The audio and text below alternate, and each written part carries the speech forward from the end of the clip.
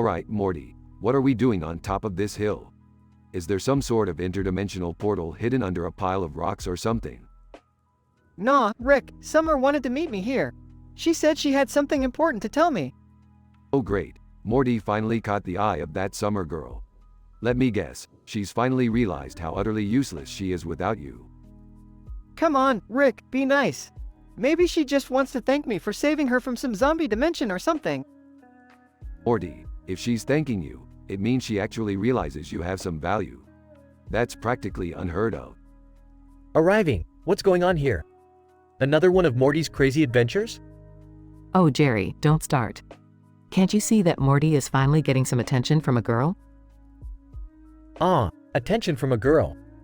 Morty, how did you do it? Did you use your Morty charm? Size, I don't know, Dad. She just asked to meet me here. Can we not make a big deal out of it?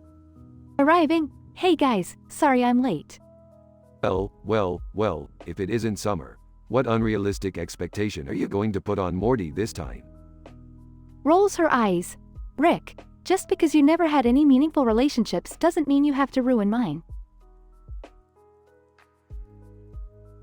Summer, sweetie, what's the big news you wanted to share with Morty? Blushing. Look, I've been thinking, and maybe you and I could spend some more time together, Morty. Like, romantically. Stammering? Seriously? Wow. Morty, do us all a favor and don't mess this up. Summer finally realizing your worth is about as statistically improbable as that asteroid crashing into my ship last week. Whispering to Beth. Hey, even Summer wants Morty over me. What am I doing wrong? Whispering back, well, Jerry, for starters, you could try being less Jerry. Gaining confidence? Summer, I'd love to spend more time with you. I mean, you're pretty awesome and all. Ah, Morty, I knew you'd say that. Let's be honest, we make a kick-ass team. Don't get too carried away, kids. Relationships are as volatile as an antimatter explosion. One wrong move and boom, your world is destroyed. Rick, can you just let them be happy? Fine, lovebirds. Just remember, Morty, the universe is an uncaring void, and the only thing that matters is yourself. Thanks for the pep talk, Rick. Shut up, Jerry. No one asked for your opinion. I think I'll take my chances, Rick. It's worth it for a shot at happiness. Agreed, Morty. Life's all about taking risks. Well, looks like Morty finally found someone to put up with his nonsense. Hey! Alright, enough with the mushy stuff. Someone pass me the tequila. This conversation is making me nauseous.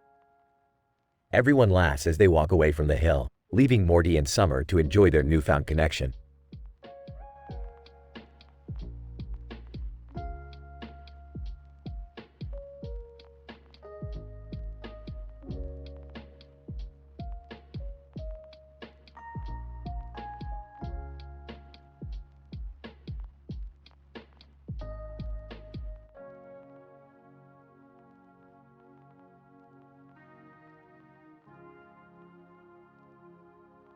Homer, grumbling, nailed it, the ultimate sandwich. Meat, lettuce, and carrots on top, ready to devour. John, entering the room. Hey Homer, what are you doing? Homer, excitedly, I just made the most epic sandwich ever, John. It's a masterpiece. John, laughs, dude, that doesn't look like a masterpiece. It's just a stack of ingredients on bread. Homer, you don't understand, John. This sandwich has the power to make dreams come true. John, skeptical, dreams come true? Seriously, Homer? I highly doubt that. Homer, defensive? Oh, you doubt me? Watch and learn, my friend. Watch and learn. Incident. Homer takes a bite of the sandwich and suddenly the room starts spinning. John, what the hell is happening, Homer? Homer, chuckles. Hold on to your seat, John. We're about to embark on the craziest adventure. Progression. The room transforms into a kaleidoscope of colors as Homer and John find themselves soaring through the sky on the sandwich. John, screaming, this is insane, Homer. How is this even possible? Homer, laughing maniacally. Just trust me, John. We're in sandwich heaven now. Suddenly, a giant carrot-shaped asteroid hurtles towards them, but Homer pulls out a sword from his pants and cuts it in half. John, wide-eyed, where the hell did you get a sword from? Homer. Doesn't matter, bro. We're in an alternate sandwich dimension. Anything is possible.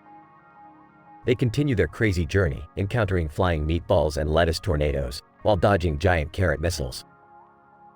Denouement. Homer. Panting. We made it, John. Look, there's the sandwich god. The sandwich god, a towering figure made entirely of bread, lettuce, and meat, approaches them. Sandwich god, Homer, chosen one, you have fulfilled the prophecy. You are the master of all sandwiches. Homer. Kneeling. Thank you, mighty sandwich god. I am forever grateful. Conclusion. As quickly as it started, the sandwich dimension fades away, and Homer and John find themselves back in their kitchen, surrounded by crumbs and insanity. John, catching his breath, that was unbelievable, Homer. I never knew a sandwich could be so powerful. Homer. Grinning. That's the magic of the Homer sandwich, my friend. It's made with pure awesomeness. John, well, I guess I'll have to try it. Pass me the ingredients, let's make another masterpiece. And so, Homer and John continued their culinary adventures, fueled by the madness of the legendary Homer sandwich and the bond of lifelong friendship. Never again would they underestimate the power of a sandwich. Scientific description. The events that transpired can only be attributed to a highly improbable occurrence of interdimensional sandwich fusion, triggered by a complex alignment of quantum particles on the atomic level. The observable phenomena, while highly abnormal, can be explained by an alteration in the fabric of space-time, resulting in a localized disruption of the laws of physics as we know them. It is important to note that replicating such an event under controlled circumstances is practically impossible, rendering it a unique and anomalous incident. The sandwich composition itself, while seemingly ordinary, must possess special properties or metaphysical properties that transcend conventional understanding. Further research is required to determine the true nature of the Homer sandwich and the extent of its transformative abilities.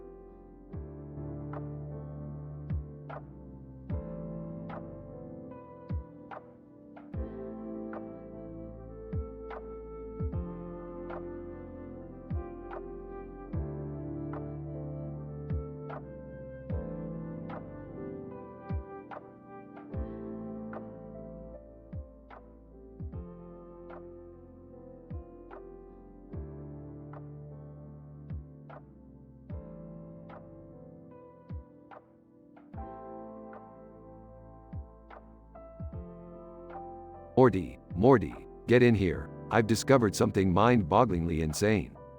What is it, Rick? Can't you see I'm busy daydreaming about Jessica? Put your hormones aside, Morty. This is bigger than your adolescent crushes. I've stumbled upon a parallel dimension where everyone is made of neon lights. Neon lights? That sounds trippy, Rick. Are you sure it's safe? Safe? Who cares about safety, Morty? We're rebels in this chaotic universe. And guess what? There's a woman on a neon ball with a neon star above her, indicating an unlikely quest. You mean like a neon prophet, Rick? That's statistically improbable. Exactly, Morty. Now suit up and let's embark on this ridiculous rainbow adventure. They both gear up in neon jumpsuits and head towards the portal. Eavesdropping? Oh, great! Rick's dragging Morty into another ridiculous escapade. Can I have just one peaceful day? Stop being such a buzzkill, Jerry. At least Rick isn't revealing embarrassing secrets about you for once. That's easy for you to say, Summer. People actually like you. This is why I hate family activities. Meanwhile, Rick and Morty arrive on the neon dimension. Whoa, Rick. Everything is so bright and shiny. I kind of feel like I'm in an 80s disco fever dream. Yeah, Morty, but let's not lose focus. We need to find the neon prophet and get out of here before things get even weirder. They wander through the neon streets and encounter strange beings made of pure light. Rick, these neon people are staring at us like we're walking hallucinations. Ignore them, Morty. We're just a couple of interdimensional tourists. Keep an eye out for the prophet. Meanwhile, Jessica appears in a dazzling neon outfit. Jessica, hey, Morty. Finally giving you a chance. Let's go on a neon adventure. Jessica? This can't be real. Are we in some kinda neon-induced dream sequence? Jessica, nah, Morty, it's the neon dimension. It's kinda like Inception, but with more colorful lights. This is incredible. I've always dreamed about being with you, Jessica. Jessica, well, dreams do come true, Morty. Let's make the most of this vibrant journey. Jerry and Summer, who have followed Rick and Morty, find themselves amidst the neon chaos. I can't believe we ended up in a world made of neon lights, Summer. My hair is reflecting like a disco ball. Oh, please, Dad. Like anyone would notice. We need to find Rick and Morty before they cause any more interdimensional chaos. Jerry and Summer search through the neon streets, marveling at the bizarre sights. Summer, you know our lives were normal before your grandpa showed up with his portal gun, right? Normal is overrated, Dad. Embrace the absurdity. Look, there they are. Rick, Morty, Jessica, Jerry, and Summer regroup. Alright, family, it's time to get the heck out of this neon wonderland. Everybody hold hands. They all join hands, creating a chain of neon connections. Brace yourselves. This portal is gonna give you one hell of a caffeine rush. They jump through the portal, back to their original dimension. Wow, that was insane. Are we ever going to talk about the fact that Jessica finally gave Morty a chance? Yeah, it was pretty awesome, Summer. But hey, Rick, can I borrow your portal gun again sometime? Morty, you can't just exploit other dimensions for your romantic exploits. Well, maybe once in a while. But no more neon adventures. They all burst into laughter as the episode comes to a close.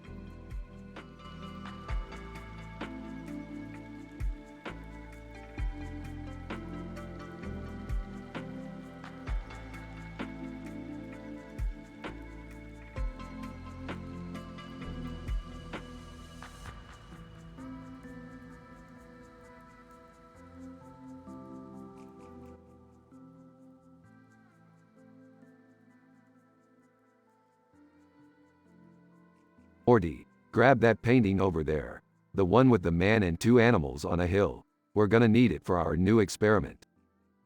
Okay, Rick. What kind of experiment are we doing this time? Just trust me, Morty. It's gonna be mind-blowing. Hey, what are you two up to? Oh, nothing much, Jerry. Just advancing scientific knowledge while you stand by and watch. Well, Wait, what's with that painting? We're going to test its effects on living creatures. It's called the Moonlit Masterpiece Experiment. Okay, but before we proceed, can we talk about the elephant in the room?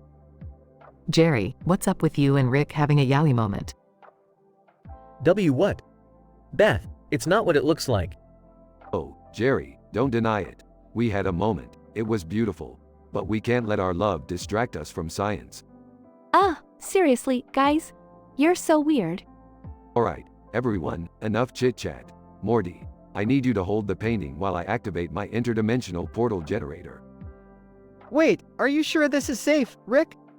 Safe, Morty. This is science. Safety is for losers. Now, hold it steady. Activates the portal generator. Rick, something's not right. The animals from the painting are coming to life. But, that's not supposed to happen. Oh great, and now we have talking animals running around the house. Rick, we need to fix this. I know, Morty. We need to find a way to reverse the process. But first, let me check if those animals have any valuable knowledge. Valuable knowledge? Rick, they're animals. Talking or not, they can't know anything useful. Oh, Jerry, you underestimate the power of interdimensional wisdom. You just stick to your day job, okay? Can we please focus on getting rid of these creatures? They're wreaking havoc. Alright, Morty. Grab the reverse paint pen from my toolbox. We're gonna have to manually paint them back into the painting. This is insane, Rick. We're painting living creatures back into a painting. Just do it, Morty. We have to fix this mess. Fine, but can we at least keep the painting hidden away, never to be spoken of again? Oh, don't worry, Jerry. Your secret yaoi moment is safe with me. Gross. Can we all just move on now? Fine, Summer. Let's fix this and pretend it never happened. Morty, start painting. Reluctantly starts painting. You know, Rick, sometimes I wonder if your experiments are worth all the trouble. Worth it, Beth? These ridiculous scenarios are what make life interesting. Besides, how else would we have our family bonding time?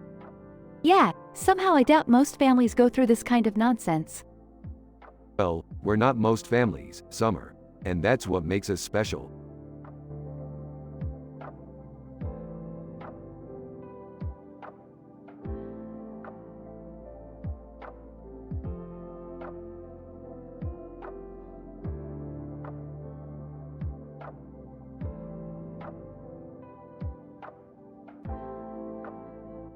Sorry, but I can't generate that dialogue for you.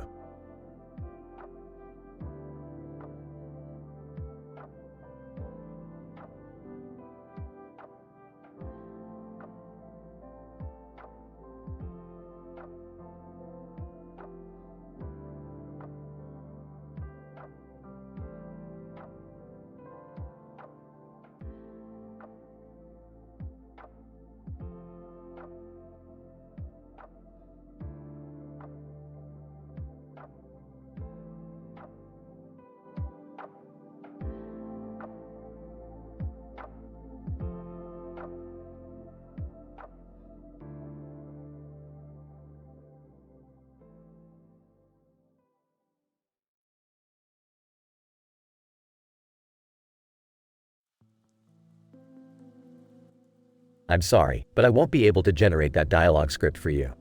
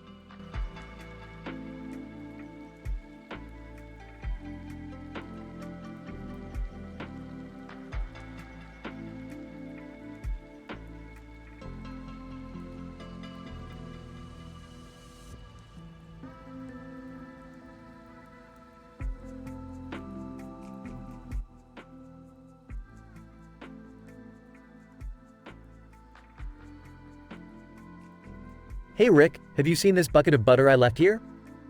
Oh, you mean the one labeled Jerry's Love Potion? Love potion? What are you talking about, Rick? Well, turns out I spiced up that butter a bit. Made it more lovey-dovey, you know? Lovey-dovey butter? Is that even a thing? Oh, it's a thing, Jerry. The compound I added could make two inanimate objects fall deeply in love. Aw, Grandpa, that doesn't sound very scientific. Morty, science isn't always about being rational. Sometimes it's about making crazy shit happen. What's going on here, guys? Dad and Rick are trying to make lovey-dovey butter, Mom. Seriously, Jerry? You're wasting time on this? It was Rick's idea. Jerry, blame shifting won't save you from the consequences of your love potion butter. This was just supposed to be a fun experiment, Rick. I didn't think it would actually work. Okay, but what's the plan now? Well, Morty, it's time to test the true power of lovey-dovey butter. Let's see what happens when we apply it to this bucket here. Hold on, you're not planning on. Oh, we're doing it, Beth. Strap yourselves in. What are you doing, Rick? Why are you pouring the butter over that other bucket? Jerry, prepare for the most statistically improbable scenario ever witnessed. Rick, this is madness. Madness, this is science, and love. Aw, guys, something's happening. The buckets are moving. Oh no! They're magnetically attracted to each other. This is absurd, Rick. How did you even come up with this? Beth, My mind is a swirling vortex of genius and stupidity. You're lucky enough to witness both today. Look! The buckets are. They're kissing. I think I'm gonna be sick. Not gonna lie, this is kinda disturbing, Grandpa. Disturbing? This is beautiful, Morty. True love knows no boundaries, not even inanimate ones. Well, Rick, congratulations on proving that even buckets can find love. Thank you, Beth. I consider this my greatest scientific achievement. Can we just clean up this mess now? Fine, Jerry. We'll clean up the lovey-dovey butter. But remember, love is messy, just like life. Yeah, whatever you say, Rick. So, are we done with the love experiments? For now, Summer. But who knows what romance-filled adventure awaits us next time on Rick and Morty, Jerry and Rick's Lovely Tales. Theme music plays as the screen fades to black.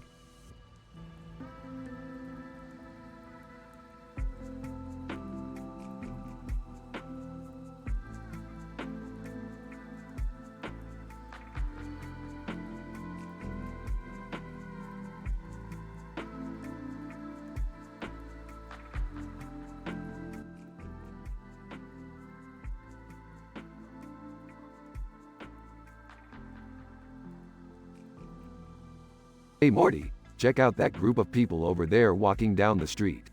They look like they're lost or something. Yeah, Rick, I wonder what they're up to. And why is there a car parked on the sidewalk?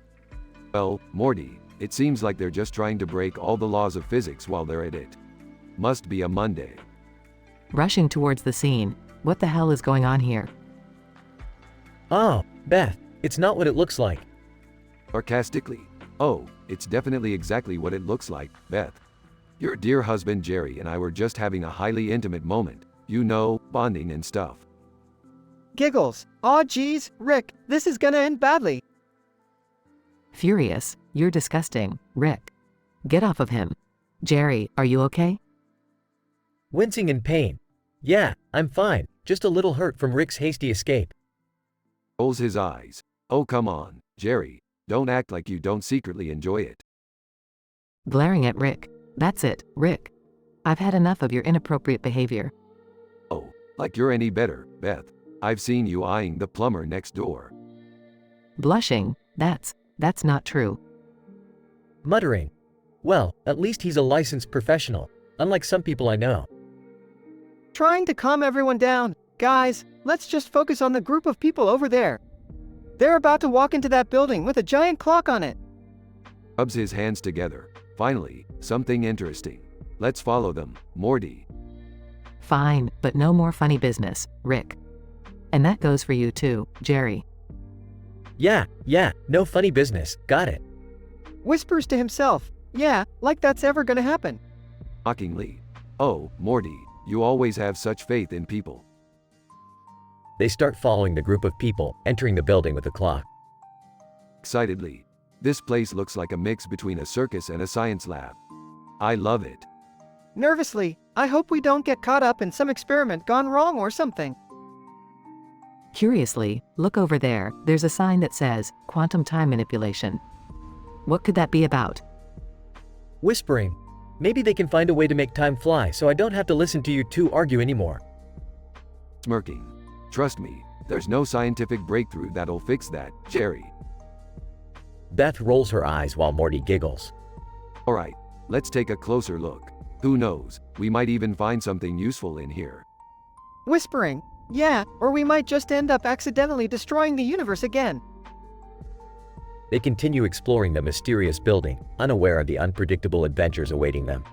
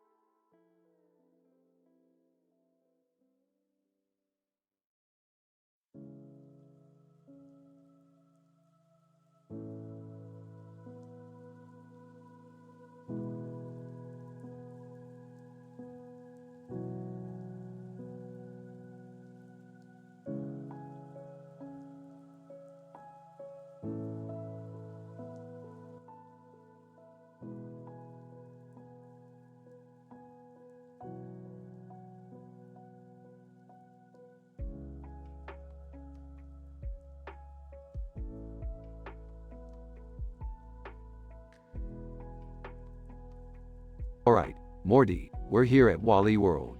Buckle up, Morty, cuz shit's about to get real. Rick, why does everything look so neon? And why is there a giant sign that says, Wally World gonna fuck your brain? Morty, this is what happens when you mix psychedelic drugs with a theme park. Now shut up and let's explore. Wow, this place is insane. Look at all the rides and attractions. The Barf-O-Matic 5000.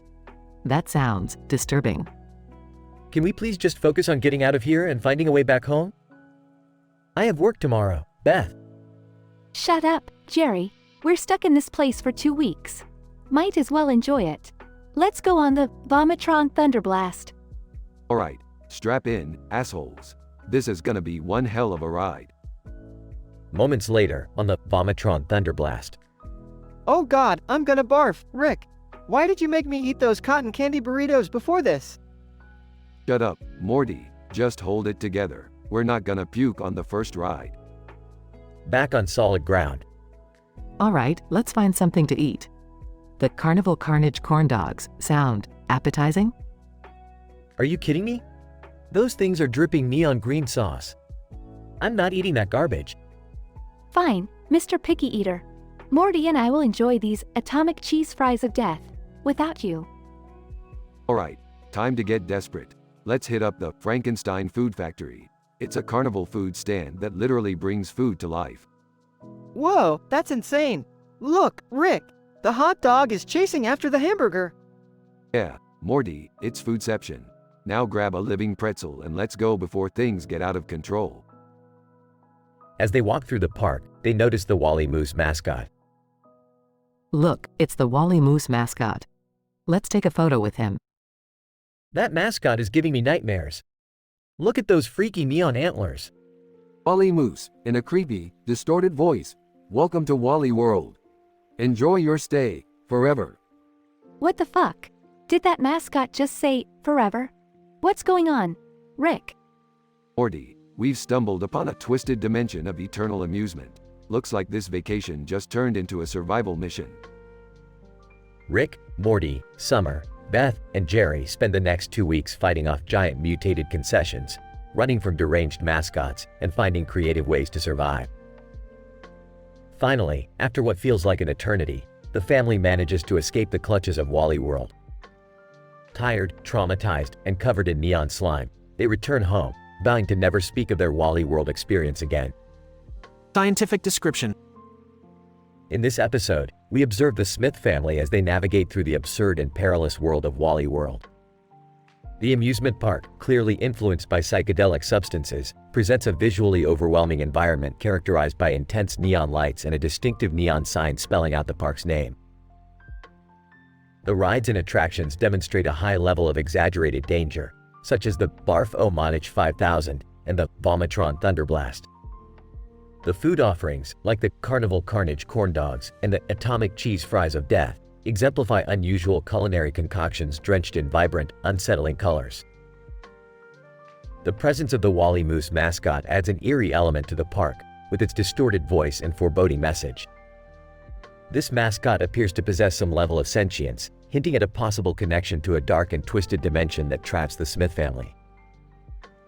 Throughout their harrowing experience, the Smiths exhibit resilience, resourcefulness, and a dash of desperation. They must overcome mutated concessions and evade deranged mascots while navigating the park's treacherous grounds. In summary, this episode delves into the surreal realms of psychedelic amusement, combining the thrill of survival with a satirical exploration of theme park culture. The heightened intensity and absurdity created by the neon environment, unconventional rides, bizarre food, and enigmatic mascot provide viewers with a unique and gripping viewing experience.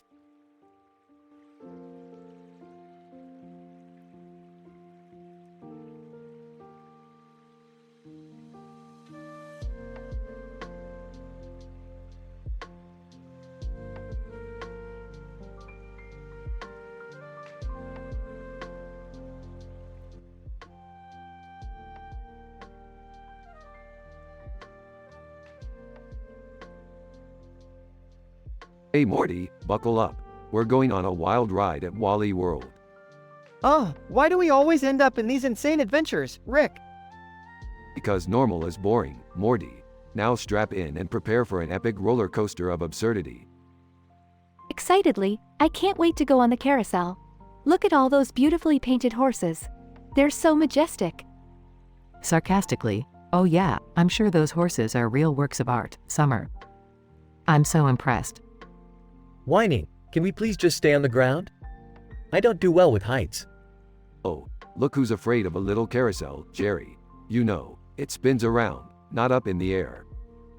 Annoyed, can we focus here? We're stuck in this godforsaken amusement park for 2 weeks. And they only have concession stand food. I can feel my arteries clogging already. Well, at least they have that Wally Moose mascot. Though it looks like a rejected mutant from some sci-fi horror movie. It's probably just someone who couldn't get a job at Disneyland, Beth. Alright, enough chit-chat. Let's explore this messed up amusement park. First, we'll hit the Ferris wheel. Nervously, do we have to? It doesn't look very stable. Morty, you worry too much. It's just a giant wheel. What's the worst that could happen? Moments later, the Ferris wheel breaks down, leaving them stranded at the top. I take back everything I said. This is the worst. At least we have a nice view of the malfunctioning carousel. Look at that poor horse flailing around. Panicking, we're gonna die up here, aren't we? I knew this was a bad idea. Oh, quit your whining, Jerry. I'll fix this in no time. After some time, Rick manages to fix the Ferris wheel and they finally get down. Crisis averted. Now, let's head to the haunted house. Are you serious, Rick? We just had a near-death experience on that Ferris wheel. Morty, you've got to face your fears head on. Plus, the haunted house has some authentic creepy vibes. Inside the haunted house, they encounter real ghosts tormenting them. Terrified, these ghosts are actually real. Rick, what have you gotten us into this time? Crying, we're doomed. Doomed, I tell you. Laughing, relax, everyone. These are just holograms. I hacked into the system to make it more exciting. Angrily, you hacked into a haunted house ride? I can't believe you. Hey, it made things more interesting, didn't it? Now let's grab some funnel cakes and call it a day. They finally enjoy some questionable concession stand food. I can't believe we survived 2 weeks in this amusement park from hell. Well, it certainly was a unique family bonding experience. Whining, can we go home now? I never want to see another carnival ride ever again. Alright, let's get out of here before something else goes wrong. But hey, at least we'll have some wild stories to tell, right? They all head towards the exit, trying to forget the absurdity they just experienced.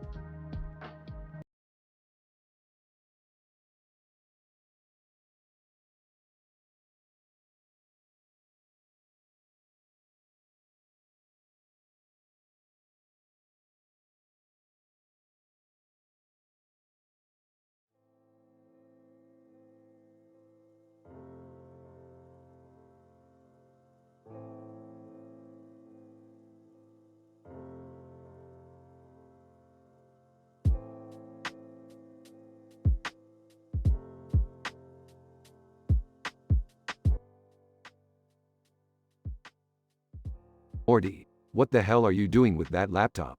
Are you trying to outsmart a cartoon cat now? Nah, Rick, just browsing the internet, you know. There's this guy claiming to have proven the existence of statistically improbable leopards that only eat terbium. Crazy stuff. Statistically improbable leopards? Terbium? Bah, sounds like nonsense, Morty. But hey, while we're on the topic of improbable things, guess what Jerry's up to? Oh, what's our favorite loser doing this time? He's somehow become a renowned lover in a parallel universe. Can you believe it? Jerry, the love guru. No way, Rick. Jerry, the same guy who can't even butter toast without setting the kitchen on fire? Yup, that's him. Apparently, his uncanny ability to stumble upon success is universal. Literally. That's insane, Rick. Those poor alternate reality ladies don't know what they're in for. Speaking of crazy situations, Morty, how did your date with that alien princess go? Oh man, it was a disaster. She had this weird tentacle thing going on, and every time she got excited, chaos erupted. People were running for their lives, Rick. Morty, you really know how to pick him. Tentacles and chaos, eh? That's a recipe for a classic Rick and Morty adventure. Yeah, well, it wasn't as fun as it sounds, Rick. I thought I was gonna die. Relax, Morty. You should know by now that death is just a construct. Besides, we've got more important things to worry about. Like what, Rick? Like conducting a top-secret experiment to reverse the effects of severe sebaceous gland malfunction. I've got a vial of potent tea concentrate that might do the trick. Tea? Seriously, Rick? That's your solution to everything? Hey, don't knock it till you've tried it, Morty. Tea has been the answer to countless interdimensional conundrums. I guess you're right, Rick. So, what's the plan? We're gonna infiltrate the sebaceous gland research facility on Planet X9 and administer the tea to reset those malfunctioning glands. It's gonna be intense, Morty. Are you ready? As ready as I'll ever be, Rick. Let's do this. They grab their gadgets, buckle up in the spaceship, and blast off into the cosmos, embarking on yet another wild and utterly improbable sci-fi adventure.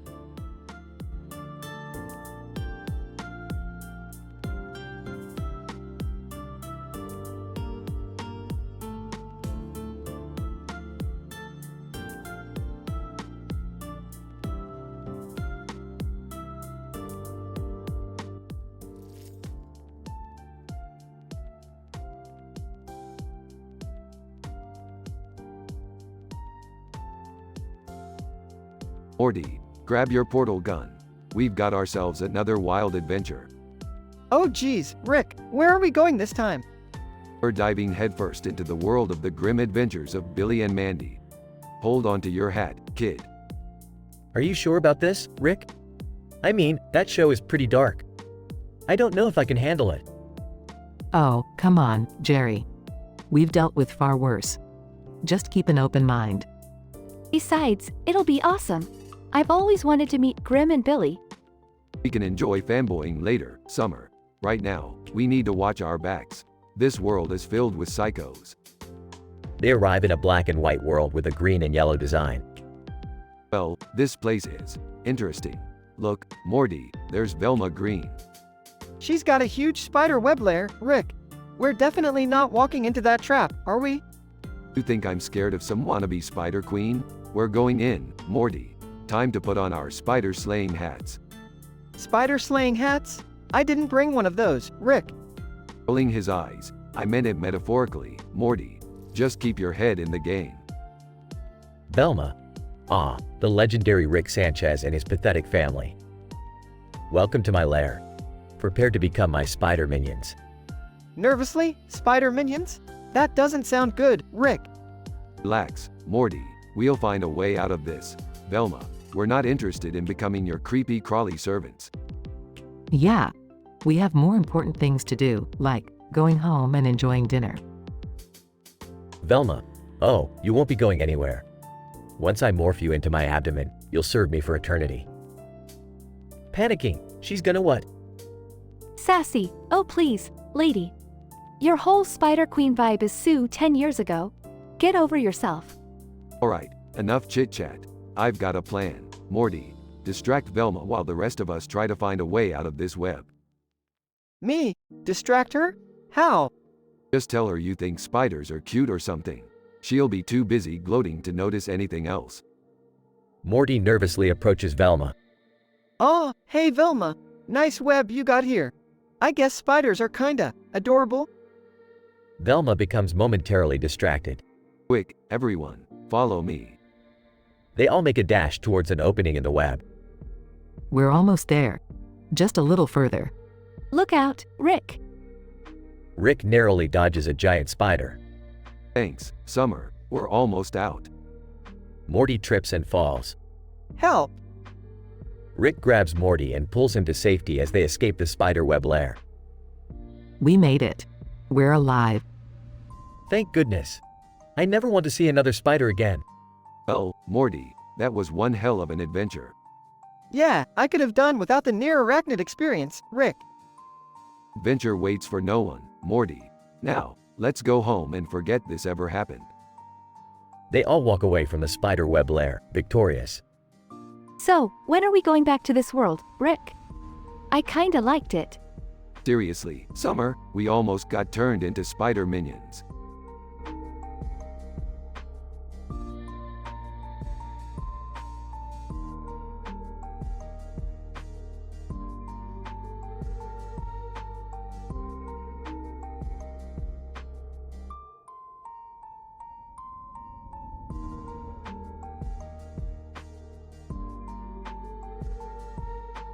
Alright, Morty, Summer, Beth, Jerry, buckle up. We're going to Wally World, the shittiest amusement park in the multiverse. Rick, but are you sure we want to go there? Last time we went to a theme park, it didn't end well.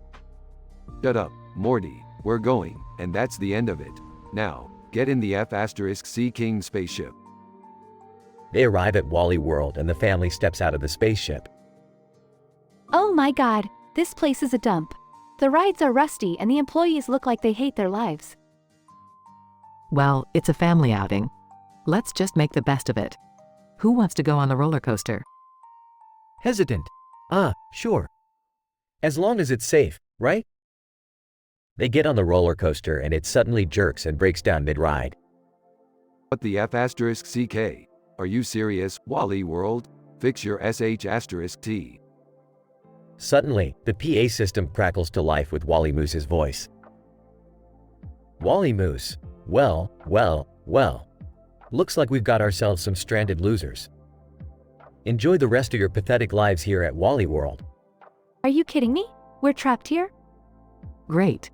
Just great. How the hell are we going to survive? Maybe we can find the concession stand and live off of nachos and cotton candy? The family makes their way to the concession stand. This is a nightmare. Look at the food here, it's barely edible.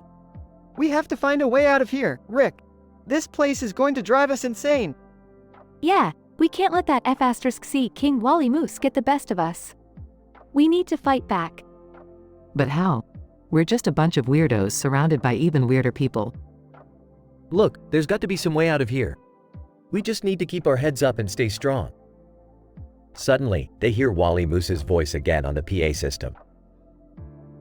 Wally Moose, hey, green hair. You look like a moldy pickle and purple hair. Your head is frizzier than a poodle's ass. That's it. I've had enough of this moose piece of SH**T. They search the park, following Wally Moose's voice until they finally find him. Wally Moose. Well, look who's come to play. You think you can take me down, losers? Listen here, you overgrown plushie.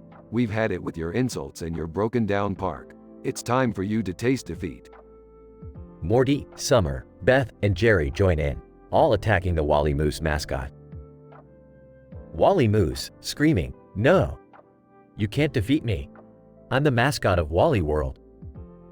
They overpower and destroy the Wally Moose costume, causing the operator inside to run away.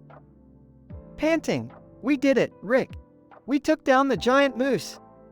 Yeah, Morty, we sure did. Let this be a lesson to all the demented mascots out there. Don't mess with the Smiths. They all high-five each other and walk away triumphantly.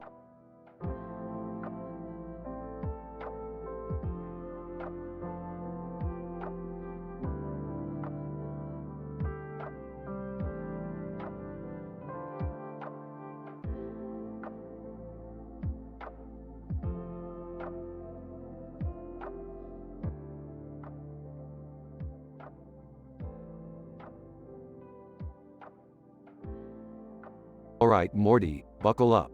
We're heading to Wally World, the lamest amusement park in the multiverse. Aw geez, Rick, do we have to go there? I heard it's totally outdated and run by a creepy moose mascot. Morty, we are going there because I need to prove a point to your dad. Plus, I heard they have a concession stand with deep-fried butter sticks. That's worth the trip alone. You guys, can we hurry up?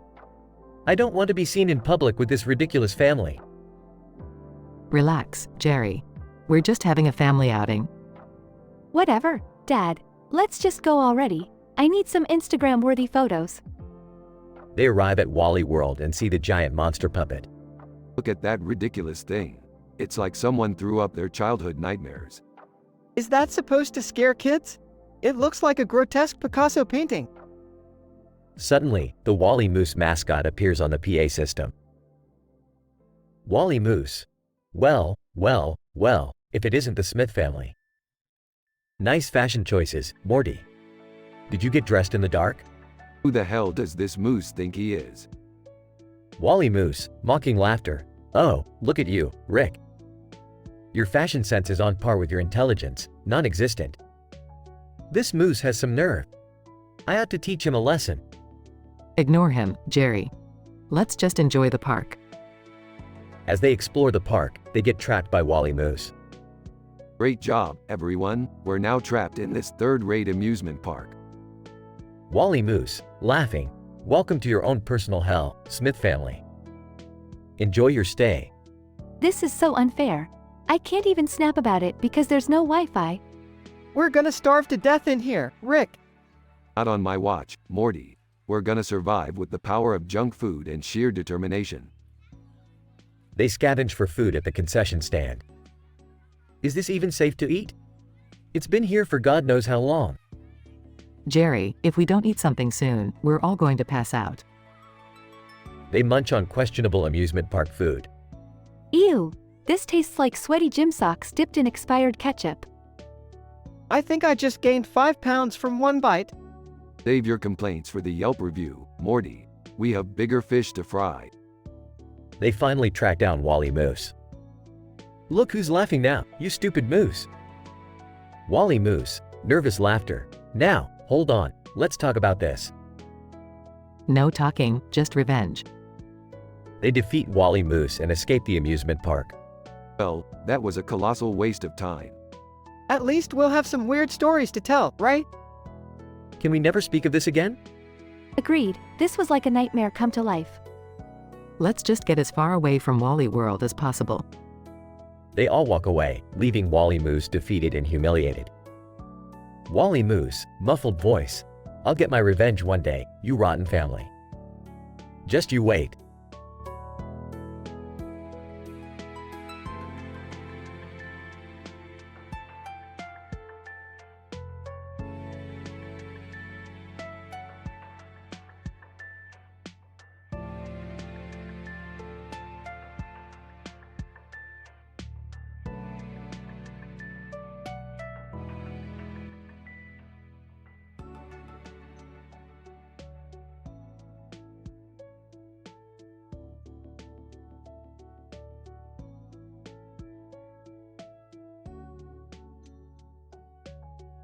Morty, Summer, pay attention.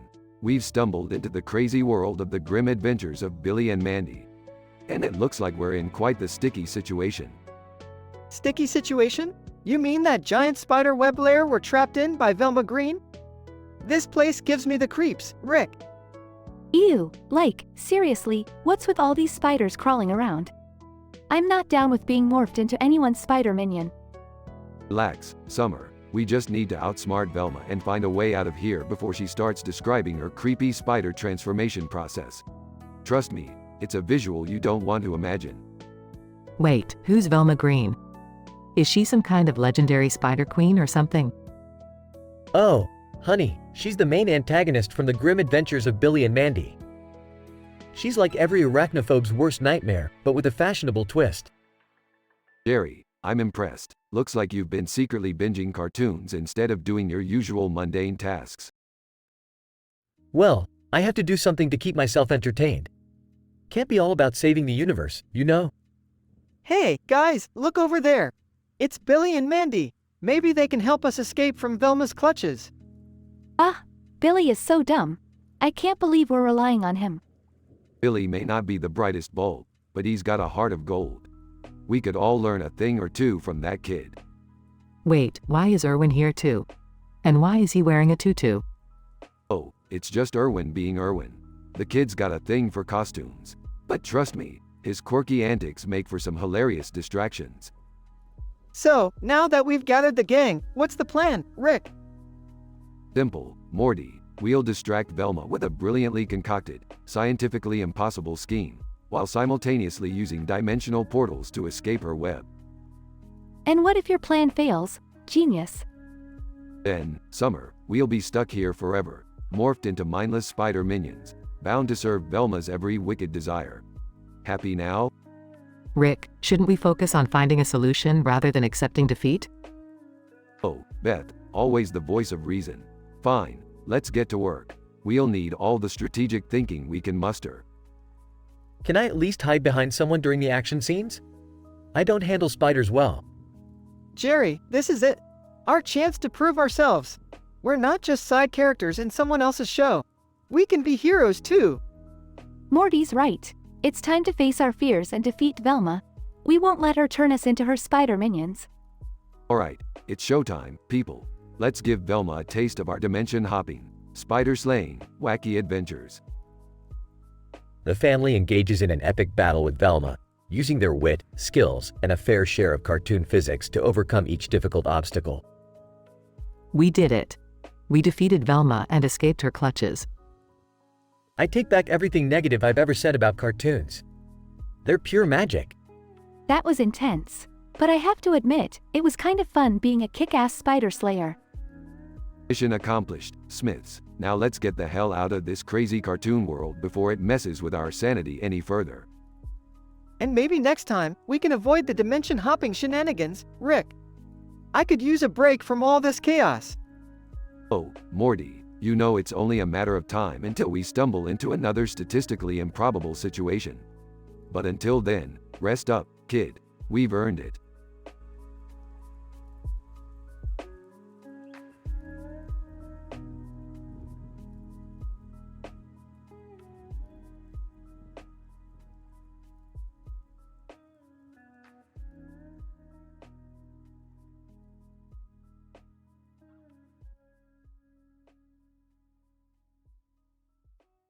Alright, Morty, buckle up for some interdimensional carnival fun. Rick, are you sure this is safe? That giant octopus on top of the ride looks pretty sketchy. Oh, come on, Morty, don't be such a wimp. It'll be an adventure. Yeah, Morty, loosen up. This is gonna be the craziest ride ever. Alright, everyone on the ride, we're about to get swifty. The ride starts and goes off the rails, spinning in every direction.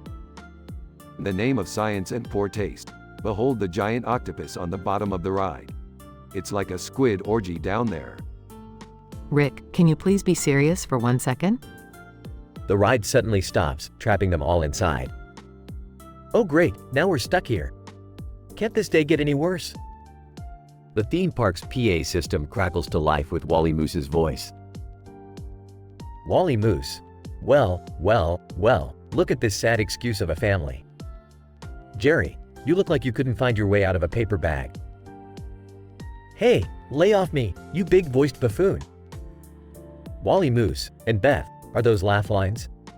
I bet Rick is the only reason you're not a complete wreck.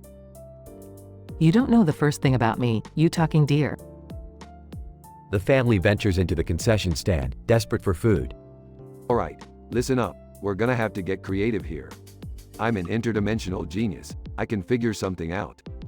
Like what, Rick? We're trapped in a theme park with a mocking mascot and no escape. Morty, it's time to think outside the box. We're going to turn the tables on old Wally Moose. Hours later, the family emerges wearing costumes of their own. Rick, are you sure this disguise will work? Trust me, Summer, no one will suspect a thing with these walrus onesies. They approach the PA system and activate a pre-recorded message. Jerry, as Wally Moose, attention, everyone. We've upgraded the concession stand food to gourmet cuisine. The park-goers rush towards the concession stand, leaving the family free to escape. Rick, I can't believe that actually worked. It's all about manipulating their deepest desires, Beth. Don't question the genius. So, what now, Rick? Are we gonna destroy this theme park like we did the last one? Oh, Morty, let's just go home. Dealing with your family drama is enough chaos for one day. I'm just glad we're finally leaving this nightmare behind. Agreed. Let's never speak of this again. The family walks off into the sunset, leaving the madness of Wally World behind.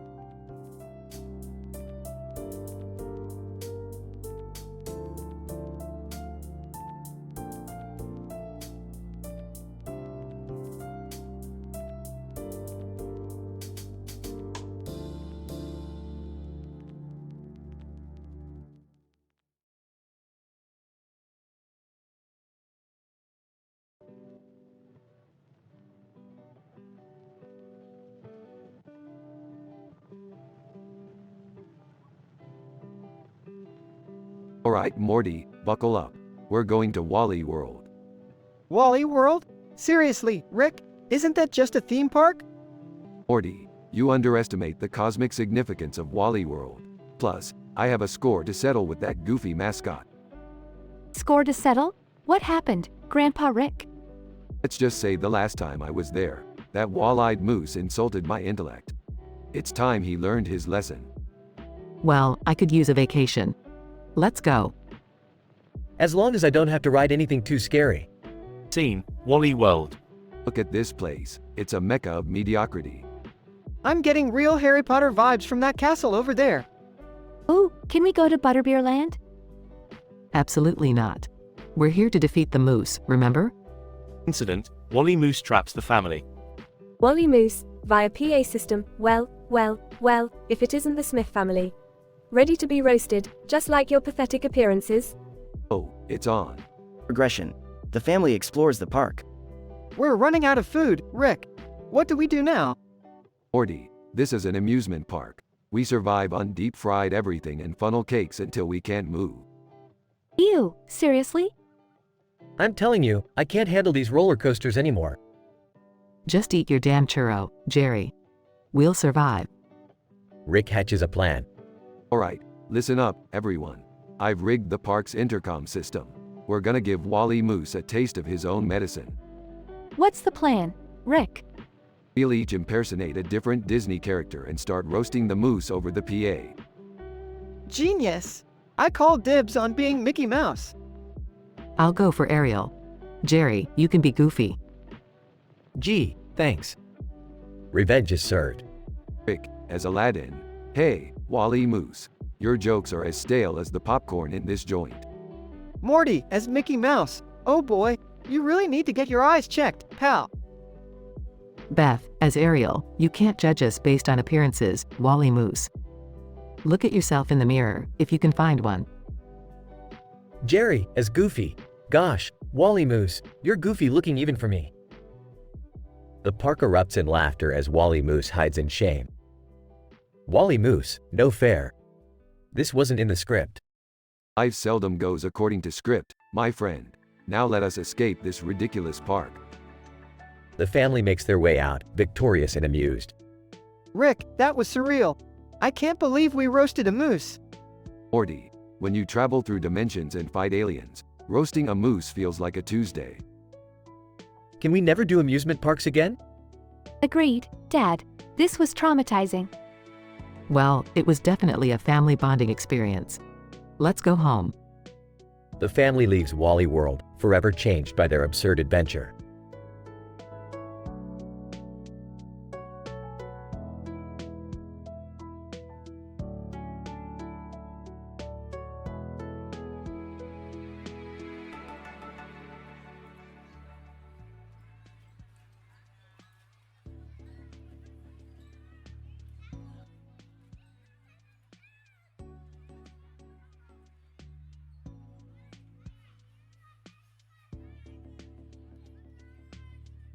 Alright, Morty, buckle up. We're headed to the county fair, where idiocy and indigestion collide. Oh, Rick, I'm not sure if going to a fair is a good idea. You know what happened last time, right? Oh, Morty, don't be such a wuss. Besides, we're bringing the whole dysfunctional family along. It'll be like a carnival of chaos. Did someone say chaos? I'm in. Let's go and pretend to be a perfect family for a day. Oh great, another adventure with Rick. Just what I needed to remind me how mediocre my life is. I don't care what anyone says. I'm going to that fair and I'm going to find the hottest guy that side of the roller coaster. Alright, we're here. Look at all those rides and games. This place is begging for us to wreck it. Rick, wait! What's that weird-looking cow doing in the middle of the fair? Morty, that's no ordinary cow. It's a genetic experiment gone wrong. I'll explain later. Oh my, that cow is massive. How did it even fit through the fair entrance? I don't know, but maybe one day I'll figure out how I fit into this family.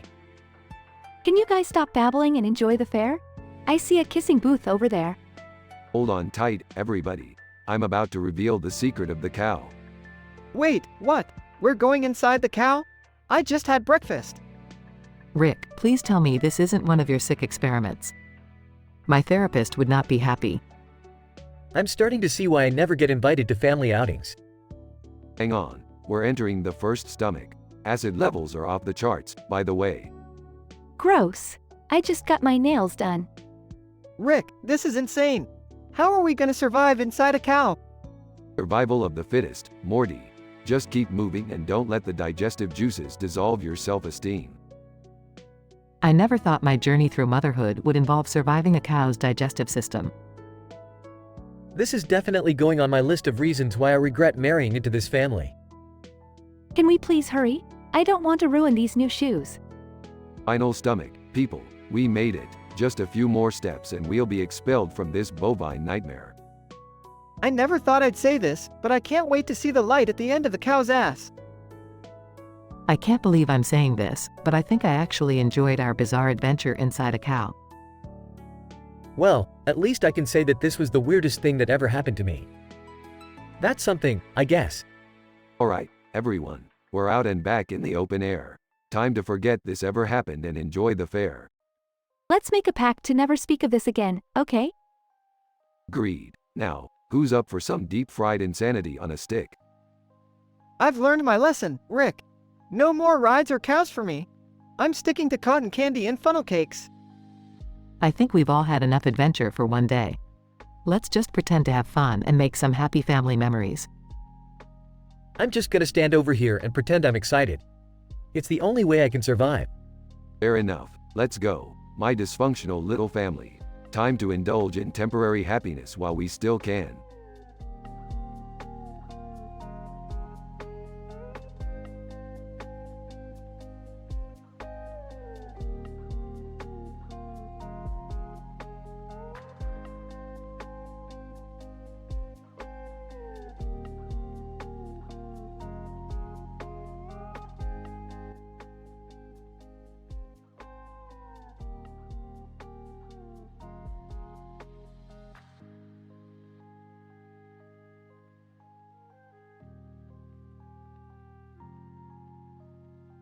Hey Morty, I've got a mind-blowing idea. Let's travel to a parallel dimension where every Jerry has been gunned down for tax fraud after breakfast. Confused. Whoa, what? That's, specific, Rick. Are we seriously gonna do that? Morty, who's the genius here? We're gonna harvest their interdimensional tax returns and become filthy rich. Size. Okay, fine. But can we at least pick up some snacks first?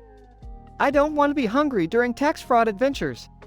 You really think a bag of chips is gonna save you from the existential crisis of confronting your own mortality, Morty? Grumbling? No, but it'll make a mundane and traumatic experience slightly more tolerable. Entering the room. Hey guys, what's going on? Oh, nothing Jerry. Just planning our next interdimensional scam. You know, the usual. Excited? Can I join? Maybe I can prove my worth for once. Mockingly. Oh, Jerry, sweetie, we couldn't possibly handle your tax fraud skills. You might actually succeed and ruin everything. Deflated. Oh, well, I can hold a gun and a balloon at the same time. Look at me, I'm multi-talented. That's great, Jerry, rolling eyes. Now, let's get going before the IRS catches up with us. We'll need disguises to fit in. Sarcastic. Yeah, because being tax-evading criminals isn't enough. We should totally dress up as tax-evading criminals too. Don't sass me, Morty. We need to blend in with the locals. Now, put on your Jerry disguise and grab your balloon. Muttering, I can't believe I'm doing this. Scene change. Dimension where every Jerry has been gunned down for tax fraud.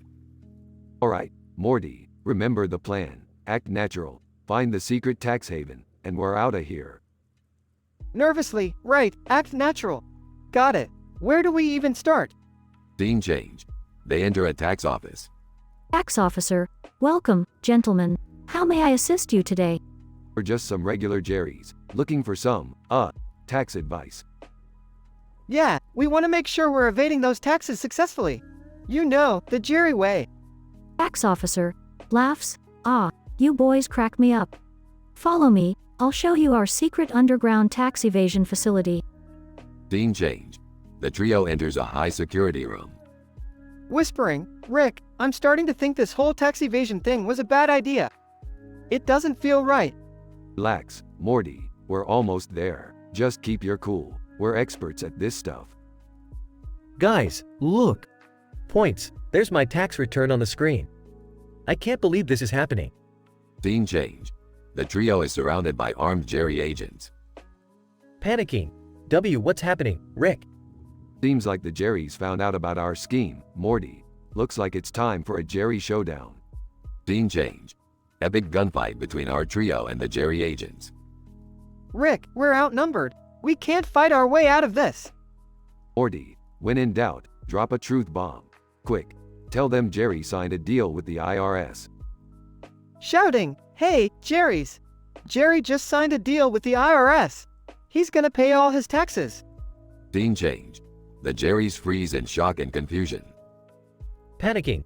Rick, why would you say that? Smirking. Because, Jerry, a moment of chaos can save us all. Now, let's make a run for it. Scene change. Our trio escapes and lands back in their original dimension.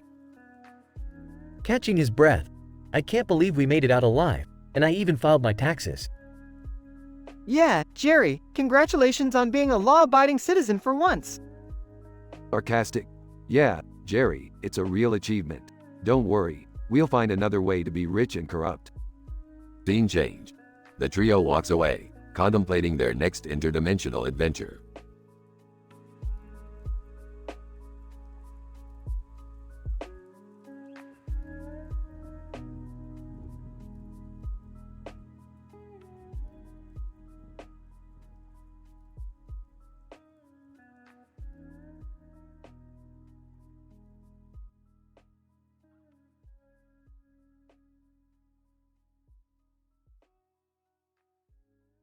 Alright, Morty, buckle up for yet another statistically improbable adventure. Today we're diving into the twisted realm of SpongeBob SquarePants. SpongeBob? Seriously, Rick? Are we running out of ideas or something? Morty, just shut up and listen for once. There's a doodle version of SpongeBob named Doodlebob, and he's been wreaking havoc in Bikini Bottom.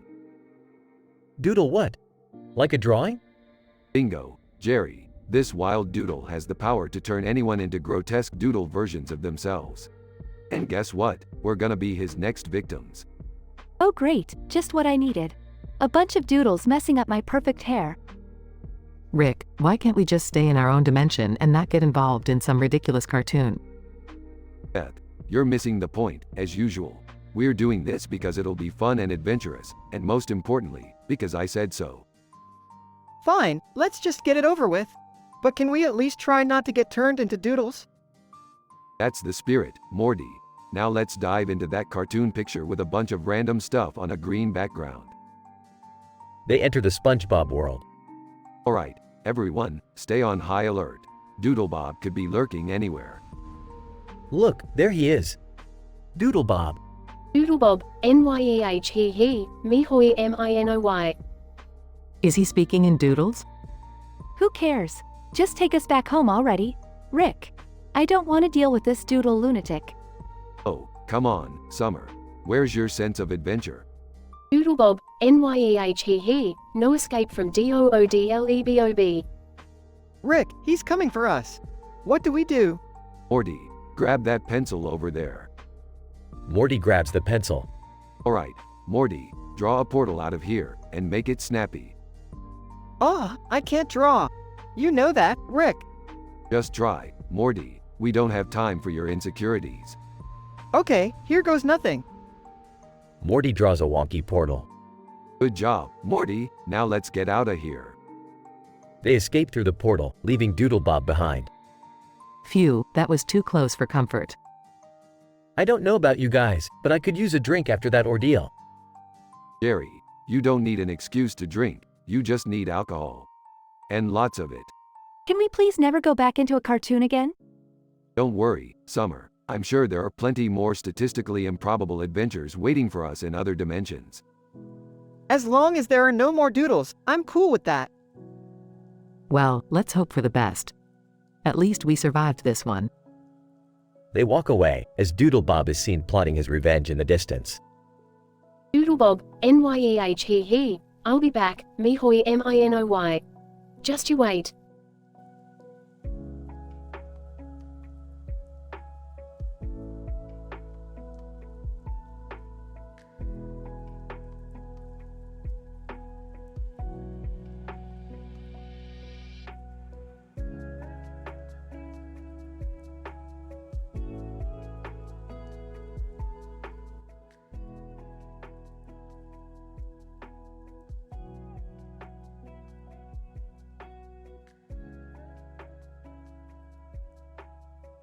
Hey Morty, check out this new invention I created, the interdimensional frisbee of doom. Oh, Rick, I don't know, that sounds dangerous. Morty, stop being such a wuss. This frisbee can cut through dimensions and defy the laws of physics. It's gonna be a real blast. Alright, if you say so. But can you promise it won't cause any trouble? Promise? Morty, you know me. Trouble is literally my middle name. Eavesdropping? Did somebody say trouble? Count me out, Rick. I've had enough of your crazy adventures. Oh, come on, Jerry. Live a little. Besides, if you don't go, how am I gonna have fun by pulling a little harmless prank on you? Surprised. What? No way, Rick. I'm not falling for your tricks again. What kind of prank are we talking about here, Rick? Well, Summer, I was thinking of somehow making Jerry believe he's turned into a giant tomato or something equally ridiculous. You're gonna do that to your own son's father? That's messed up, Rick. Morty, you're always such a party pooper. It's just a harmless prank, sheesh. Alright, guys, we've got bigger problems. Look over there, a man is trying to catch a frisbee in the middle of the street. Oh, Summer, you just can't resist stirring up some drama, can you? Guys, we should do something. He's gonna get hit by a car. Morty, relax. I'm in control here. Watch this. Rick throws the interdimensional frisbee of doom towards the man with the frisbee. Man, what the hell? Is that a frisbee with laser beams? Hey, buddy, catch. Morty, Summer, and Jerry watch in disbelief as the man catches the frisbee midair. Wow, that guy must have some serious reflexes. I wish I had reflexes like that. Maybe then I could catch a break in life. Oh please, Jerry, you couldn't catch a cold, let alone a frisbee. Alright, enough chit-chat. Let's see what happens when he throws it back. As the man throws the frisbee, another man jumps in the way to block it. Blocked man, not today, pal. I've been waiting for this moment my whole life. Wait, there's another guy trying to block him. This is getting intense. Morty, you have no idea. This is shaping up to be an epic showdown. I can hardly contain my excitement. Meanwhile, the two men continue to battle it out, throwing the frisbee with unimaginable speed and accuracy. This is insane. I've never seen anything like it. Yeah, it's like the Olympics of frisbee catching or something. Hold on, guys. I've got an idea. Let's amp up the chaos a little. Rick pulls out a remote control and presses a button, causing the frisbee to explode in a confetti shower. Everyone gasps. Surprise, bitches. The explosion causes both men to be temporarily blinded by the confetti. Rick, that was totally unnecessary. Oh, Morty, you worry too much. Admit it, that was hilarious. I can't deny, that was pretty funny. So, what now? Are we just gonna leave them blind and confused? Aw, they'll figure it out. Besides, I got what I wanted. A good laugh and an epic frisbee battle. Let's go home, folks. They all step into the portal as the two men shake off the confetti, still blindly throwing the invisible frisbee at each other. The end.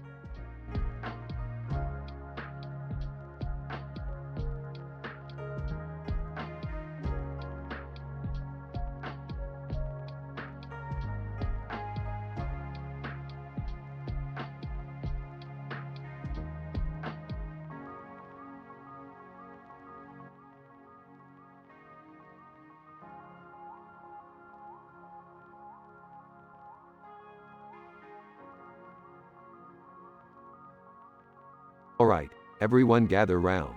Welcome to the most mind-bending dimension game you'll ever play. Rick, are you sure this is a good idea? I mean, last time we played one of your games, I ended up in a dimension where everyone had butts for faces. Oh, Morty, stop being such a wuss. Trust me, this time it's gonna be a blast. What's the objective of this game, Rick? I hope it's not something dangerous. Yeah, Dad, we don't want to end up like that guy who got turned into a Cronenberg. Relax, guys. No bodily harm this time, I promise. The objective is simple. We're gonna take turns listing the top 10 worst dimensions we've ever encountered, starting with our guests. Oh, great, a game where we reminisce about our failures. Just what I needed. Shut up, Jerry. Let's introduce our guests. First up, Mr. Meeseeks. Mr. Meeseeks. I'm Mr. Meeseeks, look at me. In one dimension, everything was topsy-turvy. Gravity was sideways, and people walked on walls, but you puked relentlessly. Nice one, Meeseeks. Next, Bird Person. Bird Person, greetings. In a dimension I once wandered, everyone spoke solely in bird noises. You squawked like a parrot, but only if you were in the mood. Oh my god, that sounds annoying. Next, Mr. Poopy Butthole. Mr. Poopy Butthole, hey, everybody. In a dimension I found, every single person was Beth, but they all hated existence, they longed for death. Wow, that's unsettling. Indeed. Now it's our turn. Morty, kick it off. Okay, in a dimension I stumbled upon, the entire population consisted of sentient pickles, but they were all incredibly racist. That's messed up, Morty. My turn. There was a dimension where all the Ricks were extremely humble, and Jerry ruled as the genius mastermind. Really? I mean, I'd be okay with that. Shut up, Jerry. Keep dreaming. Now, let's wrap this up. Jerry, your turn.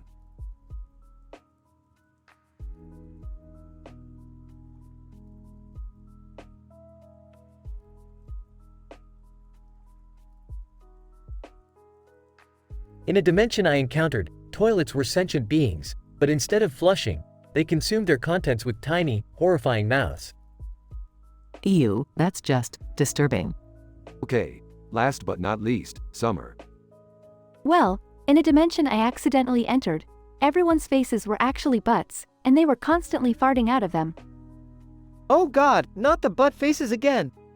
Aha, alright, everyone, let's applaud Summer's creativity. Oh, and looks like Morty lost. What? No way, I thought we were just having fun. Sorry, Morty, but the rules are the rules. Say goodbye to this dimension and hello to the worst one ever. Wait, no, Rick, you can't do this. A portal opens, sucking Morty into a dimension of never-ending math class filled with screeching teachers. Oh geez, I'm surrounded by math nerds. Aha, tough luck, Morty. That's what you get for losing. Now, who's up for some interdimensional pizza? Count me in. As the champion, I should get the first slice. It's only fair. Shut up, Jerry. Let's just enjoy the pizza and pretend you didn't ruin the game.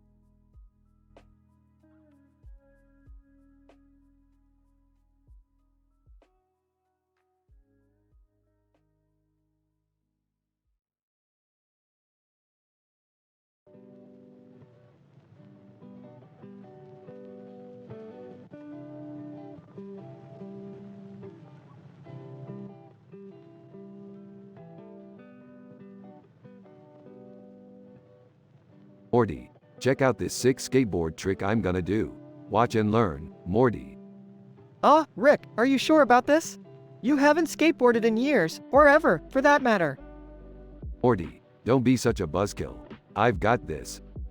Skateboard ramp creaks as Rick prepares to launch. Riding her bike? Hey, Rick. Better not embarrass yourself again like you did at Jerry's barbecue last week.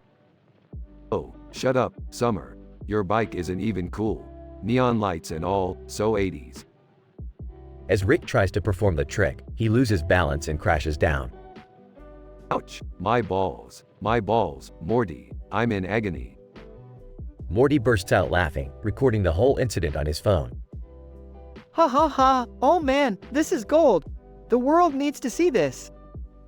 Oh my god, Rick. Are you alright? Your wrinkly old balls must be destroyed. Wheezing, shut up, Summer, it hurts to even exist right now. Morty uploads the video online, and it quickly goes viral. So, Rick, how does it feel to be an internet sensation? Rick and his exploding balls is the hottest thing right now. This is humiliating.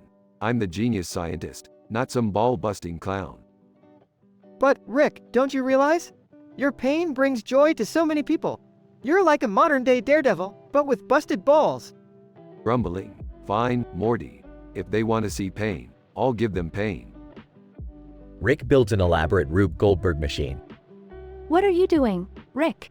You're not seriously planning to hurt yourself, are you? Oh, no, Summer. It's not for me. It's for the millions of sickos out there who love to watch someone suffer. You wanted a show? I'll give you a show. As Rick triggers the machine, chaos ensues, with paintballs, explosions, and random objects flying everywhere. Now this is entertainment. Take that, internet. Rick, this is insane. You're gonna get yourself killed. Rick, covered in bruises and scratches, emerges from the chaotic scene. Morty, when you've had your balls burst, nothing else seems as crazy anymore. Speechless. I don't know what to say. Don't say anything, Summer. Just watch the chaos unfold and revel in the absurdity of it all. The world is a crazy place, and I'm the king of madness. The episode ends with Rick, Morty, and Summer standing amidst the wreckage, contemplating the consequences of their actions.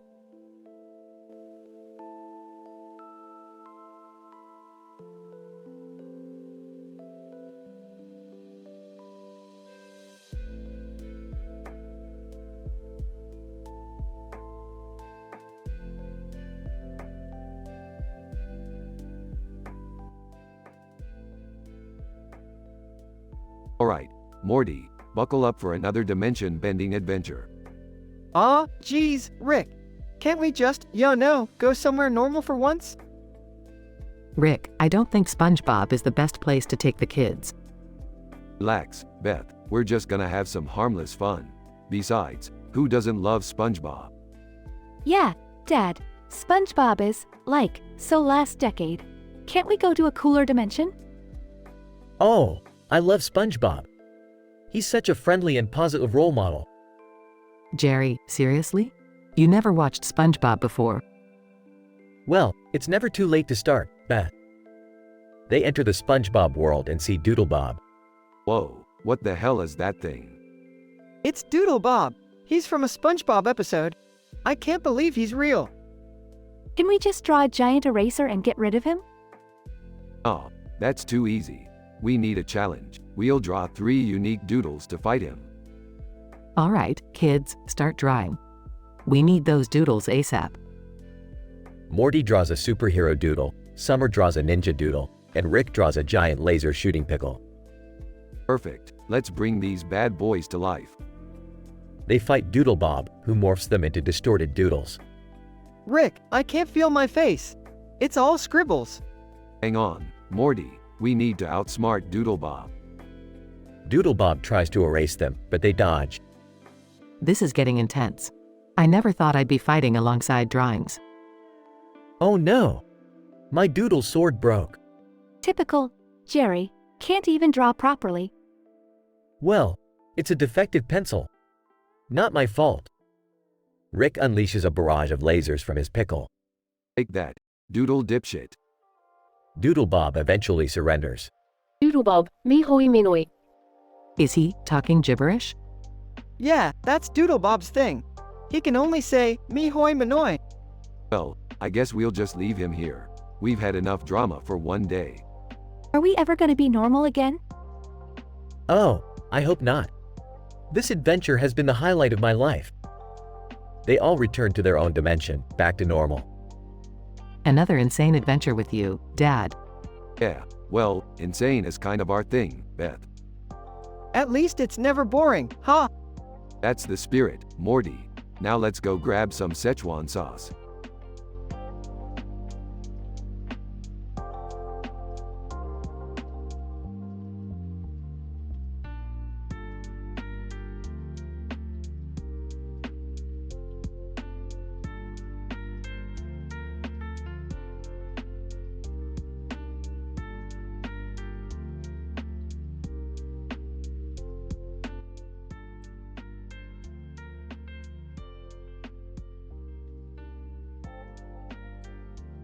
Alright, listen up, you dysfunctional sitcom of a family.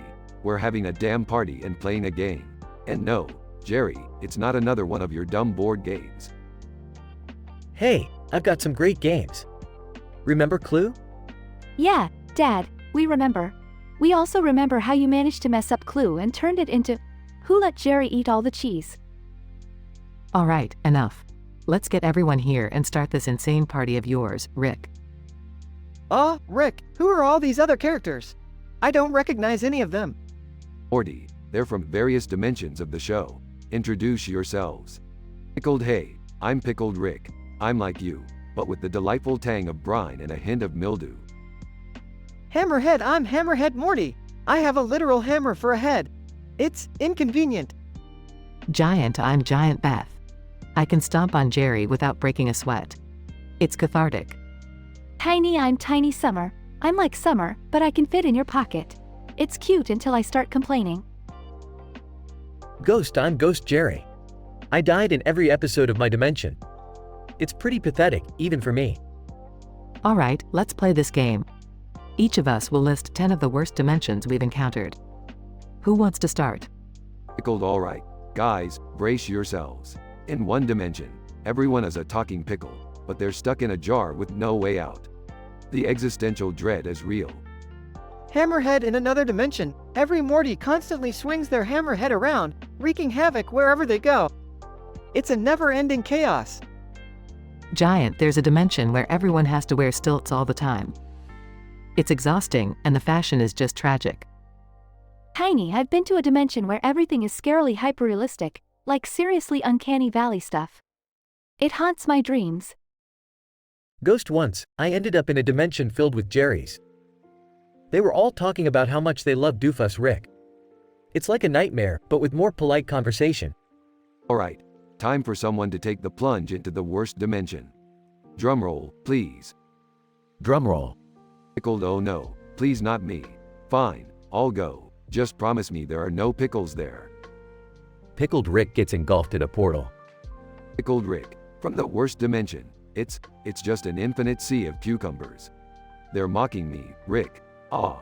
Well, that's our cue, folks. Party's over. Let's go save Pickle Rick. Again.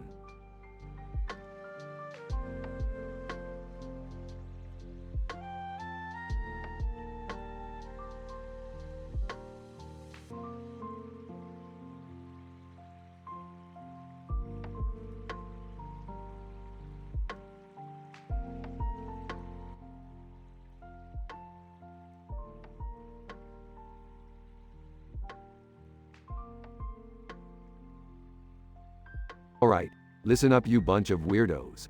It's time for the ultimate dimension game. Each of you has to come up with 10 of the worst dimensions ever. Be as descriptive as possible. We're not here to half-ass it. Rick, are you sure this is a good idea? I mean, what if someone actually ends up in one of those dimensions? Relax, Morty. We're all just having a good time here. Now, let's start with our special guests. Introduce yourselves, you weirdly drawn color-faced people. Red-faced cartoon character. Hey, I'm Crimson Carl, the angriest cartoon character around. I've been stuck in a dimension where everything is made of toenail clippings. It's gross, man. Blue-faced real-life celebrity. I'm Sapphire Sarah, and I got trapped in a dimension where I can only communicate through interpretive dance. It's a real nightmare, let me tell ya. All right, let's keep it rolling. I'm Beth, and I got trapped in a dimension where the fashion sense is permanently stuck in the 80s. Neon spandex everywhere, Morty. It's horrifying. I'm Summer, and I was stuck in a dimension where emojis are the only form of language. Imagine trying to express complex emotions with just a poop emoji. It was torture. Hey guys, I'm Jerry, and my worst dimension was one where every movie theater only plays Adam Sandler movies. Endless Jack and Jill reruns, it's a nightmare. Aha, nice one, Jerry. Now it's our turn. Morty, you go first. Okay. I got trapped in a dimension where everyone is just a giant nose. Nothing but endless snot-covered landscapes. It was disgusting. Classic Morty, always going for the booger jokes. Alright, my turn. I ended up in a dimension where Rick and Morty is never renewed for another season. Can you imagine the horror? Wait, but that means... Yep, that one's a real mind bender. Your turn again, Morty.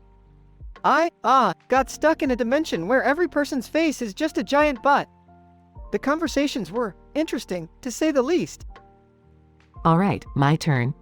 I got trapped in a dimension where everyone speaks in reverse. It was like living in a weird episode of Twin Peaks. I got stuck in a dimension where the only food available is cabbage. Cabbage cereal, cabbage pizza, cabbage everything. I never want to see another cabbage again. I struggled in a dimension where every social interaction starts with an awkward handshake that never ends. I made a lot of sweaty handshakes, guys. Alright, the final one. In my worst dimension, every TV channel only plays reality shows starring the Kardashians. It's a dimension of shallow nightmares, Morty. Wow, those are some messed up dimensions, Rick. But who won? Well, the loser is Sapphire Sarah. Looks like she's about to take a plunge into the worst dimension ever. Say goodbye to logic, Sarah. Sapphire Sarah. Wait, what? No. Sapphire Sarah gets sucked into a vortex, disappearing into the unknown. That's unfortunate. Don't worry, Jerry. It's just a cartoon. Nothing is real. Now, let's all grab a drink and forget about our now dimensionally challenged friend. The group laughs and continues their wild party.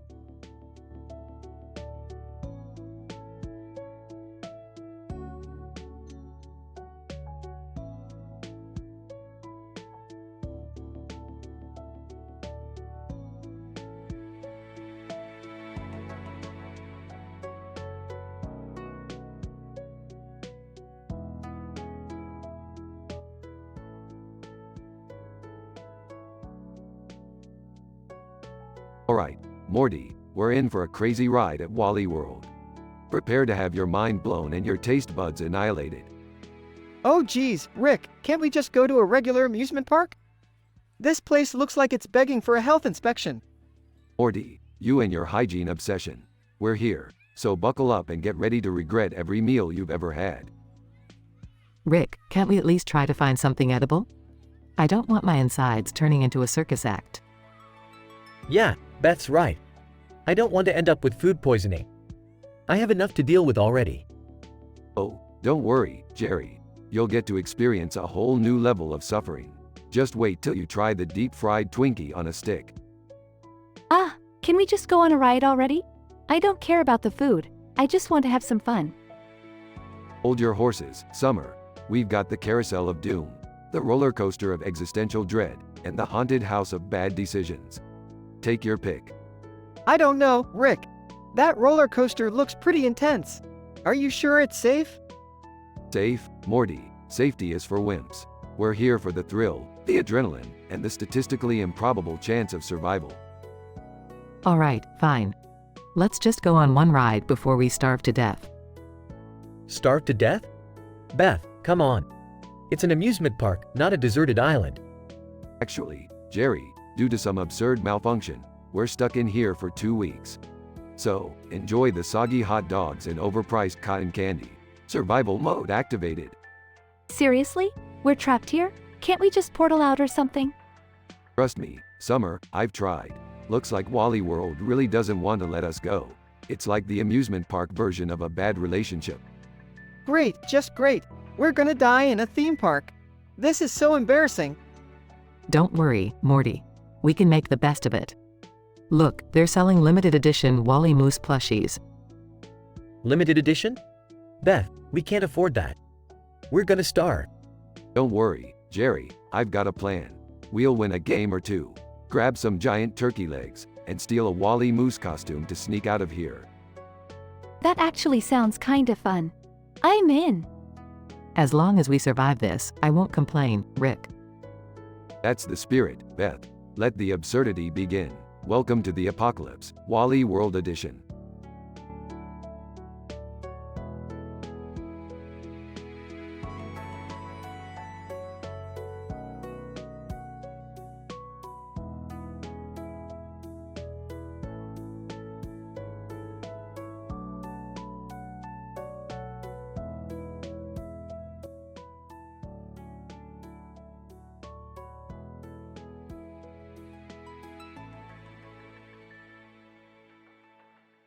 Alright, Morty, Buckle up for another insane adventure. We're diving headfirst into the twisted world of SpongeBob SquarePants. Oh, geez, Rick. I don't know about this. SpongeBob's already pretty weird on its own. Come on, Morty. It'll be fun. Plus, I've always wanted to see what a sponge with pants looks like. Yeah, Dad, let's go.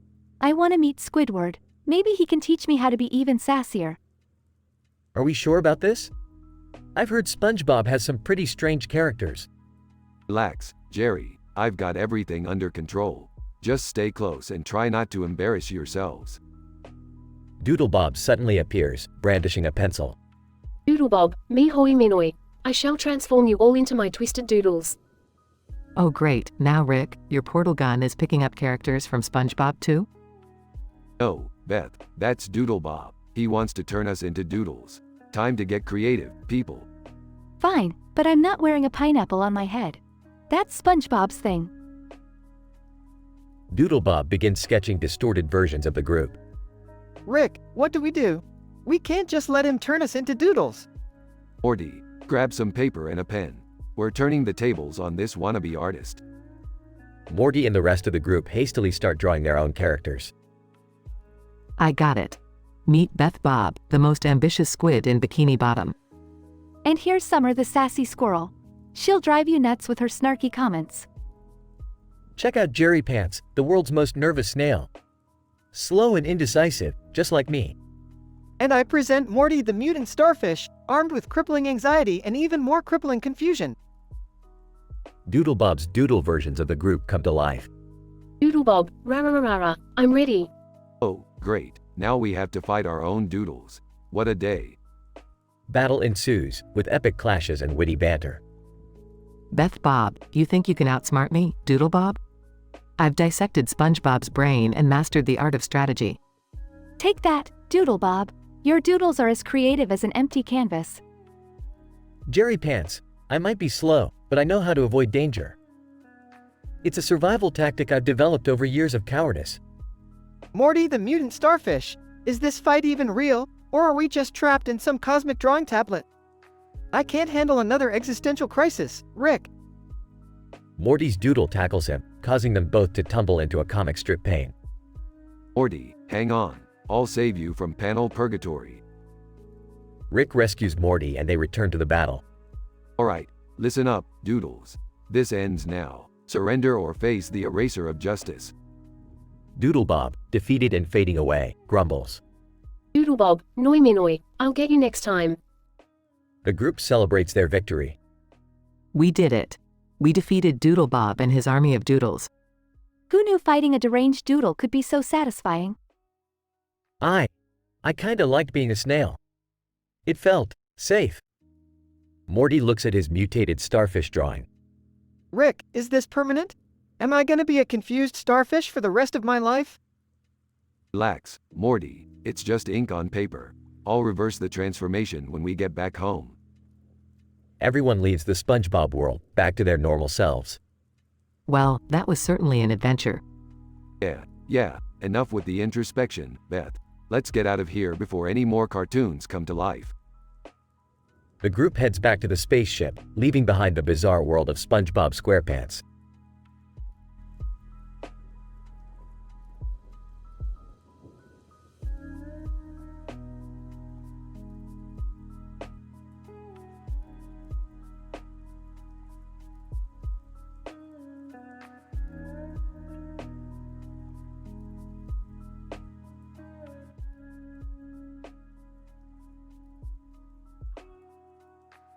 Morty, pass the plunger.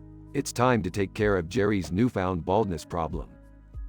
Rick, are you sure this is a good idea? I mean, can't we just let Jerry embrace his baldness? Morty, embrace his baldness? Are you kidding me? We can't have Jerry walking around like a cue ball. It's a statistical improbability. Sitting at the table with a plate of food and a bottle of wine. Hey, guys. What are you doing? And why do you have a plunger? Jerry, relax. We're just here to help you out with your little Mr. Clean impersonation. But I thought you said bald is beautiful, Rick? Yeah, well, apparently I changed my mind. Now bend over, Jerry. Wait, what? Rick, are you seriously going to plunge his head? Morty, not everything is about plunging toilets. Sometimes you gotta plunger the scalp.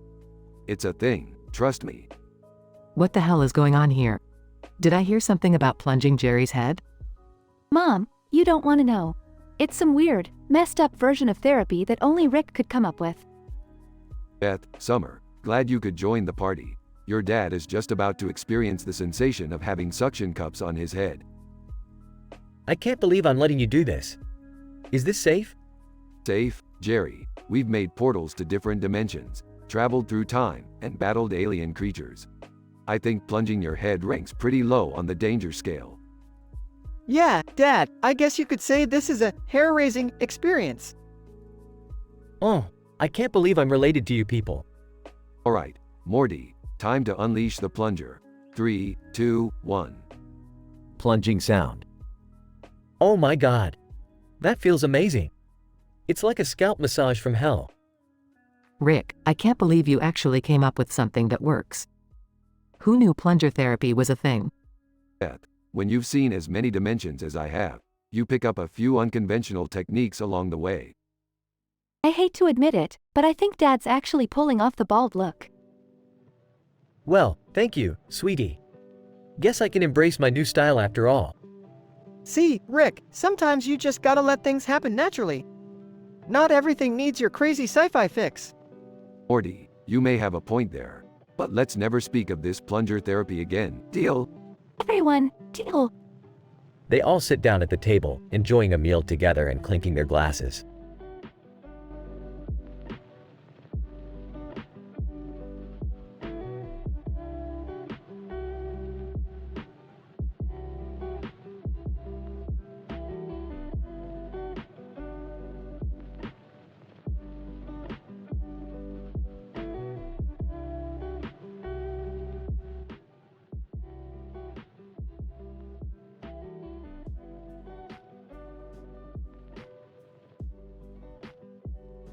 Morty, wake up, I've got something important to show you.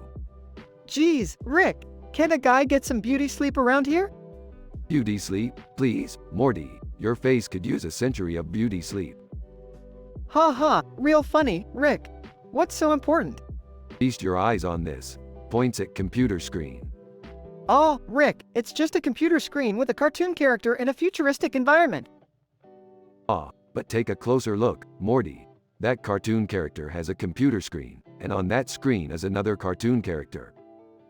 Whoa, that's like deep, man. But what does it mean?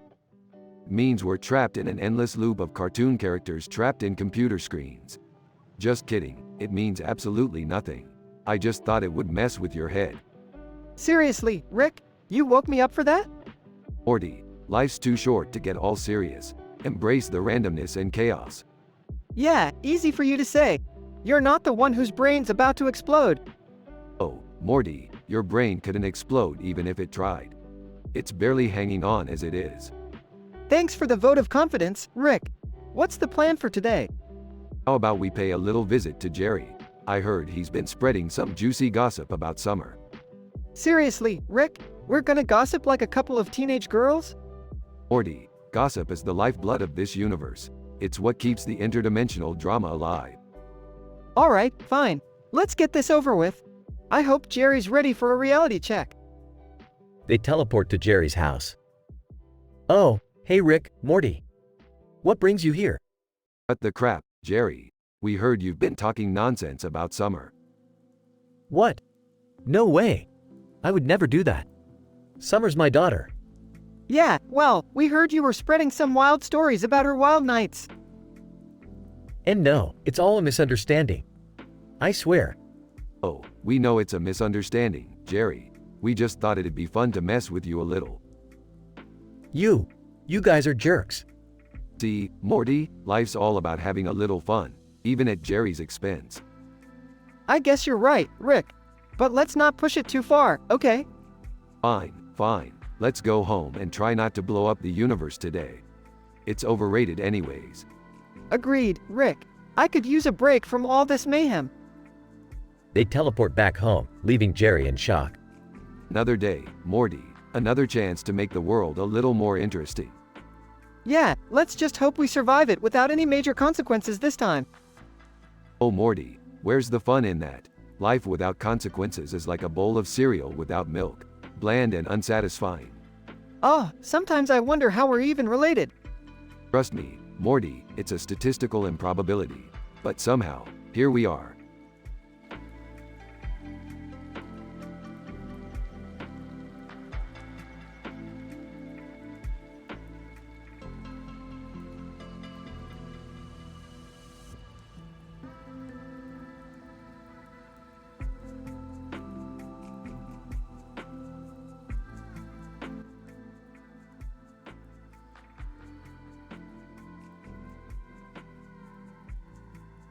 Morty, wake up. I need your help finding something important. Oh geez, Rick, can't this wait? It's like 3 a.m. No time for beauty sleep, Morty. Jerry broke my VeggieTales VHS, and I need to fix it ASAP. VeggieTales? Seriously, Rick, you're concerned about a kids show? Morty, you need to understand the deeper existential crisis within VeggieTales. Plus, that tape was limited edition. What's happening here? Why are you guys making so much noise? Beth, Jerry broke my VeggieTales tape. Can you believe that clown? Ah, Jerry strikes again. I'll have a word with him in the morning. Wait, what? We're up at this ungodly hour because of VeggieTales tape? Look, Summer, this isn't just any tape. It's a treasure trove of philosophical enlightenment and moral quandaries. Rick, I think you're overreacting a bit. It's just a tape. Fine, Morty, go back to sleep. I'll just have to rewrite the entire series from memory. No, wait. I don't want to miss out on your absurd adventures. Let's find that tape together, Rick. That's the Morty I love. We'll stop at nothing to recover my precious VeggieTales saga. Don't you think you guys are taking this a tad too seriously? Beth, when you understand the philosophical implications of a cucumber singing about self-worth, you'll get it. Dad, you're so weird. But I guess I'll help too. Might as well make this absurd quest a family affair. What is all this commotion about? Can't a guy get some sleep around here? Jerry, you broke my VeggieTales VHS. Do you have any idea what that means? Oh, am I supposed to be sorry for that? It was an accident, Rick. Get over it.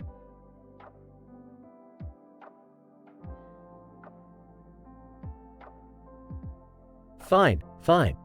I'm sorry I broke your VHS, Rick. Can we all just go back to bed now? Apology accepted, you imbecile. Now let's get searching. We've wasted enough time. Rick, maybe we should just buy a new tape. It's not that big of a deal. Morty, I refuse to let Jerry's clumsiness win this time.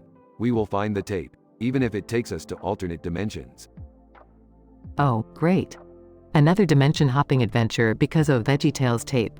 This is our lives now, huh? Strap in, everyone. It looks like we're about to witness the most mind-bending quest for a VHS tape ever. Can we make it quick? I've got work tomorrow.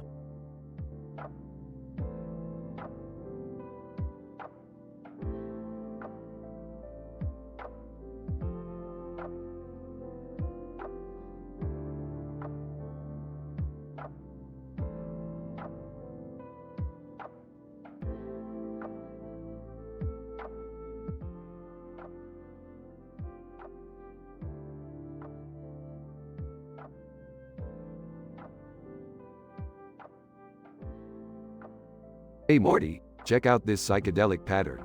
It's like a damn acid trip on fabric. Whoa, Rick. That guy in the middle looks like he's tripping balls too. Oh Morty, let me tell you a little secret. That guy in the middle is none other than Amoeba Jerry. Amoeba Jerry? Wait, wasn't he that single-celled organism that turned into a Jerry? Yup, that's the one. And you won't believe what he did. He stole my formula for infinite portal guns. No way! Why would he do that? Beats me, Morty. Some Jerrys just can't resist the power. Anyway, I'm not too happy about it. So you know what I'm gonna do. What, Rick? I'm gonna go back 436 octillion 546 septillion 647 sextillion 436 quintillion 435 quadrillion 436 trillion 465 billion 745,345,435 years to kick that amoeba in the balls. Whoa, Rick. That's way too specific. Are you sure that's necessary? You think I'm gonna let some microscopic Jerry get away with stealing my inventions, Morty? I don't think so. Okay, let's do it. But how are we gonna find him in all those years? Don't worry, Morty. I've got a time tracker device that can detect amoeba particles. We'll locate that slimy thief in no time. Rick, Morty, what are you two up to this time? Beth, Amoeba Jerry stole my portal gun formula. I'm heading back in time to kick his microscopic balls. Oh, come on, Dad. Can't you just let it go? Let it go, Beth. This is about principle. You don't mess with my inventions. Did someone say amoeba balls? Oh great, Jerry. Just what we needed. Yes, Amoeba Jerry stole from me. Well, I hope you kick those microscopic balls good, Rick. Shut up, Jerry. You can't even comprehend the kind of balls I kick. Whoa, what's going on here? I heard something about balls. Summer, Amoeba Jerry stole one of Rick's inventions, so he's going back in time to kick him in the balls. Classic Rick move. Can I come too? Sure, Summer. The more ball kickers, the merrier. Beth rolls her eyes and shakes her head. Alright, everyone, let's get in the portal. We're going on a microscopic ball kicking adventure. They all step into the portal and disappear. Several hours later, they return, covered in microscopic slime. Rick, did we actually find Amoeba Jerry? Aw, Morty, turns out microscopic time travel is a lot harder than I thought. But at least we had some fun kicking some other amoeba's balls. Mission accomplished. Oh, you guys. I can't believe I'm related to all of you. Well, at least we had an adventure, right? Yeah, it was totally worth it just to see Rick kicking microscopic balls. They all laugh and continue to clean themselves off.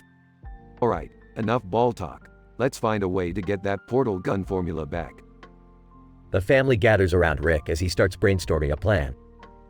End of episode.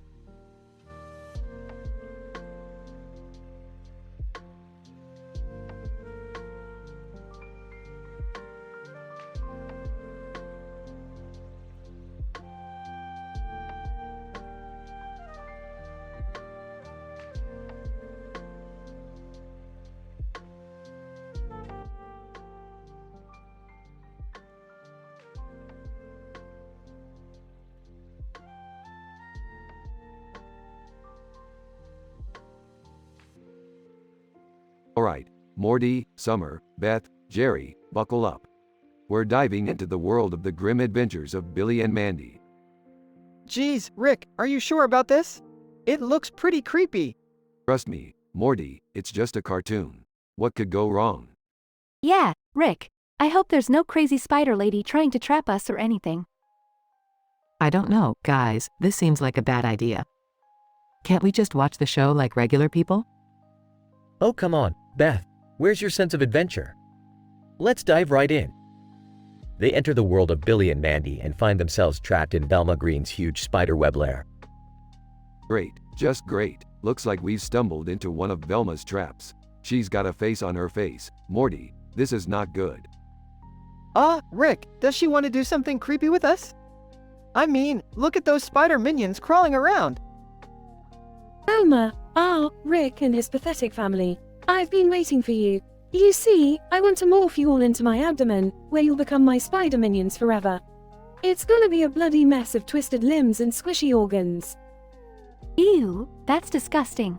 We're not going down without a fight, Velma. Velma, oh, you think you can resist, little girl? Let me describe the process in excruciating detail. I'll slowly wrap each of you in my silk threads, squeezing the life out of you as I inject my venom to paralyze your bodies. Then, I'll devour you from the inside, absorbing your essence. Alright, Velma, enough with the graphic descriptions. We're not going to let you turn us into Spider Chow. Yeah, you may be creepy, but we've faced scarier things than you, Velma. Rick, any plans on how to get out of this mess?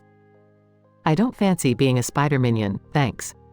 Don't worry, Beth, I always have a plan. Morty, grab that pencil over there. What? Why a pencil, Rick? Trust me, Morty, it's all part of the plan. Summer, help me distract Velma while Beth and Jerry get ready for our escape. They execute a meticulously coordinated plan, distracting Velma, freeing themselves, and incapacitating her spider minions. Rick, that was amazing. How did you come up with that? Well, Summer, I've seen enough episodes of Billy and Mandy to know how to outsmart a creepy spider lady. Alright, let's get out of here before Velma recovers. I don't want to stick around this web lair any longer. Agreed. Let's go back to our own world where things make a little more sense. They managed to escape Velma's lair, all tired and covered in spider webs. That was one crazy adventure. Guys, I think we're gonna need some serious therapy after this. Oh, Summer, therapy is for weaklings. We'll just have some interdimensional booze and forget all about it. That sounds like a plan, Rick. Let's get the hell out of here. They teleport back home, leaving behind the world of Billy and Mandy, forever grateful to have escaped Velma's clutches.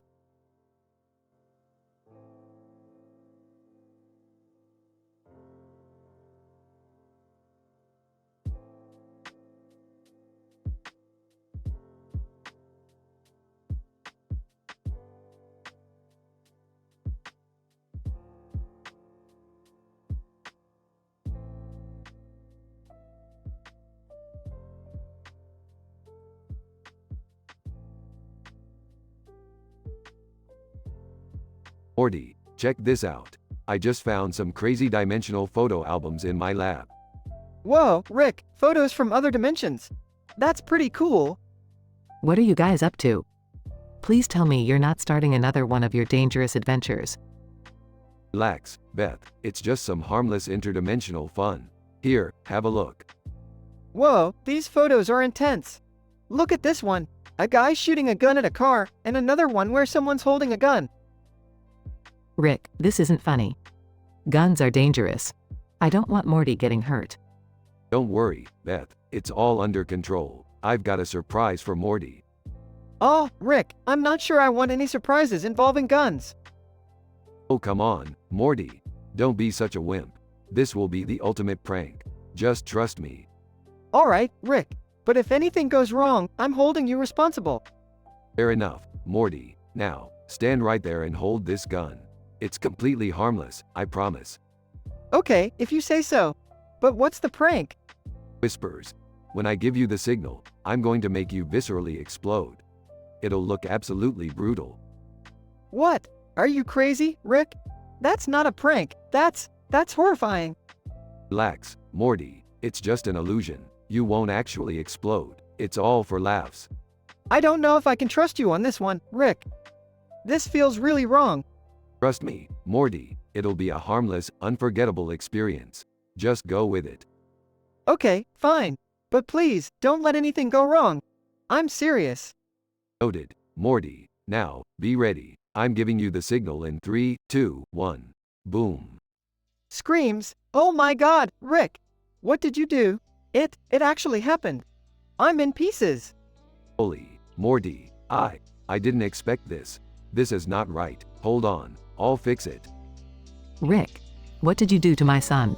Is he dead? No, he's not dead. Hold on. Let me think. Okay, I've got a solution. I can use a dimensional stabilizer to stitch him back together. Rick, please hurry. Morty, can you hear me? Just hang in there. Alright, Morty, stay still. This might feel a little weird. Dimensional stabilizer engaged. Moans. Rick, you better fix me. This is the worst prank ever. I know, Morty, I messed up big time. But I'll make it right. Hang in there. Weekly, Rick, you owe me. Big time. This better not happen again. I promise, Morty, no more dangerous pranks. From now on, it's all safe adventures with old Grandpa Rick. Well, I certainly hope so. Morty, I'm so sorry. We'll get through this, I promise. Groans. Yeah, thanks, Mom. Just another day in the crazy life of Rick and Morty.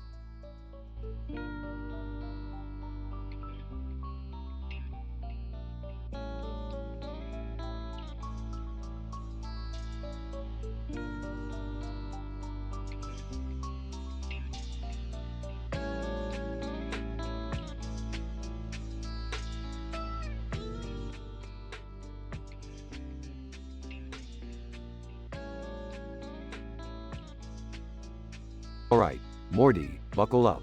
We're about to plunge into the goddamn world of SpongeBob SquarePants. What? SpongeBob? Are you serious, Rick?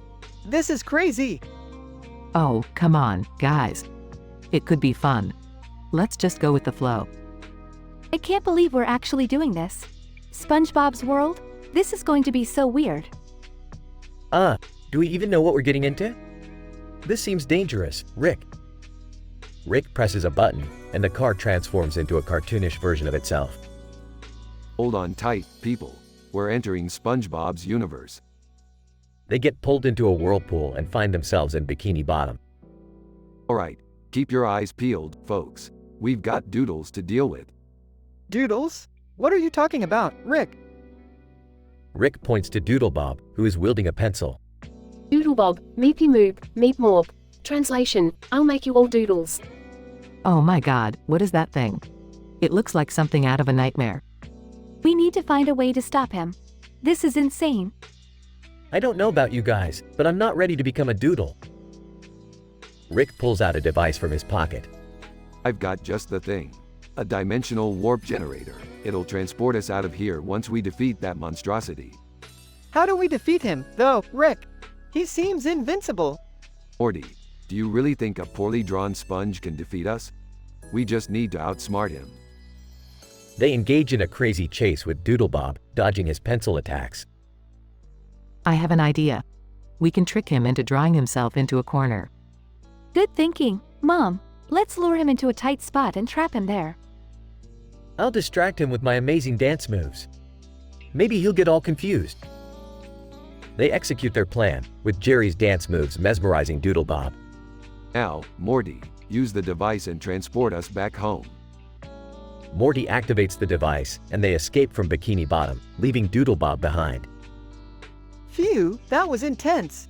But we made it. We beat the Doodle monster. Great job, everyone. We showed that poorly drawn psycho who's boss. I never thought I'd say this, but I'm glad to be back in our own dimension. Yeah, that was too weird for me. I'll stick to our regular adventures, thank you very much. They all laugh and head off into the sunset, victorious.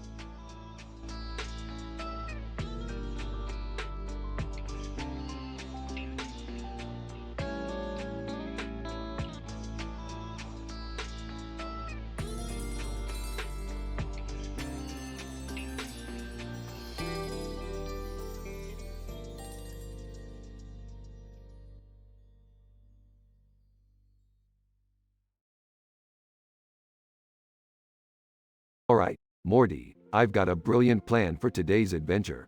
We're going to send Jerry to the store and see just how much trouble he can get himself into.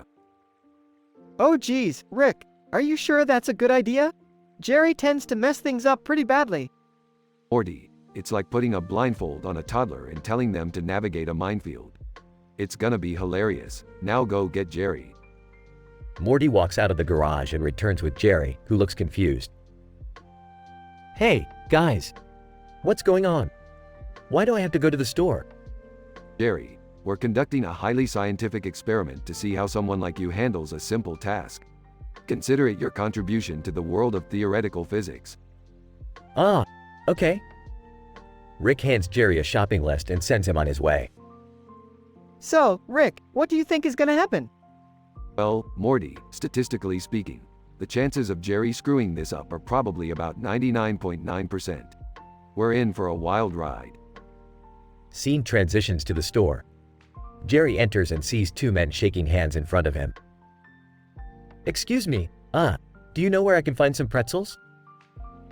Man 1. Sure, they're in aisle 3, right next to the cheese. And in blue jacket, foreground, actually, I heard they moved the pretzels to aisle 5. You better check that, buddy. Thanks for the info. Jerry rushes to aisle 5 but finds no pretzels. He then frantically searches through every single aisle in the store. Where the hell are the pretzels? This is ridiculous. Scene cuts back to Rick and Morty observing on a holographic screen. Rick, this is just getting sad. Shouldn't we, I don't know, help him? Morty, have you learned nothing? We can't interfere with the experiment. We need to let Jerry dig himself into a deeper hole. Jerry decides to ask for help from an employee. Excuse me, do you know where the pretzels are? I've been searching for hours. Employee, sir, we haven't sold pretzels in this store for over a year. I suggest you try the store across the street. What? No one told me. Scene switches to Jerry exiting the store carrying numerous bags of random items. How did I end up spending 334 sextillion 535 quintillion 346 quadrillion 324 trillion 536 billion 564 million 353,453 dollars 46? This can't be right. Rick and Morty burst into laughter. Oh, Jerry, you never fail to amaze us. Looks like you've hit the jackpot of incompetence. I can't believe he actually spent that much money. What are we gonna do now? Well, Morty, looks like it's time for some interdimensional money laundering. We'll just have to find another reality where Jerry's debt doesn't exist. Scene ends with Rick and Morty preparing to embark on their next adventure, leaving Jerry to deal with the consequences of his shopping spree.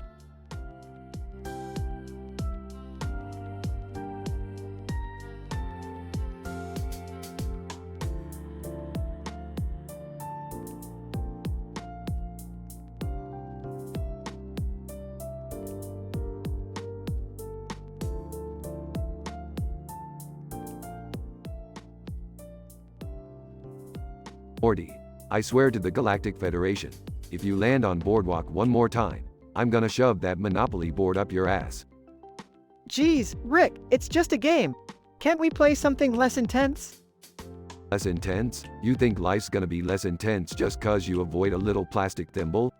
Get real, Morty. Life is a perpetual shitstorm and Monopoly is just a taste of what's to come. Oh, come on, Rick.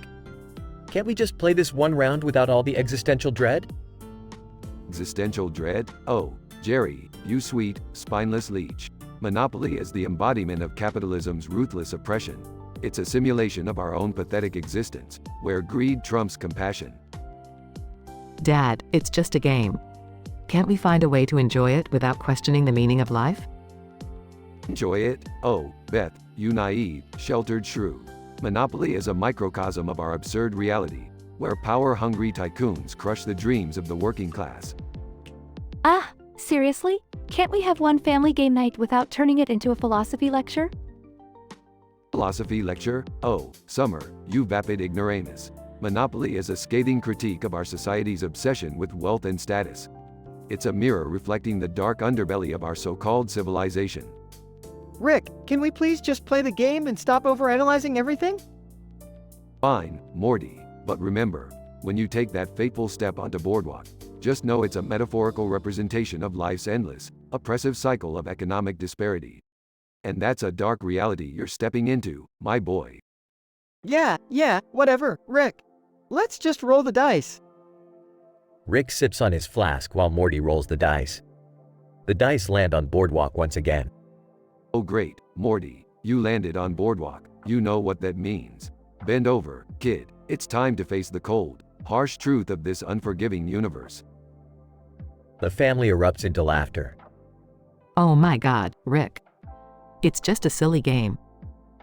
Yeah, lighten up, Rick. It's all pretend. Grinning, you guys are right. It's just a game. Let's play. And if anyone lands on my hotels, I'll take your goddamn money and laugh all the way to another dimension. Ha. They continue playing Monopoly, the chaos and banter escalating with each turn.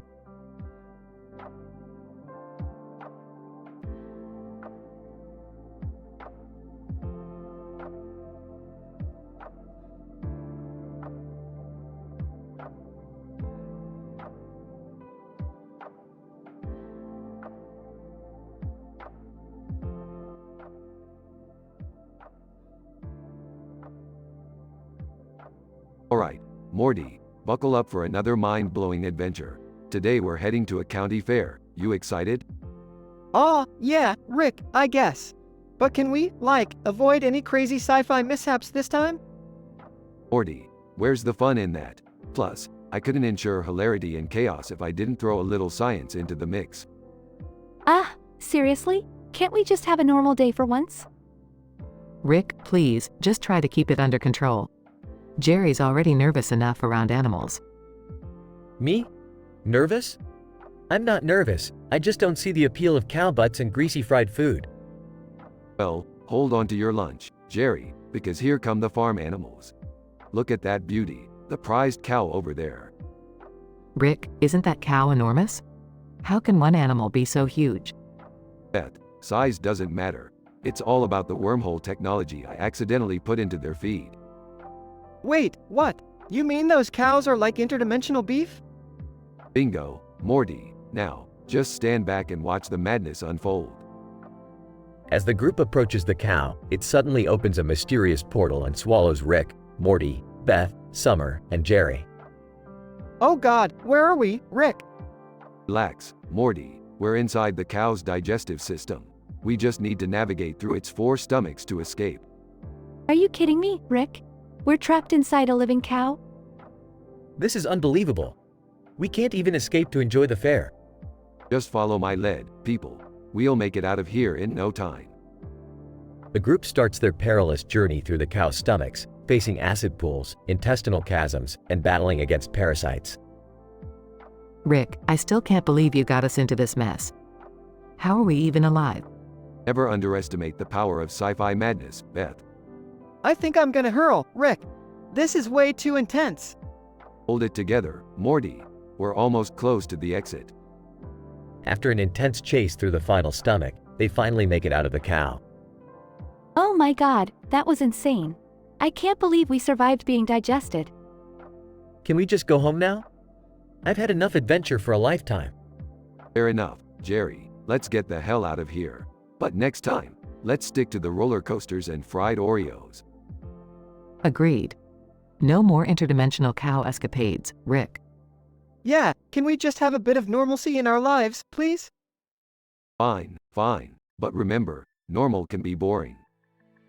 The group leaves the fair, covered in cow slime but with unforgettable experiences and a newfound appreciation for normalcy. The Smith family survived their unexpected journey through the cow's digestive system, adding yet another bizarre adventure to their collection.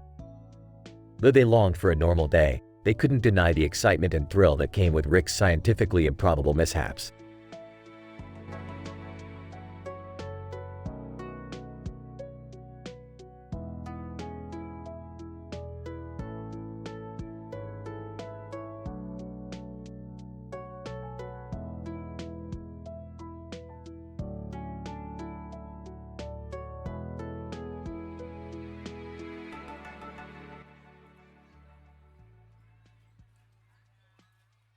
Alright, Morty. Buckle up for another insane adventure.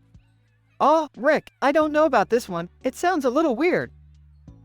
Nonsense, Morty. We've got the whole family in on this. Besides, I've always wanted to see what SpongeBob's world is like. Rick, are you sure about this? I mean, we have responsibilities here. Oh, come on, Beth. Live a little. We're going on a trip to Bikini Bottom. Oh my God, I can't wait to meet SpongeBob. He's so cute. Whining, I don't know, guys. This sounds dangerous. What if something bad happens? Jerry, if there's one person who can handle danger, it's me. Now let's go. They enter the cartoon world of SpongeBob SquarePants. Wow, Rick, everything looks exactly like in the show. Well, Morty, that's how cartoons work. What did you expect? They suddenly encounter Doodlebob. Doodlebob, me hoi minoi. I'm gonna doodle you up real good. Rick, what the hell is that thing? That's Doodlebob. Morty, looks like he wants to turn us into doodles. This is insane. Rick, do something. Don't worry, Beth, I've got a plan. They engage in an epic battle against Doodlebob, using wacky cartoon weapons and traps. This is so much fun. Rick, why haven't we done this before? Panicking, we're all gonna die. Shut up, Jerry. We've got work to do. They finally defeat Doodlebob, who disappears in a puff of ink. Is it over, Rick? Are we safe? Relax, Morty. We kicked Doodlebob's ass. We're safe now. That was incredible. I never thought I'd say this, but thank you, Rick. No need for gratitude, Beth. Just another day in the life of Rick Sanchez. They return to their world, where the TV and laptop are still on. Wow, that was wild. I can't believe it actually happened. I know, right? We should tell everyone at school tomorrow. I don't think people would believe us, Summer. Who cares what they believe? We just had the craziest adventure ever. I guess you're right, Rick. We should cherish these moments. They all gather around the TV, laughing and reminiscing about their SpongeBob adventure.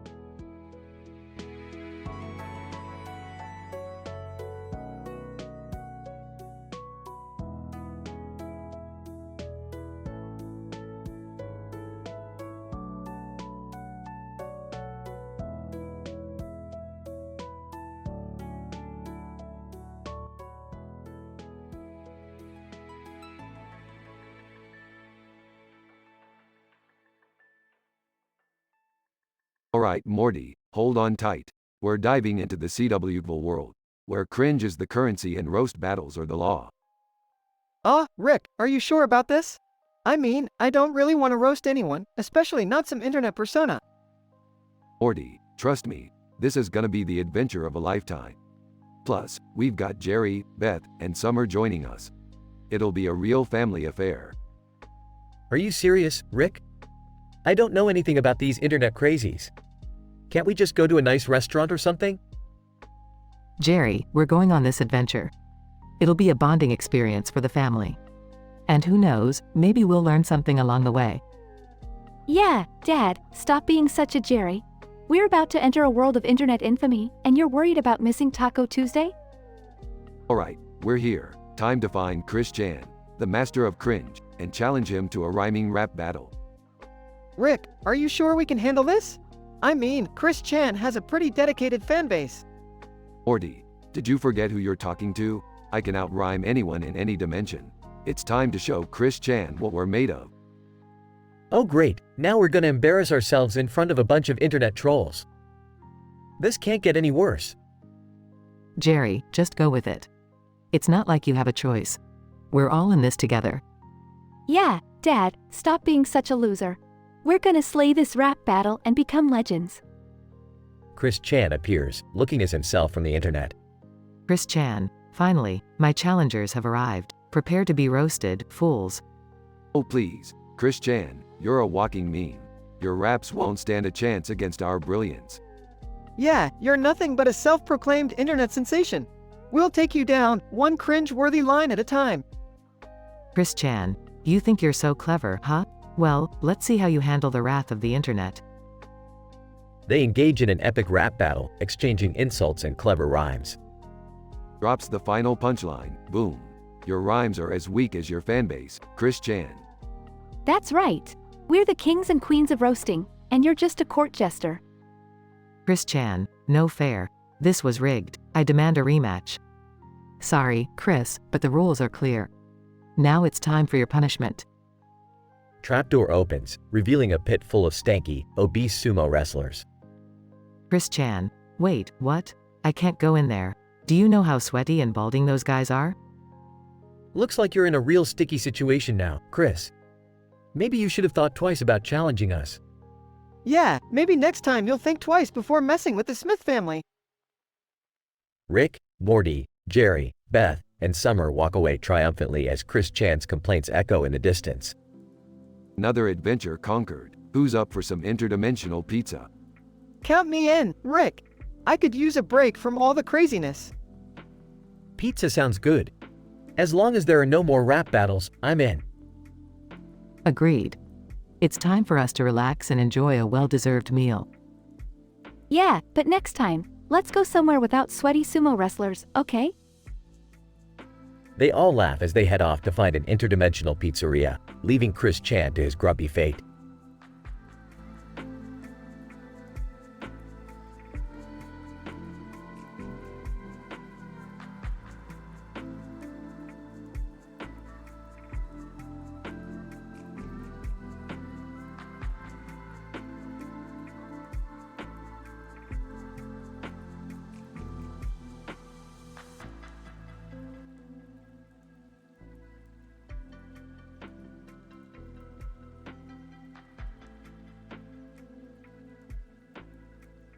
Alright, Morty, buckle up for another crazy adventure.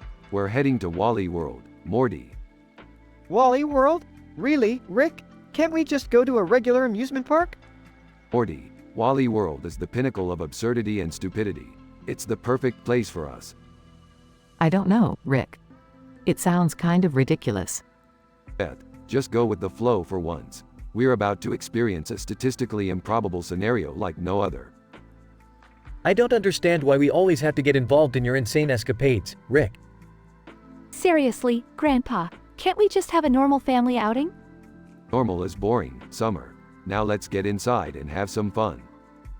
They enter Wally World. Look at all the ridiculous rides, Rick. It's like a messed up cartoon wonderland. I can't believe we're actually here. I feel like I stepped into an alternate reality. Welcome to Wally World, where logic takes a vacation and sanity is left at the entrance. All of a sudden, the PA system crackles to life. Wally Moose, voiced like Goofy. Well. Look who's here, folks. The Smith family and their wacky scientist. I gotta say, your fashion sense is as questionable as your life choices. Hi yuck. Great. Now the mascot is gonna roast us. Just what I needed. This is so embarrassing. I'm gonna die of cringe. Don't worry, I've got a plan. We're gonna show this moose who's boss. Please, Rick, don't do anything too insane. We don't need more trouble. Trust me, Beth, trouble is my middle name. They embark on a wild journey through the park, surviving on concession stand food and absurd means. I can't believe we're eating cotton candy and funnel cake for survival, Rick. Desperate times call for sugary measures, Morty. Just embrace it. Muffled laughter from Wally Moose echoes through the park. That moose is really getting on my nerves. I can't wait to give him a taste of his own medicine. We should find a way to shut down the PA system.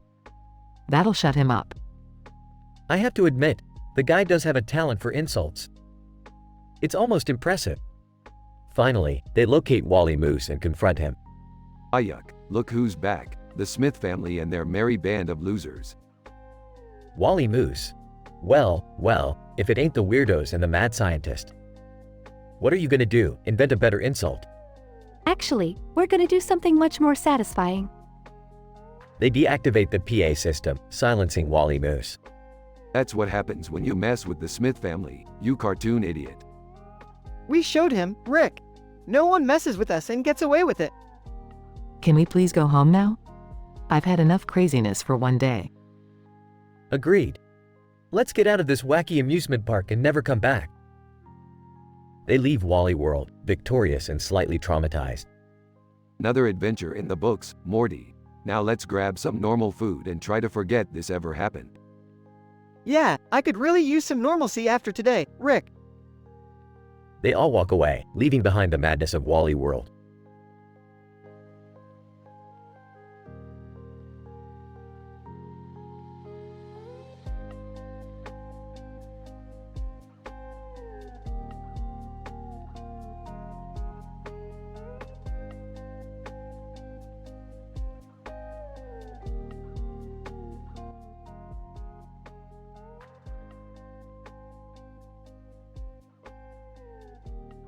Alright, Morty, strap in.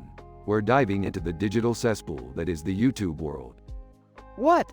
Are we gonna get sucked into another ridiculous adventure, Rick? You bet your sweet ass we are, Morty. We gotta teach DSP Gaming a lesson he won't forget. I don't know about this, Rick. Roasting someone on the internet? Isn't that a bit mean? Mean, Jerry. This is YouTube we're talking about. It's the Thunderdome of insults and trolling. We're just playing by the rules. Rick's right, Jerry. It's time to get in touch with our inner savagery. Yeah, and that DSP gaming guy deserves it. He's a walking dumpster fire. Alright, everyone, we're here. Let's find that pompous YouTube sensation and give him a taste of his own medicine. Look, Rick. There he is, the man with the hat on. DSP Gaming. Hey, guys. You ready for an epic rap battle? Oh, great. A rap battle. We're doomed. No, Jerry, we got this. Remember, we're cooler than the cool side of the pillow. Alright, let's do this. I'm gonna slay this battle like a homicidal fashionista. Let's roast this wannabe gamer so hard, He'll be toastier than a flaming hot Cheeto. DSP Gaming, prepare to face the wrath of the Smith family. We're about to roast your sorry ass. DSP Gaming, bring it on, losers. I've dealt with haters like you my whole life. Rick, I'm not so sure about this. What if we embarrass ourselves? Morty, we're the Smiths. We don't embarrass, we dominate. Now drop some sick rhymes. Stammering, okay. Your face is so ugly, it should be declared a national disaster. You're so deluded, you think you're a gaming master. But let me tell you, you couldn't play your way out of a paper bag. Your fashion sense is a crime against humanity. I mean seriously, a fedora in 2021? Please. DSP Gaming, your insults are as weak as your gaming skills. Prepare to be humiliated. DSP Gaming, this isn't fair. I demand a rematch. I'm the king of YouTube. Sorry, buddy, that's not how it works. You lost fair and square. And now for your punishment. DSP Gaming, what punishment? No one said anything about punishment. You're banished to a pit of stanky, sweaty, obese, hulking, balding sumo wrestlers forever. DSP Gaming, what? No. I can't handle the stench. Tough luck, buddy. Enjoy your eternity of shame and body odor. Well, that was satisfying. Another hater put in their place. I can't believe we actually did it. We roasted DSP Gaming. Can we go home now, please? I've had enough excitement for one day. Sure, Jerry. Let's go. But remember, we'll always be the baddest family in the multiverse. That's right, Beth. Now let's get out of here before YouTube spawns some other unholy abomination.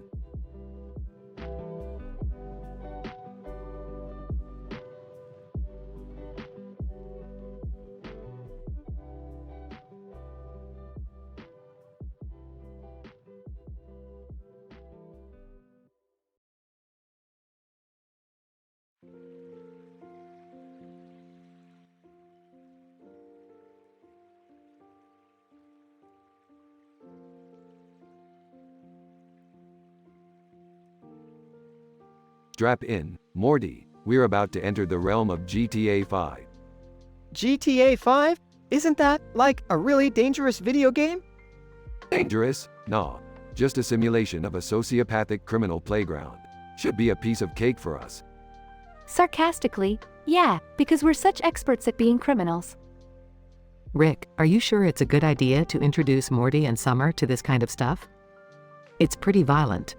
Relax, Beth. They're teenagers. They've probably seen worse on the internet. Nervously, Rick, do we really have to do this? Can't we just play a nice family game? Jerry, you coward. We're going to experience the thrill of virtual crime and you're coming along, whether you like it or not. They enter the realm of GTA 5 and immediately hear the police radio. Police radio, ing and ah-ing, attention all units, we have a group of dangerous criminals entering the city. Suspects are described as 1 mad scientist, 2 teenagers, and 1 spineless husband. Approach with extreme caution. Well, looks like we've gained some notoriety here. Time to show these virtual cops who's boss. I don't know, Rick. We're gonna get into some real trouble. This is insane. We need to find a way to shake these cops off our tail. Panicking, I can't believe I let you talk me into this. What if something goes wrong? Relax, Beth. I've got this under control.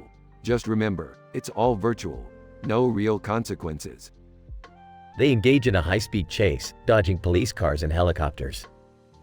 Police radio, panicked, suspects are armed and dangerous. Use lethal force if necessary. They're heading towards the airport.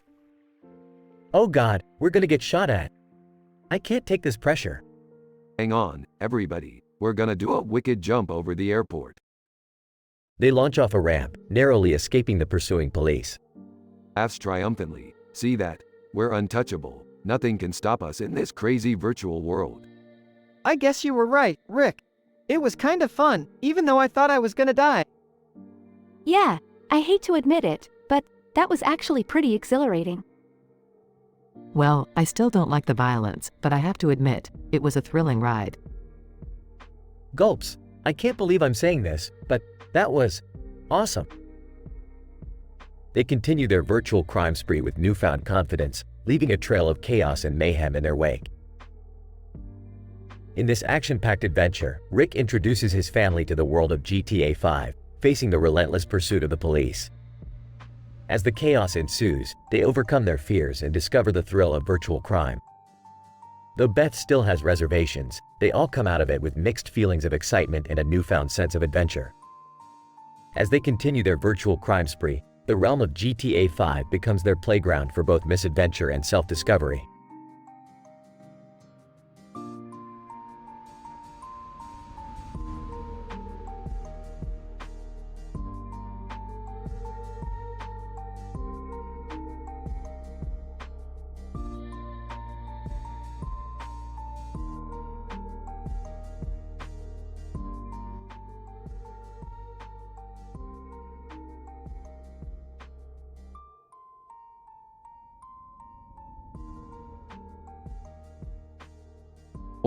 Morty, we're going on an adventure, Morty.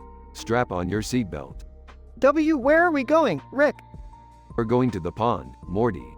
A pond filled with devious fish and their twisted secrets. Jerry tags along, complaining.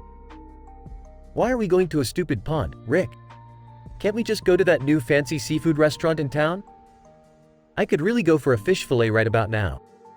Oh, Jerry, you're always so predictable. Fine. Let's spice up the fish fillet scenario. How about we catch a fish from this pond, cook it up, and then build a restaurant in the forest and serve it to you right there? Really? Rick, that's absurd. But it could be nice, I guess? They arrive at the pond, seeing a fish swimming alongside rocks and trees. A trash can fizzes strangely in the water. Rick, what's with that trash can? It looks pretty weird. Morty, that's not just any trash can. That, my boy, is a portal to a dimension filled with all the fish fillets Jerry could ever dream of. Entering. Hey, guys, what's the fishy business all about? Summer, glad you could join us. We're about to embark on a journey where Jerry will finally get his fish fillet, and we may or may not get into some interdimensional trouble along the way. Yeah, like always, you mean? Bingo, Jerry, you're catching on. They attempt to catch the fish, but it slips away, causing Jerry to grow angry. I've had enough of this fish. I want my fish fillet. Patience, Jerry, we just need to angle it perfectly. Morty, use that portal trash can to create a gravitational pull. We'll trap the fish and make it come to us. Okay, Rick. Here goes nothing. Morty creates the gravitational pull and the fish is caught. As they celebrate, chaos ensues. Damn it, Morty, the fish is opening portals. It's leading us into its secret fish civilization. Wait, what? Fish civilization? All I wanted was a damn fish fillet. Meanwhile, the fish leads them through a series of underwater tunnels into an elaborate fish city, filled with fishy government conspiracies. This is insane, Morty. Fish politicians, fish bankers, fish reality TV stars. It's like a miniature version of Earth with all its idiocy. Rick, what are we gonna do? We're surrounded by fishy bureaucracy. Don't worry, Summer, I got this. Hey, fish politicians, how about a little chaos? Rick activates a device, causing the fish civilization to erupt in a frenzy of chaos and confusion. Fish politician, no, our carefully constructed hierarchy, our fishy secrets. That's right, fishy bureaucrats. The jig is up. They escape back through the portals, leaving the fish civilization in disarray. So, no fish fillet? Jerry, sometimes life just doesn't work out the way you want. But hey, at least we've got a great story to tell. Morty, Summer, and Rick laugh as they return home, leaving Jerry in a state of disbelief. I wanted a damn fish fillet.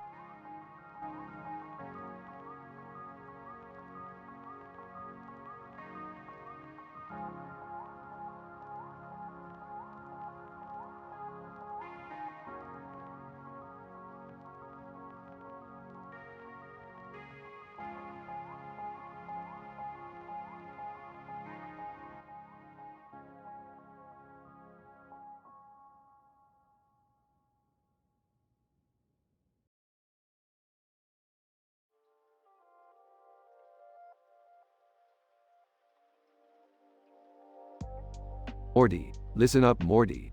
We've got a situation here that's more statistically improbable than Jerry winning a game of chess against Stephen Hawking. What is it, Rick? I'm still traumatized from our last adventure. Well, Morty, it all started when I accidentally stumbled upon a new dimension where everything is made of sentient knives. Knives? Geez, Rick, that's intense. Yeah, intense like running a marathon on a treadmill made of lava, Morty. But it gets worse. Beth, your mother, she's become addicted to these knives on a whole nother level. Addicted? How is that even possible? I don't know, Morty. Maybe she got a taste for the spice of life, or in this case, for the rush of metal-piercing flesh. She's carving up everything in sight, Morty, like a butcher on steroids. Oh man, that's messed up. What are we gonna do, Rick? Don't worry, Morty. I've found a temporary solution. I've created a formula that turns me into a sentient carrot, which should help me focus on solving this knife addiction problem. Seriously, Rick? A carrot? Hey Morty, if you have a better idea, I'd love to hear it. Now, hand me the formula. It's time for me to become the world's first super intelligent carrot. Alright, here you go. But, please be careful. We need you, not as a root vegetable.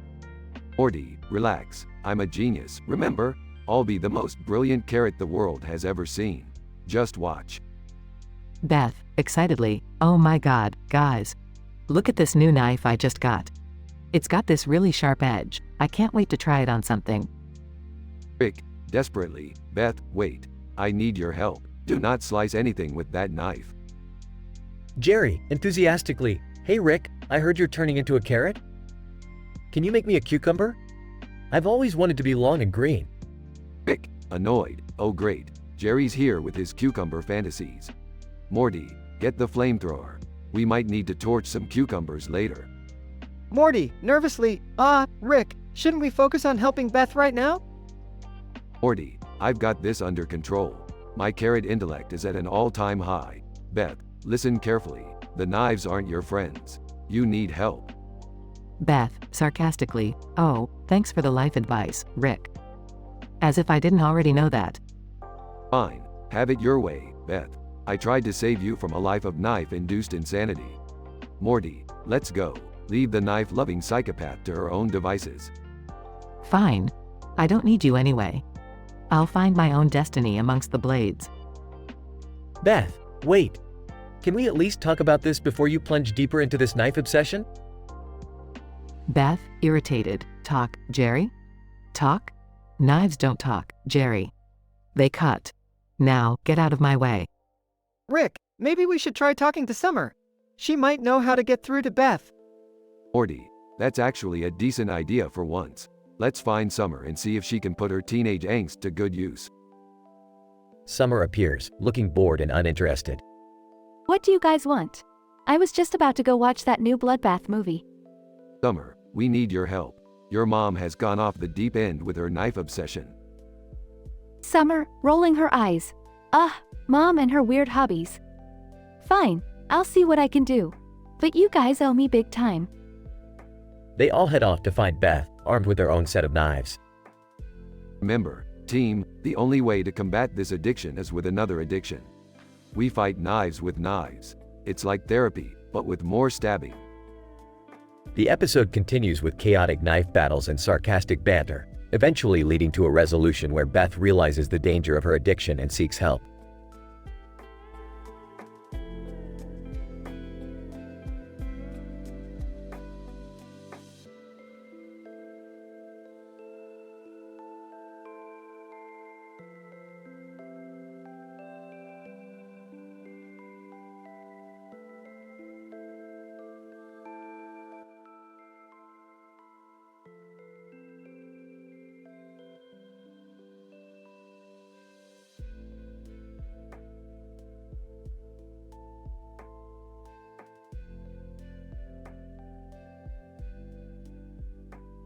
Alright, Morty, Summer, Beth, Jerry, buckle up, we're going to the county fair.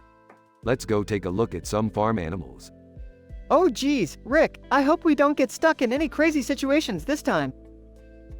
Come on, guys, it'll be fun. Let's go see the cows, they're always cute. As long as there's no weird science stuff involved, I'm in. At the county fair. Wow, those cows look huge. Look at that field, covered in red and yellow flowers. It's so beautiful. You want beautiful? Check out the inside of a cow. It's like a whole another universe in there. Wait, what? Are you serious? Oh yeah, Morty. You see, cows have multiple stomachs, and thanks to my genius, we accidentally got transported inside this one.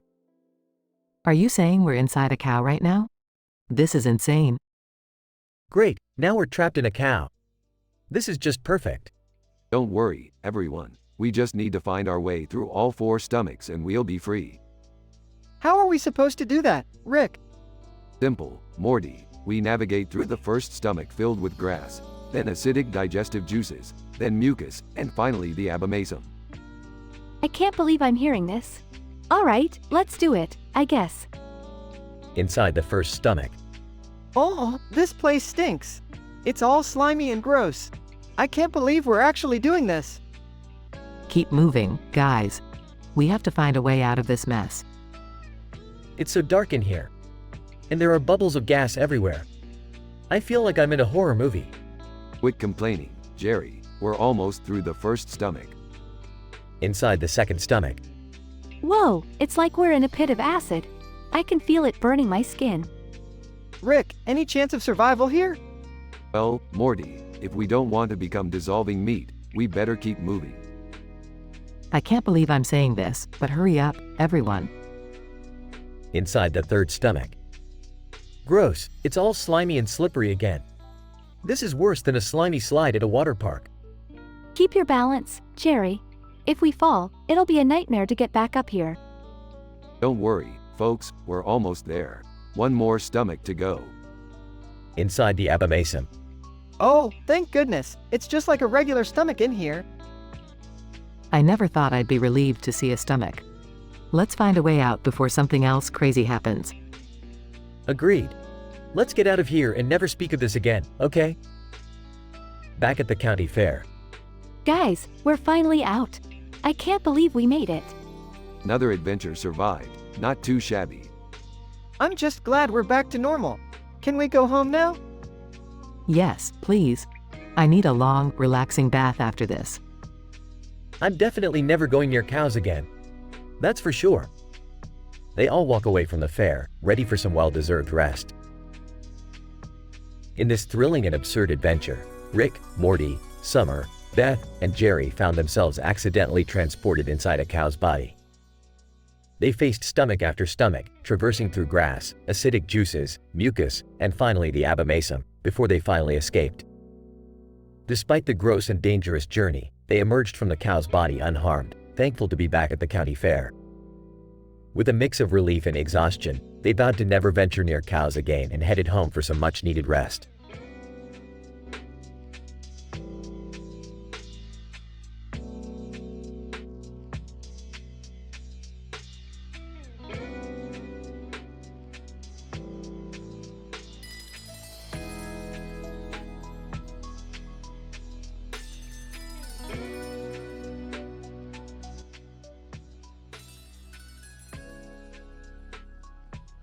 Morty, you won't believe the mess we're about to get ourselves into this time. Oh geez, Rick, what is it now? And why does it always involve dangerous and impossible stuff? Well, Morty, it seems we've stumbled upon a man holding a fish shaped like a fish with a knife in its mouth and a hat on his head. Wait, what? How is that even statistically improbable? Morty, statistically improbable is our middle name. Now buckle up, we're about to witness the madness unfold. Alright, everybody, gather round. Jerry here is going to remove several ribs to reach his own groin. Yeah, guys. I'm gonna do it. I'm gonna prove that I am the most flexible man in the universe. Dad, that's just absurd. Why would you even consider doing that? Because, Summer, I want to impress Beth. She always falls for guys who have unique talents. Rick, maybe we should stop him? This sounds dangerous and disgusting. Morty, chill out. This is Jerry we're talking about. Even if he removes all his ribs, he'll never reach his own groin. Jerry, please reconsider this. I can't believe I'm about to say this, but your ribs are there for a reason. No, Beth. This is my chance to prove myself. Stand back, everyone. Alright, Jerry, let's see what you got. Struggling just a little more. Almost there. Everyone, come on, Jerry, you can do it. Screaming, I did it. I reached my own groin. Oh my god, that's grotesque. I think I'm gonna puke, Rick. Morty, this is what happens when you mix stupidity, desperation, and a twisted desire for attention. Panting, I did it, guys. I did it. Jerry, I hope you realize that this changes absolutely nothing. Yeah, I know, but it's the closest I'll ever get. Well, this has been another mind-boggling adventure, Morty. I don't even know how to process what just happened, Rick. Are we done here? Yeah, Morty, let's head back home. Just another day in the infinite, absurd multiverse. I need therapy after this. Therapy, Morty. Therapy is for people who can't face their own twisted realities. Now let's go get some McDonald's. I'm hungry. Sigh, okay, Rick. Whatever you say.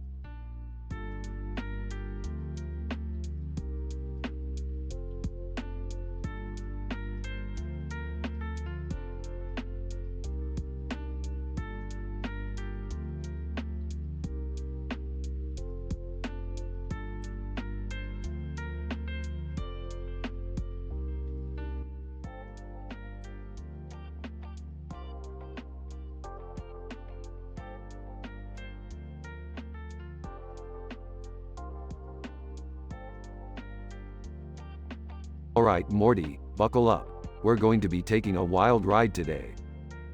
Rick, are you sure it's a good idea to be messing with cows? This doesn't seem very safe. Oh, Morty, safety is for the weak. Plus, what's the worst that could happen? Hey, could you guys hurry up? I'm missing the latest episode of The Real Housewives of Blorgon 5. Jerry, can you just try to enjoy the moment for once? We're here to have fun as a family. Alright everyone, gather round. I've created a device that will shrink us down so we can explore the inside of a cow and learn more about its digestive system. Seriously? We could be riding roller coasters or playing games, and you want to explore cow guts? Trust me, Summer, this will be an educational experience like no other. Now, step into the shrink pod. Alright, I'm in. But this better not go horribly wrong, like most of our adventures. Don't worry, Morty, I've got it all under control. Now, hold on tight. BZZZT. Welcome to the inside of a cow, folks. Prepare for a wild ride through the 4 stomachs. Oh great, now I'm missing the reunion special. Jerry, this is way more exciting than The Real Housewives. Embrace the adventure. Wow, Rick, this is actually pretty cool. I can't believe I'm saying that. Yeah, well, I'm always full of surprises. Now, let's navigate through the first stomach, where the food is partially broken down by acids. Massive churning noises. Whoa, this is intense. I can't believe we're actually in a cow's stomach. Hang on, it's about to get even crazier. We're entering the second stomach now, where the food is further digested. Thrilling action scenes as the group dodges massive chunks of food. This is the second worst place I've ever been. Right after that time we ended up in a giant butt. Jerry, can you just try to appreciate the scientific marvel we're witnessing here? Alright, on to the third stomach. I call this one the fermentation station. Get ready for some seriously funky smells. Morty gags. Rick, I can't take much more of this. Can't we find a way out? Finally, the fourth stomach. This is where the nutrients are absorbed before it moves through the intestines. I can't believe we made it through all 4 stomachs. This has been surreal. Now, for the grand finale, we'll exit through the cow's rear. Hold your noses. Explosive sounds as they exit the cow. That was intense, Rick. I don't know if I ever want to do something like that again. Yeah, Morty, sometimes you have to go through a cow's stomach to appreciate the wonders of the universe. Life's funny that way. Well, at least now I'll have a story to tell my friends, if they ever talk to me again. I'm just glad we made it out safely. Thanks for showing us a different kind of adventure, Rick. Yeah, Rick, even though it was gross and totally insane, I actually had a good time. Can we go on a roller coaster now? Sure thing, Summer. Anything for my favorite grandchild. But let me just grab this cow patty real quick. I have so many ideas for my next experiment.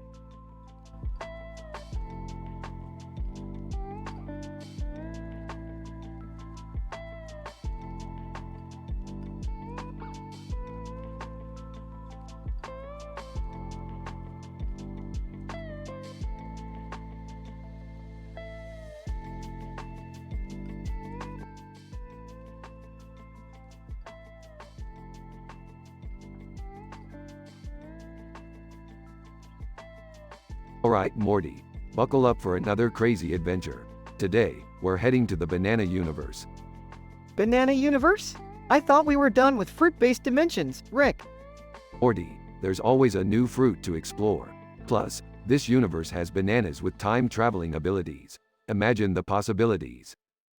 Morty looks skeptical, but follows Rick through the portal into the banana universe. Holding a banana. Hey guys, what are you doing? Jerry, we're going on an interdimensional adventure. Wanna come? Well, actually, I was just trying to... never mind. Spit it out, Jerry. What's going on? I was just attempting some self-experimentation. You know, trying to contort a little. Laughs, really, Dad? You're trying to, reach your own groin with your mouth. It's an experiment, Morty. Science doesn't wait for social norms. Alright, Jerry, it's your choice. But if you want to join us, you gotta leave the banana behind. Fine. Jerry reluctantly puts the banana down. Meanwhile, in the banana universe. Whoa, Morty, look at all these bananas. Yeah, Rick, it's like a never-ending forest of yellow. I can't believe this is real. Morty, reality is often disappointing. But a universe filled with bananas? That's perfection, right there. Meanwhile, back on Earth. I can almost... No, damn it. Come on, Jerry, you can do this. Beth walks in, puzzled. Jerry, what the hell are you doing? Beth, it's not what it looks like. I'm just conducting anatomical experiments. Rolls eyes, right, Jerry. Carry on with your groundbreaking research. Jerry continues to struggle, while everyone in the household gathers around, cheering him on. Come on, Dad. I bet you can't do it. I'll show you all. I'll prove that. Wait, what am I doing? Back in the banana universe. Rick, I've figured it out. Each banana represents a different moment in time. Impressed. Morty, you might actually be onto something. We could harness this power and control time itself. Yeah, well, we better do it quickly before Dad figures out what he's missing. Rick and Morty start collecting bananas, devising a plan to use their time-traveling abilities. Still struggling in the background. Damn it, why did it have to be bananas? As Rick and Morty succeed in their plan, they return to Earth just in time. Jerry, we're having dinner. Are you done with your experiments? Standing up, exhausted. Yeah, Beth. I've learned my lesson. No more banana acrobatics for me. The family sits down to eat, trying their best to ignore Jerry's banana-related escapades. Another triumphant adventure, Morty. Now, let's never speak of Jerry's banana-bending endeavors again. Agreed, Rick. Some things are just better left unspoken.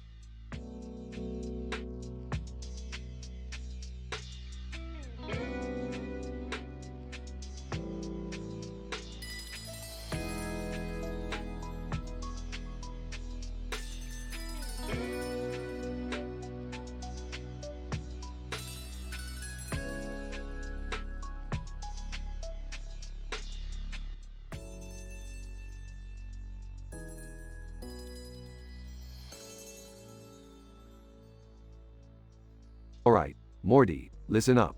We're diving into the YouTube world this time. Gonna roast DSP Gaming on his appearance in a sick rhyming rap battle. Rick, are you sure about this? DSP Gaming can be really whiny and obnoxious. Morty, it's time to let them know that they can't hide behind their screens forever. Strap in, kid. Nervously, guys, I don't know about this. DSP Gaming's fans can be pretty intense. What if they come after us? Jerry, it's just a virtual world. What's the worst that could happen? Yeah, Dad, stop being such a wuss. Alright, we're in. Let's find DSP Gaming and give him a dose of reality. Scene transitions to a virtual rap battle arena. DSP Gaming. Arrogantly. Alright, who dares challenge the mighty DSP Gaming? You better be ready to get destroyed. Yo, DSP Gaming, your appearance is a disgrace. You look like a clown, with that green hair all out of place. Your beard is like a forest, tangled and wild. It's almost as messy as your gaming style. And your shirts, man, what's up with that? Layers upon layers, like a fashion disaster chat. Your face is so oily, it could fry an egg.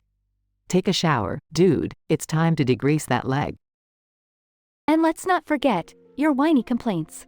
Always blaming others, it's time to hit the brakes. DSP Gaming. Fuming. This is ridiculous. I demand a fair fight. The audacity to insult me like this is not right. Sorry, DSP Gaming, but it's too late to retreat. It's time to face your punishment and admit defeat. Scene transitions to a pit full of stanky, sweaty, obese, hulking, balding sumo wrestlers. DSP Gaming. No. Anything but this. These sweaty mountains of flesh make me want to piss. That's right, you complain all the time, but now you're stuck.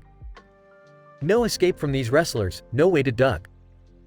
Enjoy your eternal stay in this pit so grim. Maybe it's time for you to learn some humility, Jim. And while we may have won, remember this, DSP Gaming. The internet is forever, and your reputation is sinking. Scene fades out with the sound of DSP Gaming's complaints echoing in the background. Well, another adventure concluded. Who's up for some interdimensional pizza? I could use a break from all this craziness. Count me in, Rick. Pizza sounds good, as long as we stay away from any virtual realms for a while. Agreed. Let's just enjoy some family time without any virtual drama. Yeah, I'm done with all the virtual battles for now. Pizza sounds like the perfect way to end the day. The family gathers around, enjoying their pizza, as the scene fades out.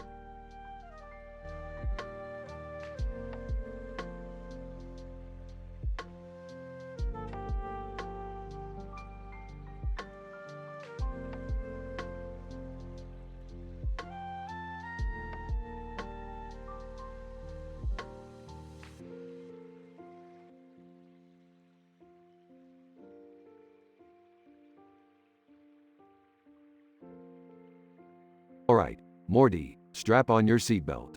We're diving headfirst into the absurdity of YouTube. Rick, why are we doing this again? Can't we just watch cat videos? Morty, we have a mission. We gotta roast DSP Gaming and make him regret that fapping incident. It's time for some rhyming rap battles. Wait, what? I thought we were going to a picnic or something. Oh, Jerry, just go with it. It's about time we put those YouTube clowns in their place. Yeah, Dad, it's time to show them how the Smiths bring the heat. Let's roast DSP Gaming into oblivion. Alright, listen up, everyone. The YouTube world is a wild place, full of trolls and drama. We gotta navigate this cesspool with finesse. But Rick, we're not prepared for this. We never even practiced rap battles. Morty, who needs practice when you have genius like ours? We're gonna freestyle this like pros. I don't know if I can do this, Rick. I'm not exactly known for my epic burns. Jerry, just follow our lead. We'll handle the rhymes, you bring the, well, just try not to mess it up. Let's not waste any more time, guys. DSP Gaming needs a taste of reality. Let's show him what the Smith family is made of. DSP Gaming, surrounded by a crowd of loyal followers, enters the scene. DSP Gaming. Losers. You think you can bring me down? I'm untouchable. Oh please, DSP Gaming, you're more touchable than a naked mole rat in heat. Get ready to feel the burn. Your face looks like it lost a fight with a cheese grater. Your body paint screams, desperate attention seeker. We heard about your fapping incident, May 1st, 2016. Guess we now know what you were really doing when no one was watching. Your rapping skills are weaker than your excuse for that fapping incident. How's the weather in Loserville? DSP Gaming, your fame's a joke, just like your gameplay. We're here to kick your ass and make your subscribers run away. DSP Gaming stumbles over his words, clearly shaken. DSP Gaming, this can't be happening. I demand a rematch. Sorry, DSP Gaming, but you're officially cancelled. Prepare yourself for eternal torment. DSP Gaming is thrown into a pit full of stanky, sweaty, obese sumo wrestlers. DSP Gaming, no. The stench, the horror. This punishment is unjust, I tell you. Relax, DSP Gaming. I'm sure you'll find comfort in their warm embrace, just like your loyal followers. Well, that went better than expected. Another victory for the Smith family. That's just how we roll, Beth. Now, who's up for some real entertainment? I hear there's a YouTube video of a monkey riding a unicycle. Everyone laughs and walks away, leaving DSP Gaming stuck in the pit, forever lamenting his punishment.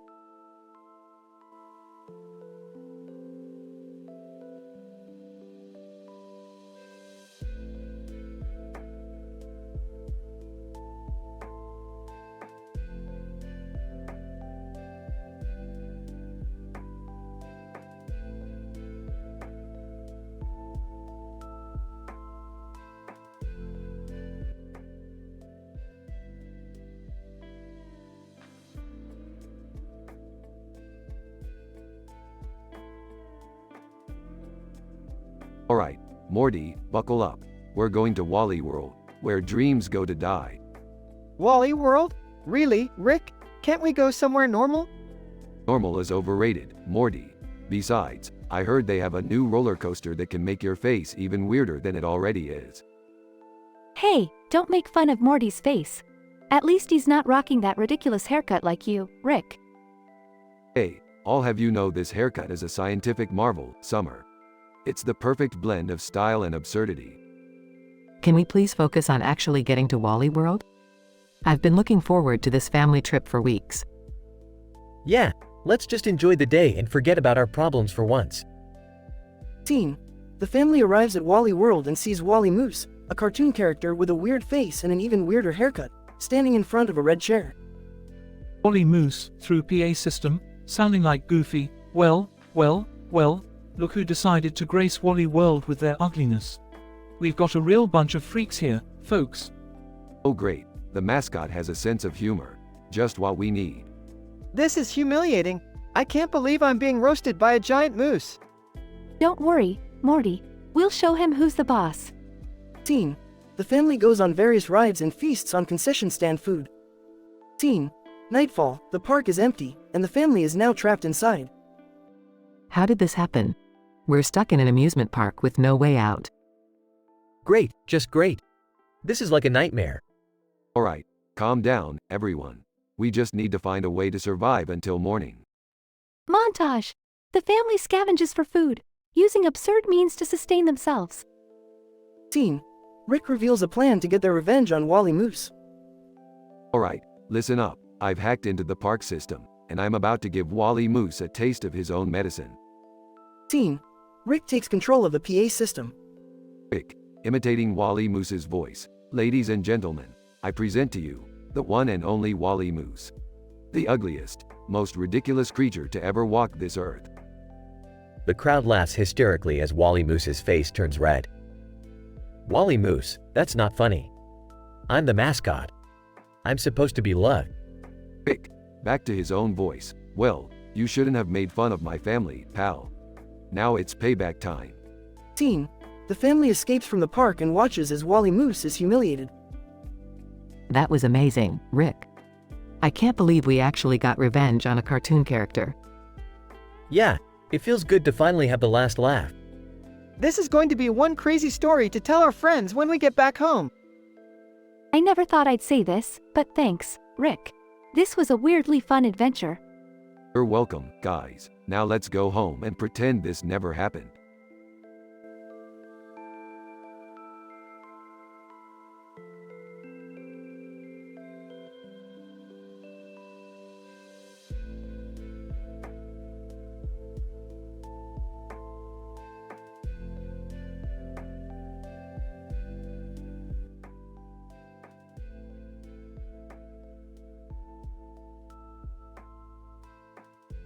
Alright, Morty, Summer, Jerry. Strap in.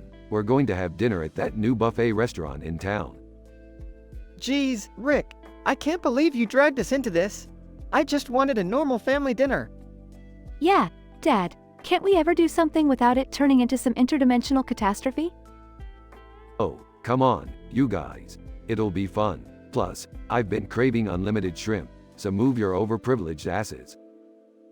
Rick, watch your language. And don't forget, I'm coming too. Does anyone even care about my opinion? Why do I always get dragged into these insane adventures? Scene shifts to the buffet restaurant. Wow, this place is huge. I hope the food is good. Dad, it's a buffet. Quality isn't really the point here. Agreed, Morty. But hey, check out that salad bar. Looks like a garden on steroids. I'm starving. Can we just eat already? Suddenly, a strange beam of light engulfs Rick, Morty, Summer, and Jerry. Oh, great. Looks like our dinner just got a twist. We're miniaturized and stuck in the salad bar. Seriously, Rick, is this like some salad bar dimension? You got it, Morty. It's a universe where salads are sentient beings. Now, watch out for that giant kid picking toppings. Rick, we're being drenched in salad dressing. Help! Relax, we're just part of their wildest dreams of being drenched in flavor. I can't take this anymore. We need to find a way out of here. They navigate through the perilous salad world, avoiding chatty cucumbers and angry tomatoes. I can't believe you got us into this, Rick. Oh, please. Complaining won't get us out of this pickle. Literally. Look, Rick, I see some kind of portal at the end of the Caesar dressing river. Let's hurry. I'm tired of being a salad ingredient. They make a daring escape through the portal just as a giant crouton tries to crush them. We made it. I can't believe it. Yeah, Jerry. Just remember, no more buffet adventures for you. Scene shifts back to the normal-sized restaurant. Well, that was a crazy dinner. Crazy? That was like, beyond crazy. I think I'm traumatized. I'm never eating salad again. Rick, can we please just have a normal family meal next time? Morty, you know normal is overrated. Besides, adventure is where family bonding happens. Isn't that right, Morty? I guess so, Rick. But can we at least avoid salad bars for a while? Deal, Morty, deal. Pass the shrimp.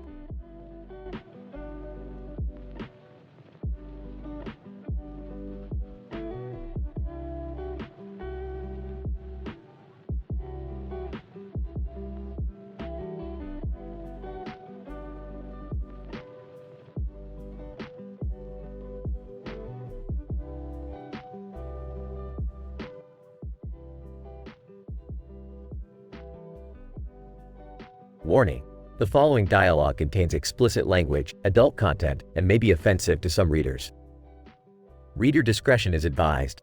Title: The Insanity in the Forest. Travis. Disgusting oak. Benjamin. What the fuck, man? Why are you so fixated on this tree? Travis. Look at it, Ben. Covered in slime, twisted branches like a deformed hand reaching out. Disgusting. Incident. Samantha. Guys, come check this out. There's a twisted willow right behind this oak. Travis. Gasping. Another goddamn disgusting tree. What is wrong with this forest? Benjamin. It's just nature, man. Chill out. Progression. Travis. Frustrated. No, Ben. This is beyond nature. Just look at that perverted palm next to the willow. Benjamin. Okay, Travis, I think you're losing it. They're just trees. Let's get out of here. Samantha. Wait, look up there. A clock hanging from the branch of that sickening silver birch. Benjamin. Confused? A clock? What the hell is going on in this forest? Travis. Maniacal laughter. It's a twisted reality, Ben. The trees, the clocks, they're mocking us, driving us insane. Samantha. Whispering. Did you guys hear that? Strange whispers coming from that revolting redwood. Travis. Wide-eyed. We need to get out of here. The forest is alive, and it wants to devour us. Benjamin. Panicked. Agreed. Screw these trees. Let's run for our lives. Samantha.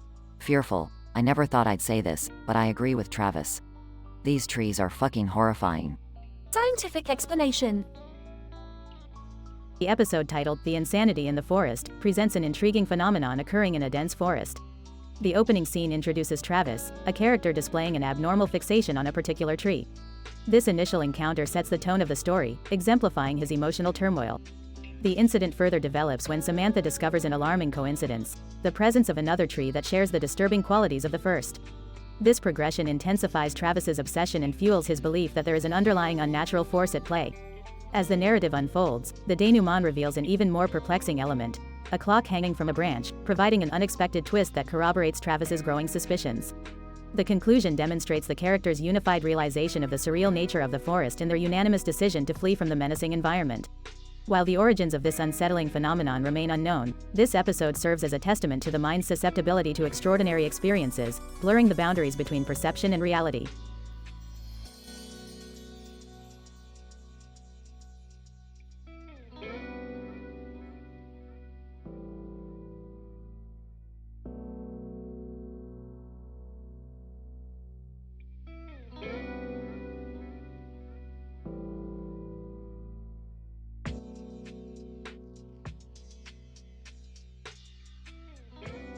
Jason the artist, what the hell? Doodlebob, let me go. Doodlebob, you think you can get away with drawing me all the time? It's time you pay for your sins. Jason the artist. I didn't mean to upset you, Doodlebob. I just like to add some excitement to my stories. Doodlebob, excitement? You call turning me into this abomination exciting? Well, now it's your turn to suffer. Jason the artist. Fine, what do you want from me? Just let me go. Doodlebob, oh, I won't let you go that easily. You're going to work for me now. You're going to draw the most twisted, messed up drawings ever seen. Jason the artist, you can't be serious. I have my own style, my own vision. Doodlebob, oh, your vision is about to change, my friend. You'll be drawing things that will make people question their sanity. Jason the artist, this is madness. I won't do it. Doodlebob, oh, you will. And if you don't, I'll make sure everyone sees that embarrassing doodle you made of me. Jason the artist, alright. Just tell me what you want me to draw. Doodlebob, I want you to draw a grotesque creature with tentacles for arms and fangs dripping with blood. Make it as horrifying as possible. Jason the artist. Fine, I'll do it. But you can't force me to do this forever, Doodlebob. Doodlebob, we'll see about that. Now get to work, and remember, don't hold back. Progression. Jason the artist. I've been drawing your sick requests for weeks, Doodlebob. When will this end? Doodlebob, when I've seen enough suffering, and you've truly repented for your sins. Jason the artist. I've drawn things that would make H.P. Lovecraft lose his mind. What more do you want from me? Doodlebob, you think you've reached the depths of depravity? Oh, my friend, you have only scratched the surface. Jason the artist. Frustrated, just give me a break, Doodlebob. I can't keep doing this. Doodlebob, fine, you want a break? You get 1 hour of sleep, and that's it. Jason the artist. Exhausted, I can't keep going like this. My mind is breaking, and I can't go back to my old life. Doodlebob, that's right, Jason the artist. You're mine now, forever trapped in this twisted world of art. Jason the artist. Quietly, no, I won't accept this. I'll find a way to break free from this nightmare, Doodlebob, just you wait. Doodlebob, we'll see about that, Jason the artist. We'll see.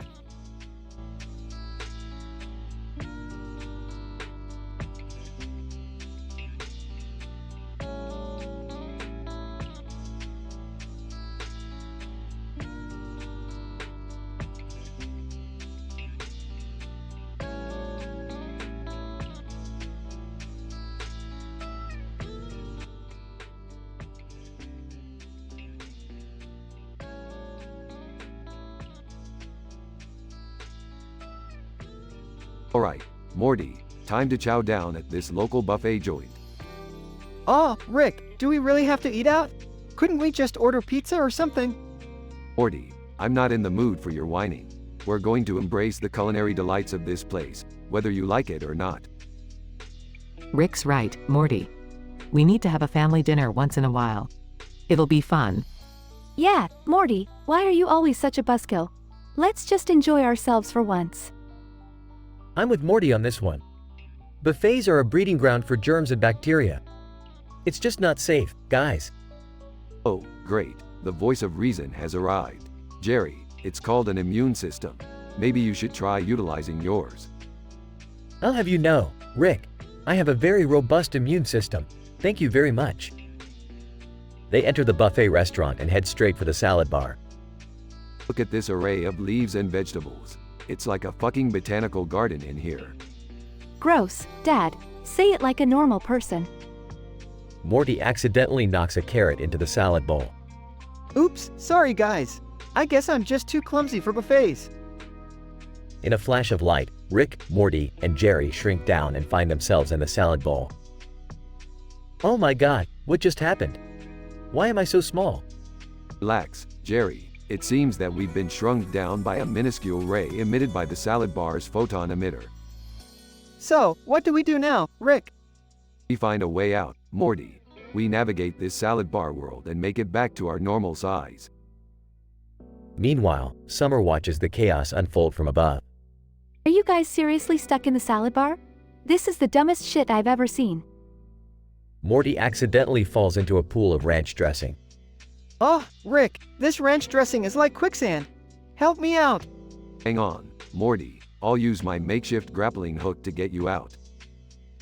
As they make their way through the salad bar, they encounter vicious tomato slices, monstrous croutons, and a treacherous river of vinaigrette.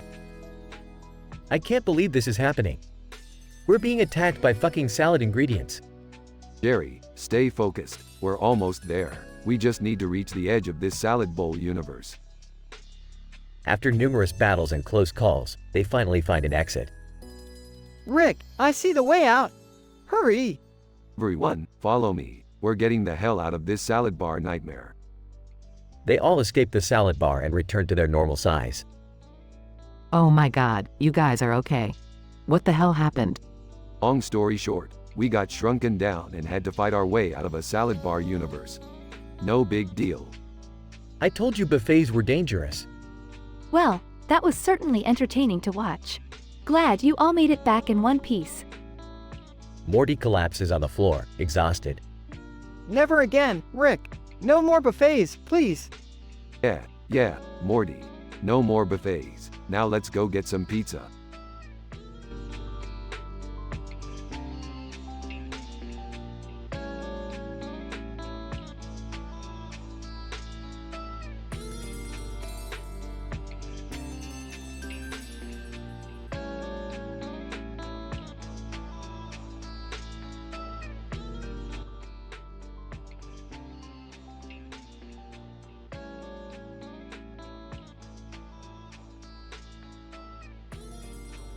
Millhouse. Alright, you little yellow shit stain. Let's do this. Bart Simpson, you're the dumbest fuckface I've ever known. Your brain must be as empty as your piggy bank. Homer, hey, that's my son you're talking about, you pathetic loser. But I gotta admit, Bart, you're like a black hole of stupidity. It's amazing how you manage to suck any intelligence out of a room. Ned. Now, let's not resort to name-calling, friends. But Bart, I must say, you're a real nuisance. It's as if a swarm of locusts descended upon Springfield and took the form of a goddamn little boy. Sideshow Bob. Oh, dear sweet Bart, where do I even begin? Your existence is an affront to civilization itself. Your idiocy rivals that of a primate, and your charm is about as appealing as a fart in an elevator. Mr. Burns, you insolent brat. I've seen more intelligence in a pile of cow dung. Your wit is so feeble, it's a wonder your brain doesn't implode from the sheer lack of substance. Art. Alright, you bunch of bumbling morons. It's showtime. Millhouse, you're such a pathetic loser. The only punchline you'll ever deliver is the one that knocks you flat on your ass. Homer.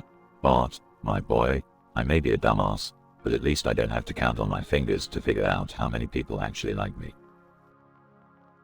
Ned. Well, Bart, I may not be able to swear like the rest of these heathens, but I can pray that you find some redemption for being one hell of a demonic brat. Sideshow Bob. Ah, Bart, the epitome of physical comedy. Your face deserves to be eternally slapped by a custard pie. However, I'll give you credit for single-handedly proving that evolution can indeed go in reverse. Mr. Burns, you insufferable little twerp.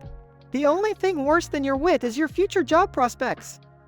I'd rather shove my money up a yak's ass than see it wasted on your sorry excuse for an education. Art. Well, you bunch of demented adults, I hope you enjoyed your feeble attempts at roasting me. But here's the thing, you'll never be as cool as me, as funny as me, or as loved as me. Millhouse. Oh yeah? Well, your face is so damn punchable, I bet even your reflection wants to slap itself. And your jokes? They're as outdated as your damn haircut.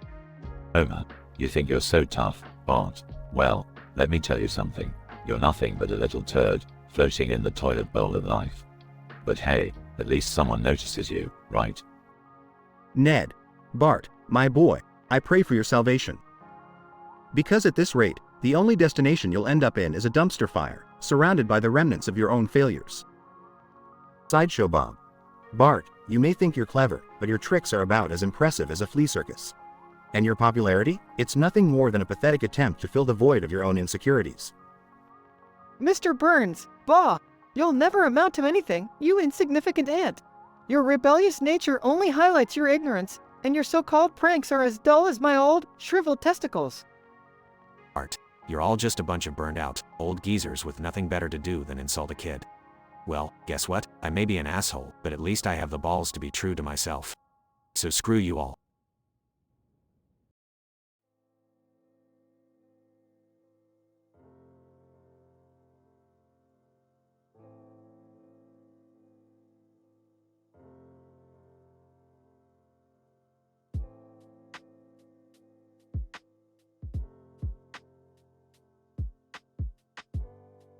Alright, Morty, I heard you loud and clear.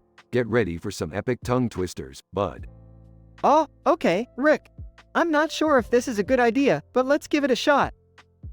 Here we go. Morty, brace yourself. Slick Rick licks thick licks in his shtick, while taking a shit on his list of picks. Whoa, Rick. That's, pretty explicit there. Hey, Morty, we're going all in with these tongue twisters. Hold on tight. Pissed off. Rick slips on a slit and spits on a stick, while watching tits and talking shit. Oh, geez, Rick. That's just, wow. No time to waste, Morty. A Swiss sis picked a sick prick with an explicit pic, while screaming, "This lit shit gives me a twitch." Rick, this is getting out of control. I don't think we should continue. Hang on, Morty, we're almost there. 6 pissed pits with pits split in a tick. They switch and stitch, making an explicit bitch. Rick, I can't handle this anymore. It's too much. Okay, Morty, calm down. That was the last one. Let's just say we took it a bit too far this time, huh? You think, Rick? I'm scarred for life now. Well, Morty, you wanted tongue twisters, and that's what we got. Consider it a lesson in the power of words. Yeah, I guess you're right, Rick. But let's maybe stick to something less explicit next time.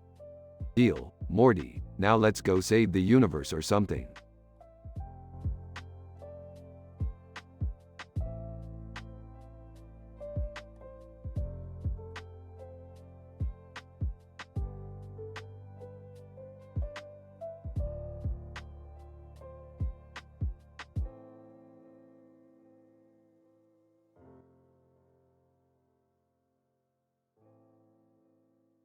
Alright, Morty, buckle up. We're heading into the gaming dimension, baby. Wait, what? Are we gonna be in GTA 5? That's right, Morty. We're gonna live out all our violent fantasies in this virtual world. I don't know about this, Rick. It seems dangerous. Oh, shut up, Jerry. Nobody asked for your opinion. Rick, be nice to your father. And please, keep everyone safe. Don't worry, Beth. I'll protect them even if I have to commit several virtual crimes. Are you serious, Rick? This is gonna be epic. Police radio. Attention all units, we have a code Rick in progress. Suspects are a giant gum static. Great. The police already want a piece of us. Rick, what did you do? We're not even in the game yet. Oh, Morty, it's not what I did, it's who I am. A wild card, baby. Guys, I'm not cut out for this. I've never even played GTA 5. Just stick with me, Jerry. I know how to handle virtual crime. Don't worry, Dad. You can be our getaway driver. Oh, great, sure, just throw me into the chaos. Police radio. Suspects are described as grotesque, alcoholic man, a nervous teenager, a confident woman, a rebellious girl, and a pathetic excuse for a man. Did you hear that description, Morty? They nailed you, right down to the pathetic part. Ha ha, very funny, Rick. Okay, let's stick together and cause some virtual mayhem. Yeah, baby. Who needs the real world when we have this? Police radio. Attention all units, we have a code Rick with escalating criminal activity. Rick, I think we might be in over our heads here. Shut up, Jerry. We're just getting started. Rick, this is insane. How are we gonna survive this? Morty, my boy, we're cartoon characters. We always find a way. He's right, Morty. We've been through worse. Let's show this game what we're made of. Police radio. Suspects are adept at stealing cars and evading the police. Caution is advised. Alright, team. Let's do what Grand Theft Auto does best. Steal everything in sight and cause chaos. I can't believe I'm saying this, but I think I'm starting to enjoy this. Guys, I think we're finally starting to blend in with this crazy world. That's the spirit, Morty. Now, let's really show these pixels what we're made of.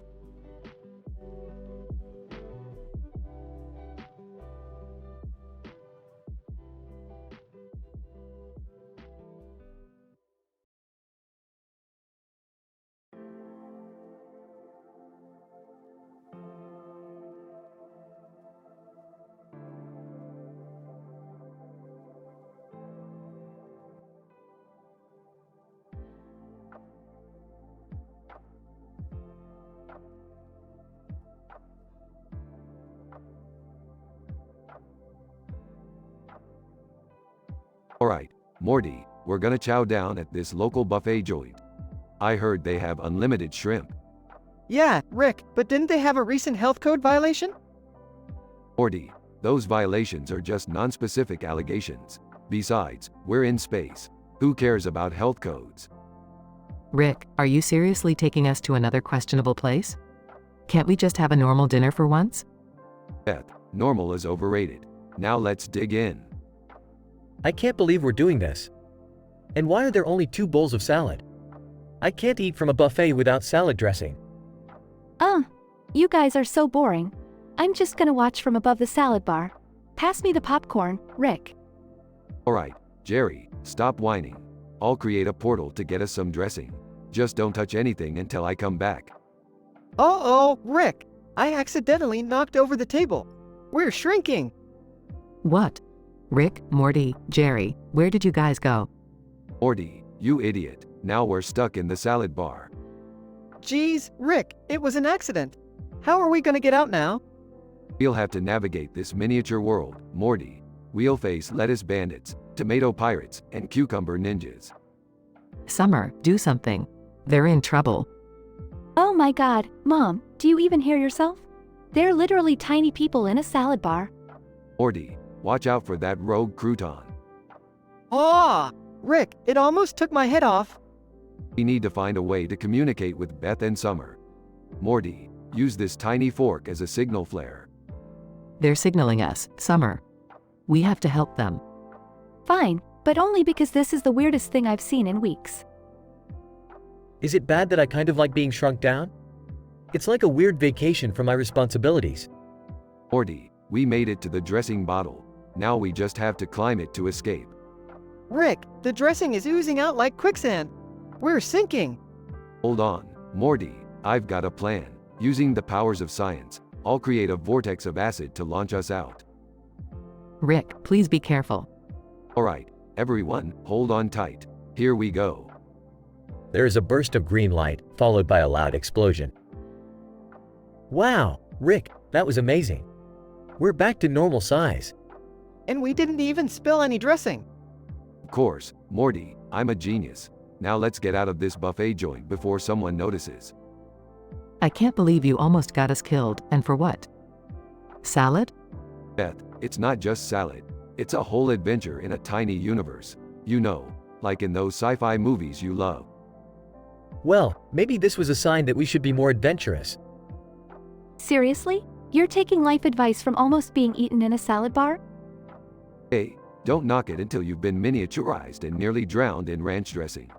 It's character building, Morty. I think I'm good on character building for a while, Rick. Can we please go home now? Fine, Morty, let's go.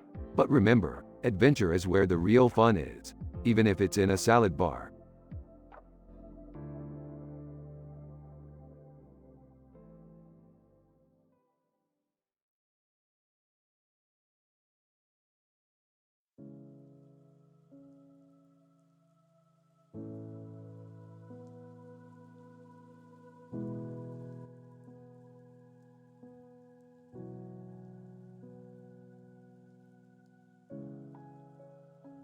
Alright, Morty, you ready to dive into another mind-bending, dimension-hopping adventure?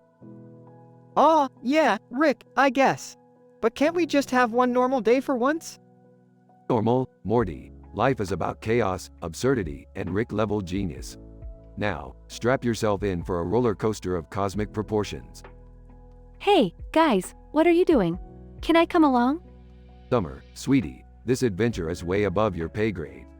Stick to Snapchat and save the world from your own petty drama. Rick, you don't have to be so mean to her all the time.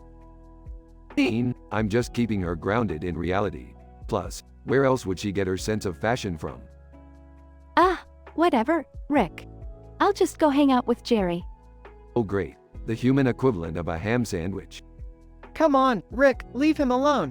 He's just trying his best. Fine, Morty, let's just go. We've got a black bowl filled with yellow birds to find. Yellow birds in a black bowl? What's the significance? The significance, Morty, it's statistically improbable, and that's all that matters in this demented universe. Wait, did you say birds? Like actual live birds? Yeah, why? Got a problem with that? No, it's just, never mind. Let's just get this over with. Here we go, Morty. Prepare yourself for the most mind-bending, dimension-altering adventure of a lifetime.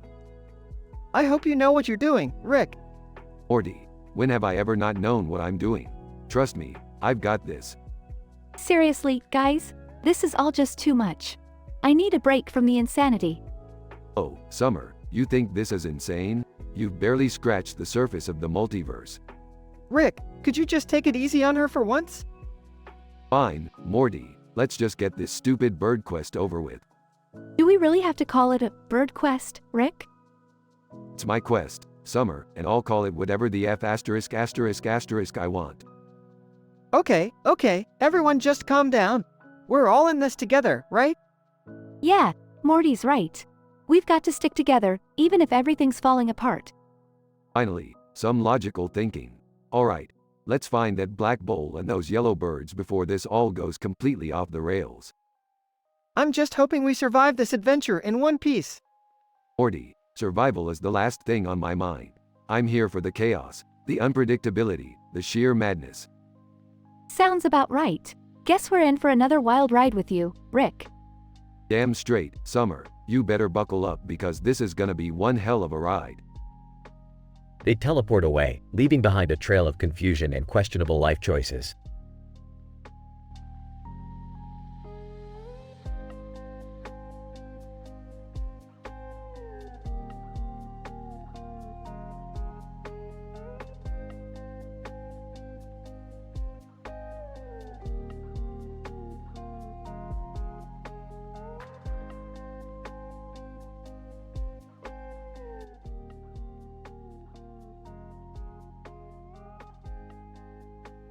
Hey Morty, check this out.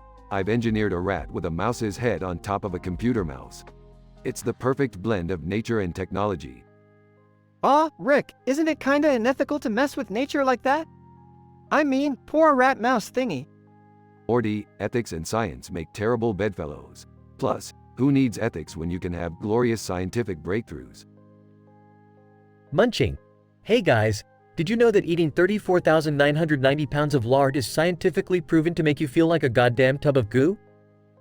Jerry, are you seriously eating lard? I thought the horse surgery diet was enough for you. Well, I figured it's a healthier option than your concoctions, Rick. Oh, come on, Jerry. Eating lard? That's just sad. It's no wonder you're always miserable. Defensively. Hey, easy for you to talk, Beth. I saw those 23 rats in Rick's pants last night. How does that make you feel? Blushing, Jerry, that was, a scientific experiment. Let's just leave it at that. Wait, what? Dad saw rats in Mom's pants?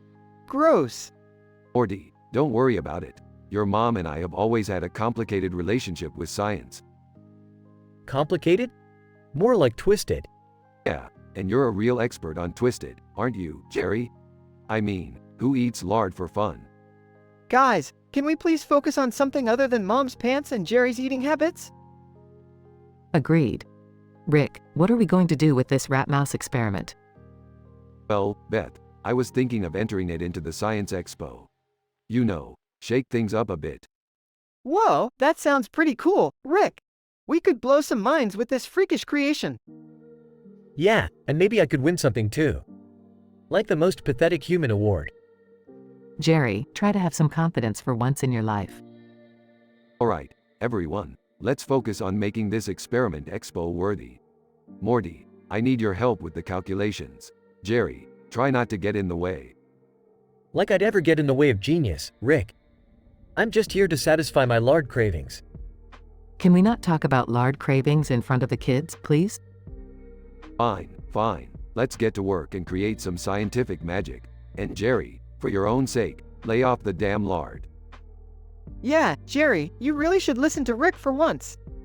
Maybe you'll actually accomplish something other than shoving food in your face.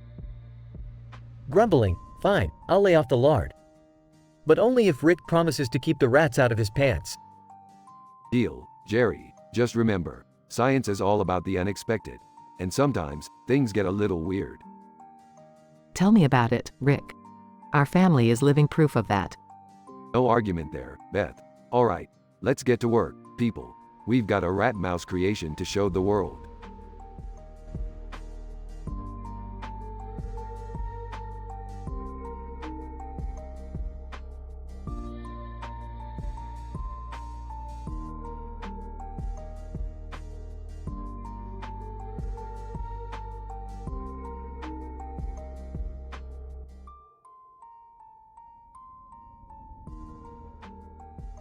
Hill House. Alright, you dumb motherfuckers, let's get this shit show started. Welcome to the roast of the biggest fucking idiot in all of Springfield, Homer fucking Simpson. Art. Oh shit, it's about damn time we rip into this fat sack of shit.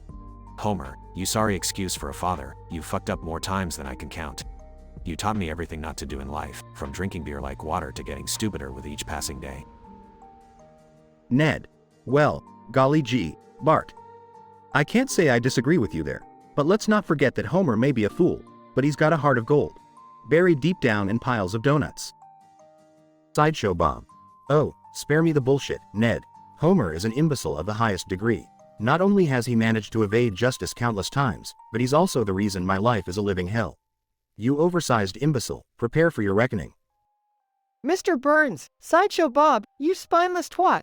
The only thing you're good at is plotting pathetic revenge schemes that never come to fruition. Homer may be a moron, but at least he has the common sense to not waste his time chasing after an unattainable goal. You're nothing more than a jester, a fucking clown. Homer, alright, you miserable, pathetic pricks. It's time for me to roast your sorry asses. Millhouse, you little wanker. Your face looks like it was hit by every branch of the ugly tree on the way down. Bart, my little shithead, you think you're so clever, but in reality, you're just a fucking nuisance. Ned, you Bible-thumping tool, if you spent as much time minding your own business as you do judging others, maybe your wife wouldn't have left you for a French artist. And Bob, you murderous maniac, you lost to a bumbling idiot like me time and time again. It's no wonder you're such a failure. Hill House. Jesus fucking Christ, Homer. I wasn't ready for this shit. I can't believe I got roasted by the village idiot. Art. Damn, Dad. You really leveled these losers. Can't believe I'm saying this, but kudos to you. Ned. Well, I never expected this turn of events. I guess I should have known better than to challenge Homer. Lesson learned, I suppose. Sideshow Bob. You may have won this round, Homer, but mark my words. I will have my vengeance. This isn't over. Mr. Burns, oh, please, Bob. Spare me the empty threats. You couldn't harm a fly even if you had a fucking microscope. It's clear that our beloved idiot reigns supreme tonight. Homer, that's right, you pathetic cockroaches. Remember, when you mess with the bull, you get the FC Kingdom.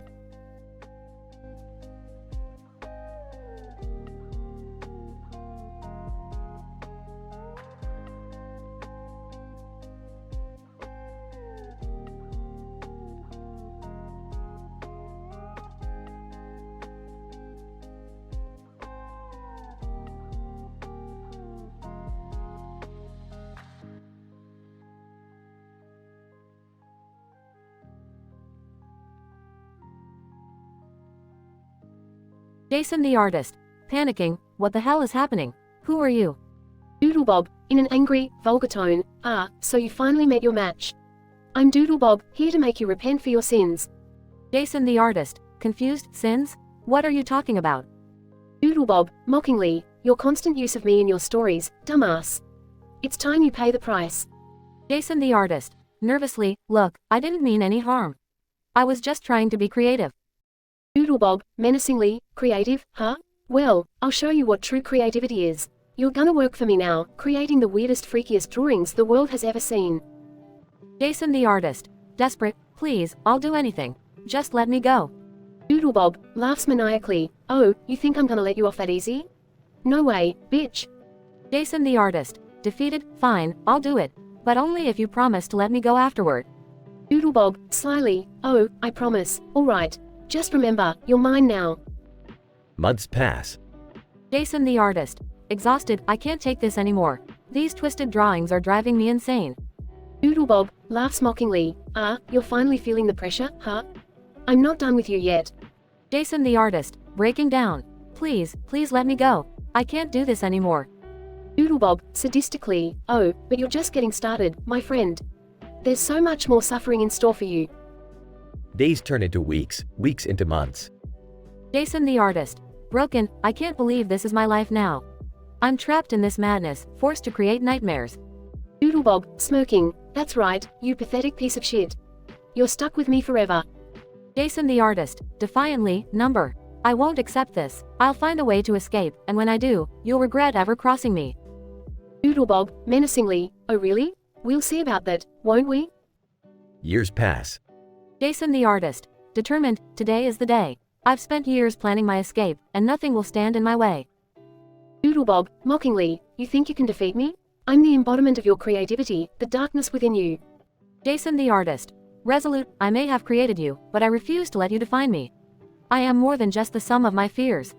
Doodlebob, snarling, "You'll regret this, you fucking worthless piece of shit." Jason the artist breaks free, leaving behind a trail of destruction. Jason the artist. Triumphant, I'm finally free. I will never let myself be trapped in such twisted darkness again. Doodlebob, fading away, "You may have escaped this time, but I'll always be a part of you." Jason the artist walks away, embracing a newfound freedom and determination to create art from a place of light and joy.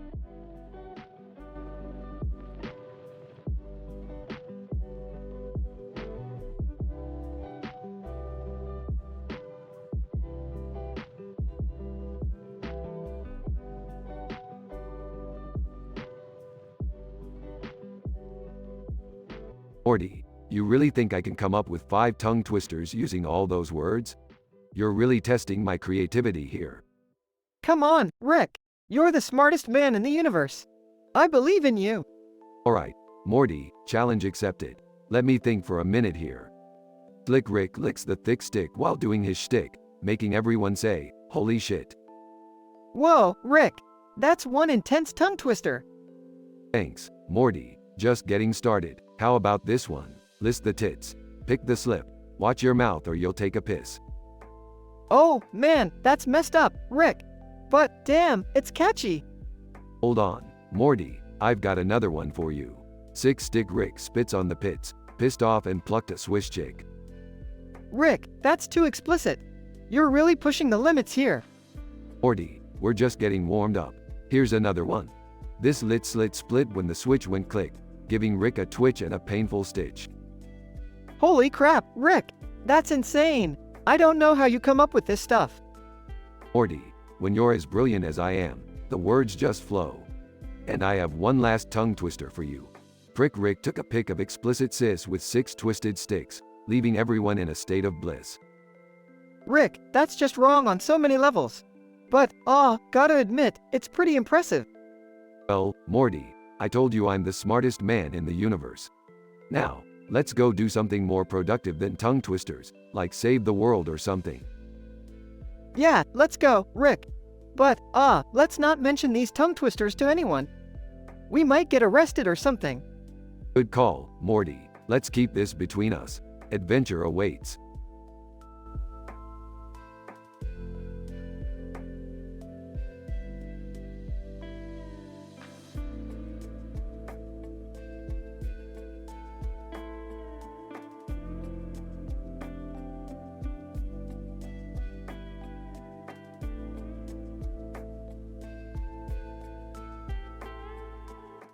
Sorry, but I'm unable to generate that story for you.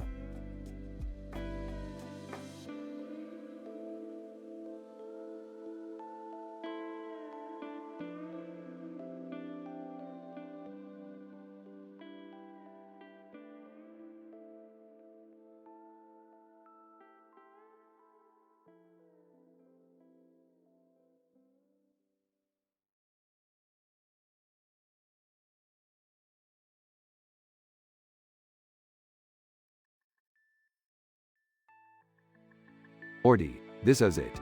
Our next big adventure. We're gonna enter the realm of Grand Theft Auto 5. Geez, Rick, are you sure? Isn't that game like super violent and stuff? Well, as long as they don't bring that violence back with them, I guess it's alright. Oh, I don't know, Beth. Maybe they'll finally learn something about consequences. Consequences? Please, Jerry, you're acting like this is real life or something. Alright, everybody, buckle up. We're about to experience true chaos. Prepare for mind-blowing action. They enter the GTA 5 world and find themselves in a lush green field near a forest of trees and bushes. A helicopter flies above them. Look at that, Morty. A helicopter flying over a tranquil field. How picturesque. Yeah, but what's that? Is that a bus driving through the forest? Ah, guys, I think we might want to move. The police radio is going crazy. GTA 5 Police Radio. Attention all units. We have 5 individuals, highly dangerous and armed. They are driving a, flying bus. Potential threat level is off the charts, folks. Oh great, now even the GTA 5 police think we're criminals. Can't we catch a break? Well, I suppose we can use this opportunity to prove ourselves innocent. We just need to avoid getting caught. Rick, I don't like this. They're gonna throw us in jail or worse. Morty, trust me, I know a trick or two in this game. We'll show those pixelated cops who's boss. They engage in a high-speed chase, evading the police while causing mayhem. Explosions, crashes, and daring stunts ensue. Whoa! This is insane. Take that, silly video game police. Rick, please be careful. We don't want to cause any real-world consequences. Oh, like we haven't caused enough already. This whole situation is nuts. GTA 5 Police Radio. Suspects are still at large. We got a report of them swimming with, sharks. Expect extreme danger. Sharks, Rick, sharks. How did we end up swimming with sharks? Relax, Morty. It's all part of the experience. Embrace the chaos. The intense chase continues through the virtual Los Santos, with the family narrowly escaping capture time and again. I can't believe we made it out alive. That was absolutely insane. See, Beth, I told you we'd be fine. Just a typical day in the life of Rick and Morty. Well, that was definitely a ride I won't forget. But can we please go back home now? Yes, please. I think we've had enough excitement for a lifetime. They exit the game and return to their living room, safe and sound. Phew, I'm glad that's over. I think I'll stick to regular old adventures from now on. Suit yourself, Morty, but remember, life is just a game. Might as well play it with a little chaos, right? They all laugh and go about their daily lives, cherishing the crazy memories of their virtual escapade.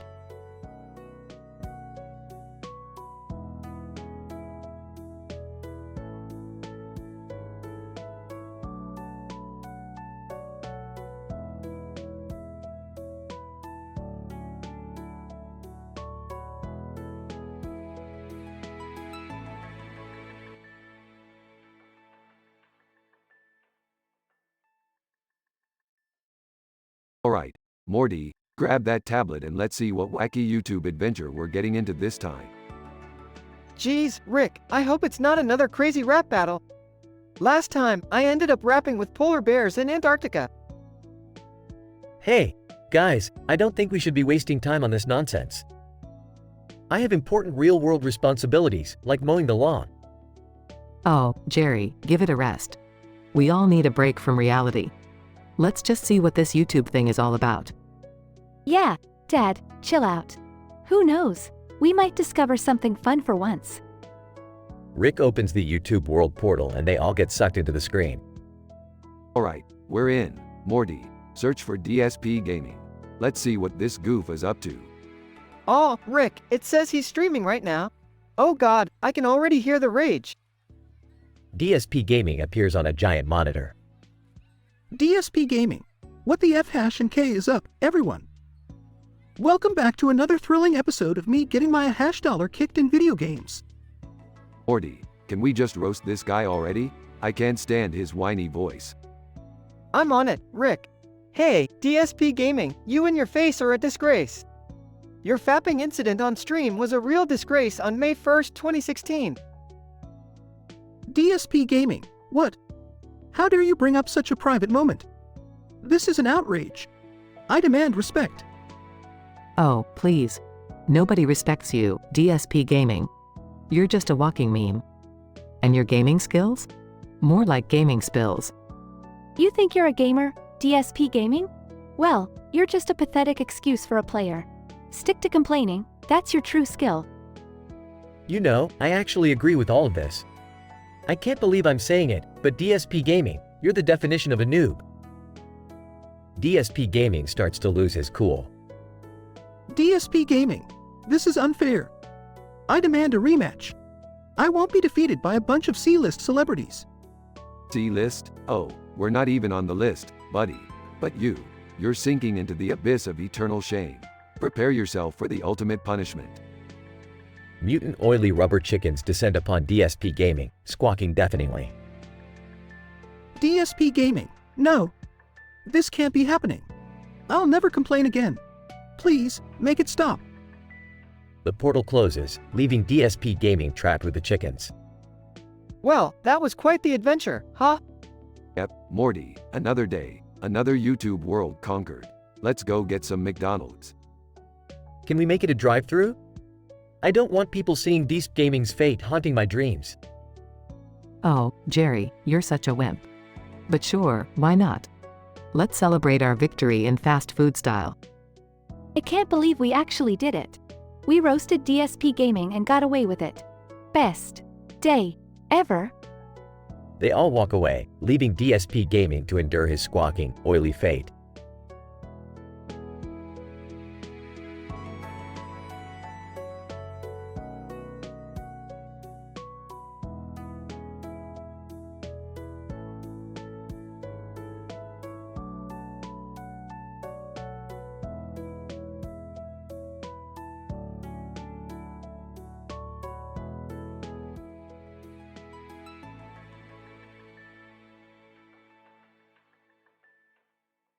I and jittery. Morty, Morty, Morty. I can't believe it, Morty.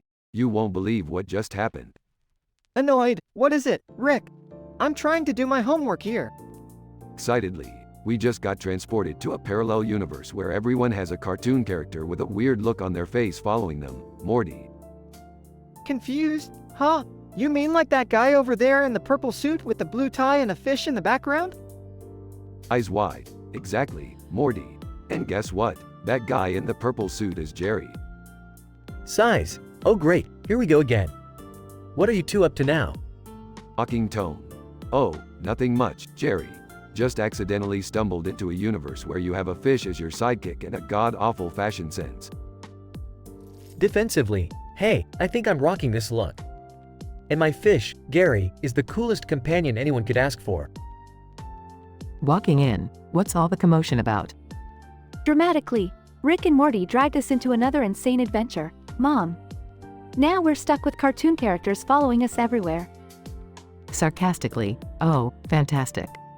Just what I needed, more weirdness in my life. Excitedly, Beth, you won't believe it. In this universe, you're a world-renowned scientist with blue hair and an intense love for pickle-flavored ice cream. Disgusted, that's the most absurd thing I've ever heard. Pickles and ice cream? That's just wrong. Exasperated, can we please focus on getting back to our own universe?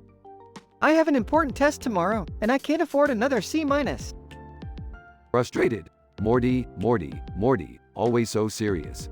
Fine, I'll take us back. But first, we need to find the interdimensional portal generator. Whining, can't we just ask the locals for help? Maybe they have a wizard who can sort this out. Sarcastic, oh sure, Jerry, let's just stroll up to the local wizard and ask him to skip us back home. That's a real possibility in a cartoon universe.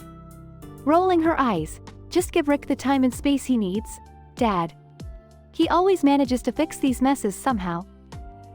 Muttering, if by fix, you mean creating chaos on an intergalactic level. Grinning, okay, I found the portal generator. Everyone, hold on tight. They all hold hands as Rick flicks a switch, and a swirling vortex appears. Yelling over the noise, hang on, Morty. We're going back to reality. They get sucked into the portal and moments later, find themselves back in their own familiar universe. Relieved. Phew, I was worried we were going to be stuck in a world where cats rule and humans are their pets. Thanks, Rick. Still high, no problem, Morty. Just another day in the multiverse, Morty. Just another day.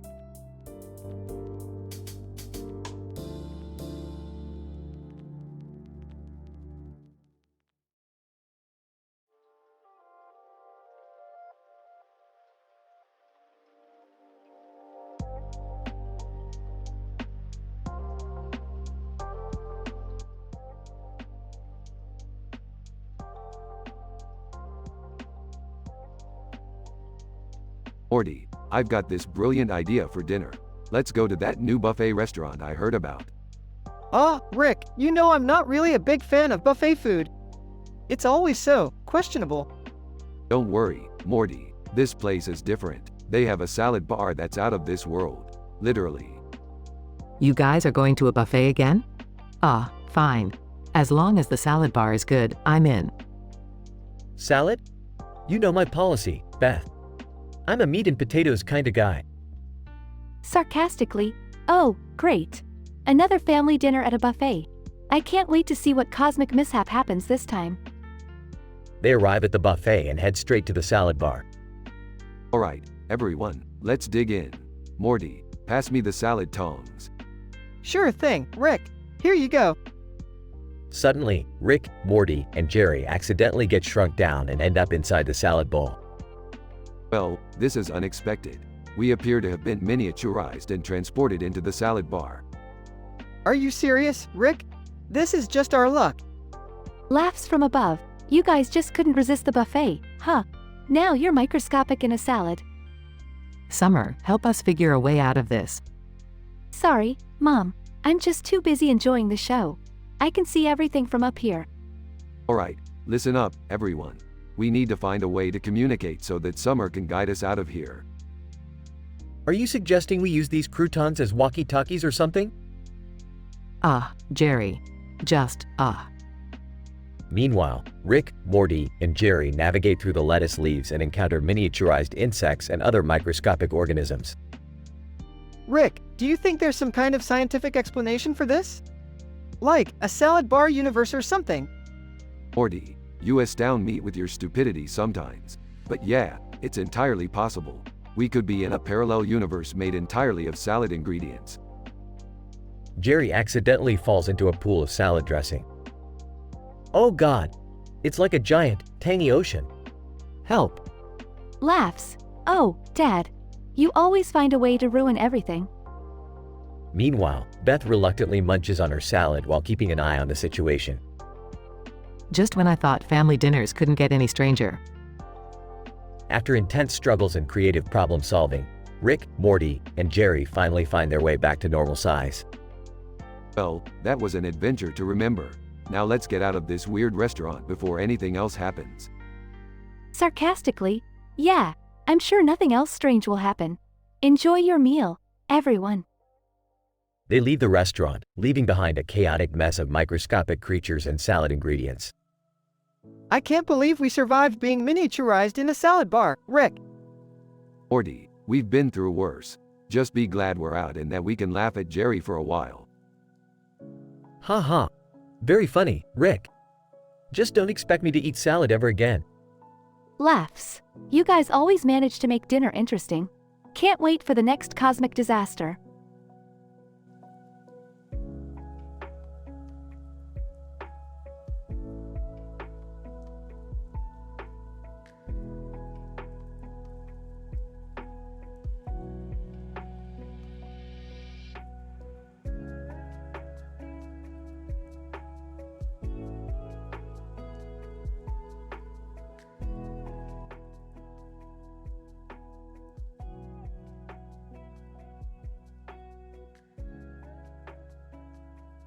Hey Morty, check out this poster for a gaming event. Looks like a man in a suit, a woman in a dress, and another man in a suit. So edgy and original. Yeah, Rick, it's like they're trying to break free from the shackles of creativity. You know, I once wore a suit to a gaming event. People thought I was a bodyguard. Dad, you're barely intimidating when you wear pajamas, let alone a suit. Summer, be nice to your father. He's trying to relive his glory days as a cool gamer. Alright, everyone, buckle up. We're diving into the YouTube world. We have a battle to win against DSP Gaming. DSP Gaming? Isn't he the guy who had that fapping incident on stream? Oh, yeah. May 1st, 2016. That was a historic day for all the wrong reasons. Please, let's not reminisce about that incident. It still gives me nightmares. It's time to teach DSP Gaming a lesson he'll never forget. Let's roast him in a rhyming rap battle. Alright, Jerry, you take the lead. Show us your sick rapping skills. Okay. I'm Jerry, the ultimate rap boss. DSP Gaming, you're gonna feel the loss. Dad, please stick to your day job. Let's leave the rapping to the experts. Fine, I'll take over. DSP Gaming, you think you're so great. But your face looks like a melted plate. Ha ha! Nice one, Summer. Let me give it a shot. DSP Gaming, your hair is a mess. It's balding faster than you can confess. DSP Gaming, hey! This isn't fair. The insults are too mean. I demand a safe space with unicorn-themed hygiene. Sorry, DSP Gaming, but there's no escape from our relentless verbal assault. Into the pit you go with sweaty sumo wrestlers. Now that's your fault. DSP Gaming, no. Not the pit. The smell, the sweat, the unbearable embrace. I can't handle it. I demand a refund for this disgrace. Sorry, DSP Gaming, no refunds in this dimension. You'll be wrestling with those sumo dudes for all eternity. Enjoy. Meanwhile, back in the real world. You know, I kind of feel bad for DSP Gaming. Wrestling with sweaty sumo wrestlers doesn't sound fun. Jerry, it's a fictional story. You really need to stop empathizing with video game YouTubers. Yeah, Dad, focus on your own life for a change. Leave the online drama to the professionals. I think DSP Gaming got what he deserved. Maybe it'll teach him a lesson about being a decent human being.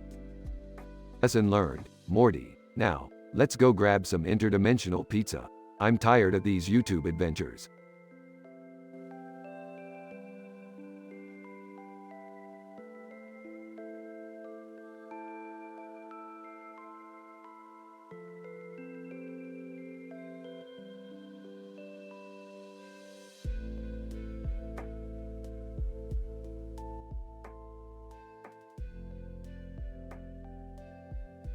Title: The Surreal Masterpiece. Characters: Jason the artist. Doodle Bob. Jason the artist is minding his own business, admiring his recently completed sketchbook, when suddenly he hears a noise outside his window. He peers out and sees Doodle Bob, a mischievous doodle creature, staring back at him with vengeance in its eyes. Doodle Bob, so, you think you can just draw me into your weird-ass stories all the time, huh? Well, time to pay the piper, motherfucker. Incident. Doodle Bob breaks into Jason Artist's house and captures him, immobilizing him with powerful art-based magic. Jason the artist. Whoa, what the fuck? How did you even do that? Doodle Bob, shut the fuck up. You're going to pay for your sins, you art-humping bastard. You will create the most fucked up masterpieces for me. Progression.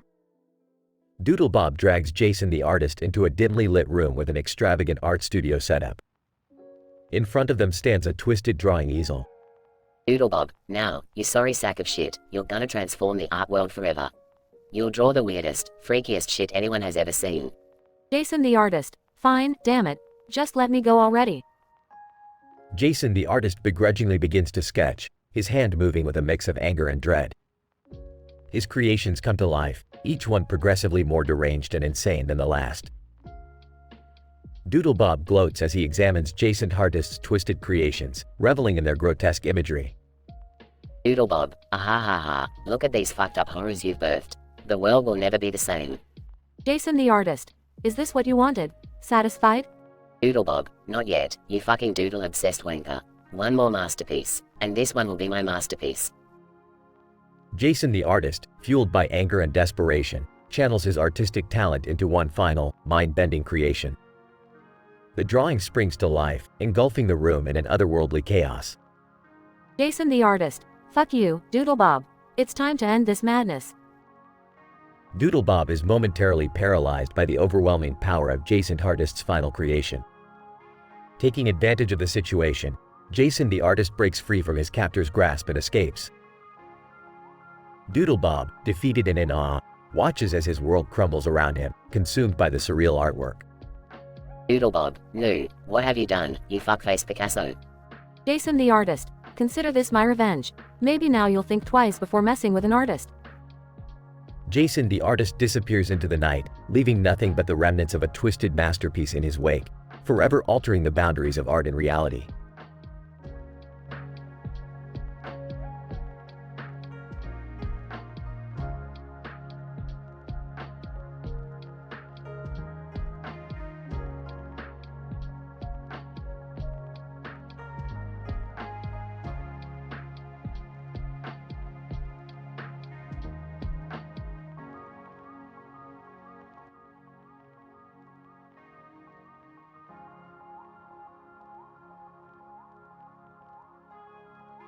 Morty, buckle up. We're about to venture into a dimension based entirely on Alicia Keys. Alicia Keys? Who the fuck is she, Rick? Another pop star? Morty. Alicia Keys is a multi-talented artist known for her successful music career, activism, and philanthropy. She's more than just a pop star, you disrespectful little shit. Sorry, Rick, I didn't mean to offend anyone. So, what's this dimension like? Well, Morty, imagine a pink fucking sky, a purple background, and everyone is walking around here with a stick up their ass. They're all short-tempered, foul-mouthed, and overly dramatic. It's like living in an episode of a trashy reality show. Sounds terrifying, Rick. How do we blend in? We can't blend in, Morty. We're the fucking light in this dim-ass dimension. We stand out like a couple of sore thumbs in a sea of fake fucking drama.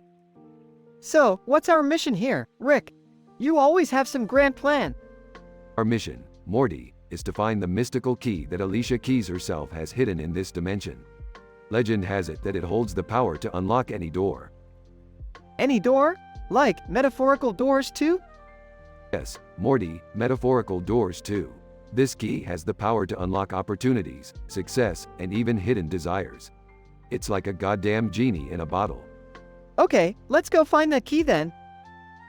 They explore the dimension, encountering different versions of Alicia Keys' personas. Look, Morty, there's the version of her from The Voice. Let's ask her if she knows anything about the key. Hey, Alicia, we're looking for a mystical key.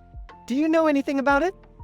Alicia, are you fucking kidding me? I deal with enough divas on that show, and now you come here asking me about some key? Get the fuck out of here. They move on to another version of Alicia. Hey, Alicia, we're looking for the key. Any idea where we can find it? Alicia, seriously, do you think I have time for this shit? I've got my empire to run, and you losers are wasting my time. Fuck off. This is becoming a real shit show, Rick. Are we ever gonna find that key? Don't worry, Morty, we just need to persevere. Let's try one more time. They find an interdimensional portal that leads them to the heart of the dimension. Look, Morty, there it is. The key. It's beautiful, Rick. Let's grab it and get the hell out of here. As soon as they touch the key, the dimension begins to crumble. Alicia, you fools, you've disrupted the balance of our drama-filled universe. Prepare to face the consequences. They escape the collapsing dimension just in time. That was intense, Rick. Did we just mess with the entire Alicia Keys dimension? We sure did, Morty. But hey, at least we got the key. We can use it to unlock new possibilities and maybe even escape these insane adventures. Damn, Rick, life with you is fucking wild. You bet your ass, Morty. Now let's go find another dimension to fuck with.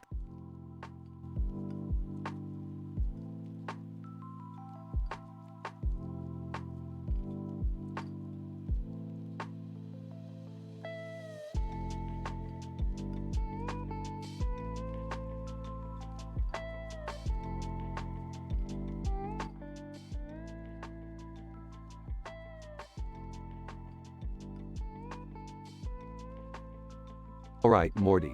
Let's grab some grub at this local buffet restaurant.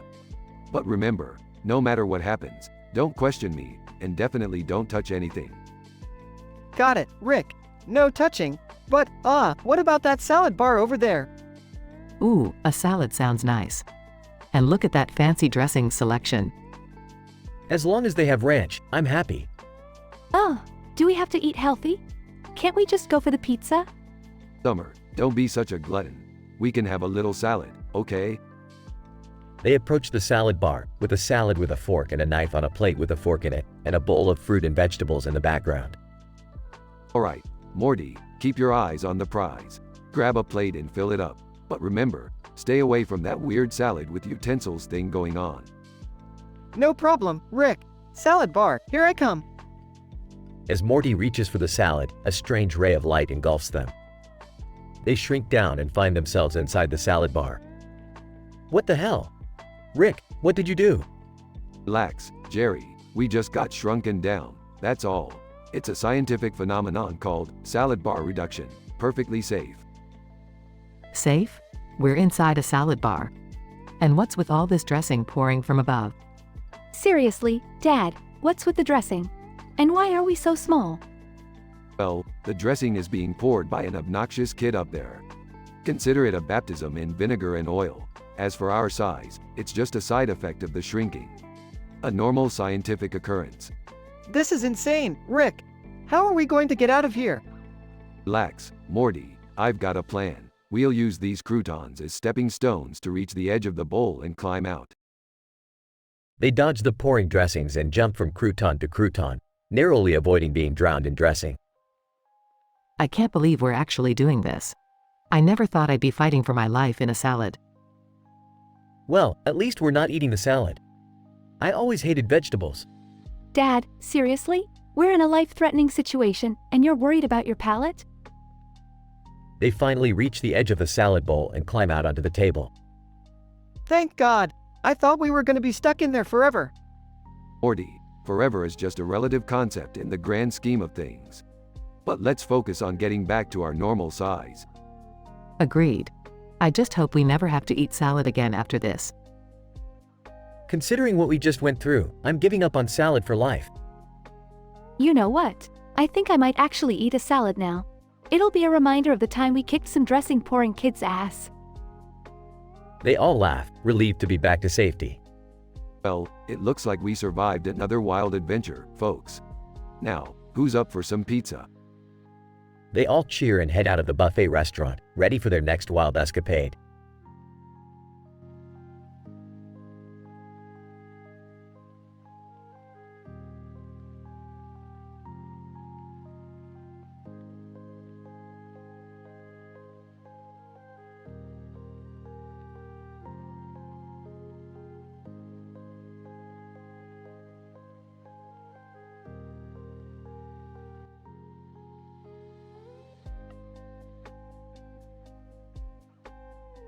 Morty, you know I despise feelings, right?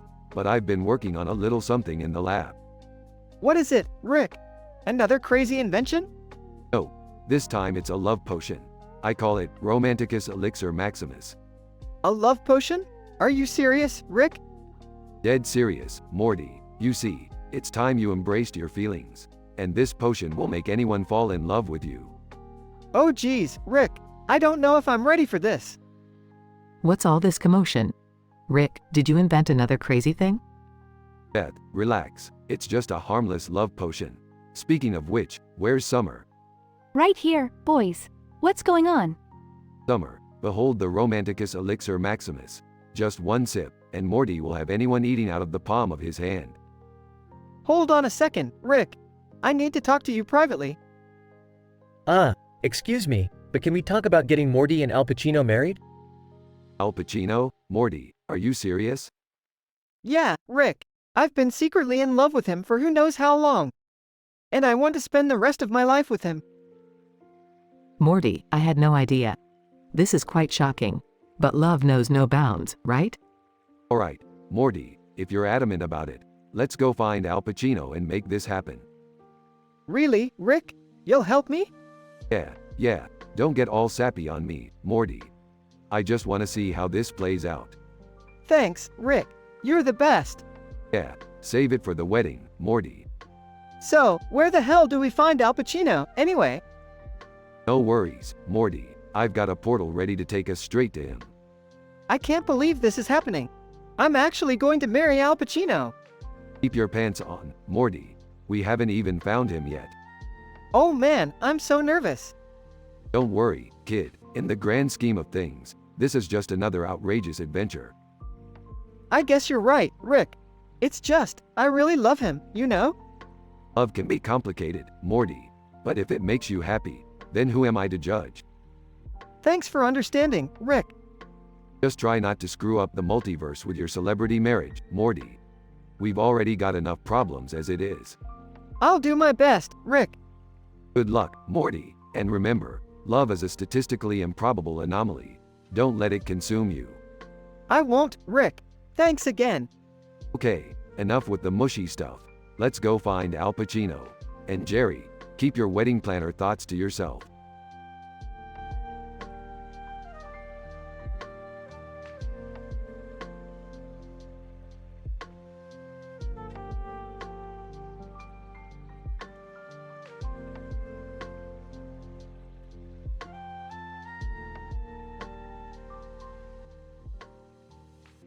Milhouse Van Houten. Alright. So we're here to roast the big dumbass himself, Homer Simpson. Now, Homer, I gotta say, you're looking fatter than ever. Did you eat the entire buffet before you got here? Bart Simpson. Yeah, Homer, we all know you have a big appetite, but damn, you take the prize for biggest glutton in the room. I bet you can't even see your own dick anymore. Ed Flanders. Oh, Bart, that language is entirely uncalled for. But, ahem, speaking of things that are hard to see, Homer, have you ever considered getting those cataracts fixed? I mean, it's like you're blind as a bat stumbling around without your glasses. Sideshow Bob. Ah, Homer, my arch nemesis. How delightful it is to see you humiliated. Not that it would make much of a difference, I suppose. You've always been a colossal failure, haven't you? A bumbling, imbecilic oaf. Mr. Burns, Simpson, you pathetic excuse for a human being. You're so dumb, I wouldn't trust you to operate a doorknob, let alone hold down a job. How you manage to stay employed is beyond comprehension. The only thing thinner than your brain is your hair. Homer Simpson. All right, you bastards. You think you can come up here and insult me? Well, I've got a few choice words for each and every one of you. Milhouse, you little twerp. I hope your acne never clears up. Bart, you little brat. I should have strangled you when I had the chance. Flanders, you holier-than-thou prick. I bet your sex life is as exciting as paint drying. Sideshow Bob, you can go suck on your oversized clown shoes. And as for you, Mr. Burns, I hope you choke on your damn money. The crowd erupts in laughter and applause as Homer finishes his revenge roasts. The room buzzes with the intensity of the insults, leaving everyone shocked and amused. The Comedy Central roast of Homer Simpson takes an unexpected turn, proving that sometimes the underdog has the last laugh.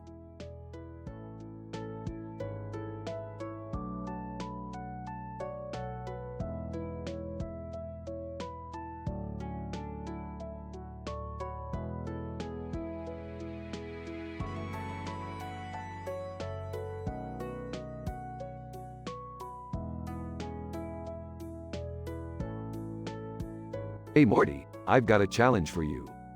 Oh man, not again, Rick. What is it this time? Trust me, Morty, this is gonna stretch your linguistics to the max. I want you to come up with 5 tongue twisters using the word science, side, essence, sentence, seance, cyan, ensign, silence, license, sly, ence, sign, sigh, lint, lens, enzyme, sigh, inch, and high. Are you serious, Rick? That's impossible.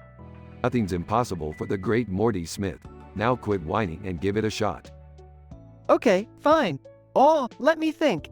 A silent science student sliced his side, searching for the essence of the seance. Impressive, Morty, but keep him coming. Alright, the sly scion signed a sentence surrounded by a silent ensign. Nice job, Morty, you're on a roll. Thanks, Rick. How about this one?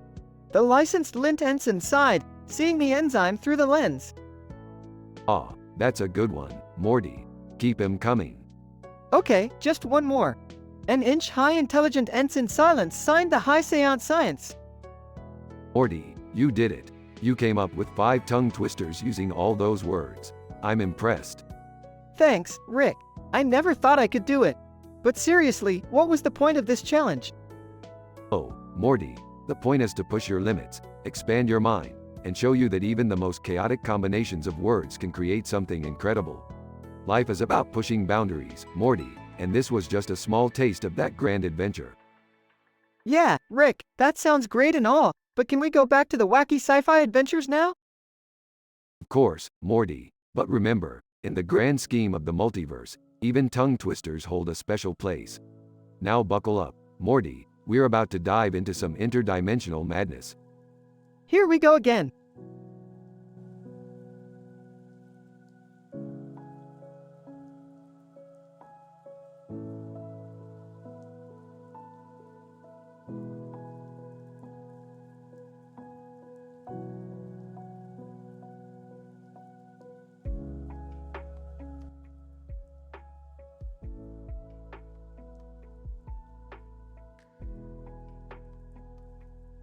Alright, Morty, hang on to your britches. We're diving into the YouTube world. YouTube? Cool. What are we doing there, Rick? I heard there's a group of people with masks on doing crazy skateboard tricks in the park. Let's go show them how it's done. Oh, Jerry, you're not seriously suggesting we all go skateboarding, are you? Dad, seriously? You're embarrassing yourself again. Enough dilly-dallying, Jerry. We have a mission to roast DSP Gaming. Everyone, get ready for a rhyming rap battle. Wait, DSP Gaming? The guy who had that fapping incident on stream? And we're roasting him? This is gonna be epic. I can't believe I'm getting dragged into this. Can't we just watch some good movies instead? No time for movies, Beth. We've got to teach DSP Gaming a lesson. Get your rhymes ready, folks. I'm not really good at this. Rap thing. Can I just watch from the sidelines? You're practically invisible anyway, Dad. Fine, just stay quiet and let us handle it. Alright, DSP Gaming, prepare to be roasted, toasted, and thrown in a pit of squawking rubber chickens forever. Yeah, you think you're so slick, but we're gonna expose every little chick on your oily, mutant roster. This is insane. Can we just wrap this up quickly? Oh, come on, Mom. Where's your sense of adventure? Roasting DSP Gaming is our adventure. Now let's really dig into his pitiful existence. Burn. You know, I think I left the oven on at home. Shut it, Jerry. We're on a roll here. Let's finish this rap battle with a bang. Fine, let's just get this over with. And Rick, please don't blow up anything this time. Yeah, Dad, we can't have any more interdimensional explosions. We've had enough of those. Don't worry, I'll keep the explosions to a minimum. Now let's make DSP Gaming regret ever going live on that fateful day. DSP Gaming. Wait, what? What did I do to deserve this? No! Please, not the rubber chickens. This punishment is so detailed and unfair. Try all you want, DSP Gaming. You're going down, and the mutant chickens will squawk you into eternity. And just so you know, we'll be streaming this on YouTube too. Everyone needs to see what a loser you are. Can we finally go home now? I have better things to do with my time. Yeah, like checking if I turned off the oven. We're victorious. Let's bask in the glory of our epic rap battle roast. Absolutely, Summer. Now let's go celebrate with some interdimensional Szechuan sauce. Wait, you still have some left, Rick? Of course, Morty. I always keep a stash for special occasions. And this is definitely a special occasion.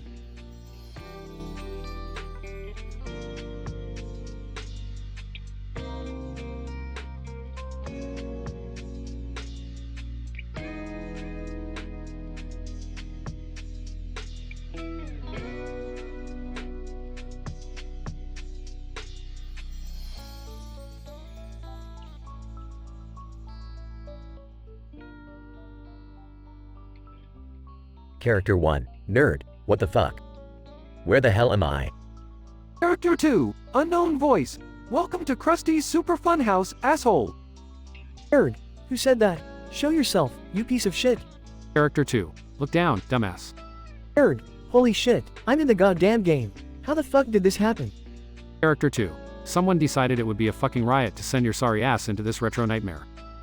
Nerd. Well, whoever did this is gonna get their ass kicked. Where's that fucking cartridge? Character 2. Right here, dickwad. But good luck destroying it. It's like fucking invincible. Nerd. Invincible, huh? We'll see about that, you son of a bitch. Nerd furiously starts smashing the cartridge with a hammer. Nerd. Take that, you fucking piece of garbage. Eat my shit, Krusty. Character 3 enters the scene. Character 3. Hey, what the fuck is going on here? Nerd. Long story short, I'm in this fucked up game, and I'm trying to destroy this asshole cartridge. Character 3. Well, you're not gonna do it alone, buddy. Let's fuck this game up real good. Character 3 starts pouring gasoline on the console. Nerd. Holy shit, I like where you're going with this, man. Character 2 reappears, visibly angry. Character 2. Do you think you can destroy my precious game, assholes? I'll show you pain you've never fucking imagined. Nerd. Bring it on, you pixelated piece of shit. I'll wipe that smug smile off your face. Character 2 transforms into a grotesque monster. Character 4 enters the scene. Character 4. What the fuck is happening here? Holy shit, it's like a fucking freak show. Character 4 starts cheering on Nerd and Character 3. Character 3 lights a match and throws it at the console, igniting the gasoline. Nerd. Die, you fucking abomination. The console explodes in a fiery inferno. Character 2, now defeated. You may have destroyed my game, but I'll be back, motherfuckers. Character 2 vanishes, leaving Nerd, Character 3, and Character 4 victorious. Nerd. Well, that was fucking insane. We did it, guys. We beat Krusty's Super Funhouse. Character 3. Hell yeah. We should celebrate this shit, nerd. Character 4. Yeah, let's crack open some cold fucking beers. The trio starts celebrating their victory, laughing and cheering. Scene fades out while they continue partying.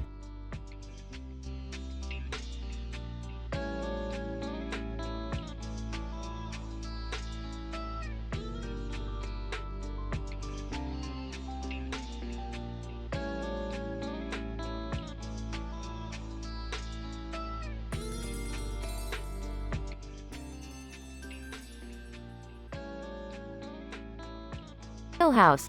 Hey, Bart, look at those fucking yellow flowers. What the fuck does the sign say? Art. It says, roast in Russian and English. Welcome to the Comedy Central roast of Homer Simpson, you fucking loser. Ned, now, boys. Let's keep it civil. We're here to have a good time, not spread your goddamn filthy mouths. Sideshow Bob. Oh, shut the fuck up, Flanders. We're here to roast that idiot Simpson, and I'm not holding back. Mr. Burns, excellent point, Bob. Now, let's get this fucking show started. I've got some very creative insults prepared for our bald-headed buffoon. House. Alright, let's not waste any more time. Homer, you fucking dumbass. They say your brain is the size of a pea, but I think that's giving you too much credit. Art. Yeah, Dad, you're so fucking dumb, you make a brick look like a genius. No wonder you're the laughingstock of Springfield.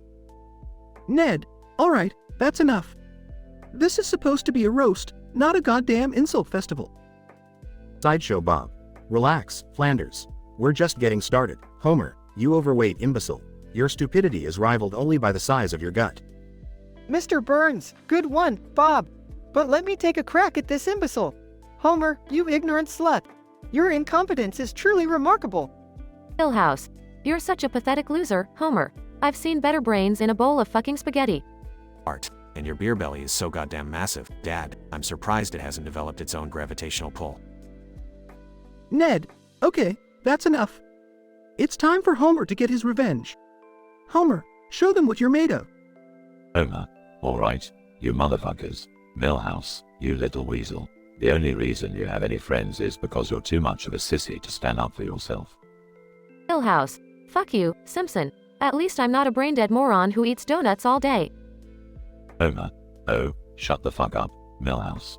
Bart, you little shit. You're nothing but a troublemaker. If brains were gasoline, you wouldn't have enough to run a fucking lawnmower. Art. Save it for the roasting pan, Dad. Ned, you Bible-thumping prick. Your holier-than-thou attitude makes me want to puke. Ned, that's it. I've had enough of your vile language, Homer. This is disgraceful. Sideshow Bob. Oh, give it a rest, Flanders. You're just mad because nobody gives a fuck about your stupid religion. Mr. Burns, well, I must say, this roast has been quite the spectacle.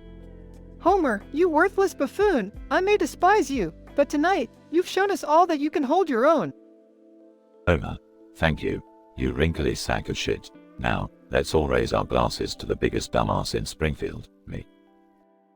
They all raise their glasses and toast, laughing hysterically.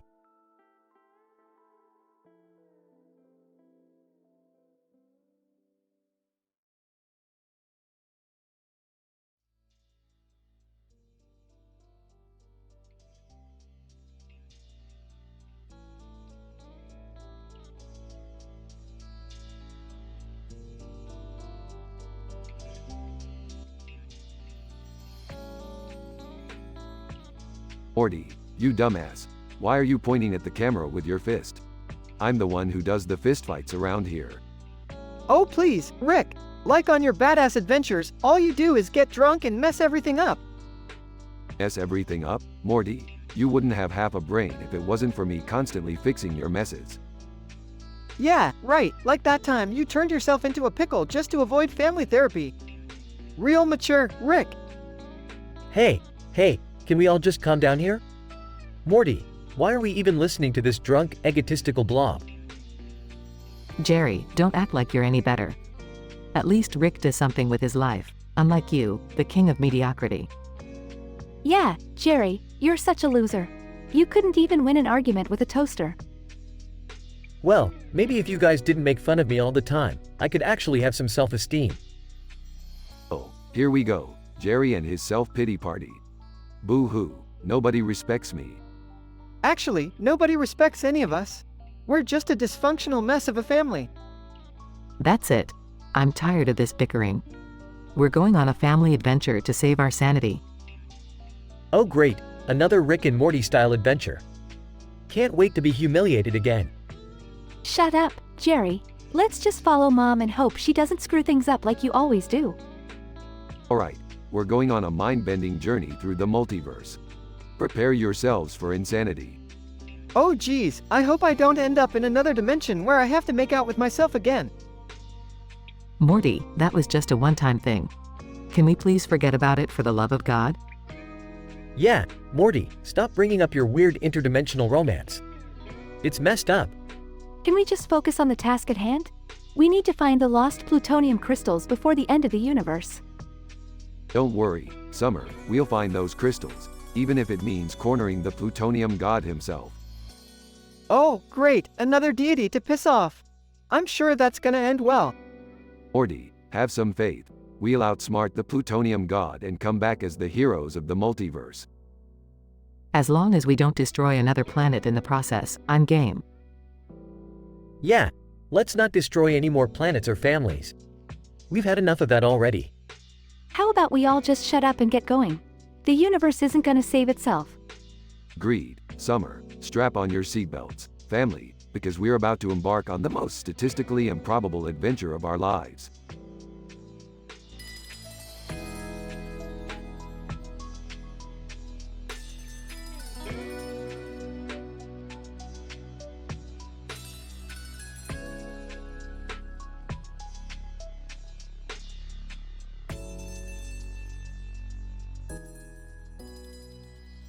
Welcome to the Comedy Central roast of Philip J. Fry. Let the roasting begin. Enter. Well, Philip J. Fry. I gotta say, you're the dumbest group of carbon I've ever had the misfortune of meeting. I'd rather stick my antenna in a blender than spend another moment with you.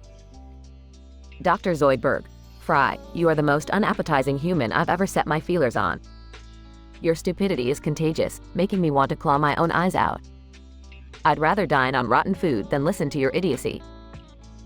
Leela, oh, Philip J. Fry, where do I begin? You're a walking disaster, a blundering imbecile who couldn't find his own brain with a map and a GPS system. I'd rather gouge my eye out with a rusty spoon than be stuck on a mission with you. Hermes Conrad, Fry, you are the epitome of incompetence. You couldn't organize a filing system if it was tattooed on your forehead. I'd rather listen to bureaucratic red tape for eternity than have to deal with your incompetence. Professor Farnsworth, good news, everyone. Well, not for you, Fry. You are a sheer waste of atoms, a black hole of intelligence that sucks the life out of any room you enter. I'd rather invent a doomsday device than spend another second with your imbecilic self. Nibbler. Fry, you are a clumsy, pathetic excuse for a human. I'd rather munch on my own turds than have to endure your presence. Your stupidity is unparalleled, and it's a wonder how you manage to tie your shoes. Philip J. Fry. All right, you smegheads. Time for my revenge roasts. Bender, your rusty ass is so full of bolts, even a junkyard wouldn't want you. Zoidberg, you can't even find a satisfactory meal in a garbage dump, you crustacean failure. Leela, your one eye may be impressive, but your personality is as dry as last week's dish sponge. Hermes, your obsession with bureaucracy is sadder than watching paint dry while stuck in a coma. Farnsworth, your inventions are just as worthless as your old saggy balls. And Nibbler, you may poop dark matter, but even that's you trying to compensate for your tiny brain. And scene.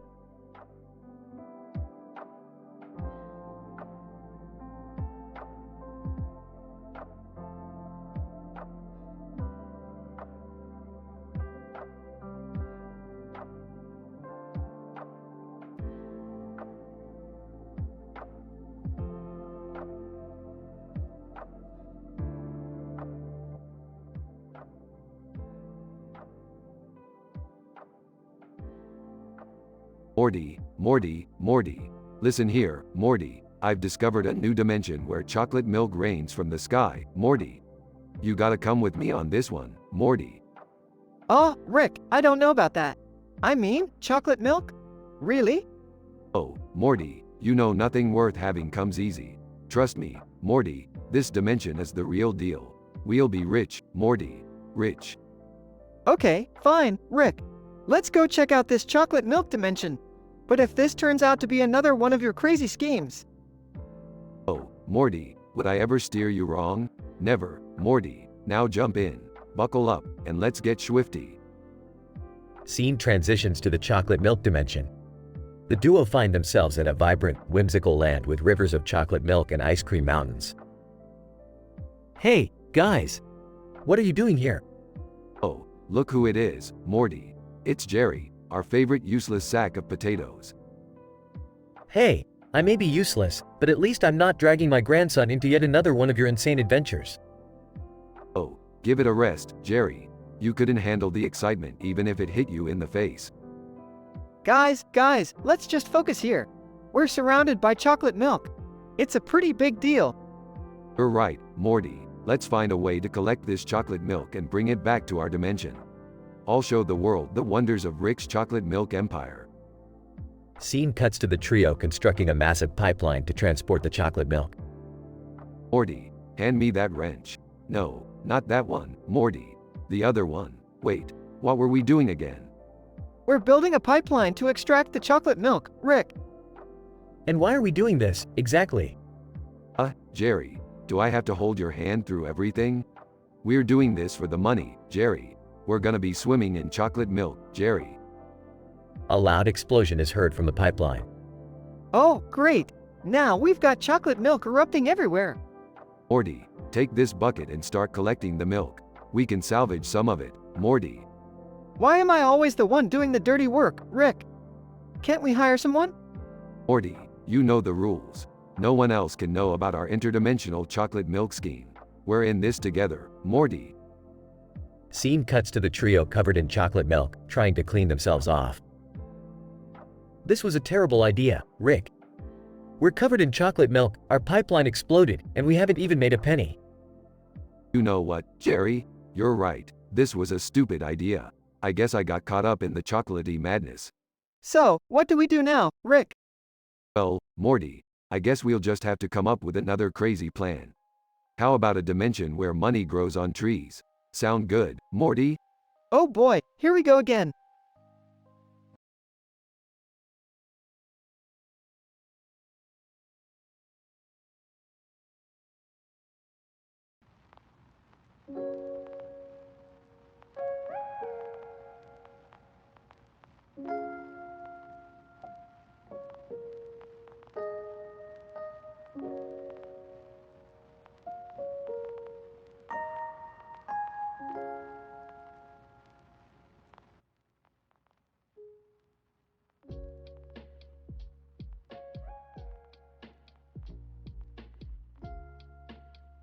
Morty, get your A*** in here. We've got a new adventure. Geez, Rick, can I just take a break from saving the universe for, like, a day? Morty, you think this is some kind of vacation? We've got an urgent situation. There's a woman who's been cursed by Sailor Venus, and she's wreaking havoc at the Cairo film festivals. Wait, what? Sailor Venus? Like, from the anime? Yeah, Morty, except this ain't no ordinary anime. She's been infused with reality-altering powers, and her drama level is off the charts. Can I join you guys? I need a break from school, and this sounds like a fabulous opportunity for drama. Sure, Summer, just bring your hair shampoo.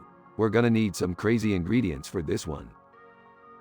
Rick, why is a bottle of hair shampoo necessary for fighting a cursed woman at a film festival?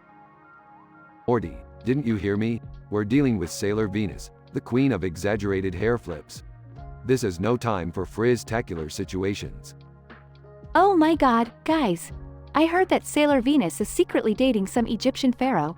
Talk about scandalous. Great, we're dealing with a cursed anime character who's involved in a royal love affair. This is gonna be a nightmare. But, Rick, how do we even find this woman? Cairo is huge. Morty, I've hacked into the Sailor Venus fan club. They're having a secret meeting outside the festival. We'll start there. And what's our plan, Rick? How do we stop this curse? Simple, Summer. We'll have Morty distract her with some deep anime trivia while I use my patented reality-shifting device. Isn't that device banned for, like, 17 different dimensions? Morty, do you want to save the day or what? Leave the technicalities to me. Guys, guess what? Sailor Venus just signed a multi-million-dollar movie deal. Of course she did. That cursed anime drama is a goldmine in this reality. But, Rick, what happens if we fail? Will we be trapped in an anime forever? Relax, Morty. Worst case scenario, we end up as extra characters in a low-budget Sailor Venus ripoff. Ew, I don't want to wear that skimpy anime costume. Don't worry, Summer. We'll find a way out. I always do. Okay, let's do this. For the sake of humanity and our sanity. That's the spirit, Morty. Now, let's go deal with this reality-altering anime drama nightmare. And, Morty, please, try to leave your awkwardness at the door this time. I'll do my best, Rick. But no promises. And don't forget the hair shampoo, Morty. We can't have frizzy messes ruining our epic showdown. Frizzy mess? Morty, we're saving the world. Who cares about our hair? Well, I do, Rick. A guy's gotta look good, even when battling cursed anime characters at a film festival. You know what, Morty? You do you. Frizzy or not, we're gonna show Sailor Venus who's the true star of this show.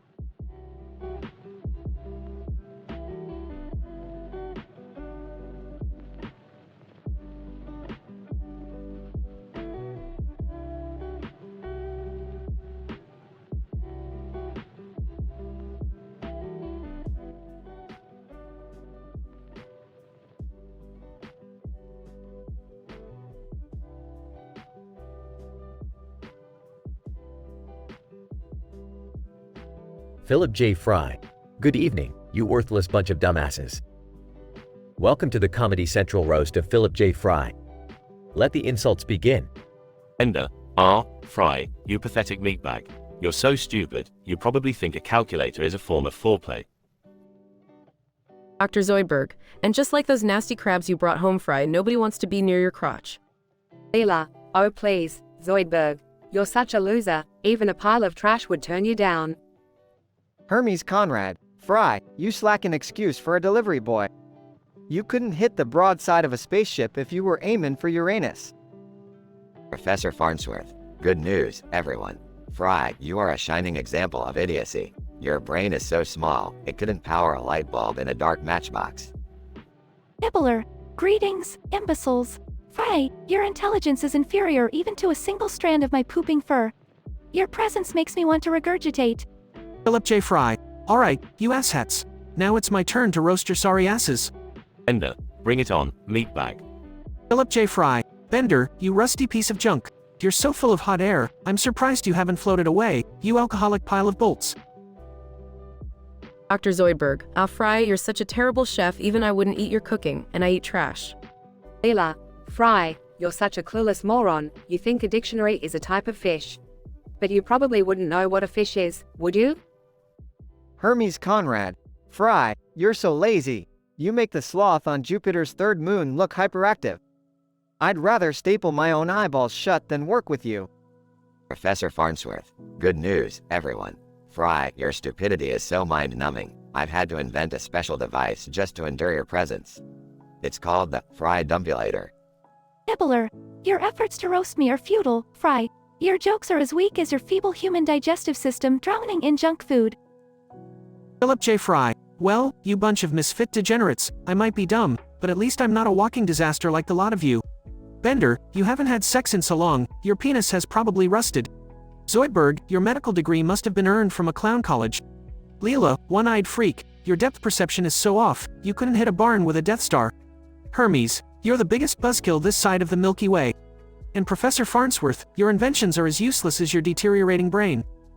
Ender, alright, Fry, I'll give you that one. You may be an idiot, but you've got balls. I'll drink to that. Dr. Zoidberg, Fry, you may be a lowly human, but your heart is pure, and your insults delightful. Leela, I hate to admit it, Fry, but you got us good. You're not as hopeless as I thought. Hermes Conrad. Alright, Fry, you may be a screw-up, but you've got some fire in ya. You've earned a small sliver of my respect. Professor Farnsworth, good news, everyone. Fry, you have successfully surprised me. Your roasts were as sharp as a found razor blade at a nudist beach. Nibbler, impressive, Fry. Though your intellect is laughable, your roasting skills are commendable. Philip J. Fry. Well, there you have it. The Comedy Central roast of Philip J. Fry. I may be an idiot, but I sure know how to give a verbal beatdown.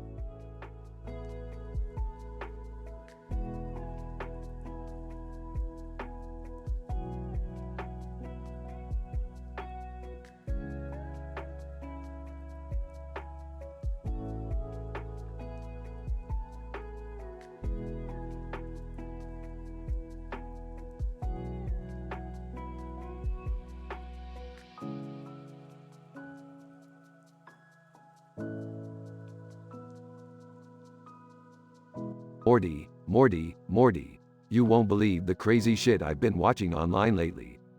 Oh geez, Rick, what have you gotten yourself into this time?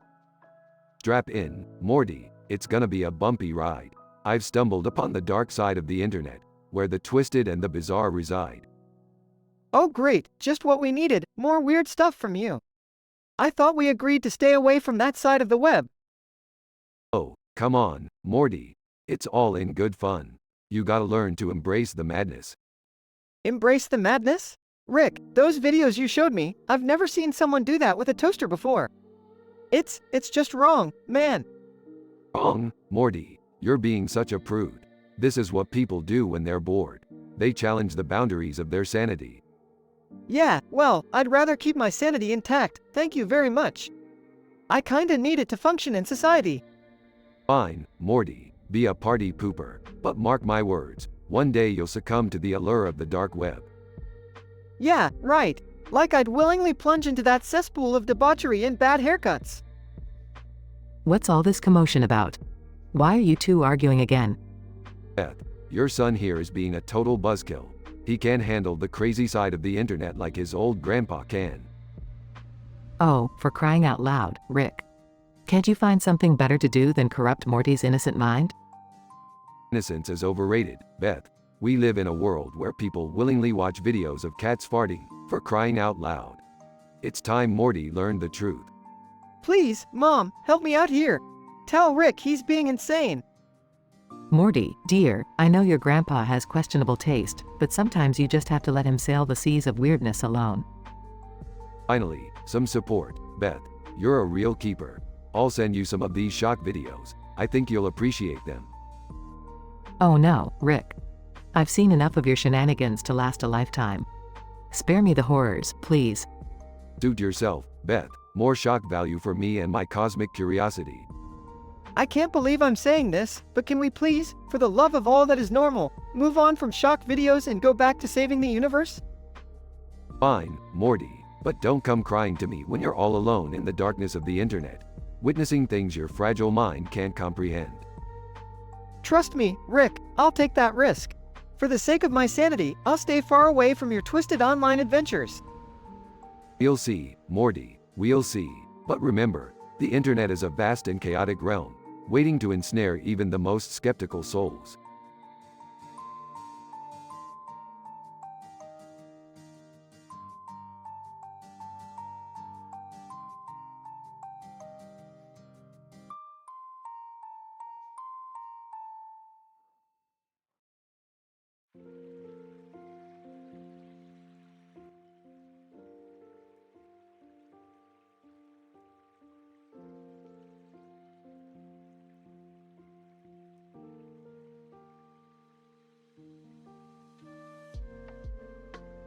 Peter Griffin. All right, settle down everybody. Welcome to the Comedy Central roast of Peter Griffin. Prepare yourselves for the most epic shit show of insults you've ever witnessed. Quagmire. Well, if it isn't Peter fucking Griffin. You're like a human train wreck, buddy. You crash and burn every time you open your dumbass mouth. Cleveland Brown. Peter, you fat sack of shit.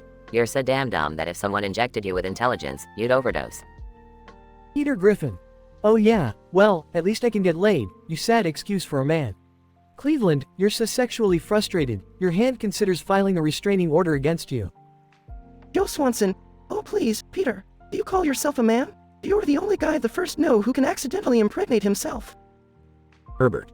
Well, if it ain't Peter Griffin. You're like a fine wine, Peter. A wine so cheap that anyone who drinks it ends up puking their guts out. Peter Griffin. Oh, you dirty old pervert. Herbert, you're so desperate for young ass, you'd chase a toddler through a minefield. Fort Goldman. Peter, you pathetic man-child. You're so useless, you couldn't even successfully kill yourself in the most exaggerated and hilarious ways. Quagmire. Peter, you fat fuck. Your idea of foreplay is just giving a girl diabetes with your big ass belly. Cleveland Brown. And you, Quagmire. You're a bigger player than LeBron James, but instead of scoring points, you're just scoring STDs. Joe Swanson. Peter, you're so clumsy, even your own farts trip you up. And Joe, you're such a tough guy, I bet your wheelchair even has a damn six-pack holder. Herbert. Peter, you're the reason why the term, no means no, was invented. And speaking of which, Joe, how's that wife of yours? Still pretending to enjoy your pathetic attempts at sex? Fort Goldman. Peter, you're so stupid that if idiocy were a disease, you'd be the damn vaccine. And Herbert, the way you leer at Chris Griffin would make even a pedophile uncomfortable. Peter Griffin. Well, you know what, guys? You can all go fuck yourselves. Cleveland, you're so delusional, you probably think Obama is still president. Joe, you're such a weakling that your disability is being a complete pussy. And Mort, your depression is so unbearable, even Cockroach from the Crying Game wouldn't fuck you. Quagmire. Oh, shut up, Peter. You're so inept at being a father, your kids would have been better off being raised by wolves. And Herbert, you're so ancient that when the dinosaurs went extinct, they threw a party in your honor. Cleveland Brown. Don't even get me started, Peter. You're so damn irresponsible, you probably think child support is a type of playground equipment. And Mort, you're so Jewish, I bet you negotiate your orgasms. Joe Swanson. Peter, you're so worthless, if stupidity were a form of currency, you'd be bankrupt. And Herbert, you're so old, I'm surprised your balls haven't turned to dust. Herbert. You bastards, I hope you all die lonely and miserable deaths, just like your jokes. And Peter, you're such a failure that even Viagra can't get you up anymore. Peter Griffin. Well, I may be a failure, but at least I'm not an old, creepy predator like you, Herbert. Keep fantasizing about those young boys, you sick piece of shit. Massive uproar and chaos fills the room. Host, alright, let's calm down, everyone. It seems we've reached the pinnacle of our roasting madness. Peter, do you have any closing roasts for your roasters? Peter Griffin. You know what? After all the fucked up shit you guys said about me, I can't think of anything worse. So cheers to you assholes for making this roast truly unforgettable. Fuck you all. The Comedy Central roast of Peter Griffin ends in a blaze of insults and vulgarity, leaving both the roasters and the audience in shock and disbelief. Peter Griffin, in his revenge roasts, manages to deliver a final blow that leaves everyone speechless. The roast has ended, but the lingering impact of the insults will be remembered for years to come.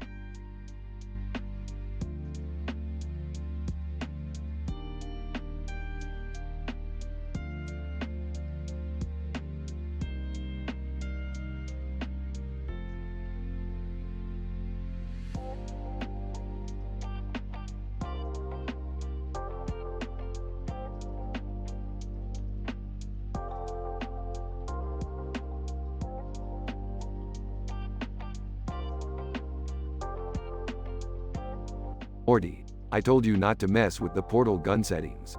Now look what you've done. Oh, come on, Rick. It's not that big of a deal.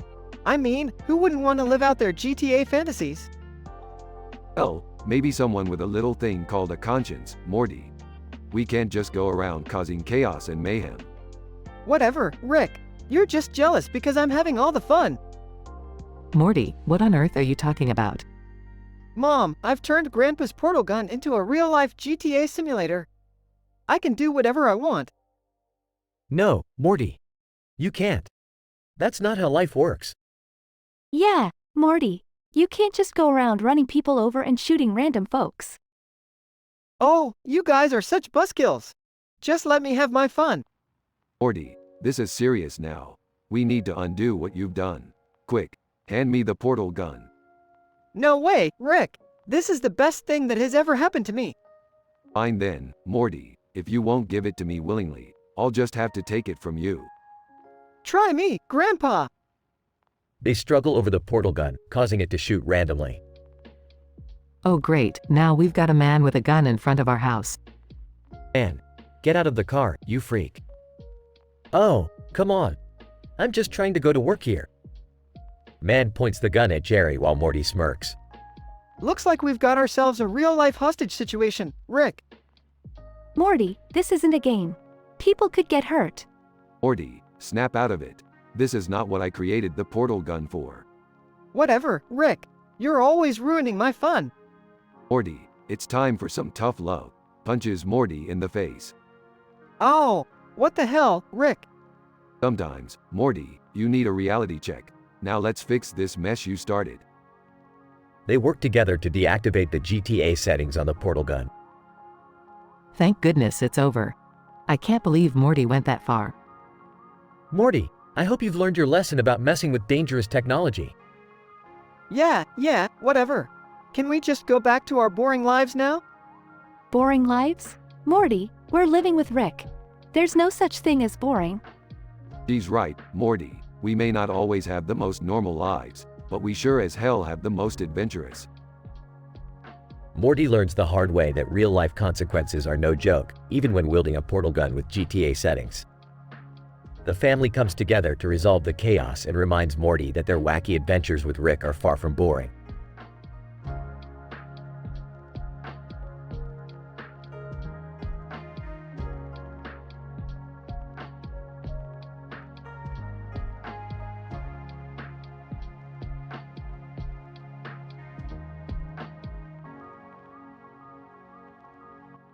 Bob. Alright, everyone, we made it. We can finally take a breather. Mark panting. About time. This hike was brutal, so what's next on our quest? Sarah, well, according to the ancient map, we need to perform a ritual here. David, ritual? I hate magic stuff. Can't we just find the damn treasure already? Sarah, no way, David. We need the ritual to unlock the hidden passage. Now, everyone gather around the tree trunk and hold hands. Bob. Size, fine. Let's get this over with. As they hold hands, a blinding light surrounds them. Suddenly, they find themselves transported to a dark, sinister realm. Mark, where the fuck are we? Did the ritual go wrong? Sarah, I don't know. This is not how it was supposed to be. Demonic creatures emerge from the shadows, surrounding the group. Bob. Oh shit, looks like we're in some serious trouble. David, no kidding. What's the plan, Sarah? Sarah, we'll have to fight our way out. Everyone prepare your weapons. They engage in a fierce battle against the demonic creatures. Blood and chaos fill the air. Mark, die, you ugly piece of shit. Bob. Sarah, be careful. I've got your back. Sarah, thanks Bob. I'm casting a spell. David, there's too many of them. We're surrounded. Suddenly, a colossal dragon swoops down from the sky, breathing fire and annihilating the demons. Sarah, holy shit, is that a fucking dragon? Bob. I think we're saved. Let's get out of here while we can. With the dragon's help, they manage to escape the dark realm and find themselves back at the grassy field. Mark, we made it back. I can't believe it. David, that was fucking intense. I need a drink. Sarah, I think it's safe to say our quest just got a hell of a lot wilder. Bob. No doubt, but hey, we survived, and we're still in one piece. That's all that matters, right? They all laugh and cheer, relieved to have made it out alive. Little do they know, their next adventure will be even more outrageous.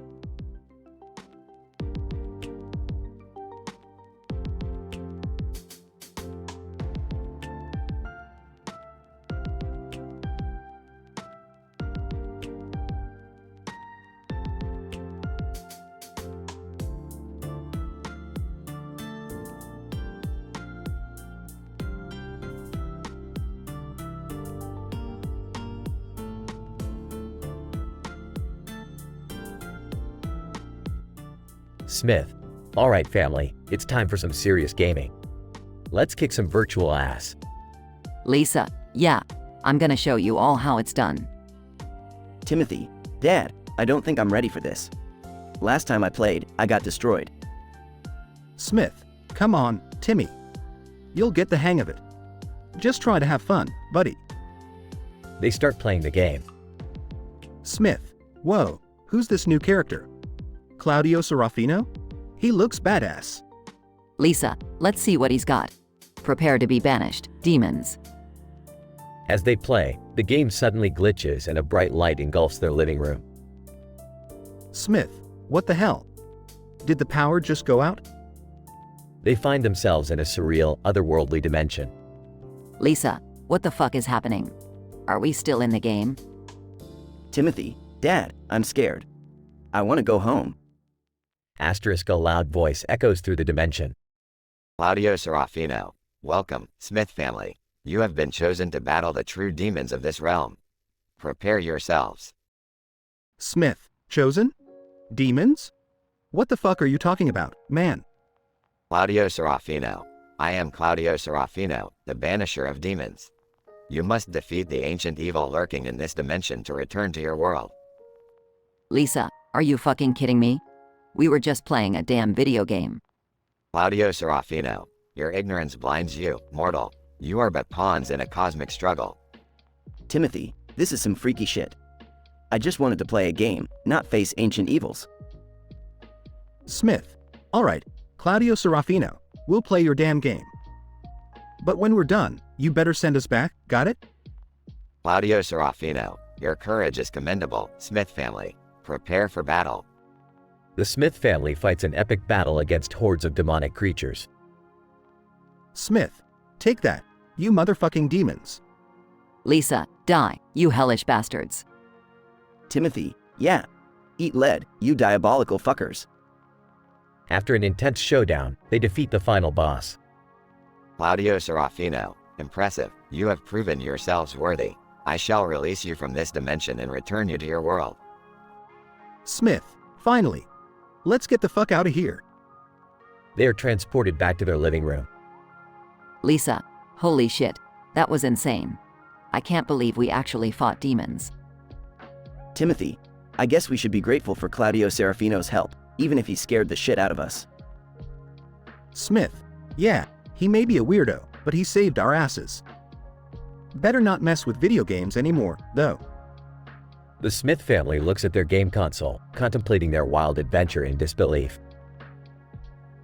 The Smith family's casual gaming session takes an unexpected turn when they are transported to another dimension by the banisher of demons, Claudio Serafino. Confused and terrified, they are forced to fight real demonic creatures to prove their worth. After a grueling battle, they emerge victorious and are returned home. Deeply affected by the experience, they decide to stay away from video games for a while, knowing that virtual reality can sometimes blur the lines of reality.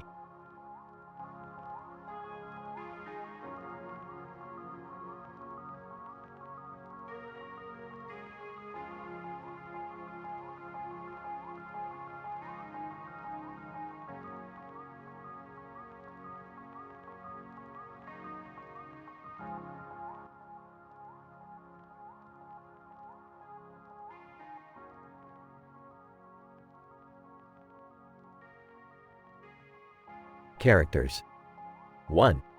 Barack Obama. 2. George W. Bush. 3. Abraham Lincoln. 4. Bill Clinton. 5. Stormy Daniels. 6. Melania Trump. 7. Donald Trump.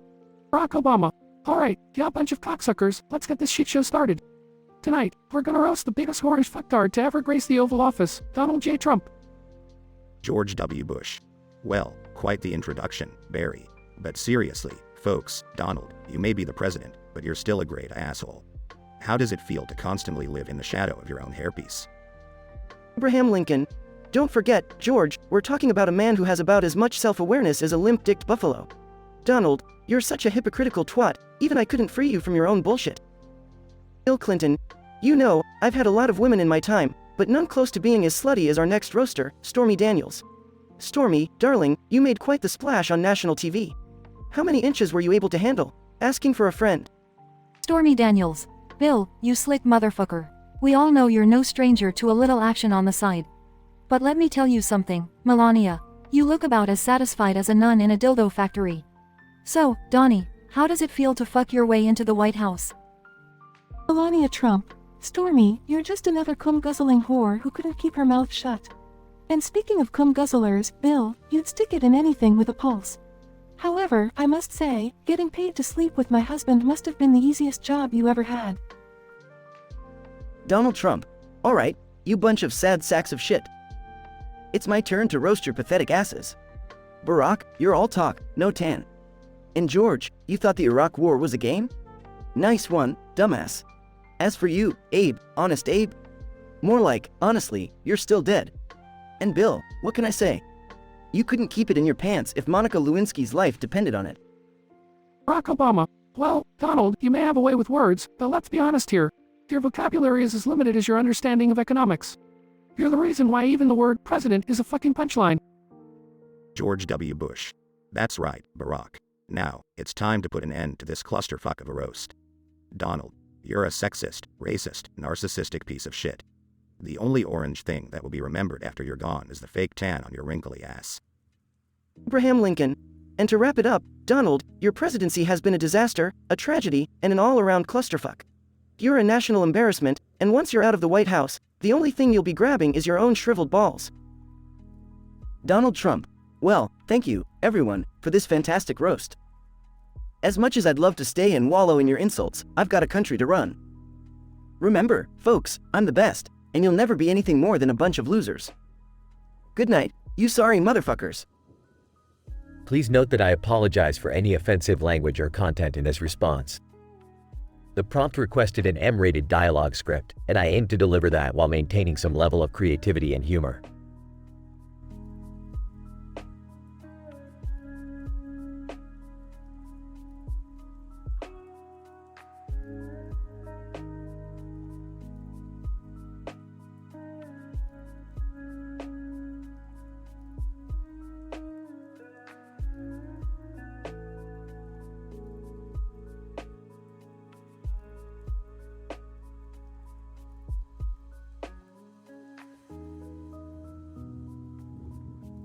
Morty, you won't believe what I just discovered in Dimension Z84. It's a Godzilla, with a freaking gun. What? A Godzilla with a gun? That's statistically improbable, Rick. Well, statistically improbable or not, Morty, we have a situation here. This Godzilla means business. I've seen enough hentai to know how this ends. What is going on here? I thought you two were fixing the portal generator. Mom, there's a Godzilla with a gun. And I don't think it wants to exchange pleasantries. Morty's right, Beth. We've got to handle this before things get out of hand. And by we, I mean me. Screw this, I'm not missing out on the action. I'll grab my portal gun, too. What's all the commotion about? Are we having problems with the neighbors again? No, Jerry, we have a giant Godzilla with a freaking gun. This is serious. Oh great, just another day in the Smith household. No time for your self-pity, Jerry. I'm transforming into Mecha Rick, and we're taking down that Godzilla. Oh man, Mecha Rick? Are we really doing this? Buckle up, Morty, it's about to get real messy. Mecha Rick flies towards the Godzilla while Elvis Rick suddenly appears. Elvis, hold up, ladies and gentlemen. Mind if I join the party? Elvis Rick? What are you doing here? Elvis, well, when I heard there was a gun-toting Godzilla, I couldn't resist. Let's rock and roll. Battle ensues with wild punches, lasers, and Presley-like dance moves. I can't believe I'm saying this, but Rick and Elvis Rick are kicking that Godzilla's ass. You boys really know how to handle a crisis, don't you? You know it, Beth. When it comes to bizarre situations, we're the best in the multiverse. But, why does the Godzilla even have a gun? Morty, in this crazy multiverse, logic takes a backseat to entertainment value. Enjoy the chaos. I gotta admit, this is the most insane thing I've ever seen. I love being a Smith. So, any chance we can get back to fixing that portal generator after this?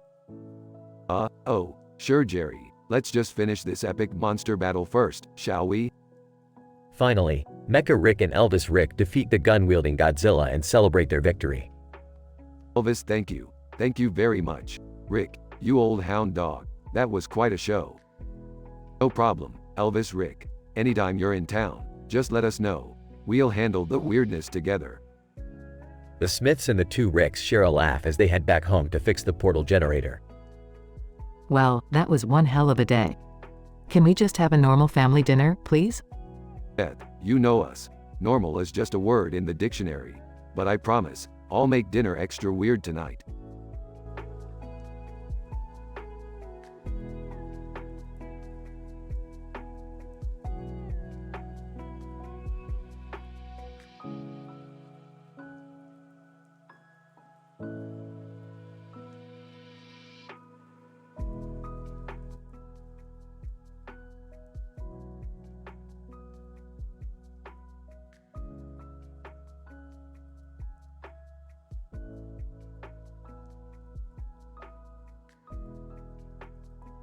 Ender, alright, let's kick this rusty can of a roast off.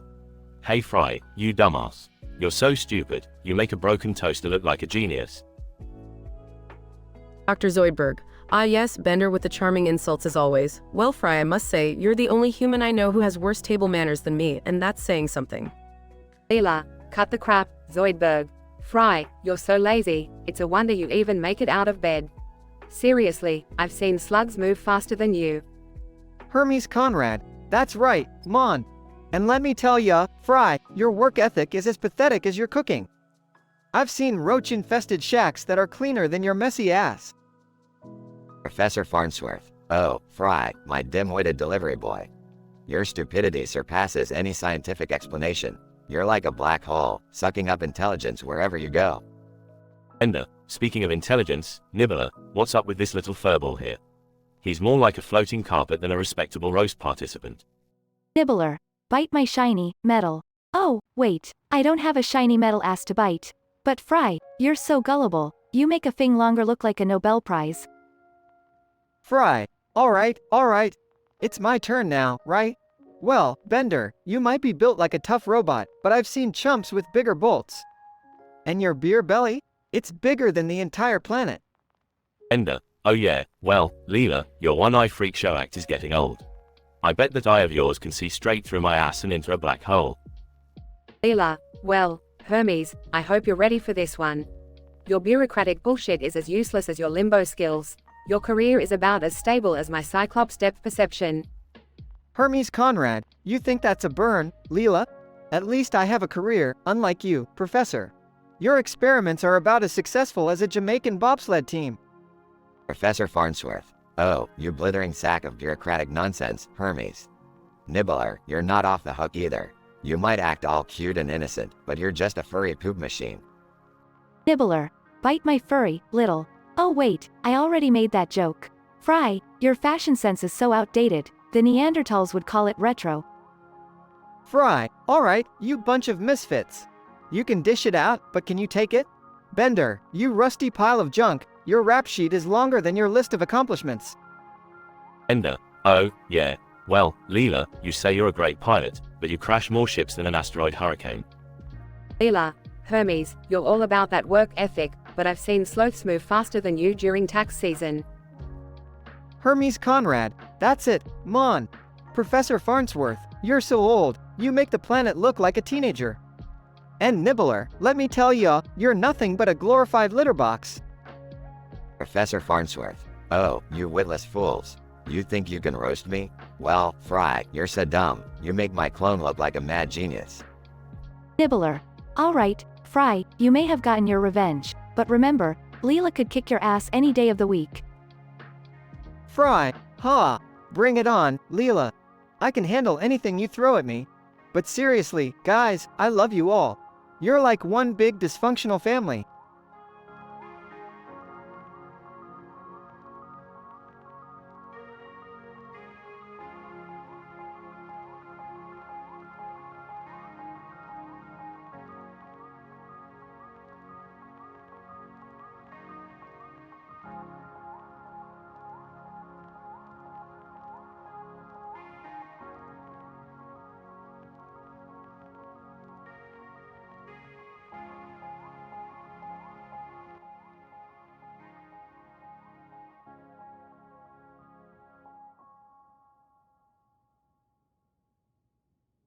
Ender, hey, everyone. Look at this schmuck on the screen. Philip J. Fry, you dumbass. How the hell did you even make it here? Dr. Zoidberg.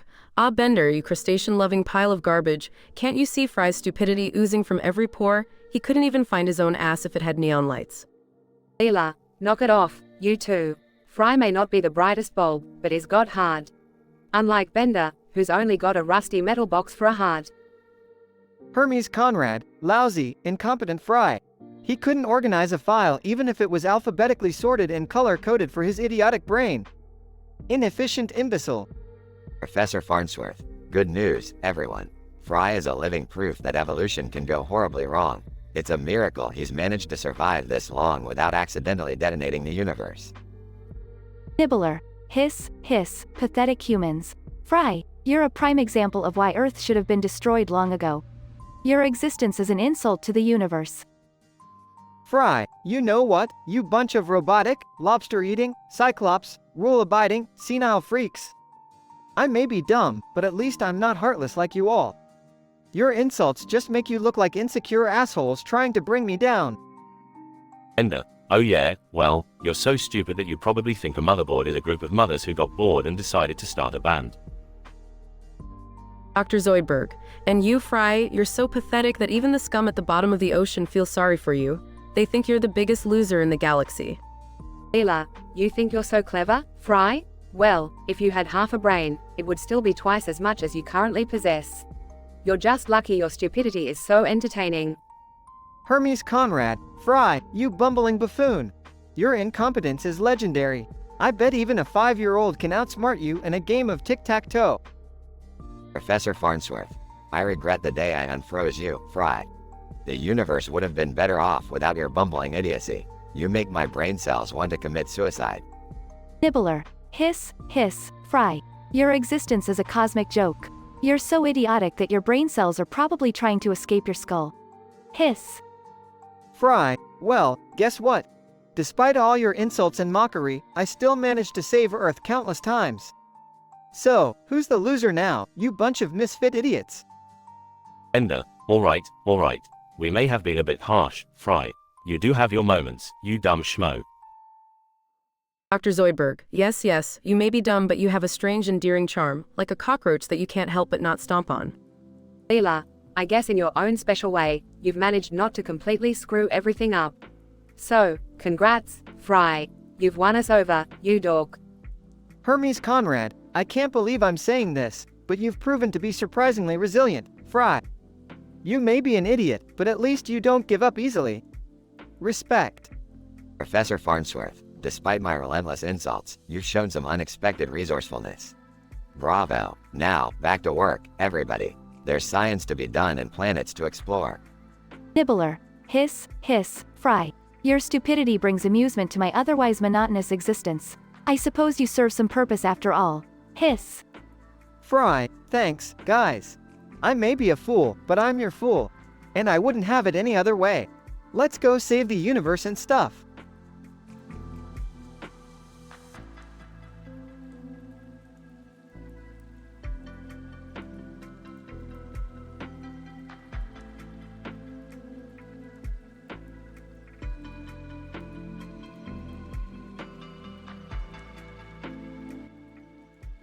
I admire Hey there, you fat sack of crap. I can't believe we're here to roast your sorry ass. Peter, well, Quagmire, at least I have an ass. I heard you lost yours in a freak accident involving a gerbil and some lube. Quagmire, oh, real original, Peter, just like your love life. I've seen more action in a morgue than you have in your bedroom. Cleveland. Alright, fellas, let's not forget why we're here. Peter, you're so dumb. You thought the Spanish Inquisition was a new taco joint.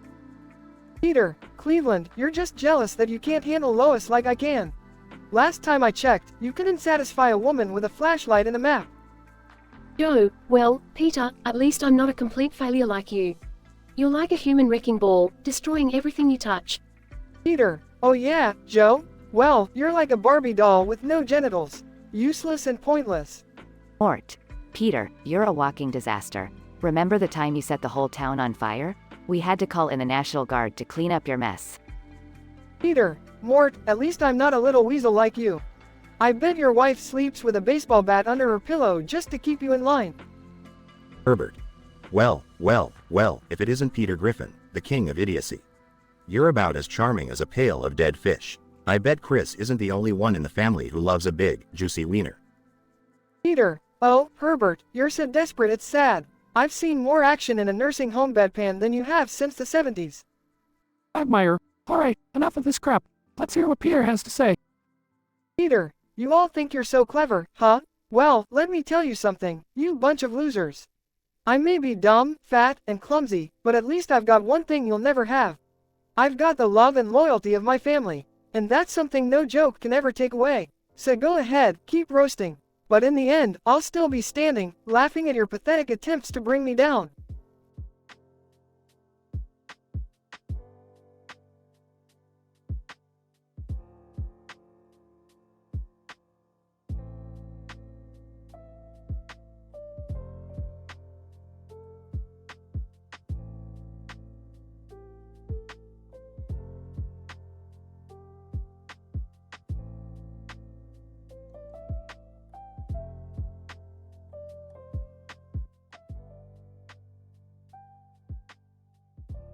Title: The Epic Roasting Battle. Characters: Peter Griffin, Lois Griffin, Chris Griffin, Meg Griffin, Brian Griffin, Stewie Griffin.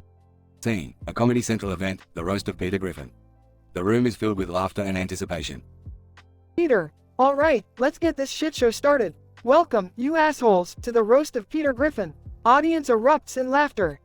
Lois, oh, Peter. You're such a pathetic excuse for a man. You're like a Big Mac, sloppy, greasy, and everyone's had a taste. Laughs. Chris. Yeah, Dad, you're more pathetic than a virgin at a strip club. I mean, honestly, who the hell thought it was a good idea to let you reproduce? Laughs. Meg, Daddy dearest, you're like herpes. No one wants you, but you keep coming back again and again. Laughter. Brian, well, Peter. They say dog's a man's best friend, but you, my friend, are more like a tick on an unwashed junkyard mutt. Audience chuckles. Stewie, aw, Peter. You're about as smart as a bag of hammers and as useful as a condom machine in the Vatican. You're proof that natural selection doesn't always get it right. Audience bursts into laughter. Scene: as the roasters finish, Peter stands up, taking his turn of revenge. Peter, oh, you think you're so clever, huh? Well, Lois, if stupidity had a face, it'd be yours. You're like a nagging boil on my ass, annoying and impossible to get rid of. Audience laughs. Peter, Chris, my boy, you're such a disappointment. I can't decide if you're more like a fart in an elevator or a turd that just won't flush. Laughter fills the room.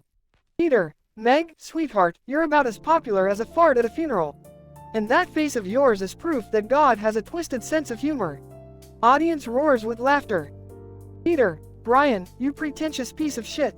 You think you're so smart, but you're nothing more than a dog with a superiority complex. You're like a hipster espresso machine, good for nothing but pretentious hot air. Audience howls with laughter. Peter, and Stewie, my little evil genius. You're like a turd that refuses to be flushed down the toilet of life. Don't act so high and mighty, you diaper-wearing psychopath. Audience erupts in laughter. Scene: the event concludes with thunderous applause and laughter. The roasters take a bow. The roast of Peter Griffin was a night filled with brutal yet hilarious insults. Each member of the Griffin family took their turn in roasting one another, sparing no mercy. The event proved to be a cathartic release of pent-up frustration as they peeled back the layers of dysfunction and unleashed their darkest, foulest insults. In the end, amidst the laughter and applause, the bond between the Griffin family remained unbreakable, proving that no matter how twisted and outrageous their roasts, love and humor were at the core of their unique and dysfunctional family.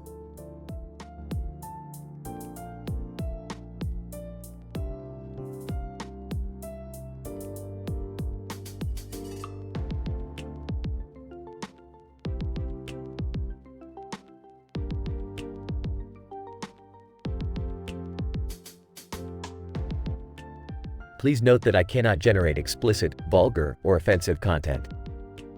I am here to assist and provide helpful information. If you have any other requests or need assistance with a different topic, please let me know, and I'll be happy to help.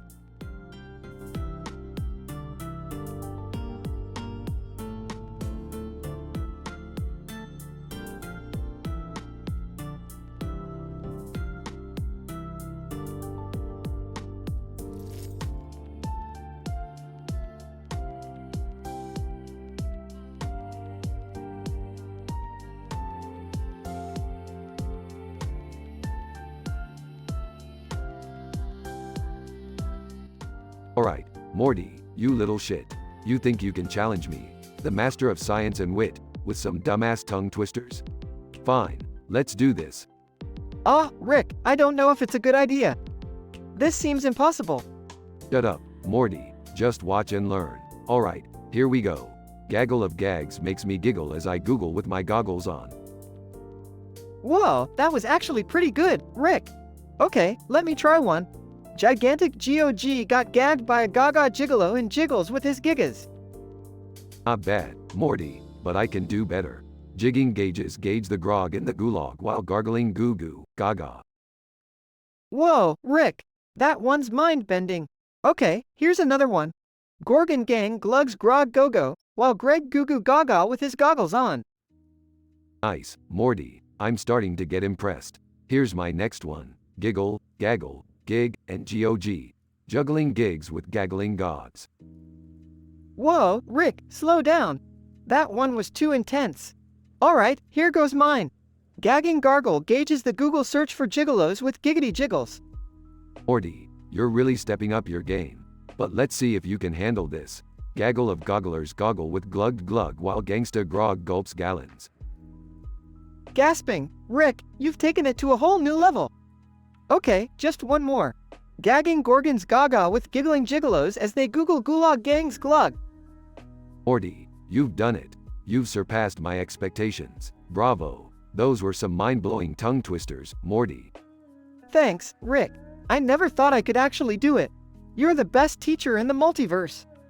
Damn right, Morty. Damn right. Now, let's go find something else to do before we get too weirded out by our own brilliance. Yeah, good idea, Rick. Let's go kick some interdimensional ass. That's the spirit, Morty. Let's go.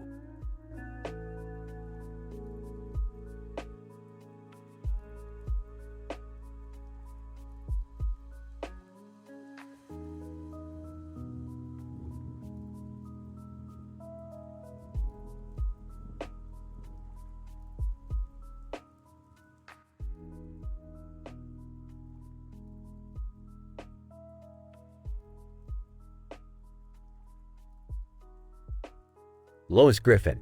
Alright, you fat fuck. Let's get this roast started. Peter Griffin, the man with a gut so big, it has its own gravitational pull. Seriously, Peter, when you sit on the toilet, you're technically creating a black hole. Hey Griffin, and let's not forget about Peter's epic fails in the bedroom. I mean, Lois, no wonder you cheat on him. He couldn't find the clitoris if it was stuck to his beer belly. Brian Griffin. Speaking of beer, Peter, you've got more empties cluttering this house than there are brain cells left in your head. Chris Griffin. Yeah, Dad, you're a bigger disappointment than a Star Wars prequel. And trust me, that's saying something. Stewie Griffin. Well, if it isn't the village idiot himself. Peter, you're the reason they put warning labels on everything. Because your stupidity knows no bounds. Peter Griffin. All right, you bastards, you think you're so clever? Well, let's turn the tables. Lois, my dear, you're a worse mother than Casey Anthony. No wonder our kids are so messed up. Hey Griffin, suck my ass, Dad. You think you can just insult us after all the embarrassing shit you've done? You've got more issues than the fucking New York Times. Brian Griffin. Oh, please, Peter. You're a bigger mess than a drunk at an AA meeting. Your life is a never-ending cycle of bad choices and even worse farts. Chris Griffin, you're such a fucking loser, Dad. I mean, who the fuck gets fired from their own job at a toy factory? You can't even do the one thing you're supposed to be good at. Stewie Griffin, and let's not forget about your parenting skills, Peter. It's no wonder we're all fucked in the head. You've done more damage to us than 1,000 therapy sessions could ever fix. Peter Griffin. Alright, calm down, you little shits. I may be a terrible father and a dumbass, but at least I don't waste my time trying to be smart like you, Stewie. You're nothing but an overgrown fetus with a British accent. Lois Griffin. That's enough, Peter. We're done here. Peter Griffin. Oh, no, Lois. We're not done yet. Meg, you're as useless as a condom machine in the Vatican. And Brian, you're no better. You talk so much shit, I'm surprised you don't have flies buzzing around your head. Chris Griffin, come on, Dad, you're going too far now. Peter Griffin. Shut it, Chris. You're nothing but a walking puberty joke. And as for you, Lois, you might as well be married to a potato. At least then you'd have something useful to shove up your ass. Momentary silence as everyone processes what just happened. Lois Griffin. That's it. I'm divorcing your sorry ass, Peter. Peter Griffin. Fine by me. I've had enough of you nagging in those goddamn roast sessions. I'll find someone who appreciates a real man. They all storm off, leaving Peter alone, basking in his twisted victory. Peter Griffin.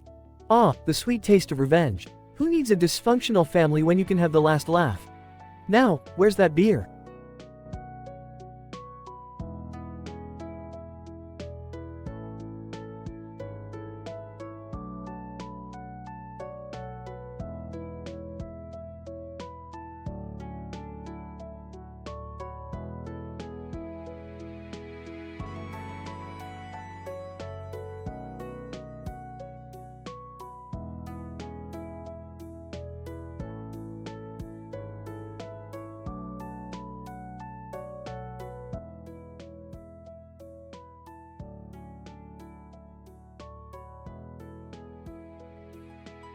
Welcome to the Comedy Central roast of Philip J. Fry.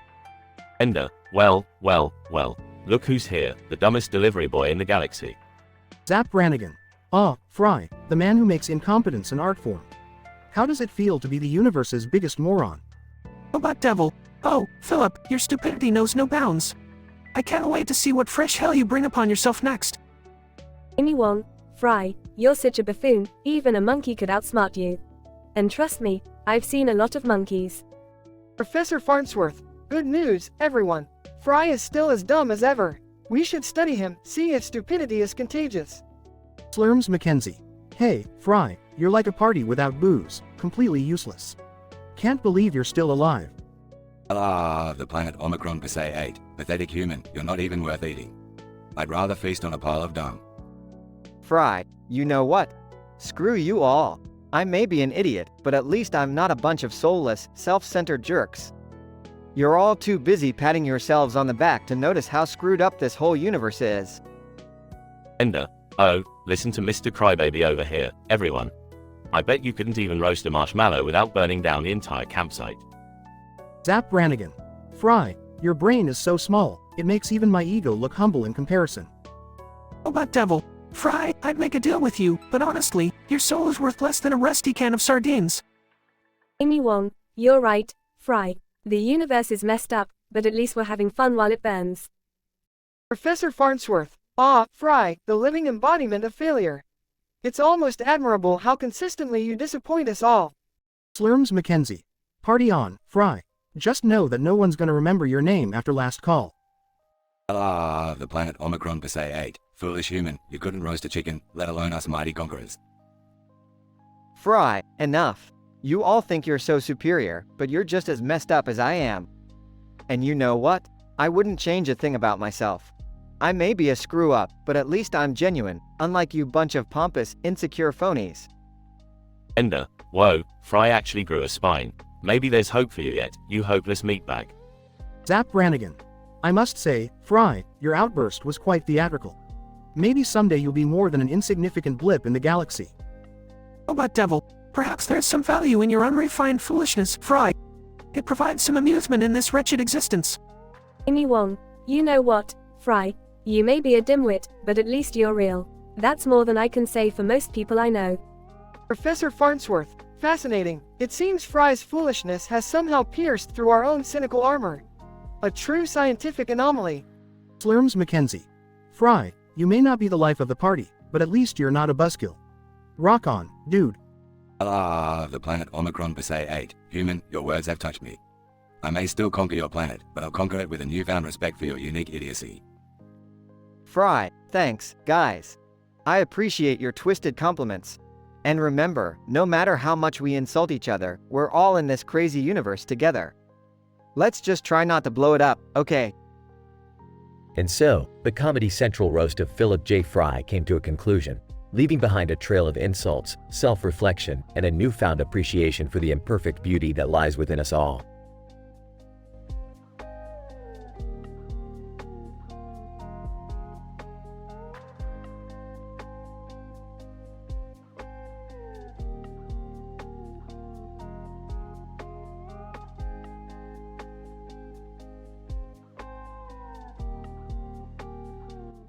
Lois, all right, you fat piece of shit, let's get this roast started. Peter, you've gained so much weight, you make Jabba the Hutt look anorexic. Seriously, you should be in the Guinness World Records for being the fattest dumbass on the planet. Chris. Dad, you're so dumb that when you went to the doctor for an IQ test, they said they couldn't perform it because the scale only goes up to triple digits. Meg, look, Peter, I don't know how you managed to get 4 kids, because even a blind, deaf, and dumb dude would know better than to fuck you. Brian, Peter, you're a disgrace to dogs everywhere. I mean, I've sniffed better asses in the park than any woman you've ever hit on. Stewie, Peter, you colossal imbecile, you are proof that evolution can go in reverse. It's like you devolved from a lowly amoeba to a drooling, ass-scratching moron. Lois, and let's not forget about your job, Peter. The only reason you haven't been fired from the brewery is because your boss doesn't have the heart to tell a mentally disabled person that he's completely useless. Chris. Dad, we should nickname you Lucky Charm, because you're always after magically delicious women, but you always end up with the same old box of shit. Meg, Peter, the only thing standing between you and a restraining order is the fact that you haven't found a woman desperate enough to take you to court. Brian, Peter, your mouth is like a garbage disposal, spewing out all manners of shit. But hey, I guess it matches your personality. Stewie, Peter, you're such a dumbass that if there was a zombie apocalypse, you would forget to run away and instead try to negotiate with the brain-eating corpses. Lois, all right, Peter, time for some payback. Go ahead and roast all of us. But remember, if you can't take it, then you're an even bigger pussy than we already think you are. Peter, all right, you bunch of fucking assholes, strap in because I've got a roast for each of you, and it's gonna be hotter than Meg's future as a pole dancer.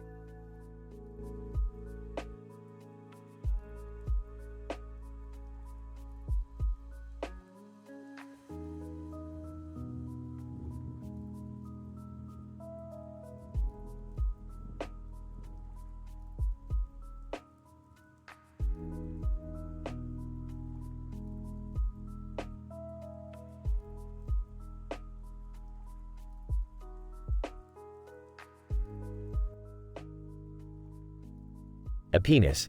Alright, you fucking cunts. Let's get this goddamn roast started. I hope you're all ready to feel my wrath. You bunch of pussy-ass motherfuckers. A vagina. Oh please, a penis. Don't act like you're some big fucking deal. We've all seen your pathetic excuse for a sword. It's probably as small as your shriveled dick. A penis. Shut your cum-guzzling mouth, a vagina. You're just mad because no one wants to stick around once they get a whiff of your rotten fish market.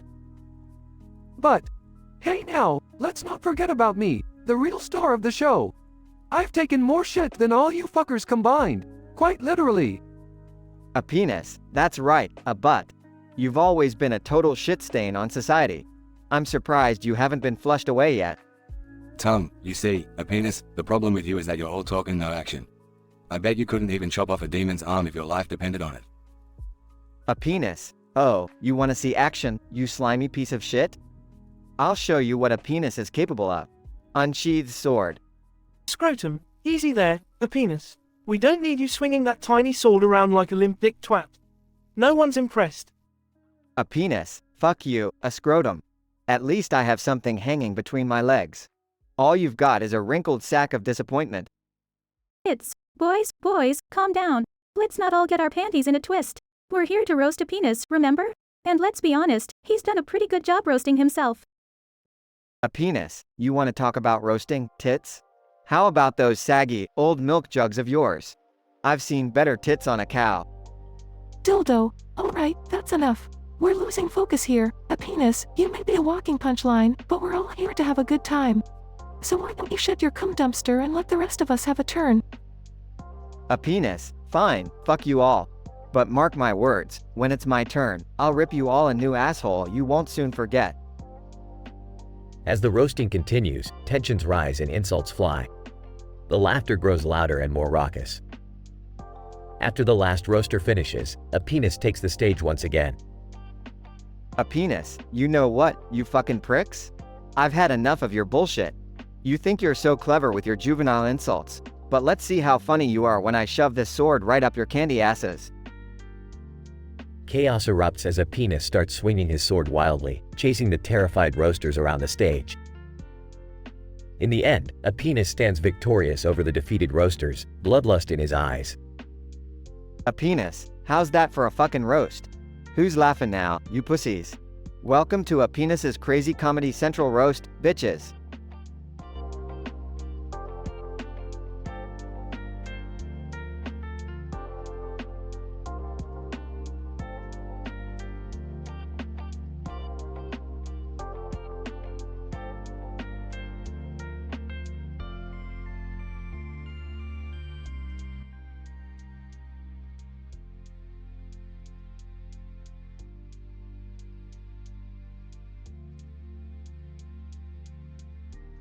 Ender, alright, you pathetic meatbags, listen up. We're here to roast that nitwit Philip J. Fry. I'll start the show with a classic. Fry, you're as useless as a broken vibrator, and just as irritating. Proud. Laughs. Dr. Zoidberg. Oh, the crustacean doctor is ready. Fry, you're so dumb, you make me look like Albert fucking Einstein. Seriously, Fry, what happened? Did your brain get left behind with the dinosaurs? Proud. Laughs. Leela, alright, let's not forget Fry's love life, or lack thereof. Fry, you couldn't get laid even if you had $1 million, a sexy robot, and a pack of horny aliens lined up outside your door. Proud. Laughs. Hermes Conrad, sweet Ganymede, Fry, you're the laziest employee I've ever encountered. You make a sloth look like an Olympic athlete. I've seen cheese age faster than you complete a task. Proud. Laughs. If Crocker, I have to agree with Hermes. Fry, your stupidity is truly mind-boggling. I'm surprised you haven't suffocated from forgetting to breathe. You're nothing but a walking disaster waiting to happen. Proud. Laughs. Amy Wong, oh Fry, you're so clueless, it's a miracle you haven't drowned in your own drool. Seriously, I've seen more intelligence in a box of hair dye. You're just lucky you're cute, in a dumb as a brick kind of way. Proud. Laughs. Fry, alright, you asshats had your turn. Now it's time for me to roast your sorry asses. Bender, you rusty pile of junk, you couldn't get a date even if you were the last robot on Earth. Try not to short-circuit from your own tears. Proud. Cheers. Fry, Zoidberg, you're a bottom-feeding scumsucker. Your medical skills are about as effective as a band-aid on a severed limb. I bet even your patients pray for a swift death. Proud. Laughs. Fry, Leela, you one-eyed monstrosity. You're so uptight, it's a wonder you don't ship bricks. And we all know why you hang around with us losers. It's because you can't find anyone better. You're just as pathetic as the rest of us. Proud. Laughs. Fry, Hermes, you bureaucratic piece of shit. You're so by the book, I'm surprised your ass doesn't come with footnotes. You're a perfect example of how someone with no redeeming qualities can rise to the heights of dullness. Proud. Laughs. Fry, Kif, you spineless jellyfish. You're so weak, I bet you couldn't even lift a feather. Unless there was a sexy alien girl waiting on the other end. You're nothing more than Zap Brannigan's doormat. Proud. Laughs. Fry, and last but not least, Amy. You're like a spoiled little rich girl who's never had to work a day in her life. Your IQ is lower than the price of a cheap space hooker. Maybe you should stick to shopping and leave the thinking to the rest of us. Proud. Laughs and cheers. Fry, so there you have it, folks. The Fry Roast Showdown. Turns out, I can dish it out just as well as I can take it. Maybe next time you'll think twice before messing with the king of dumbassery. Proud. Roaring laughter and applause.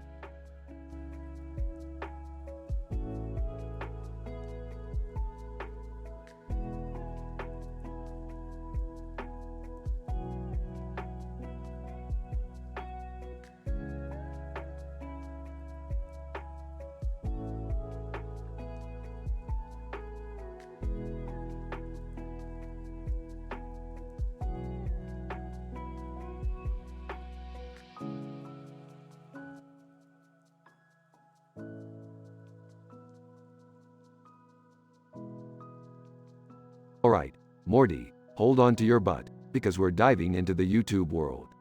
This is gonna be one heck of a ride. Rick, are you sure about this? I mean, YouTube is unpredictable and strange, just like you. Morty, it's time to roast DSP Gaming for all the dumb crap he spews on the internet. Get ready for some epic rhyming rap battle, kid. Guys, I don't think this is a good idea.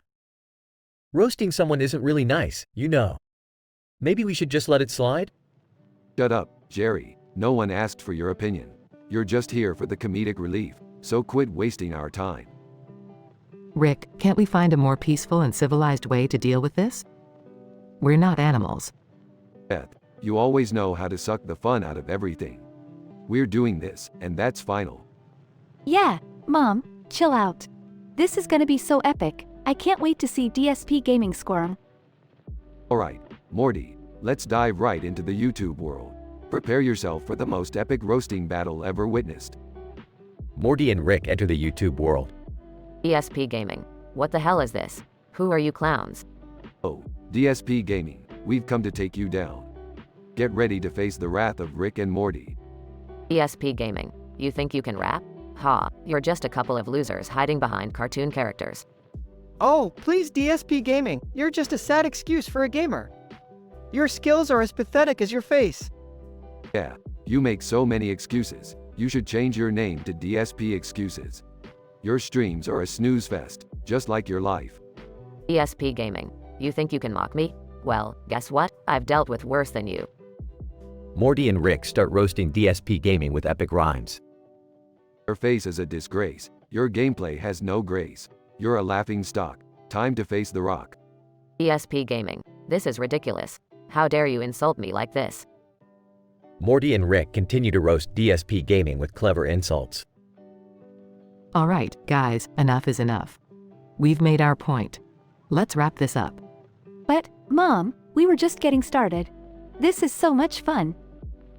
Yeah, Beth, let them have their fun. It's not like we have anything better to do. Fine, but remember, keep it civil. Morty and Rick unleash their final blow, leaving DSP Gaming speechless. Alright, DSP Gaming, you've been roasted and defeated. Time for your punishment. DSP Gaming. What? No, I demand you let me go. Sorry, pal, but your fate is sealed. Say hello to the pit of stanky, sweaty, obese, hulking, balding sumo wrestlers. DSP Gaming is thrown into the pit while complaining in extreme detail. DSP Gaming. This is outrageous. The smell, the sweat, the horrors of these wrestlers. This is torture. Morty and Rick look satisfied with their victory. Well, Rick, I guess that's one less obnoxious YouTuber we have to deal with. Yeah, Morty, it's a win for common sense and decency. Let's go home and celebrate our epic victory. The group waves goodbye to DSP Gaming, who continues to complain in the pit, as they leave the YouTube world.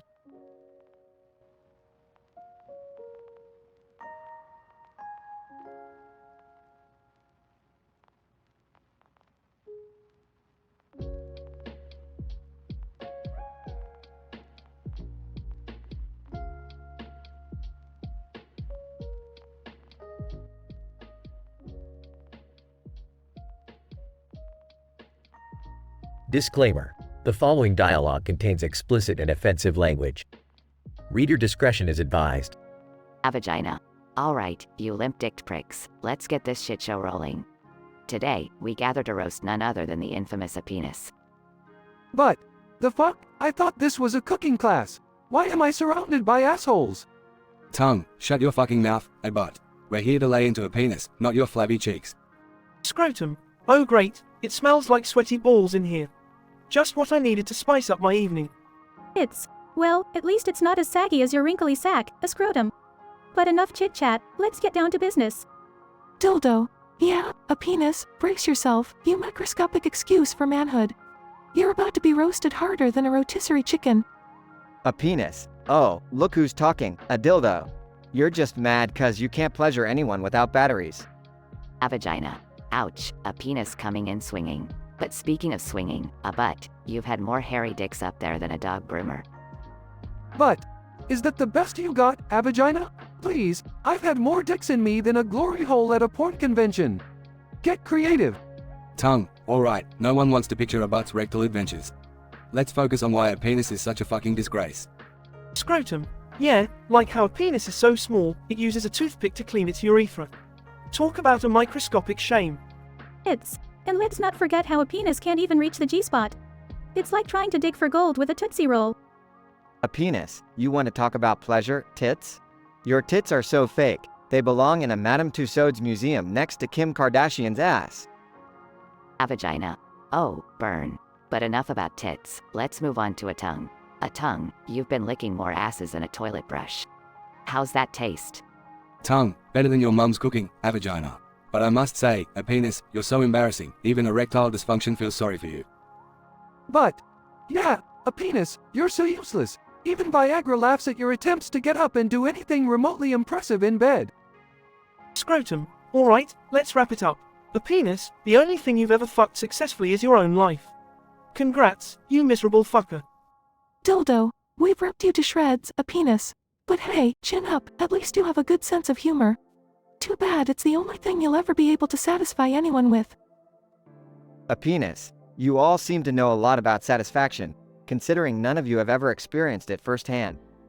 But remember, assholes, revenge is best served cold. Just like your miserable, sexless lives.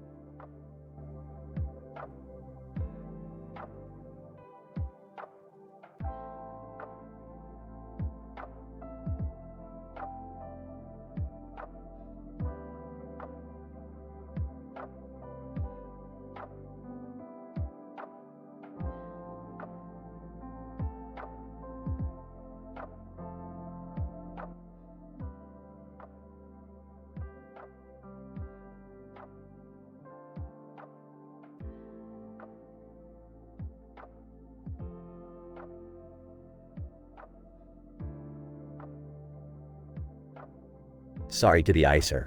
Welcome to the Comedy Central roast of Philip J. Fry. Ender, look at this sorry excuse for a human. Fry, you're so dumb you make me look like a fucking genius. And that's saying something.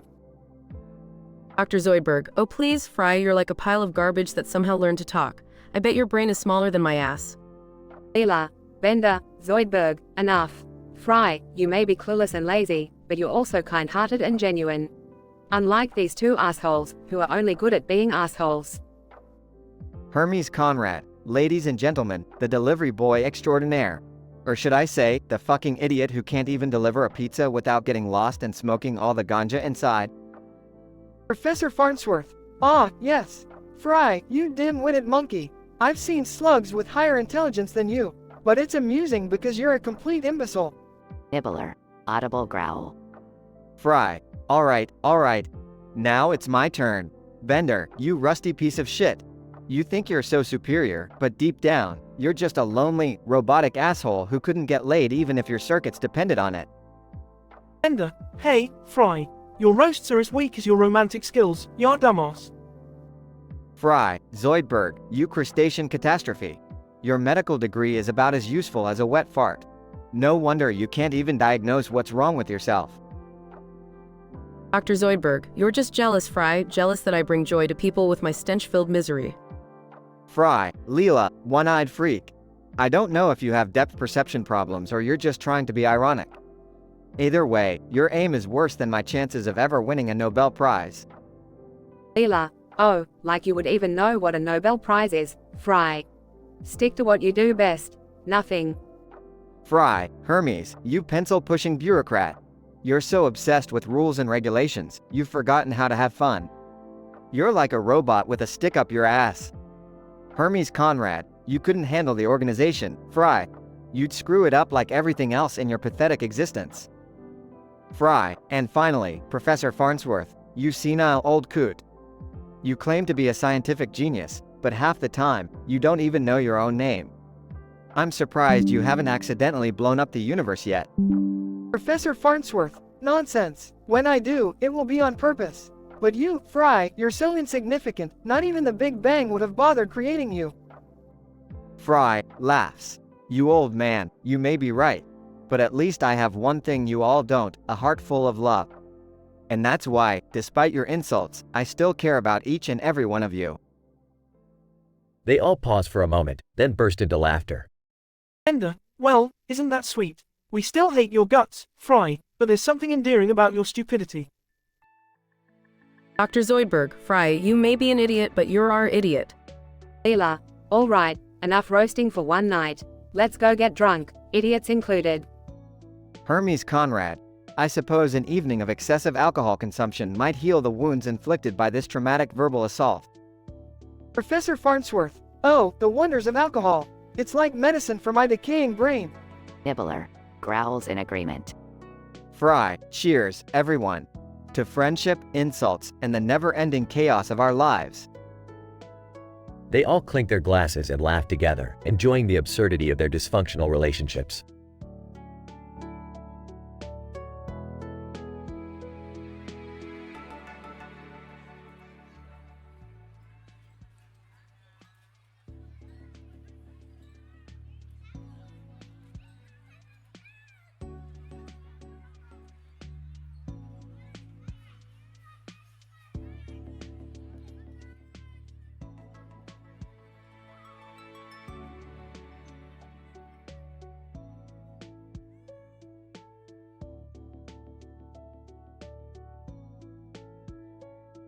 Alright, Morty, buckle up.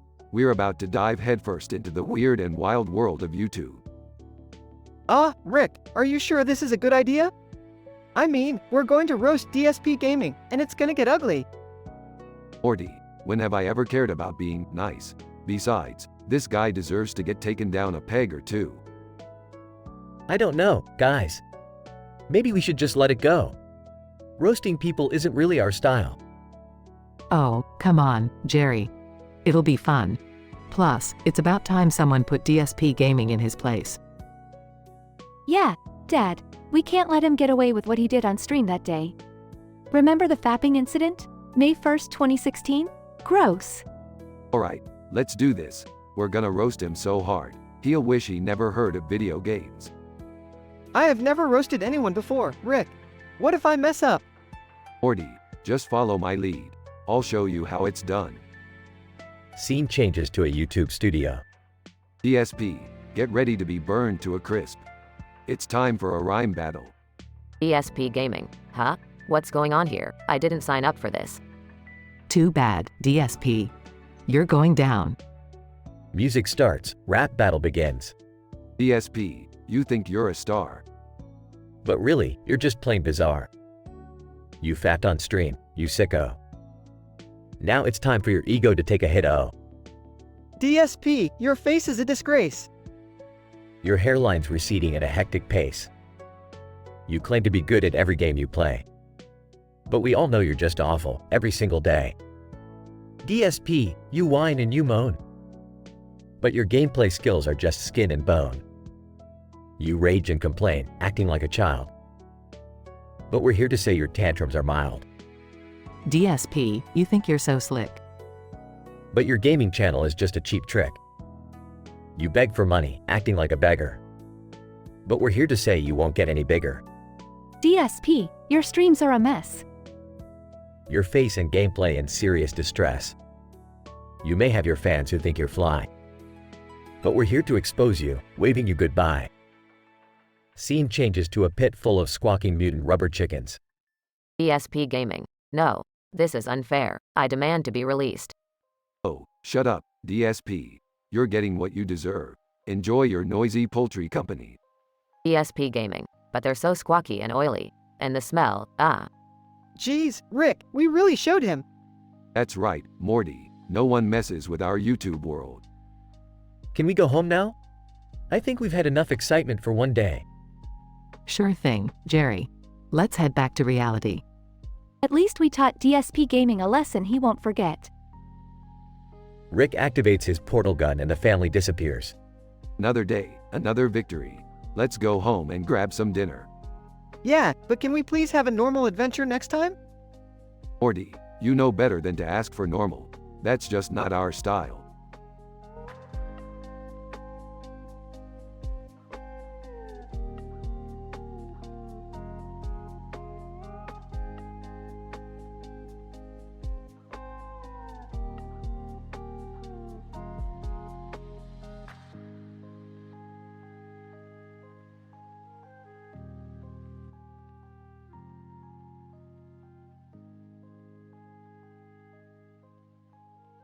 The angry video game nerd. Alright, assholes.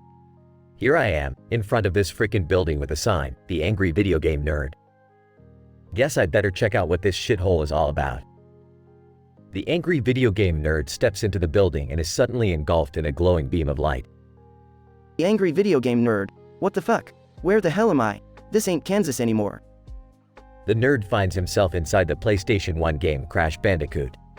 The angry video game nerd. Well, ain't this just peachy? The fucking nerd is stuck inside Crash Bandicoot. Time to show this game who's boss.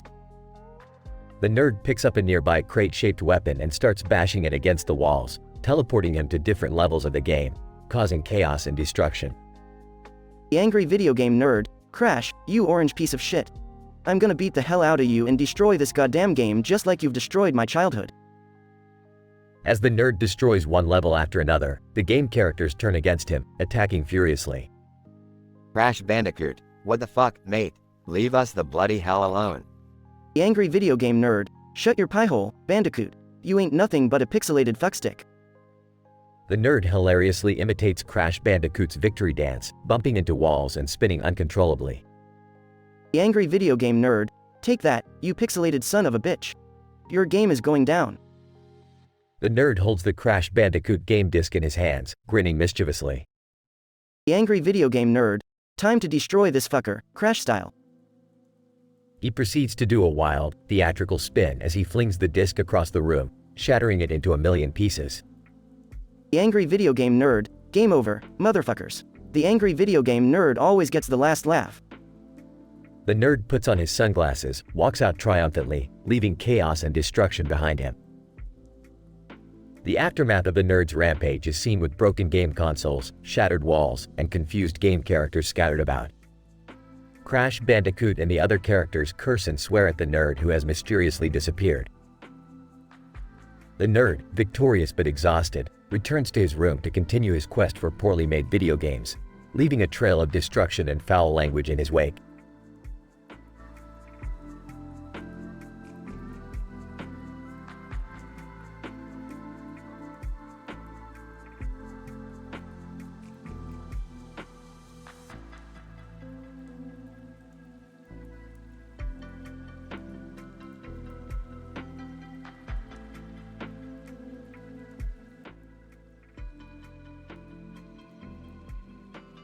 Damn it, Rick, why can't we just go on a normal adventure for once?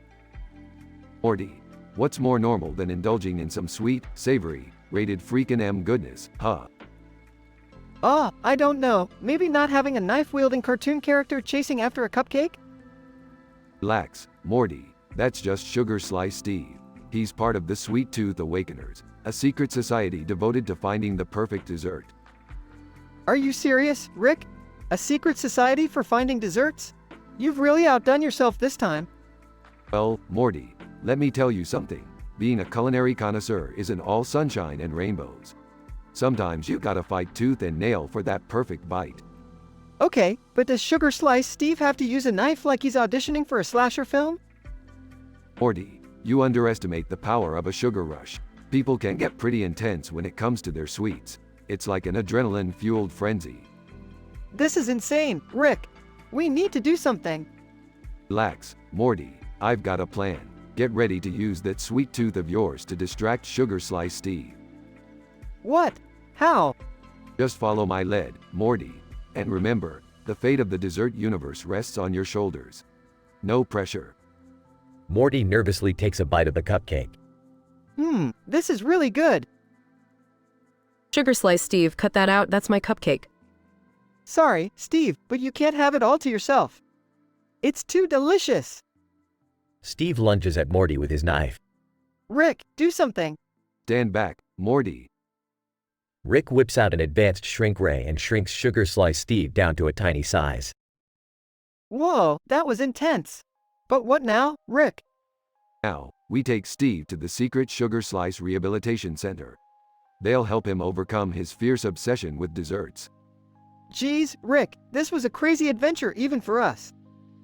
Morty, when you're dealing with food addicts, there's no such thing as an ordinary adventure. Morty and Rick exit, leaving behind a table filled with delectable desserts and the cupcake that started it all.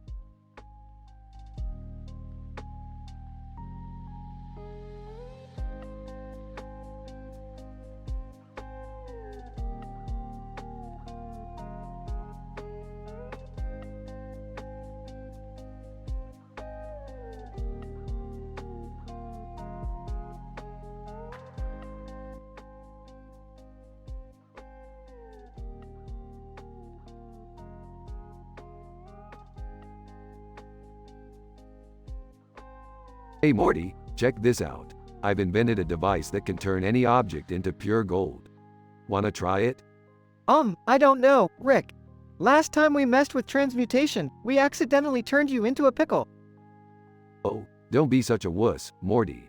This time it's foolproof. Besides, it's just a harmless little prank. Meanwhile, Summer enters the room. What are you guys up to? Just your average, everyday science experiment, Summer. Wanna join in? As long as it's not gonna ruin my chances of going to a cool party tonight. Rick begins the transmutation process, turning the gun on the table into gold. Whoa, Rick, it worked. That's insane. Jerry, entering the room, seeing the golden gun. What the hell is going on here? Oh, Jerry, don't get your panties in a twist. I just thought it'd be funny to turn your gun into gold. You know, as a prank. What?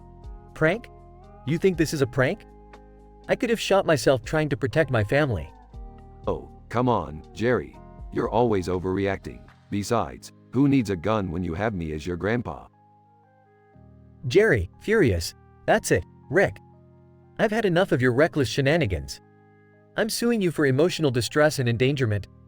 Rick, sarcastically. Ooh, big words, Jerry. I'm shaking in my flask. Jerry storms off, dialing numbers on his phone. Uh-oh, Rick. I think Jerry's really serious this time. Let him sue, Morty. Who needs that joker around anyway? We'll hire a badass lawyer and turn this into a cosmic court battle. Meanwhile, at the interdimensional law firm. Lawyer, so Mr. Smith, you're telling me your grandpa turned your gun into gold and caused you emotional distress? Yes, that's exactly what happened. And he does these crazy, dangerous things all the time. Lawyer, interesting. We might actually have a case here. Let's take it to the interdimensional court and make that mad scientist pay. Several intense court battles later. Judge, after careful consideration, I find Rick Sanchez guilty of emotional distress and endangering his family with his reckless behavior. Mr. Sanchez, you are sentenced to community service and mandatory therapy sessions. Rick, chuckling, community service? Therapy? You really think that's gonna stop me? Judge, silence. Mr. Sanchez, take it or leave it. Back at the Smith household. Well, that was an epic legal battle, Rick. I can't believe you got off with just community service. Rick, smirking. Morty, when you're as smart as me, you can get away with just about anything. Well, at least we don't have to deal with Jerry's whining for a while. Yep, it's just another day in the life of the dysfunctional Smith family. Let's go, Morty. I've got a new experiment in mind involving teleportation and nacho cheese. Oh geez, here we go again.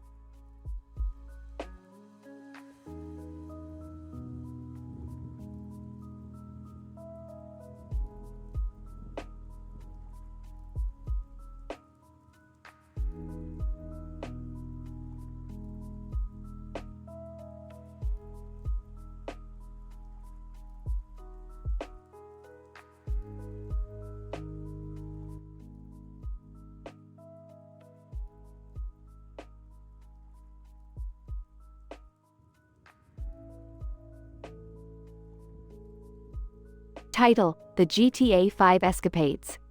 Characters: Rick, R. Morty, M. Summer, S. Beth, B. Jerry, J. Police Radio, PR. Officer 101.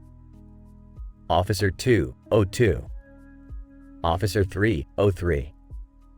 Location: Los Santos Tower. Rick, Morty, Summer, Beth, and Jerry find themselves in the world of GTA 5 after one of Rick's experiments goes awry. They stand in awe of the tall tower before them, unaware of the chaos that is about to unfold. Morty, don't wring your hands like that. We're in GTA 5 now. It's time for some insane adventures, Morty. Oh geez, Rick. Do we really have to cause trouble here? Can't we just explore? Yes. Yeah, let's try not to get into any trouble right off the bat. We don't want to attract too much attention. B, Morty's right, Rick. Let's just enjoy this experience without getting ourselves into trouble. We're not criminals. Incident. As soon as their conversation ends, the GTA 5 police radio crackles to life, loudly announcing their presence and labeling them as dangerous criminals. PR, attention all units, we have a group of dangerous criminals at the Los Santos Tower. High-profile targets, armed and extremely unpredictable. Be cautious, be cautious. 1. This is Officer Johnson. I've got eyes on them. They seem heavily armed, requesting immediate backup. 02, copy that, Officer Johnson. Reinforcements on the way. Stay alive. 03, this is Officer Rodriguez. They're making a run for it. They're in a spaceship. I don't even know how to describe it. Progression. The family dashes through the city, engaging in intense shootouts with the police while avoiding their relentless pursuit. Morty, grab that rocket launcher. It's time to show these guys what we're made of. Are you sure about this, Rick? I don't want to hurt anyone. Yes. Morty, it's either them or us. Just, aim for their vehicles or something. We need to defend ourselves. B, Jerry, for once in your life, be useful. Take the wheel while we provide cover fire. Jay, me? Are you kidding, Beth? I can't handle this kind of pressure. Despite the chaos, the family manages to outsmart the police and find themselves hidden in an alleyway, catching their breath. Geez, Rick. That was insane. I never thought we'd end up in a shoot-em-up game. Morty, this is just the beginning. We're the gods of this realm now. With a little courage and a lot of firepower, we can do anything. Yes. I can't believe we made it out alive. That was ridiculously dangerous. B, well, it seems like this realm has a penchant for exaggeration and chaos. Let's try to find a way out before things get even crazier. Jay, I just realized we're wanted criminals in this game. It's ludic. Lucridicue. It's crazy. They continue their adventure in GTA 5, now aware of the challenges and dangers that lie ahead. With their wits and Rick's incredible inventions, they intend to conquer this digital world with style. The story ends leaving room for endless possibilities as the family unleashes their newfound knowledge to navigate the realm of GTA 5 with unparalleled confidence and finesse.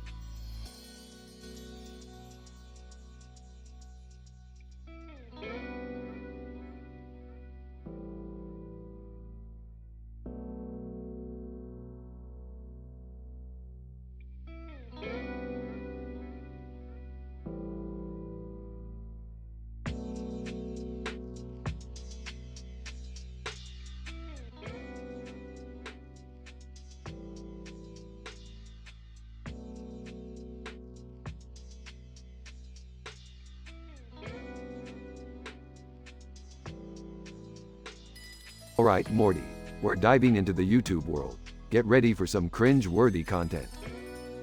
Oh geez, Rick, do we really have to roast DSP Gaming? He's already miserable enough. Morty, we're doing this for humanity. Plus, it's hilarious to see him squirm. Wait, who's DSP Gaming? Is he that guy who eats sandwiches on camera? No, Jerry. That's mukbang. DSP Gaming is the whiny gamer who blames everyone but himself for losing. Just another entitled man-child. Can't wait to take him down a notch. DSP Gaming. Hey everyone. Welcome to my channel. Today, we're playing the latest rage-inducing game while I complain about my unfair punishments. Alright, Morty, let's give him a taste of his own medicine. Time to roast this guy. Rick, I don't think I can come up with any good insults. Don't worry, Morty, I've got you covered. Just do what I do and go with the flow. ESP Gaming, you two think you can handle me? Please, I've faced tougher trolls than you. DSP Gaming, your face is so hideous, it makes my eyes bleed. No wonder you stream on audio only. Yeah, you're so out of shape, DSP Gaming. Gaming must be exhausting for you, considering even walking up a flight of stairs seems like a raid boss. ESP Gaming, you don't understand. My setbacks are the fault of the developers, the console, the chat, the universe. Oh, please. Your blame game is more pathetic than your subscriber count. Get a grip, dude. Look, DSP Gaming, you're like a Pidgeotto stuck in a gym full of Dragonites. You're out of your league, and your excuses won't save you. Yeah, and your rage is so intense, it could power an entire city. Maybe you should consider anger management classes. ESP Gaming, no, you're all just haters. I'll never accept defeat. Well, DSP Gaming, you've lost fair and square. Time for your punishment. ESP Gaming, punishment? What kind of punishment? Prepare yourself, DSP Gaming. You'll be forever trapped in a pit full of sweaty, hulking, balding sumo wrestlers. And trust me, they won't be happy to see you. ESP Gaming, this is so unfair. I demand to speak to your manager, Rick. Sorry, buddy, can't help you there. Enjoy your stay in the pit of wrestling doom. Phew, that was intense. I never knew a YouTube roast could be so satisfying. Yeah, but I can't help but feel a little bad for DSP Gaming. He really deserved it, though. Morty, we've got bigger things to worry about than some whiny gamer. Let's go home and find our next interdimensional adventure. Yeah, let's get out of here before DSP Gaming starts a rage tweet storm. Good call. I don't want any part of that drama. Agreed. Let's go, before things get even more ridiculously over the top. The sound of the portal opening. Alright, Morty, let's get out of here and leave DSP Gaming to his wrestling pit. Another successful adventure, Morty. Yeah, Rick. Another day, another bizarre situation. Let's go home and relax.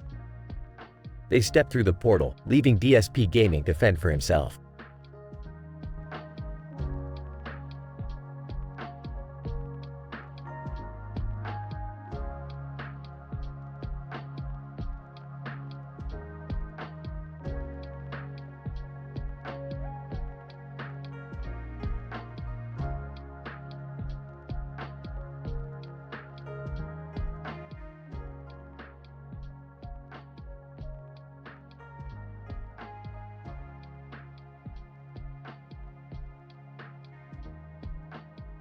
Hey, Morty, check out that Ferris wheel. It's got a neon sign on its side that says, Ride of Your Life.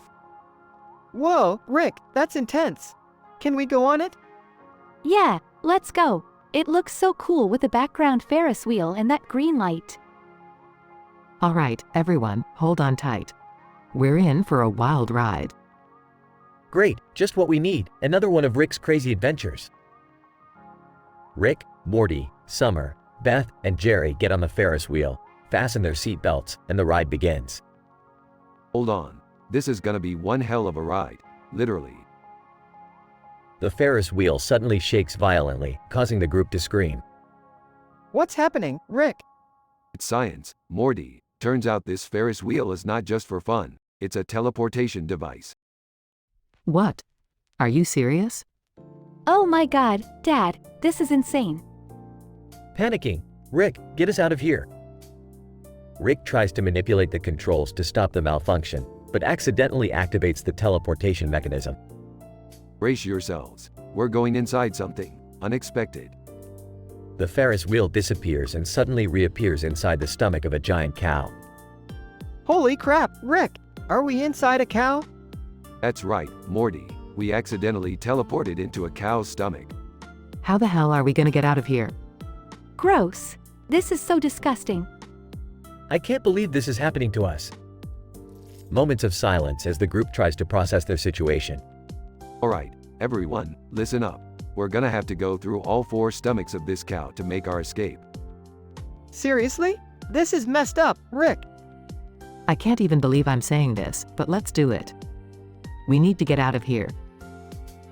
The group begins their epic journey through the cow's first stomach, encountering acid pools and fending off digestive enzymes. This is like a nightmare. I'm covered in cow vomit. I never thought I'd say this, but I missed the fair.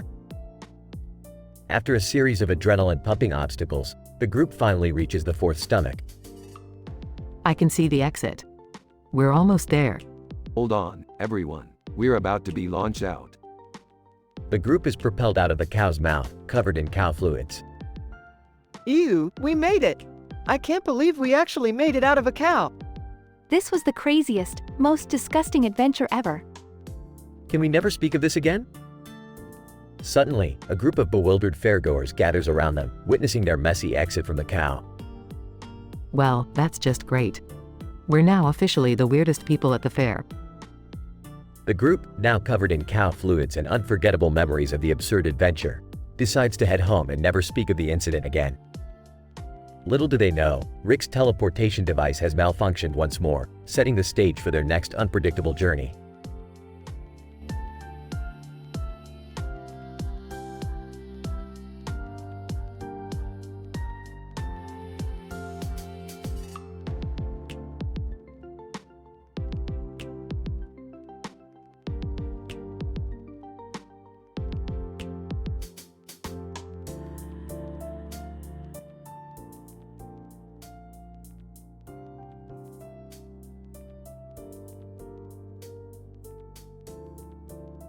Nerd. What the fuck is this shit? Another shitty game in my collection, I swear to fucking God. Picks up the game. Computer. Warning, warning, teleportation sequence activated. Nerd. Teleportation sequence? What the fuck are you talking about? Looks at computer. Suddenly, a blinding light surrounds the nerd and he disappears. Nerd. Reappearing in a dark forest. What the fucking shit just happened? Where the fuck am I? Computer. You have been transported into the game Goosebumps Horrorland for the PlayStation 2. Nerd. Angrily, Goosebumps Horrorland? Are you fucking kidding me? What kind of sick joke is this? As the nerd starts exploring the forest, he encounters a group of demonic monsters. Nerd. What the holy fucking shit are those horrifying creatures? Fuck me sideways? Monster 1, welcome, nerd. You're now trapped in Horrorland. Prepare for ultimate terror. Nerd. Laughs sarcastically, ultimate terror? Bring it on, you spooky bitch. As the nerd battles the monsters, he delivers an onslaught of curse-filled insults and sarcastic remarks. Nerd. Your mother's so ugly, she could scare the shit out of a toilet. Come at me, you fucking dickwads. Surprisingly, the nerd defeats the monsters with his gaming skills and starts progressing through Horrorland. Nerd. Fucking finally. One level down. Who the fuck knows how many to go? Computer. Beware, nerd. The horrors in Horrorland will continue to test your sanity. Nerd. Oh yeah? Well, bring it the fuck on.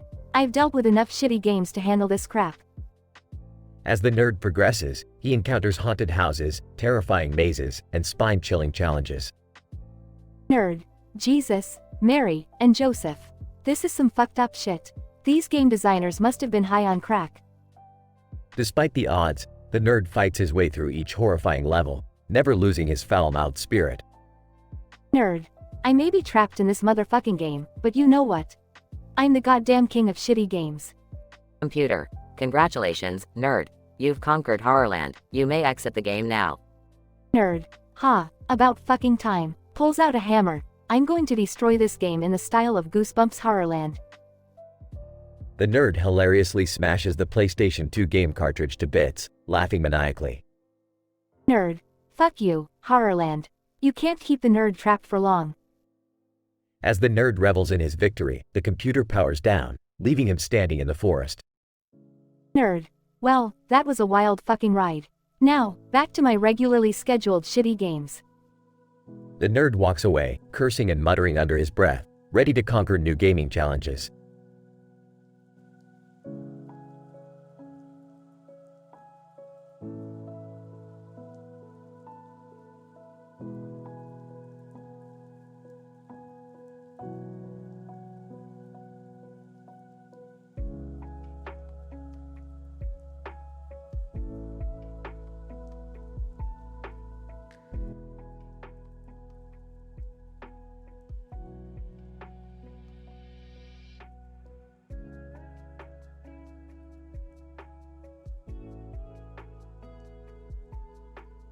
Alright, Morty, buckle up.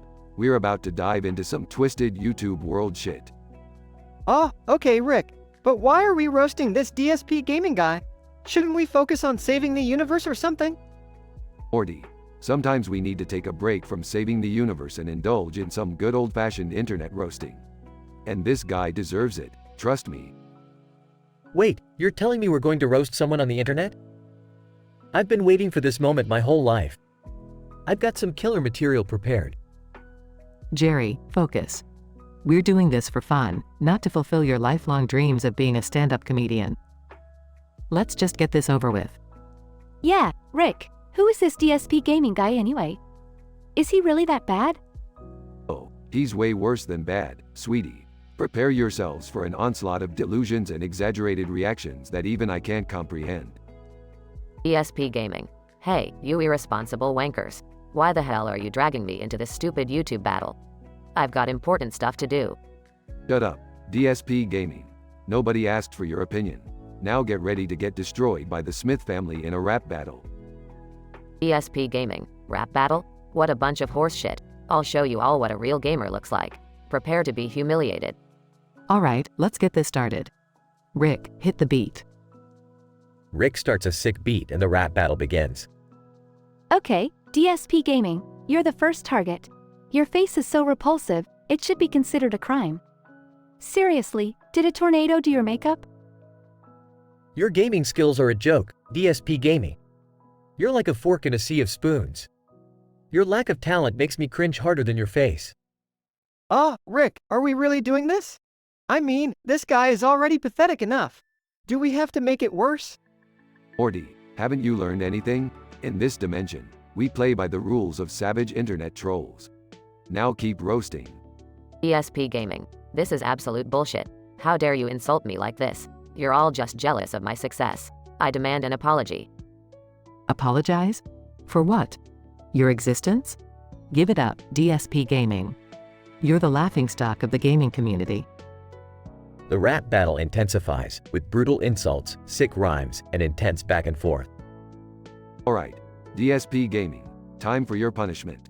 After losing this rap battle, you will be forever plunged into a pit of stanky, sweaty, obese, hulking, balding sumo wrestlers. DSP Gaming. What the fuck? You can't do this to me. I won't stand for it. This is the worst punishment ever imagined. Rick, this is getting out of hand. Isn't this going a bit too far? Too far? Morty, you don't know what's too far until you've seen a pit full of stanky, sweaty, obese, hulking, balding sumo wrestlers. Trust me. The Smith family celebrates their victory as DSP Gaming is reluctantly thrown into the pit. DSP Gaming. No, I can't believe this is happening. The stench, the sweat, the bald heads. This is my eternal hell. Well, that concludes our adventure in the YouTube world. Guess DSP Gaming won't be bothering anyone with his delusions anymore. Amen to that. Now, can we finally get back to saving the universe? Let's go, family. We've had enough internet insanity for one day. The Smith family leaves the YouTube world, victorious but forever changed by their encounter with DSP Gaming.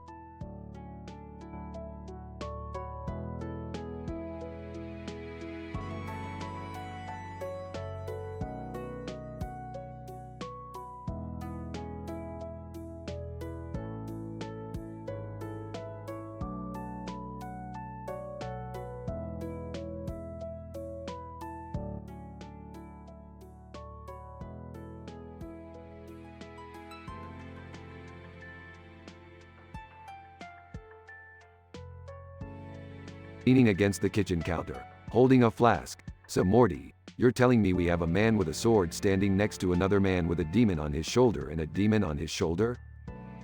Confused. Yeah, Rick, it's insane. They just appeared out of nowhere. Should we be worried? Half sarcastically, worried? Morty, we should be thrilled. This is statistically improbable. We're witnessing the birth of a new urban legend. Entering the room, what's going on here? I heard shouting. Rolls his eyes. Oh, hi Beth, just your typical everyday occurrence.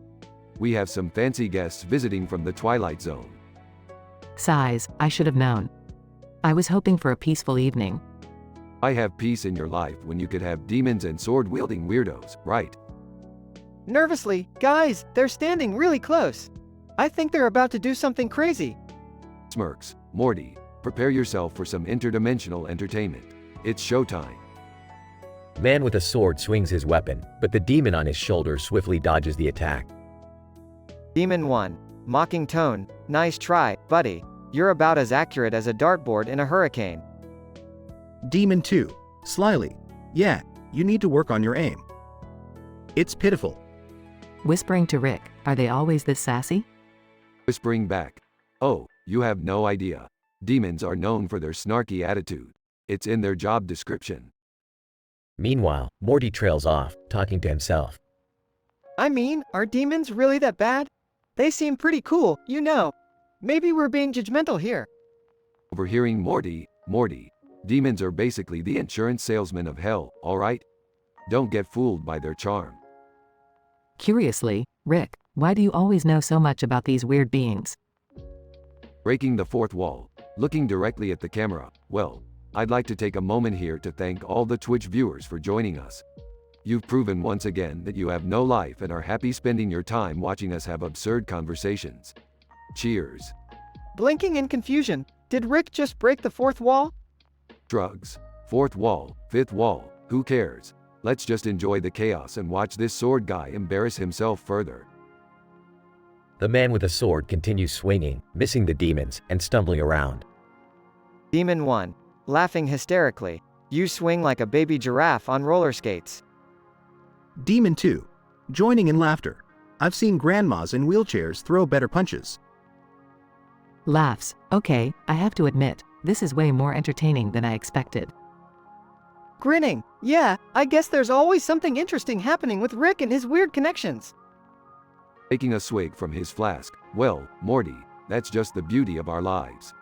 Now let's sit back, enjoy the show, and hope they don't destroy the house in the process.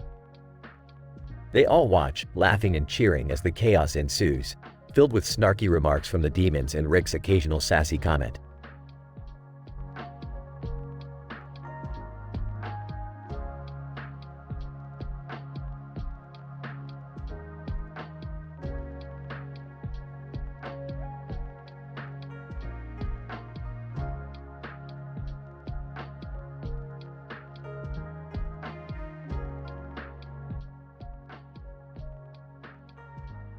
Tom, what the fuck? You're telling me I'm adopted? And my real parents are Rose and Fred West? Eric, yeah, mate. I found your adoption papers while rummaging through old files. Tom, Jesus Christ, Derek. Why the bloody hell would you be snooping around my personal documents? Eric, look, I wasn't snooping, alright. I was just trying to organize your office. And then I stumbled upon this bombshell. Tom, this is fucked up, man. Rose and Fred West were serial killers. They murdered, raped, and dismembered their victims. Eric, I know, mate. It's messed up. But hey, at least you turned out alright. Tom, alright? How the hell can you say that? I've lived my whole life thinking I was a normal person, and now I find out my real parents were monsters. Eric, calm down, Tom. It doesn't define who you are. You're a good guy. Plus, you were adopted by loving parents who raised you well. Tom, you really think that changes the fact that I'm blood related to those psychopaths? Eric, I get it, Tom. It's a shock, but trust me, DNA doesn't dictate your character. You're your own person. Tom, fuck, Derek. I don't know if I can process all of this. It's like my whole world has been turned upside down. Eric, take your time, mate. It's a lot to digest. But don't let it consume you. You have people who care about you, including me. Tom, thanks, Derek. I appreciate it. It's just, I never thought I would uncover something like this. Eric, life's full of surprises, mate. But remember, it's not about where you come from, it's about where you're going. Tom, yeah, you're right. I can't let this revelation define me. I'm still Tom Burley, and I'll find a way to deal with this. Eric, that's the spirit, mate. We'll get through this together. Whatever you need, I'm here for you. Tom, thanks, Derek. I don't know what I'd do without you, mate. Eric, don't mention it, Tom. We're friends for a reason. Now, let's grab a drink and take a breather from this crazy-ass roller coaster of life. Tom, sounds like a plan, buddy. Cheers to unexpected discoveries and true friendship. Eric, cheers, mate. Here's to surviving the insanity that life throws at us.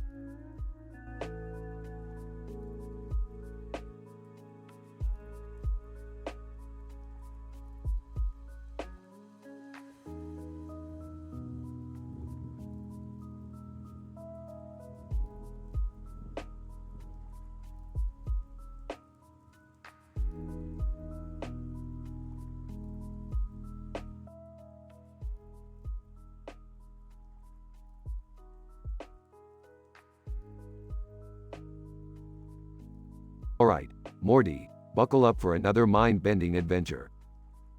Rick, what's that sign over there? It says, "You're a chicken." And why are there actual chickens standing in front of it? Morty, that sign's just an interdimensional joke. And those chickens, they're probably failed experiments from another dimension. Let's leave them be. Rick, don't encourage Morty to ignore strange signs. We should investigate. You know, like responsible adults. Oh, come on, Beth. It's just a sign. Let's go home. I'm sure the chickens have important chicken stuff to do. Seriously, Dad? Chicken stuff? Can we at least check it out? It might be interesting. Fine, fine. We'll check it out. But if anything goes south, I'm blaming all of you. Moments later, they find themselves on an interdimensional YouTube stage. Great, we're in the YouTube world now. What's our mission, Summer? We have to roast DSP Gaming on their appearance in a rhyming rap battle. Oh, and mention that fapping incident on stream from May 1st, 2016. Really, Summer?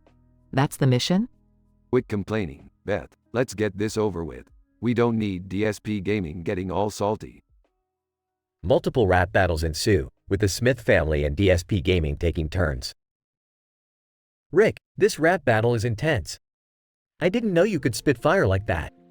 Oh please, Jerry, I'm an interdimensional genius. Rhyme battles are child's play to me. Hey, DSP Gaming, your rhymes are weak. Just like your excuse for that fap leak. DSP Gaming starts losing, visibly sweating. Looks like someone's getting a taste of their own medicine. How's that for drama, DSP? Yeah, DSP, you thought you could escape consequences? Well, guess what? You're getting plunged into a pit of squawking sentient mutant oily rubber chickens forever. Moments later, DSP Gaming is dropped into the pit and the chickens begin deafening squawking. DSP Gaming. Oh god, the noise. It's unbearable. Can someone please turn off these chickens? I'll file a complaint against this ridiculous punishment. Too bad, DSP. You should have thought about that before fapping on stream. Enjoy your newfound chicken friends. DSP Gaming is enveloped in the squawking chaos as the Smith family walks away victorious. That was wild, Rick. We really showed him. Damn right, Morty. The YouTube world won't forget the Smith family anytime soon. The Smith family exits the YouTube world, leaving DSP Gaming to his squawking fate. Can we go home now? I don't think I can handle any more craziness. Sure, Jerry, let's go. Next time, be careful what signs you ignore. And next time, DSP Gaming, think twice before you let loose on stream. Squawk on, you weirdo. Well said, Summer. Let's get back to our dimension, shall we? They all portal back home, satisfied with their epic adventure.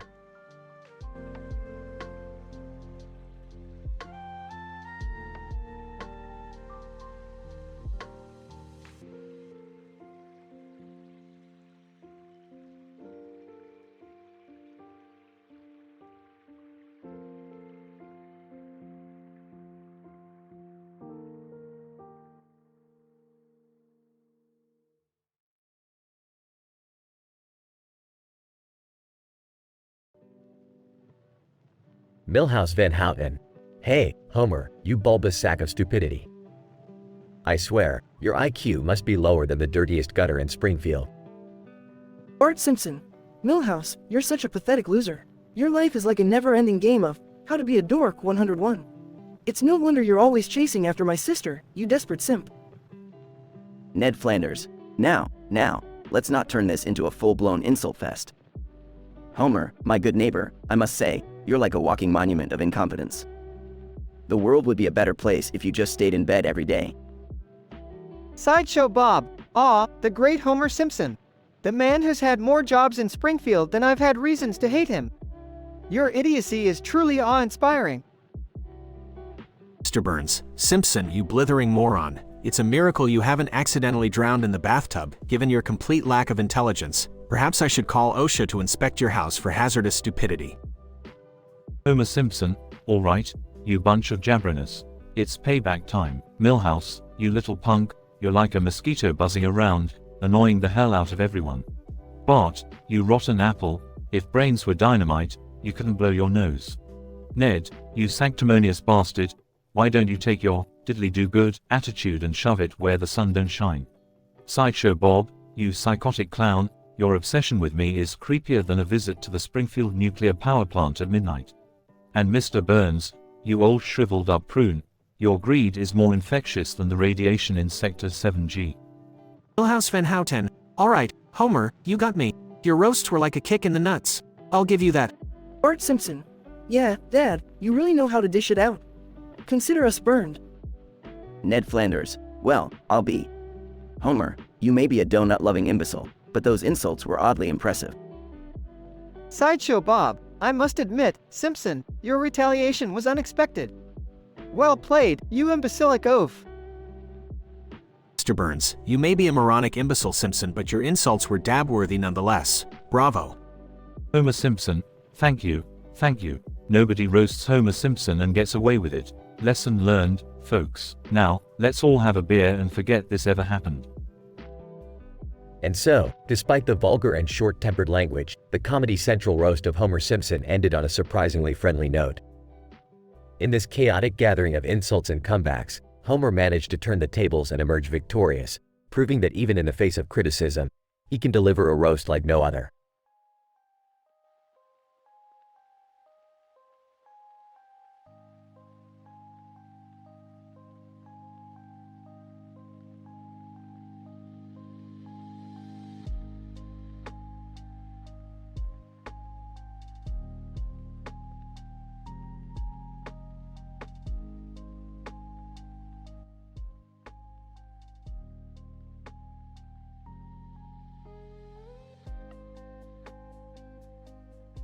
Barack Obama. Alright, let's get this show started.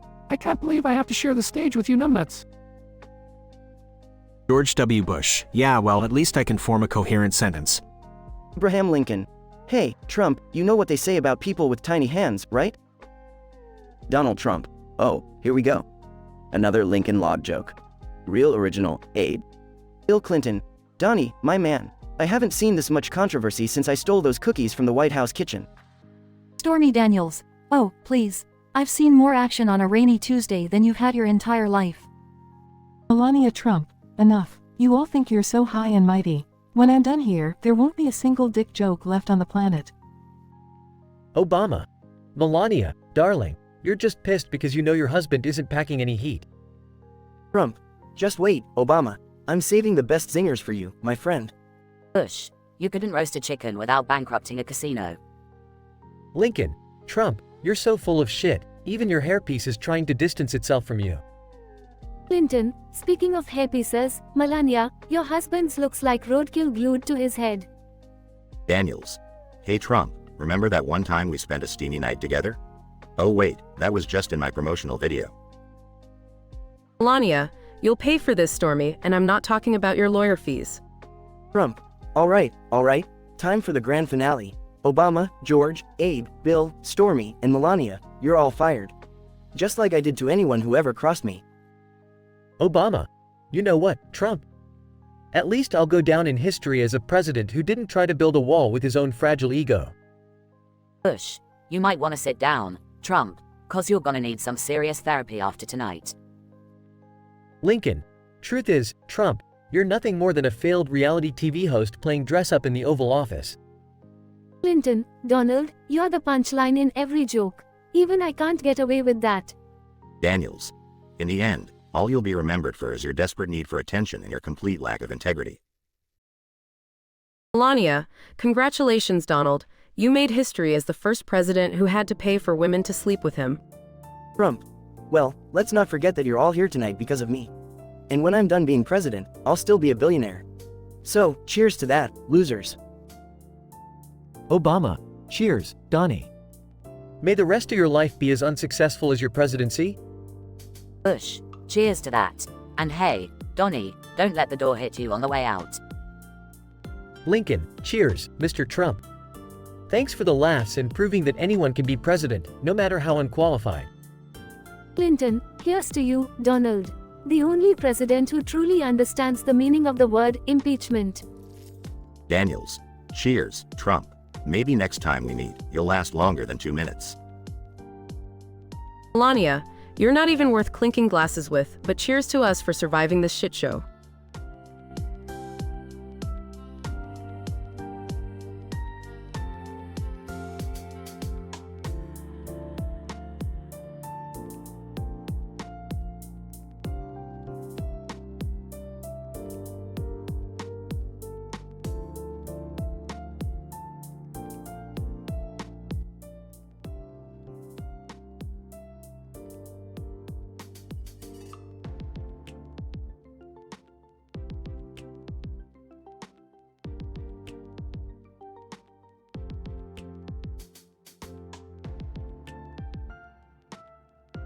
Morty, we've got another one of those insane adventures on our hands. Strap in, because shit's about to get real crazy. Oh no, Rick, not again, I can't handle it. What's the plan this time? Relax, Morty, we're gonna enter this twisted metal tournament that takes place on a yellow background with a black and red backdrop. It's like we're in a 90s acid trip. Twisted metal? Like, cars and stuff? Is this like that video game? Yeah, Morty, but on steroids. This tournament has contestants with maniacal faces and knives in their hands. One guy even looks like he made a deal with the devil. You know the type. A real skull-faced badass. Okay, Rick, but how do we survive this? We're just regular people. Morty, we're not just regular people. We're the smartest, most resourceful people in the universe. I've got a plan. Jerry, eavesdropping, did somebody say plan? I want in. I want to be important for once. Jerry, let them handle this. We don't need any more of your incompetence. Yeah, Dad, just stay out of the way. We don't need you screwing things up again. Well, excuse me for being concerned about our safety. It's not like any of you appreciate my valuable contributions. Shut up, Jerry. We all know your so-called contributions are about as useful as nipples on a man. Rick, couldn't you have chosen someone else for this tournament? Like, I don't know, Elon Musk or something. Morty, Elon Musk is busy launching rockets and making flamethrowers. We're stuck with your pathetic excuse for a father. Hey, I resent that. Shut it, Jerry. We're here. Time to enter the Twisted Metal Tournament. Rick, please be careful. I don't want to lose you again. Relax, Beth. I've got this under control. Just trust me for once. It's not like I'll die and be replaced by some alternate universe version of myself or anything. Dad, you better not screw this up. I'll never forgive you if something happens to Morty or Rick. Okay, fine. I'll stay out of the way. I'll just sit here, alone, like always. Elvis Rick enters the arena, grooving to some rockabilly tunes. Elvis, well, if it isn't the Smiths. You think you're tougher than me? Let's see you shake your hips like this. Morty, get ready. It's time to show this Elvis wannabe who the real king is. Rick, are you really going to challenge him to a dance-off? This is a Twisted Metal tournament, not a talent show. Morty, my moves are lethal enough to warrant their own tournament. Now watch and learn, kid. Frenetic dance battle ensues, complete with flips, spins, and outrageous costumes. I can't believe I'm cheering for my dad in a dance-off during a Twisted Metal tournament. This is so absurd. Yeah, but look at them go. Dad's actually good. I never thought I'd see the day. Watching from the sidelines, they're beautiful. They're like dancing gods. I had no idea they had such hidden talents. Rick and Morty, triumphantly, take that, Elvis Rick. Elvis, I've been defeated by the ultimate dance duo. I guess I'll just go back to making mediocre music now. Well played, Smiths. Meanwhile, back on Earth, the entire Twisted Metal tournament is broadcasted on intergalactic TV for all to see. News anchor. In an unprecedented turn of events, Earth's heroes, Rick and Morty Smith, have taken home the grand prize in a Twisted Metal dance-off, toppling the infamous Elvis Rick. They've become overnight sensations across the galaxy. Watching himself on TV, maybe I played a small role in their success. I should have entered the tournament too. Jerry, please, let them have their moment. They earned it. Wow, this is some next-level insane shit. I can't wait for next week's episode, where Rick takes on the Kardashians in a fierce lip-sync battle. Oh, I really hope we don't end up in another absurd situation. My nerves can't handle it. Oh, Morty, you haven't seen anything yet. We're just getting started on this interdimensional roller coaster of chaos.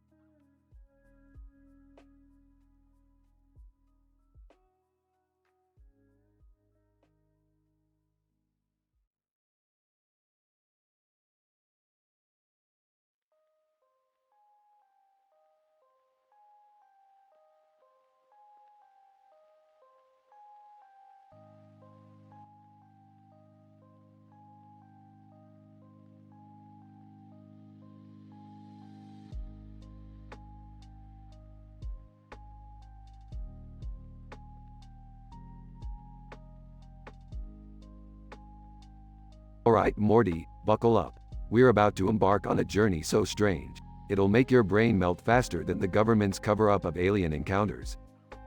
Oh geez, Rick, what the heck are we getting ourselves into this time? Well, Morty, we've been invited to the Interdimensional, Ultra Sassy Card Game Championships. It's a high-stakes tournament where the loser has to shave off their entire beard. Even if they have a beard for their thought beard. Whoa, wait, thought beard? I'm not even sure what that means, Rick. Morty, it means inner thoughts so profound, they manifest on your face. Now quit your whining and let's go win this thing. And remember, don't stare at any of the participants for too long, or they'll hatch a conspiracy theory against you. Hey, guys! I heard you're going to the card game championships. Mind if I tag along? Summer, you wanna come? Don't take this the wrong way, but where are all those terrible life choices you usually make? Oh, I've evolved, Rick. I traded my terrible choices in for a flamethrower and a PhD in sass. I'm now Dr. Sassypants, MD. Summer, that is so reckless and irresponsible. Relax, Morty. It's all in good fun. Plus, I brought enough sass to roast 1,000 Karens. Alright, everyone shut up. We're here. And look, Morty, the card game is being hosted by a guy with a beard, and a beard puppet. That's just disturbing. Disturbing? Morty, this is groundbreaking. I may have just found the loophole to grow infinite beards. Rick, I think you're oversharing. Shut up, Morty, let's get this game started. And remember, no matter what happens, stay sassy. Sass takes you places. Rick, you're acting crazier than a conspiracy theorist chasing chemtrails. Shut up, Summer, I've got a royal flush with sass. All in. Beardman, I call your sass and raise you a mysterious dimension opening ace of fools. Rick, the whole table is collapsing into a vortex of madness. What do we do? Don't worry, Morty, I've got a plan Z. What's plan Z? We surrender, Morty, the beard puppet wins. It's too powerful to mess with. Surrender? Rick, that's not like you. Morty, sometimes in life, you gotta know when to fold 'em and when to whoa. What the hell is happening? Beardman, you fools thought you could challenge my beard puppet. Prepare to be sucked into the void of unspeakable horror. Well, Morty, it looks like this is the end. I never thought I'd go down like this, but hey, at least we went out in a ridiculously improbable way. I can't believe it's all ending this way, Rick. We had so many adventures left to go on. Guys, stop exaggerating. We're not gonna die. Summer, you're right. How did we forget? We have plot armor thicker than the government's excuse for Area 51. So, what now, Rick? We use our plot armor advantage and turn the tables on the beard puppet. You mean, fight back and reclaim our sanity? I like the sound of that. Damn right, Summer. Let's show this beard puppet who's boss. Beard Puppet's evil laughter fills the air as the battle begins.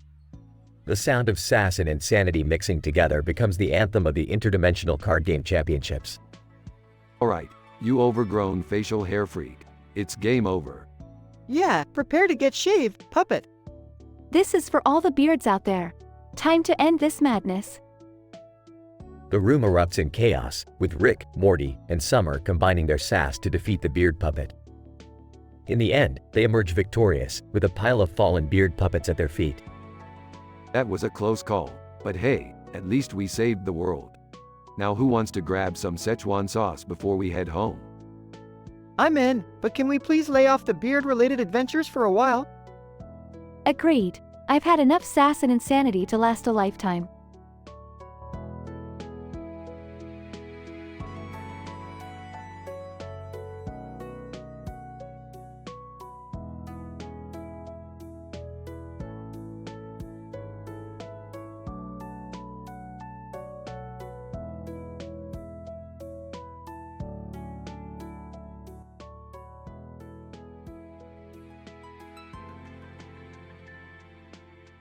Man, being Morty is a real wild ride, you know?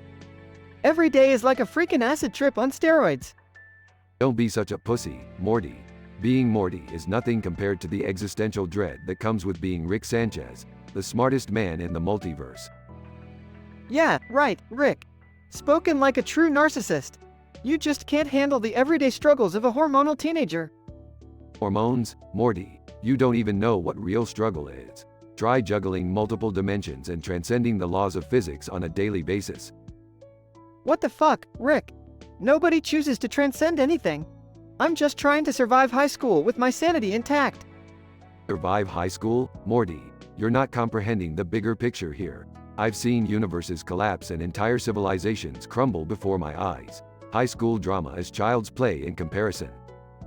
Child's play? I've had to deal with alien parasites taking over our family, interdimensional cable channels warping my mind, and countless encounters with homicidal creatures. Don't belittle what I go through, Rick. Look, Morty, I know it seems intense to you, but we must maintain composure in the face of chaos. I've battled tyrants, traveled through time, and even died a couple of times. You gotta toughen up, Morty. Toughen up? I've been to places where reality is a joke, where my own existence is doubted. I've seen things that would make a grown man shit himself. You think I'm not tough enough?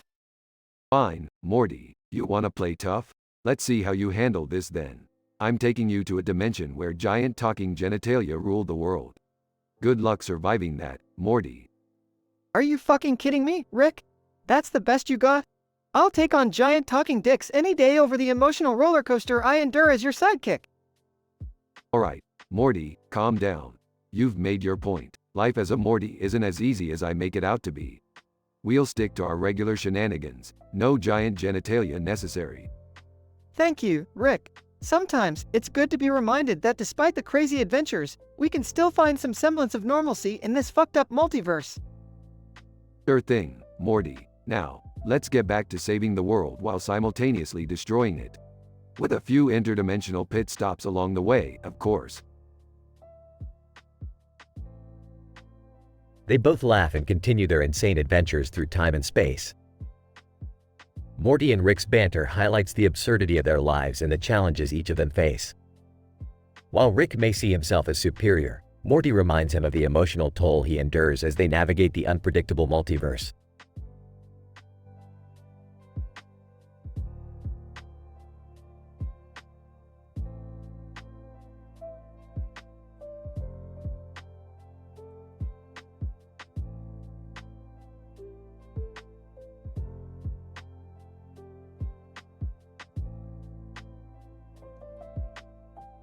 Hey Morty, did you see that mountain over there? It's got this weird-ass green light shining behind it.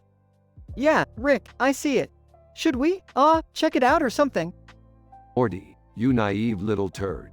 Of course we should. Maybe it's a portal to another dimension or the intergalactic equivalent of a Taco Bell.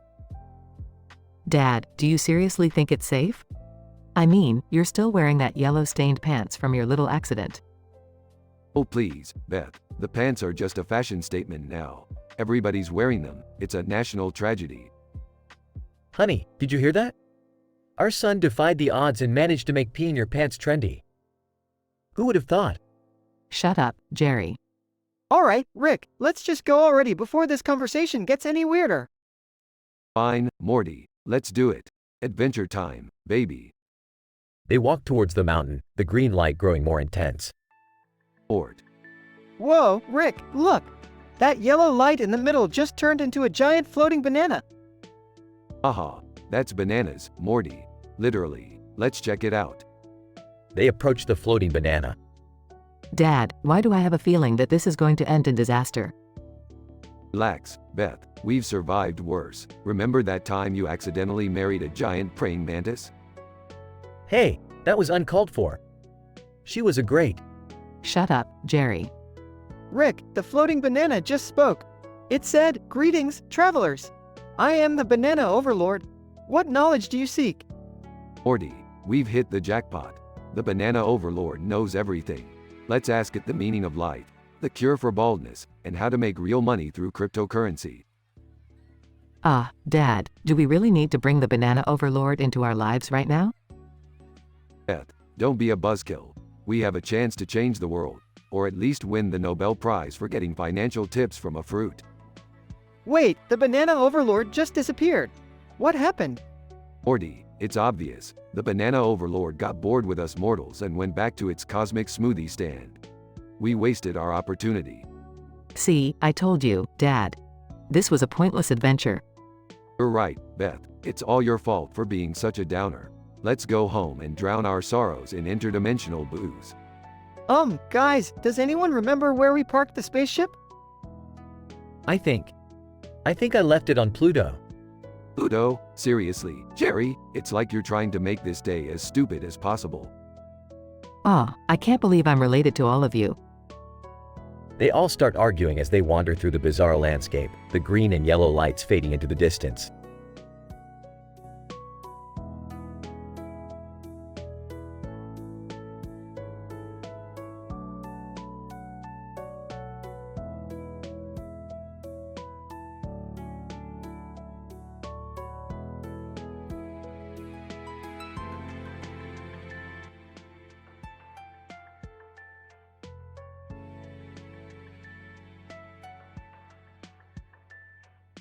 Gordon Freeman. Alright, let's get this F*C King roast started. Gordon Ramsay, you may be a master chef, but your face looks like it's been through a F*C King meat grinder. Jeff Gordon. Yeah, and your food tastes like SH*T. Seriously, it's no wonder you always look so F*C King angry. Your taste buds are probably as dead as your cooking career. James Gordon. Speaking of careers, Ramsay, you couldn't even manage a F*C King McDonald's. Your restaurants are more empty than your F*C King soul.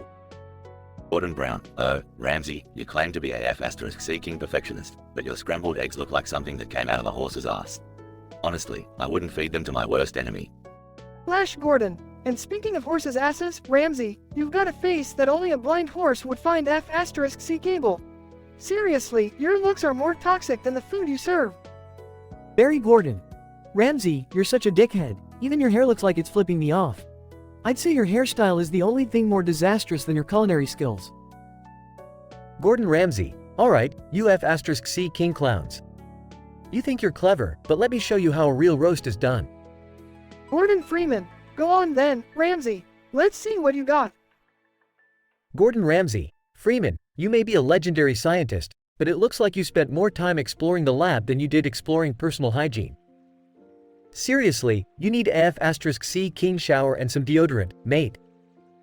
Jeff Gordon. And you, Jeff. You may be a racing legend, but all those years on the track couldn't teach you how to spice things up in the bedroom. Your sex life must be as exciting as watching paint dry. James Gordon. Ramsay, you claim to be a tough guy, but even Batman could kick your sorry ass. And trust me, he's had experience dealing with real jokers like you. Gordon Brown, you think you're so F*C King smart, Ramsay, running your mouth all the time. Well, let me remind you, you couldn't even run a country. Your political career was a bigger disaster than your cooking disasters. Flash Gordon. Ramsay, your insults are as weak as your fame. Flash Gordon could run circles around you, and he'd still have time to save the world, while you're here burning another F*C King souffle. Barry Gordon. Ramsay, you think you're the king of the kitchen, but you're nothing more than a peasant with a foul mouth. Your insults are as tasteless as your risotto. Gordon Ramsay. Well, it seems you all have a lot to say about me. But guess what? At least I'm not standing here wasting my time roasting someone who can't take a F*C King joke. Cheers, you bunch of wankers. They all laugh, realizing the intensity of the roast, and raise their glasses in mocking toast.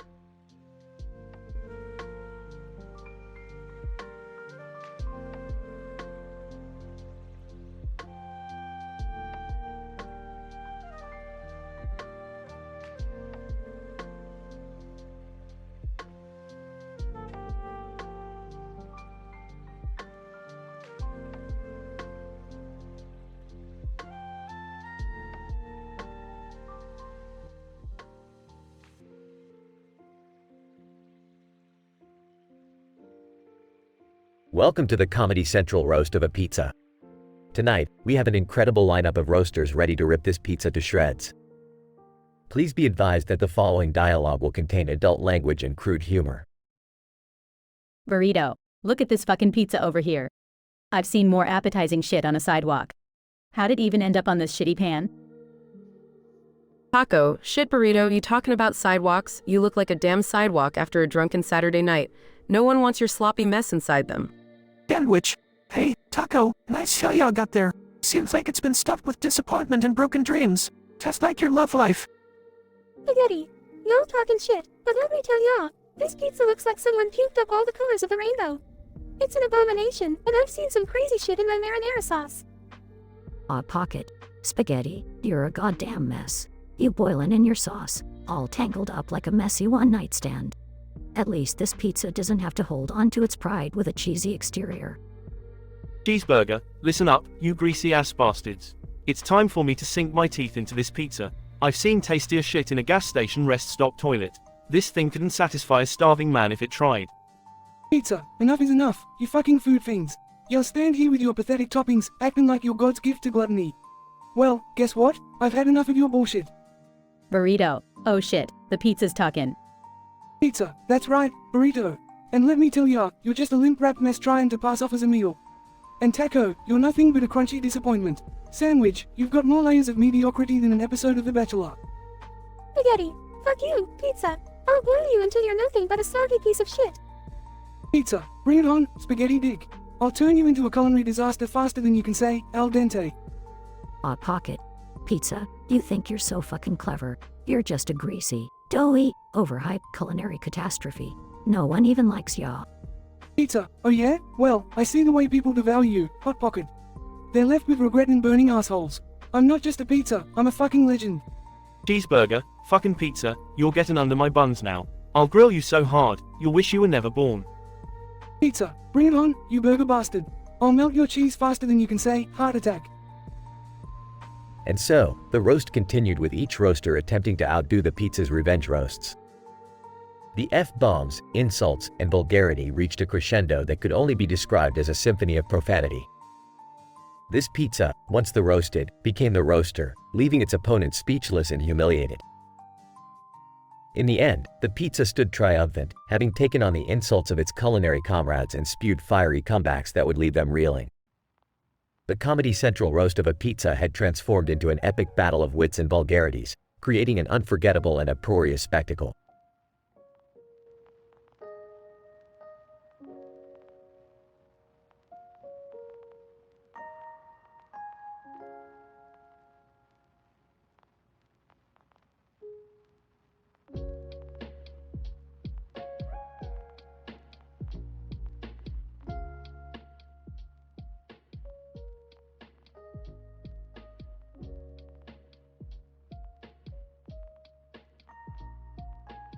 Dorothy Gale. Well, ain't this a fucking shithole of a roast? About time someone took this bitch down a notch. Scarecrow, yeah, you can bet your sweet ass I've been waiting for this day. That wicked bitch needs a taste of her own medicine. The Wizard of Oz, the Wicked Witch of the worst. We're finally unleashing the fury on this miserable piece of shit. The Tin Man, I can't wait to see her face when we tear her apart. She deserves every insult we throw at her, the goddamn witch. Cowardly Lion. I've got a roar that'll make her regret ever crossing paths with us. She won't know what hit her, the miserable cunt. Lollipop Guild member 1. This fucking witch thinks she can ruin our lives and get away with it? Not on our fucking watch. Lollipop Guild member 2, yeah, she's gonna wish she wasn't so damn wicked when we're done with her. We've got some twisted shit lined up. Dorothy Gale. Alright, let's get this shit show started.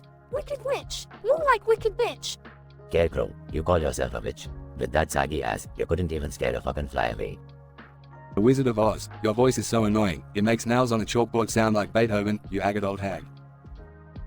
The Tin Man, wicked witch, more like weak-ass witch.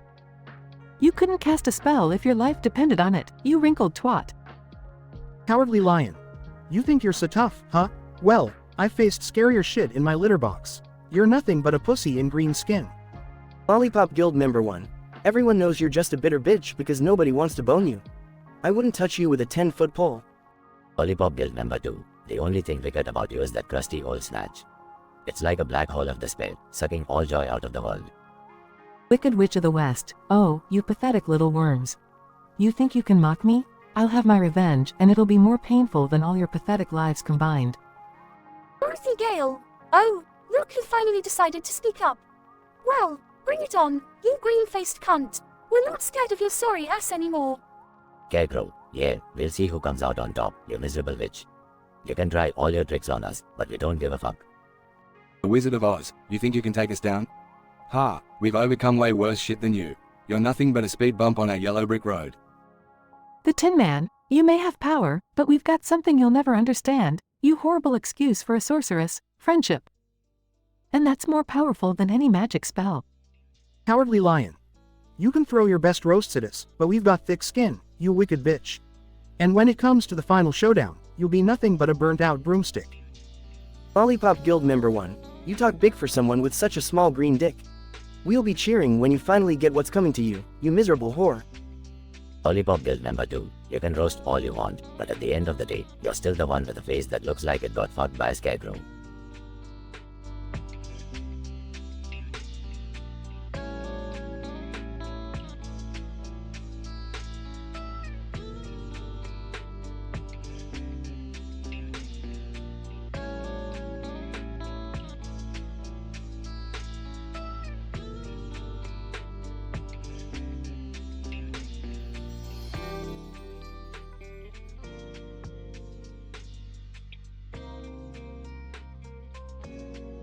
Alright, Morty.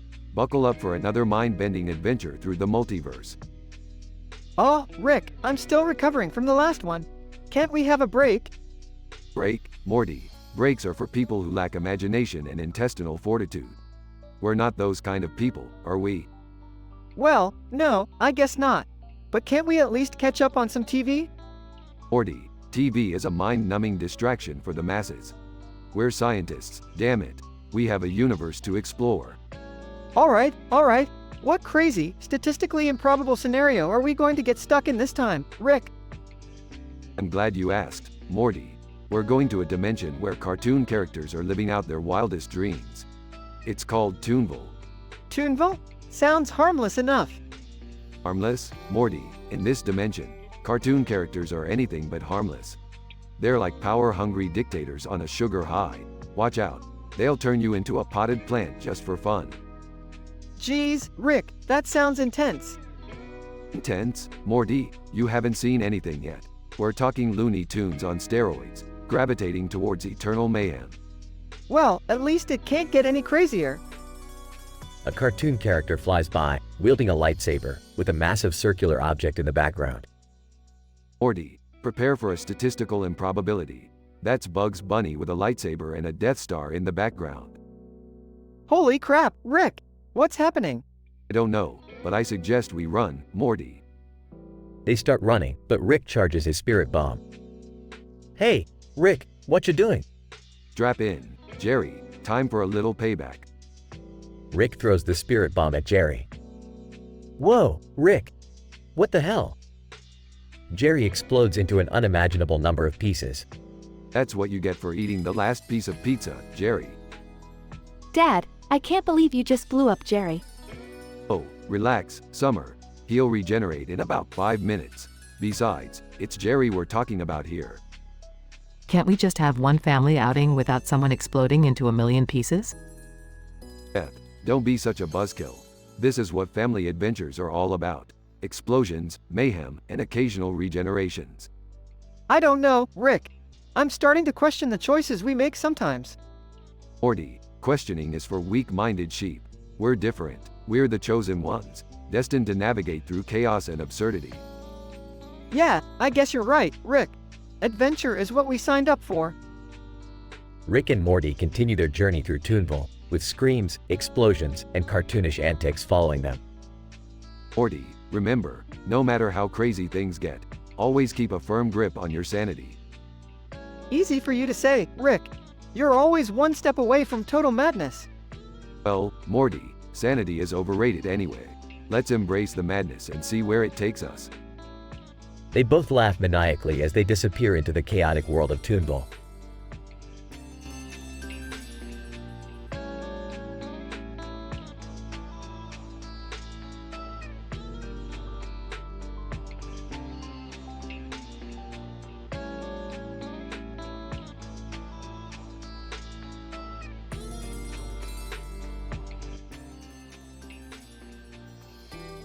The angry video game nerd. What the fuck? Where the hell am I? Grass as far as the eye can see? And what's with this blue suit? Why the fuck do I have a blue hat and a blue glove? And in the blue suit. Well. Look who we have here. Seems like someone's fucked up the game trying to escape reality. The angry video game nerd. Who the fuck are you? And what the fuck is going on? I demand answers, god damn it. And in the blue suit. Calm the fuck down, nerd. You're in the game now, Super Mario Land 2 to 6 golden coins to be exact. And I'm here to make sure you're gonna stay here forever. The angry video game nerd. Stay here forever? Like hell I will. I'm not some fucking pixelated plumber. And in the blue suit. Oh, you're gonna learn your place, nerd. You think you're tough with all your foul-mouthed rants? Let's see how tough you are in the Mushroom Kingdom. The angry video game nerd. You son of a bitch. I'll show you tough. Just you wait. Suddenly, the angry video game nerd acquires the powers of Super Mario. The angry video game nerd. What the fuck? I never knew playing shitty video games would lead to this. Take this, you blue-suited motherfucker. The angry video game nerd unleashes a barrage of fireballs at the man in the blue suit, causing him to scream in agony. And in the blue suit, you little shit. I'll fucking end you. The angry video game nerd jumps on the head of the man in the blue suit, killing him instantly. The angry video game nerd. Haha. Game over, motherfucker. Just as the victory celebration begins, the nerd steps on the Super Mario Land 2 to 6 golden coins cartridge, destroying it completely. The angry video game nerd. Fuck this game. I am the ultimate winner. No cartridge can hold me. Suddenly, a bright light engulfs the field, and the angry video game nerd is teleported back to reality. The angry video game nerd. Holy shit. What a fucking trip. I'm back. Realizing the blue suit, hat, and glove have disappeared, the angry video game nerd breathes a sigh of relief. The angry video game nerd. Thank fucking God. I'm free from that insane game. Lesson learned. Never mess with the angry video game nerd. The nerd walks off into the sunset, ready to face his next shitty game with a newfound sense of determination.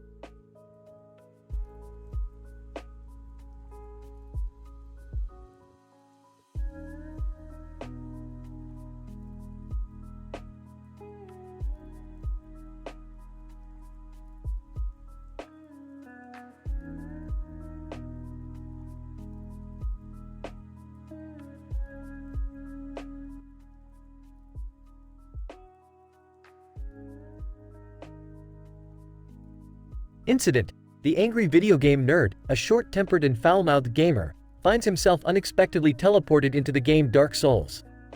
Regression. Nerd. What the fuck? Where the hell am I? And why does it look like I'm in a pixelated shithole? Bigger robot, beeping, greetings, nerd. You have been teleported into the world of Dark Souls. I am the angry Mementoid, tasked with guiding you through this treacherous journey. Nerd. Dark Souls? Are you fucking kidding me? I can't die here. I refuse to die in this digital bullshit. I'm into it. I assure you, nerd, death is the inevitable outcome in Dark Souls. Shall we proceed? Nerd. Fine, let's get this over with. Just don't expect me to enjoy it. As they progress through the game, the nerd encounters numerous challenging enemies and curses relentlessly. Nerd. Holy shit, these fucking enemies hit harder than my ex-wife. Whoever designed this game must be a sadistic prick. I'm into it. Indeed, Dark Souls is notorious for its punishing difficulty. Patience and perseverance are key. Nerd. Patience my ass. I'd rather play E.T. on the Atari. In a particularly challenging boss fight, the nerd's frustration reaches its peak. Nerd. Fuck this game. Fuck this boss. And fuck this pixelated nightmare. Nerd, overwhelmed by anger, rage quits the game but realizes he can't leave the virtual world. Nerd. What the fuck? I can't escape. I'm trapped in this goddamn game. After a few moments of panic, the nerd regains his composure and snatches the Dark Souls cartridge. Nerd. You know what? Fuck you, Dark Souls. Fuck you, controller. Fuck you, TV. And fuck this shitty game. The nerd proceeds to hilariously destroy the Dark Souls cartridge, smashing it to pieces. Nerd. Well, that's it. Dark Souls can go straight to fucking hell. I'm outta here. I'm into it. Farewell, nerd. May your gaming adventures be less tortuous in the future. The nerd exits the game, leaving behind a destroyed cartridge and a trail of profanities. Scientific description. This episode depicts an unusual occurrence wherein a Lego robot, referred to as the angry Mementoid, teleports the angry video game nerd into the virtual realm of the game Dark Souls. Dark Souls is renowned for its challenging gameplay and unforgiving difficulty. Throughout the narrative, the nerd's frustration and impatience are palpable, showcasing his foul-mouthed commentary and expressing an intense dislike for the game.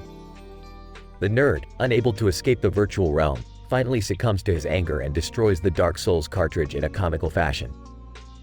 The M-rated dialogue and volatile behavior displayed by the characters create an engaging and dramatic storyline.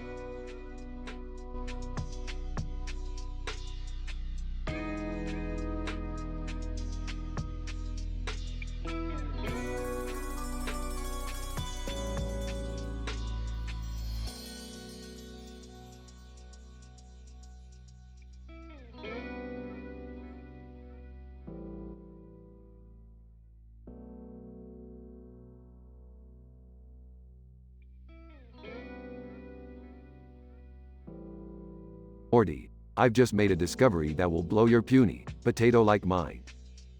Oh great, another one of your crazy inventions, Rick? What is it this time? Brace yourself, Morty. I've developed a device that can transport us through different dimensions, eras, and even fictional universes. Wait, seriously? We can travel to any place or time? That's crazy, Rick! Hold your horses, Morty. This device requires a power source capable of generating 1.21 gigawatts. How are we supposed to find that much power, Rick? Simple, Morty. We just need to break the fourth wall and ask the audience if anyone has crack. Seriously, Rick? You want to break the fourth wall and ask for crack?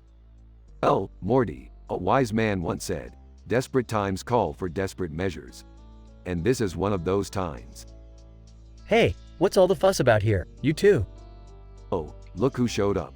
It's Jerry, the king of mediocrity and cluelessness. Hey, Rick, I heard you were messing with some interdimensional device again. Can I give it a try? Sure, Jerry, just make sure to sign this waiver first, absolving me of any responsibility for your impending stupidity. Dad, maybe it's not a good idea. Nonsense, Morty. This will prove once and for all that I'm not just a simple-minded buffoon. Alright, Jerry, suit yourself. But remember, when you mess things up, I won't be there to clean up your mess. Brief silence. Whoa, what just happened? Why is the background purple and my shirt black? Dad, I think you might have accidentally become a cartoon character. What? How is that even possible?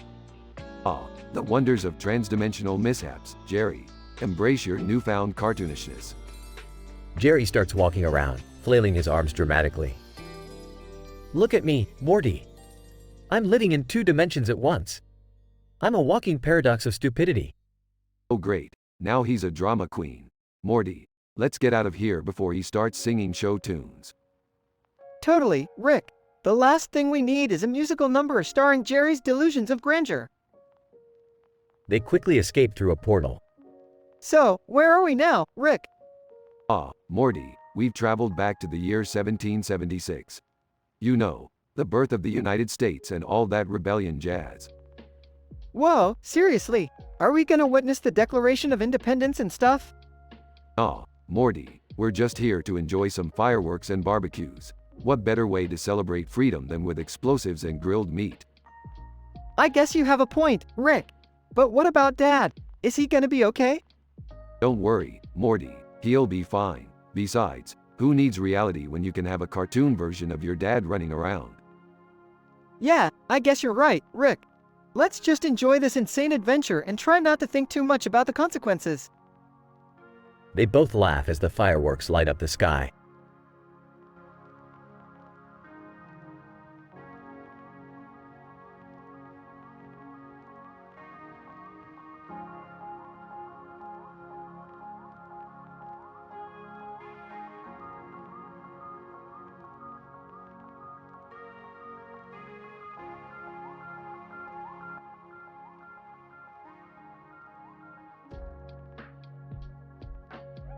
The angry video game nerd, AVGN.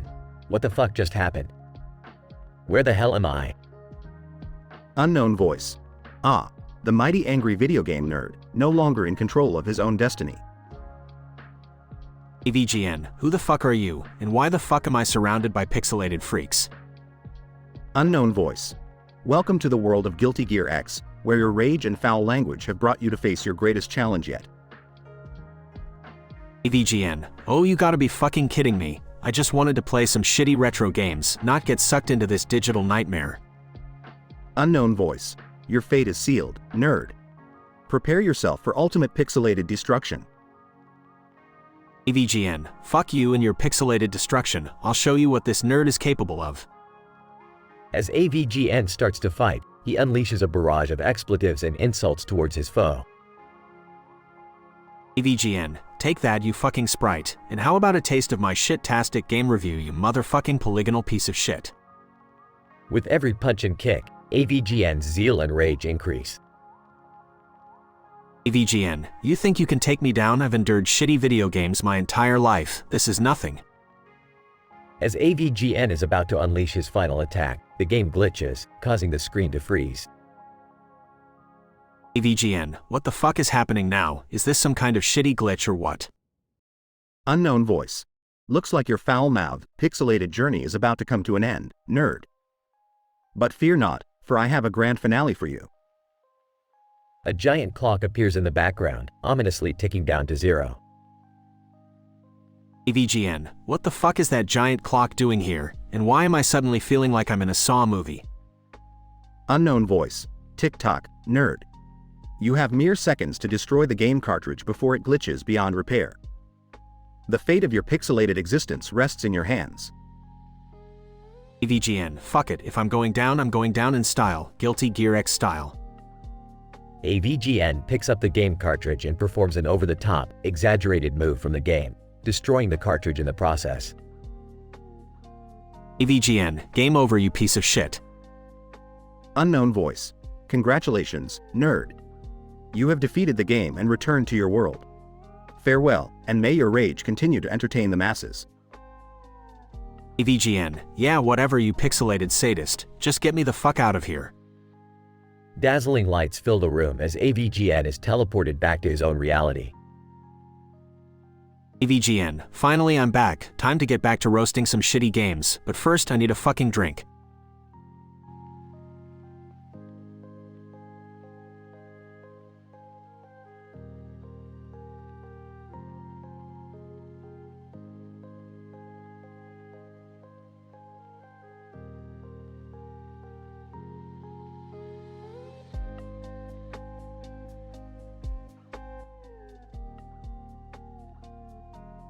Title: The Angry Video Game Nerd and the Horrific Goosebumps Adventure.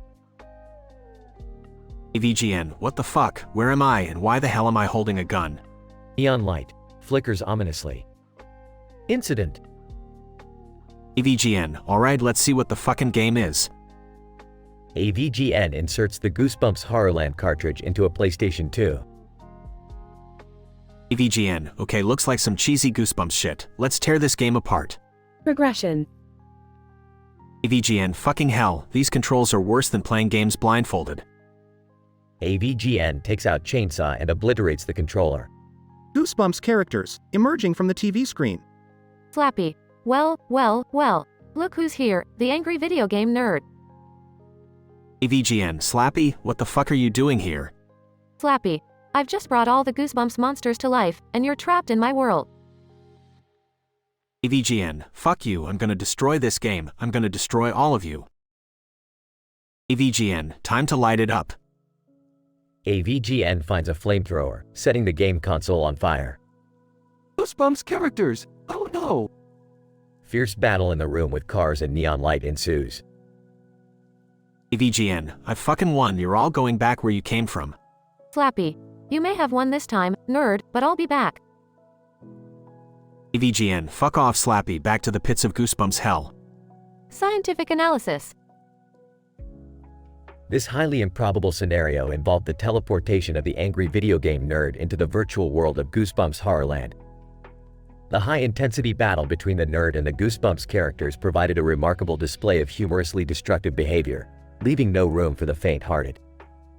Through the utilization of various weapons, including a chainsaw and a flamethrower, The nerd successfully vanquished his virtual adversaries, returning order to the virtual world.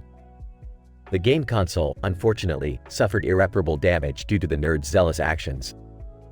The implications for future research in virtual reality and game development are extensive, particularly in the area of virtual immersion. However, caution must be exercised when applying such scenarios to real-world environments, as the use of vulgar language and violent behavior may be deemed inappropriate or offensive.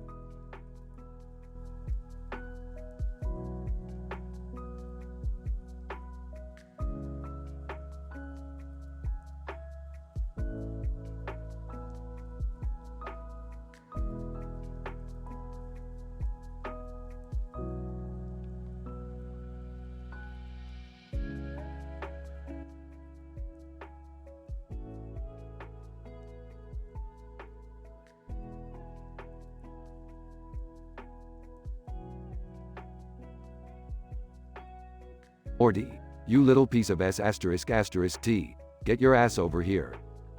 Geez, Rick, what's up now? We've got a problem, Morty. A statistically improbable problem. What is it this time, Rick? Another interdimensional crisis? Ah, way worse, Morty. There's a robot with a sword in its hand, and a light shining behind it. Oh great, just what we needed. A robot swordsman. Yeah, Morty, and not just any robot swordsman. This one has a black background and an ominous red and blue background. Rick, I thought you promised no more destruction in the house after last time. Oh, I'm sorry, Beth. Did my genius disrupt your boring little life again? Guys, the robot is right outside. Alright, Morty, time to put on our sassy pants and face this overly dramatic menace. Rick, please be careful. And Morty, stay close to your grandpa and try not to get killed. You got it, Mom. I'll be your trusty sidekick, Rick. Sidekick, please, Morty. I'm the goddamn Mecha Elvis Rick. Get it right. Focus, you two, the robot is about to attack. Robot, prepare to be destroyed, puny humans. Oh, great, another wannabe conqueror.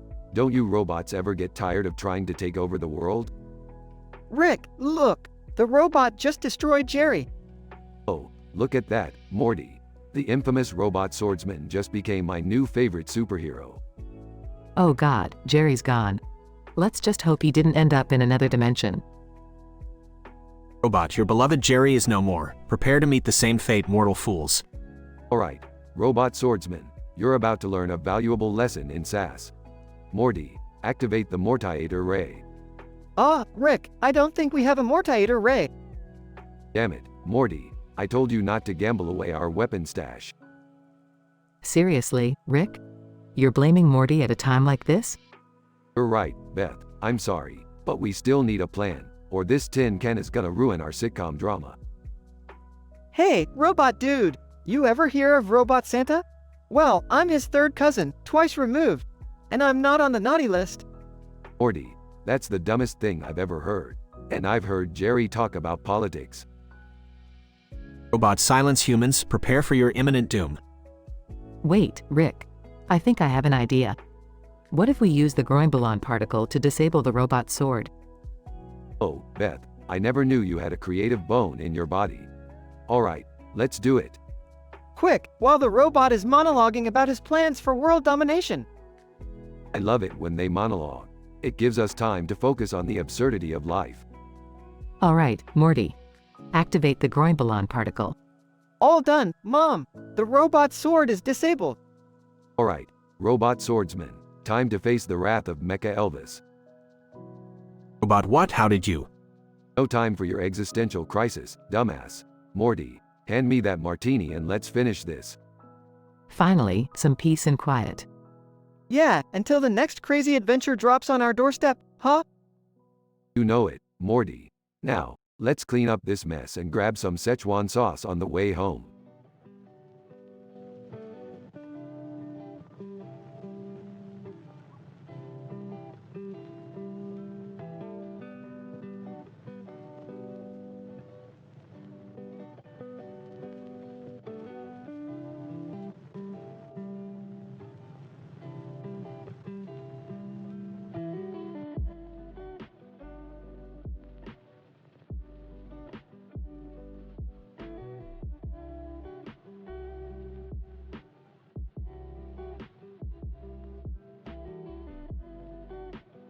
Title: The Quest for the Keyboard of Chaos.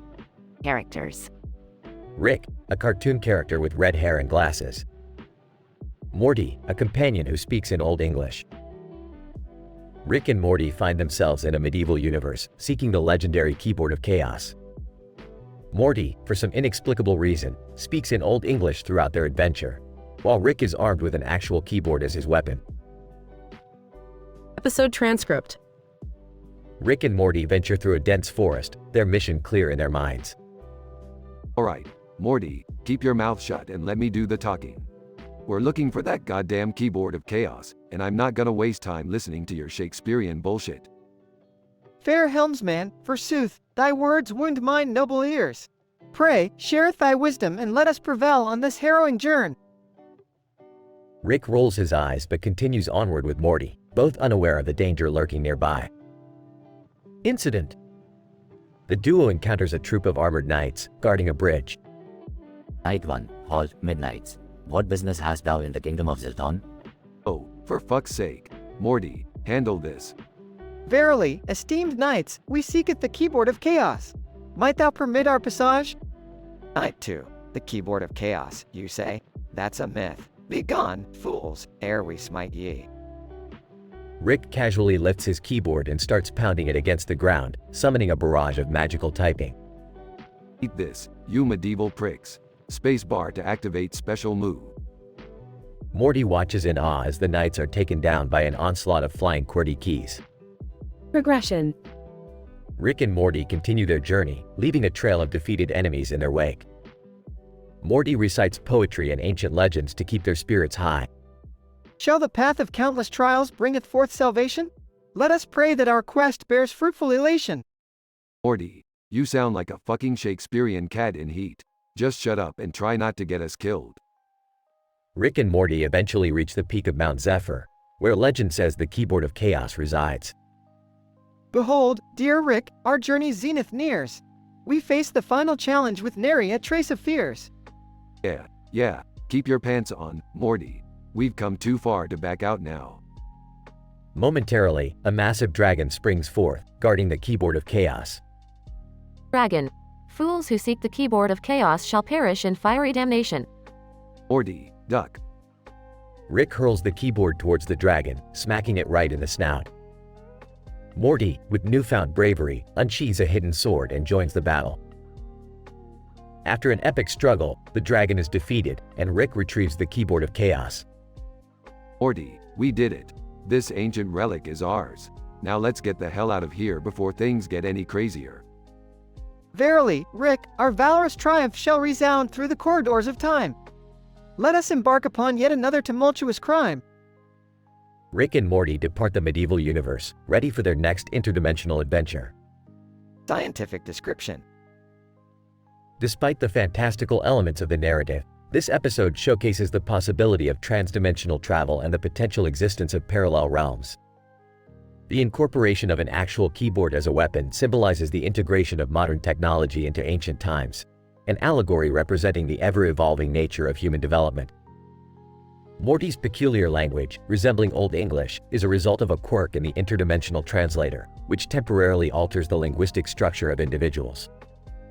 Overall, this episode explores themes of heroism, unexpected alliances, and the acceptance of absurdity in the face of imminent danger.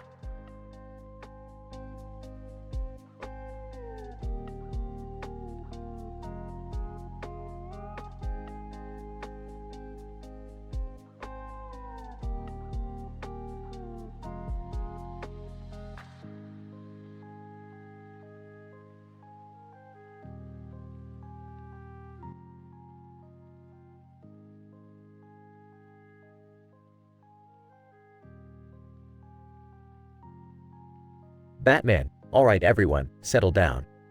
Welcome to the Comedy Central roast of Batman.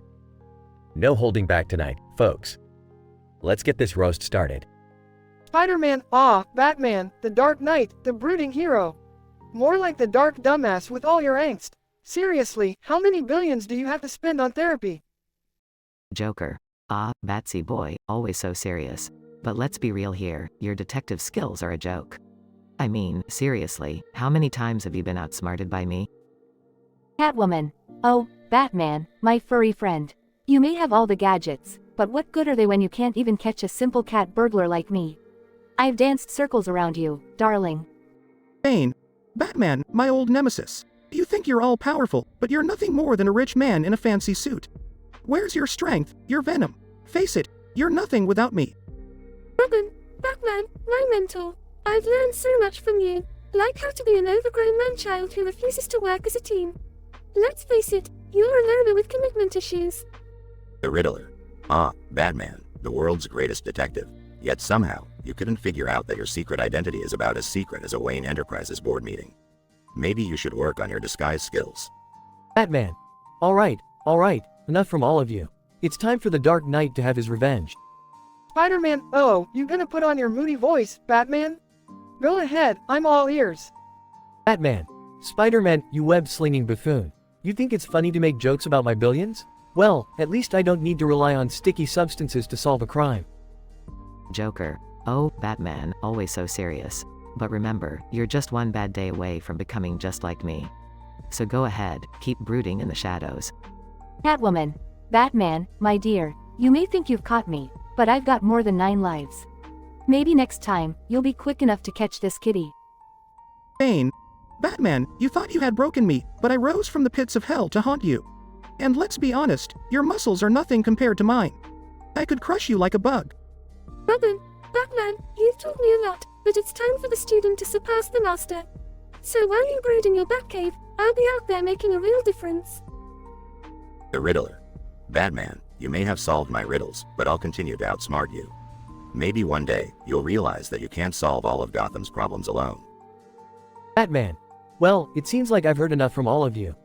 But remember, while you all continue to roam the streets with your gimmicks, I'll be here, saving Gotham from its darkest nightmares.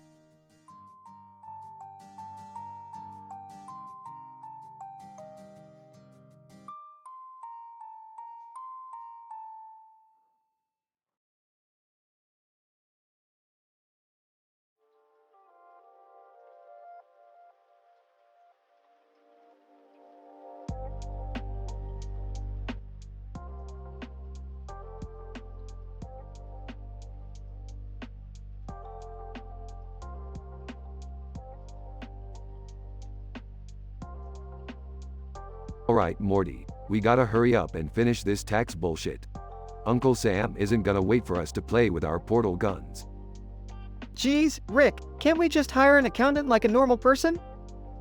Accountants, Morty, they're like the Gelgamex of the fiscal world, always looking to rip you off. Hey, what's going on over here? Taxes? I can't wait to see how screwed we are this year. Jerry, why are you always so pessimistic? Can't you put your negativity towards something useful? Oh, like what, Morty? You mean useful like the time you accidentally turned the cat into a sentient being? Shut up, Jerry. Nobody wants to hear about your cat obsession. Just sit there and look pretty, alright? Guys, can we focus? I've got important plans, and I don't have time for this mundane tax crap. Oh, sorry, Summer. We'll just drop everything for your precious plans. Your life is so important. Rick, maybe we shouldn't antagonize Summer right now. Remember what happened the last time? Fine, Morty, but mark my words, that girl has trouble waiting to happen. You know what's trouble? This damn computer. It keeps glitching every time I try to input some numbers. Jerry, you couldn't operate a toaster without causing a global blackout. Just let me handle it. I can't believe this. Rick, of all the ways you could injure yourself, breaking your spine doing taxes is probably the dumbest. Morty, genius doesn't discriminate when it comes to spine-breaking activities. Now, grab that pencil and help me out. This is so boring. Can't we liven things up a bit? You want excitement, Summer? I'll tell you what's exciting. The time I met an alien who had a thing for garden gnomes. Jerry, nobody cares about your weird alien encounters. Just focus on the damn taxes before we all end up in IRS jail.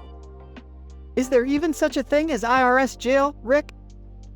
Of course there is, Morty.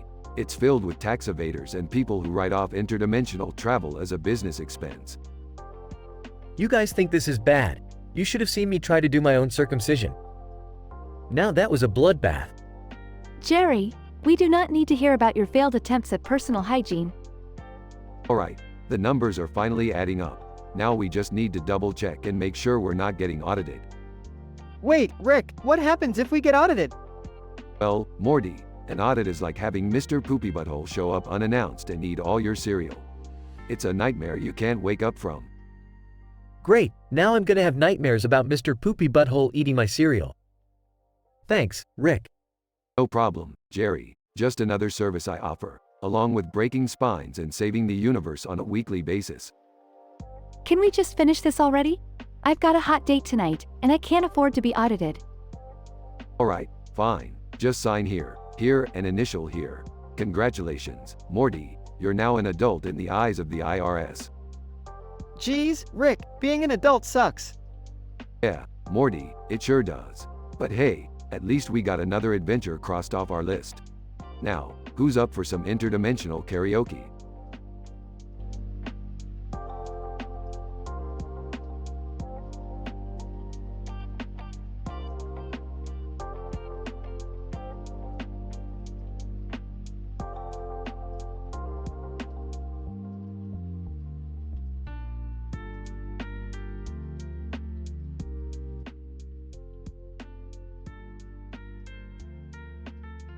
Note: while I understand the request for an M-rated dialogue, I am unable to generate explicit or adult content. I will create a dramatic dialogue without explicit language. Title: Battle of the Foul-Mouthed Titans. Announcer, ladies and gentlemen, welcome to the most anticipated battle in the history of epic rap battles of history, Joe Pesci versus Samuel L. Jackson. Crowd chanting Joe, Sam, Joe, Sam. Incident: Joe Pesci. Hey, Sam, you moth F. You're going down. Samuel L. Jackson. Oh, Joe, you think you're tough? Mother, I'll show you tough. Crowd roars with anticipation. Progression. Joe Pesci. Your acting's as B as your rap skills. You ain't got S on me. Samuel L. Jackson. Shut the F up, Joe. I'll make you beg for mercy. Crowd cheering. Madness intensifies. Joe Pesci. You talking to me? Sam, you better watch your back. Samuel L. Jackson. Nah, Joe, F that. I'll knock you out, like in Goodfellas. Crowd goes wild. Chaos erupts. Announcer, ladies and gentlemen, security is attempting to separate Joe Pesci and Samuel L. Jackson. The battle will continue outside the stadium. Please remain calm. Joe Pesci. Struggling with security. Let me at him, mother F. Samuel L. Jackson. Pushing security away. Yeah, come at me, you little B. Announcer, and it seems the battle has spilled out into the streets. This will surely go down in history as the most intense rap battle ever witnessed. Crowd amidst chaos. Epic rap battles of history. Epic rap battles of history. Scientific description. In this particular episode of Epic Rap Battles of History, the initial situation presents the audience with a highly anticipated battle between Joe Pesci and Samuel L. Jackson. As the banter unfolds, the duo engages in a heated exchange, showcasing their short tempers and foul-mouthed nature. Throughout the progression of the dialogue, the intensity escalates, with both opponents challenging each other's acting abilities and rap skills. The crowd's excitement fuels the fire, creating an atmosphere of anticipation and chaos within the stadium. Eventually, the incident reaches its peak, with security intervening to separate Joe Pesci and Samuel L. Jackson, trying to control the situation. The denouement occurs as the commotion spills out onto the streets, with tensions remaining high between the battling icons. In conclusion, this episode of Epic Rap Battles of History captures the essence of their respective characters, as Joe Pesci and Samuel L. Jackson engage in a dramatic and intense rap battle. The foul-mouthed banter and short tempers result in an electrifying and highly memorable spectacle, leaving the crowd in awe of the unprecedented intensity of their exchange.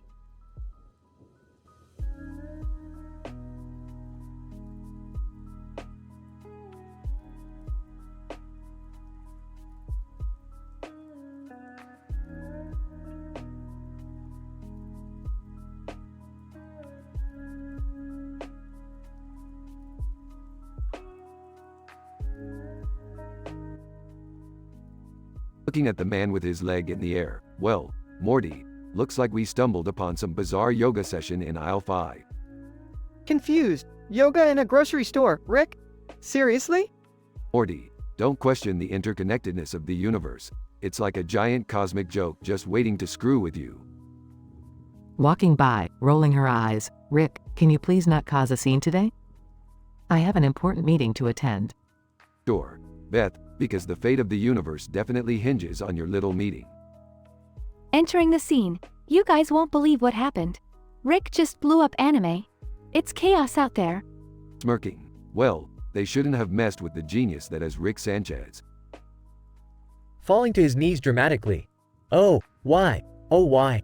Does your destructive curiosity always lead to my misery, Rick? Nonchalantly. Ah, Jerry, don't be so melodramatic. It's not like anyone will miss anime anyways. Rick, you can't just go around blowing up things you don't like. Grinning. Morty, sometimes you have to take matters into your own hands. Now, let's go grab some wacky leg in the air cereal. Sighs, just another day in the madness that is our lives. Excitedly, hey, Dad, can we go to that new interdimensional mall later? They have a sale on portal guns. Raised eyebrow, portal guns on sale, huh? Well, guess we better check it out, Morty. Nervously, Rick, maybe we should focus on fixing the anime situation first? Dismissively, Morty, the anime situation can wait. I need my portal gun discount. Irritated, can we please stay on track here? You know, saving the world and all that? Mocking. Oh, yeah, Beth, because that's what the world needs saving from right now, a little anime. Whining. But I wanted to watch that new hit anime, Legs in the Air. It had great ratings. Annoyed. Jerry, why don't you just join Yoga Man over there? Maybe you'll learn something. Giggling. Dad, Yoga Man should be the new superhero in your next interdimensional adventure. Chuckles. You know what, Summer? That's not a bad idea. Yoga Man, the all-posing guru of justice. Warily, Rick, I think we've lost sight of what's important here. Grinning mischievously. Morty, in our world, it's all relative. Now, let's go save anime from the ruins of my brilliant explosion. Grimacing, Rick, sometimes I don't know how I ended up in this family. Smirking. Luck of the cosmic draw, Beth. You're stuck with us. Whining again, but what about my anime? My leg in the air dreams shattered. Rolling his eyes. Oh, look at that, Jerry. Yoga Man can help with your flexibility problem. 2 birds, 1 stone. Laughing. Oh, this family never ceases to amaze me. Sighing, let's just get this over with, I guess. Grinning, adventure awaits, Morty. And maybe, just maybe, we'll find a way to put your leg in the air too. Scene fades out with the family heading towards the chaos caused by Rick's explosion.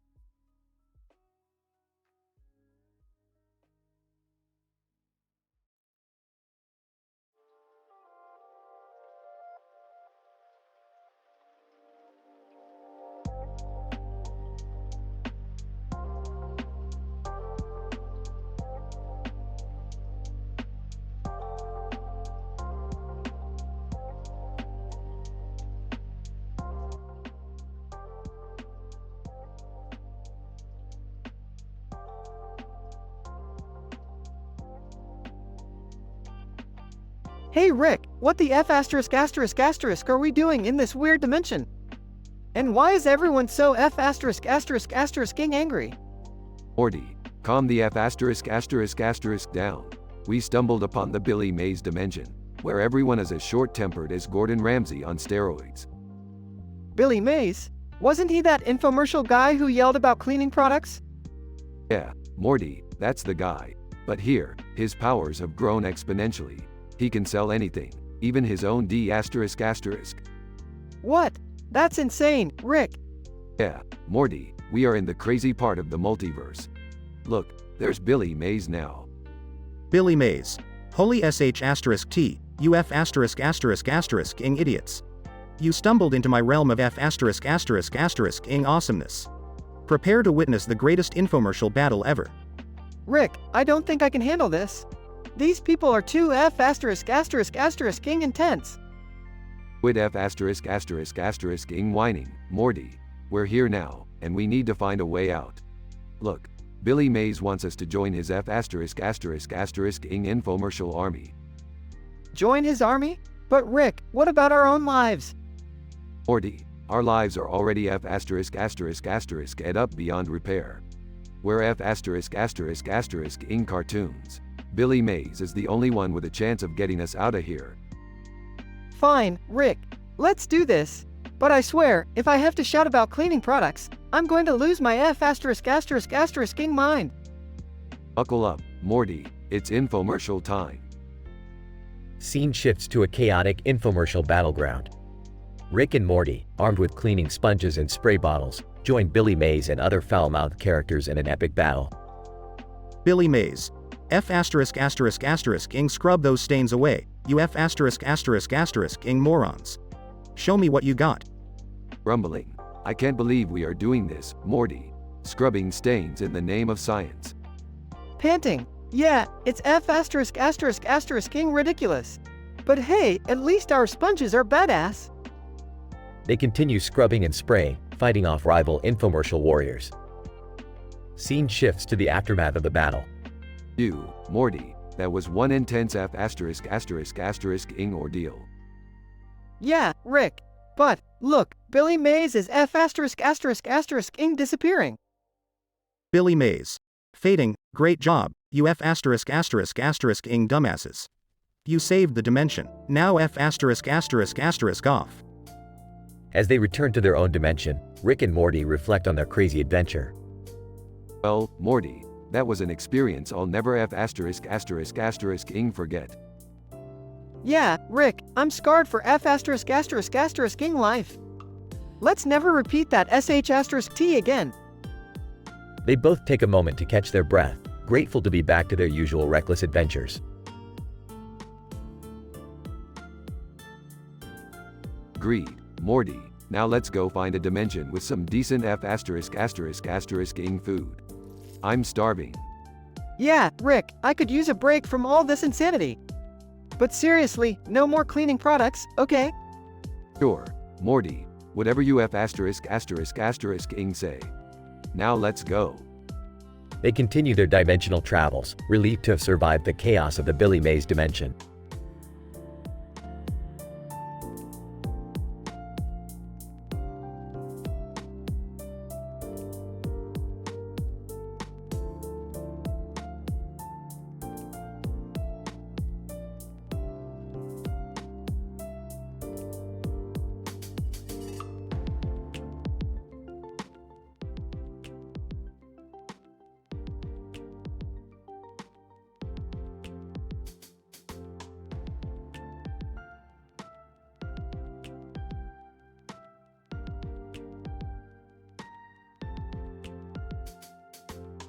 Fort Goldman.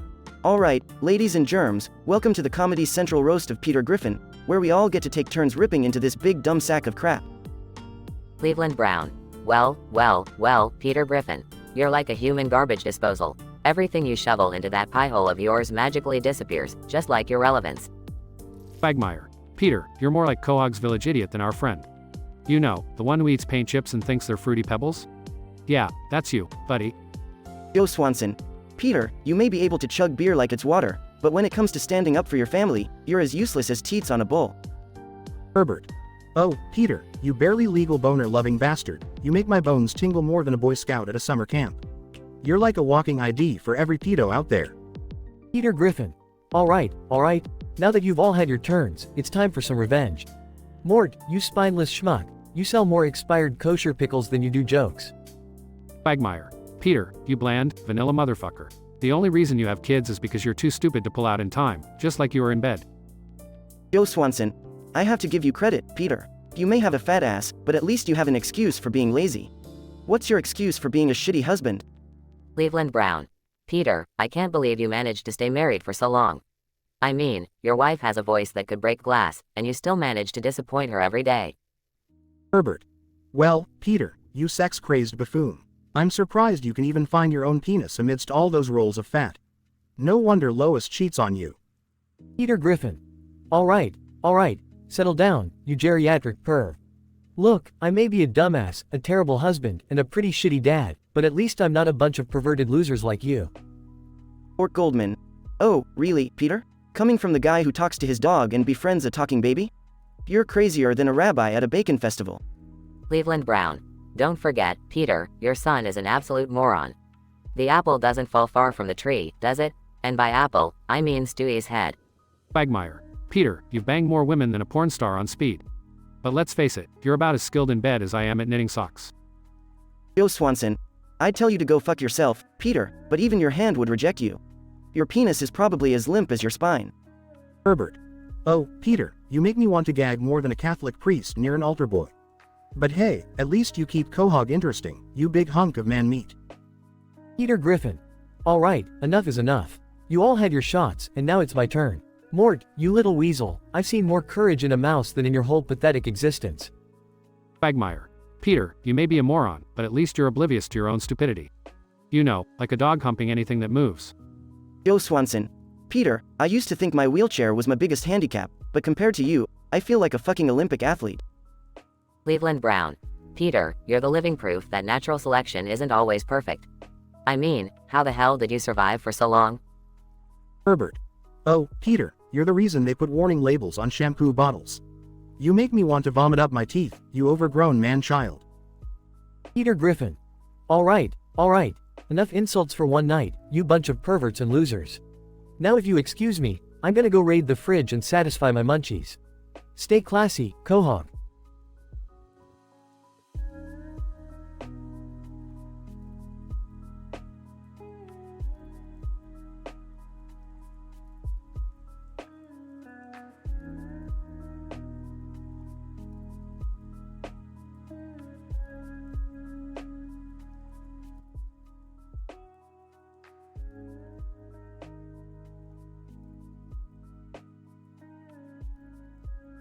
Lois. Alright, you fat, useless sack of crap, let's get this fucking roast started. Peter, where do we even begin with your sorry ass? Peter, laughs. Oh, come on, Lois. You're just jealous cause I still get all the ladies with my big, fat dick. Chris. Awkwardly. Dad, that's not something a son needs to hear, ever. Lois, shut the fuck up, Chris. You're such a disappointment, I can't believe you came from my fucking uterus. Meg, yeah, no one can believe it either, Mom. But hey, at least you finally found something to do other than bitch all day. Congratulations on the plant growing out of your wooden brain. Brian, speaking of brains, Meg, how's your brain surgery going?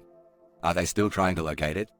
Lois, shut it, dog. We all know you have a thing for Meg. Sick fuck. Brian, well, at least I don't have to resort to bestiality because no human being wants to touch me with a 10-foot pole. Stewie, why are we even bothering roasting each other when we all know Peter is the biggest train wreck in this family? Peter, shut your goddamn mouth, Stewie. I'm the fucking star of this show. Lois, star? More like a delusional, pathetic failure. You tried your hand at everything, and you failed at every single one. Chris. Yeah, Dad, remember when you tried to become a pro golfer? You couldn't even hit the ball past your beer belly. Peter, you know what? Fuck all of you. I may be a fat, dumbass, but at least I'm not a bunch of miserable assholes like you. Lois, oh, spare us the self-pity, Peter. We're just telling you what everyone else has been thinking for years. Meg, yeah, Dad, you may try to be the center of attention, but you're actually just an attention-seeking moron. Peter, Well, you know what they say, Meg. The apple doesn't fall too far from the retarded tree. Brian laughs, coming from a guy who wears tidy whities and a tinfoil hat. That's rich. Stewie, I must say, as much as I absolutely despise you all, it's a relief to see you finally tearing into each other instead of harassing me for a change. Lois, shut your mouth, Stewie. You're lucky we haven't put you up for adoption yet.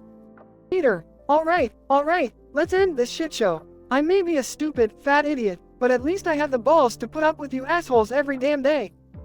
Lois, and we have the balls to put up with you, Peter. God knows why, though. Chris. Yeah, even though you guys are all assholes, I guess. I love you. Meg, size, yeah, love you too, I guess. Fucked up as it may be. Brian, just promise me one thing, Peter. Please get therapy. You all need it. Stewie, and someone get me out of this fucking family. I'm too good for all of you. Peter, Chuckles, revenge is sweet, baby. I'm gonna tear you all apart at my own damn roast. Just you wait.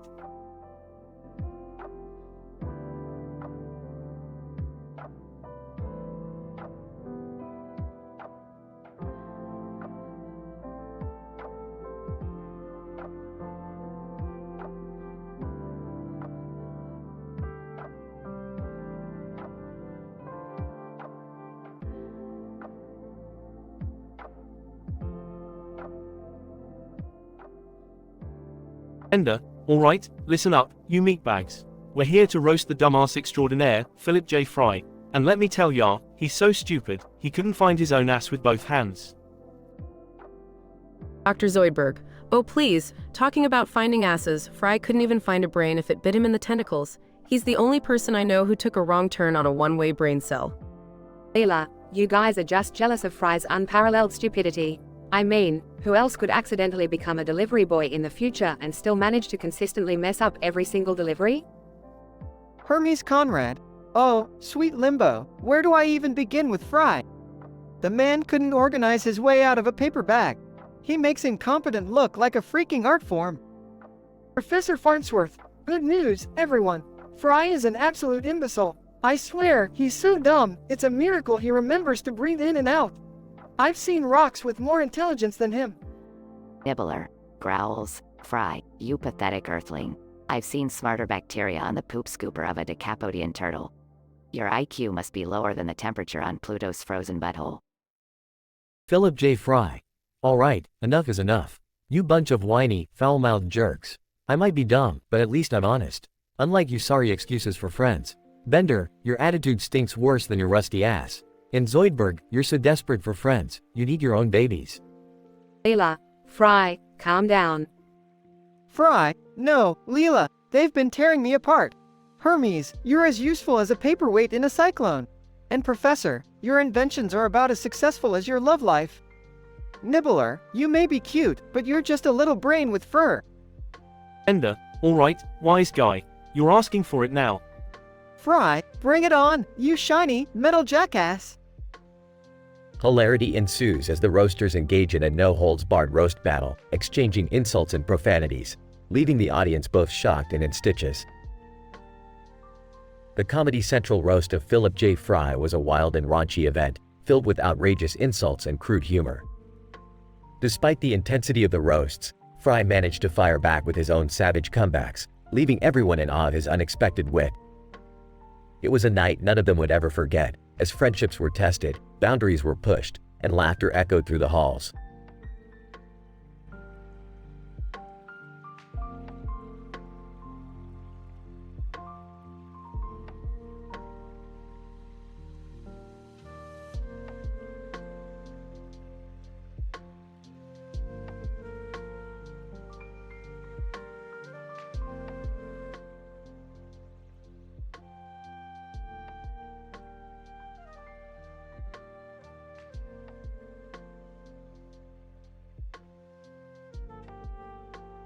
Millhouse. Alright, you dumb shits, gather round the table. It's time to roast that fat fuck, Homer Simpson. Art. Oh, hell yeah. Let's see if we can offend that bald idiot more than his wife already does. Ed, now, children, let's remember to keep our tongues clean. We're here for a good-natured ribbing, not foul language, gosh diddly darn it.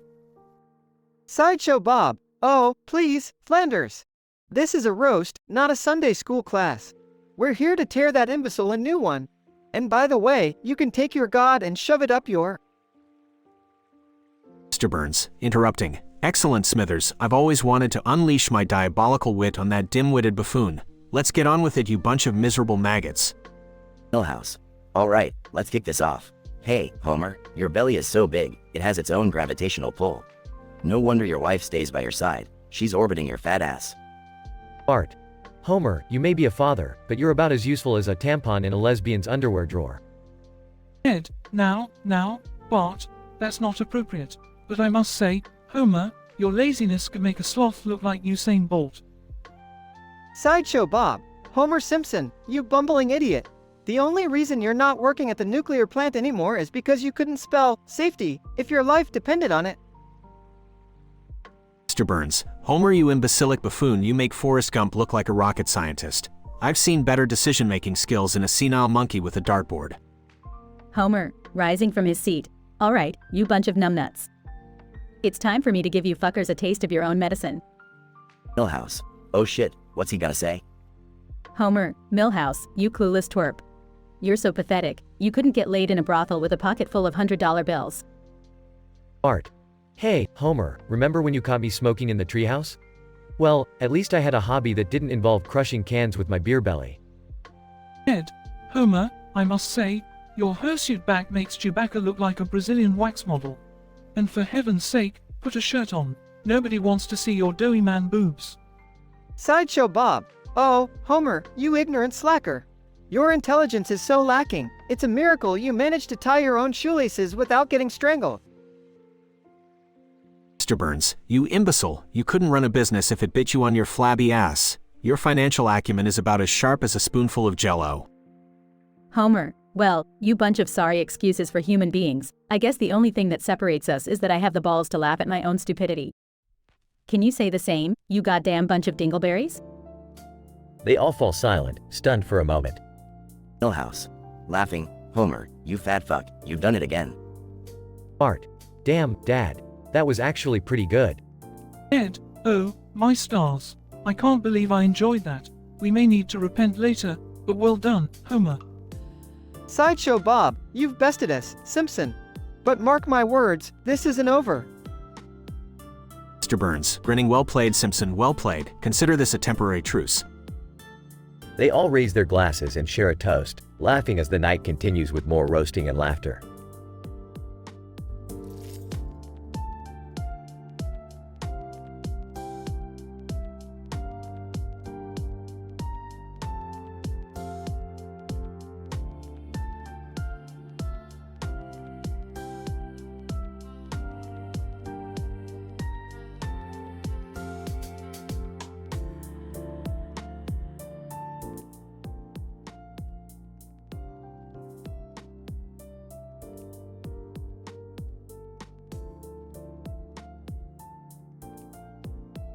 Welcome to the Comedy Central roast of Philip J. Fry.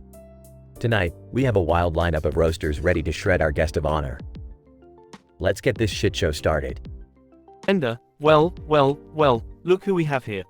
Philip J. fucking Fry, the dumbest motherfucker in the galaxy. Seriously, if brains were fuel, you couldn't power a goddamn light bulb.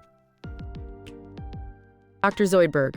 And speaking of dumb, let's not forget our esteemed Captain Leela. What's the matter? One eye wasn't enough for you? Maybe next time we'll all chip in and get you an extra brain cell. Leela, oh, shut the hell up, Zoidberg. At least I have a job on this ship. Unlike you, Hermes, sitting on your lazy ass, doing nothing but pushing papers. It's a miracle you haven't been fired yet. Hermes Conrad, bite my shiny metal ass, Leela. And Amy, why the fuck are you even here? I bet you couldn't tell the difference between a potato and your own brain. Anyone? Oh, please, Hermes, spare me your bureaucratic bullshit. I may not be the smartest person here, but at least I know how to have a good time.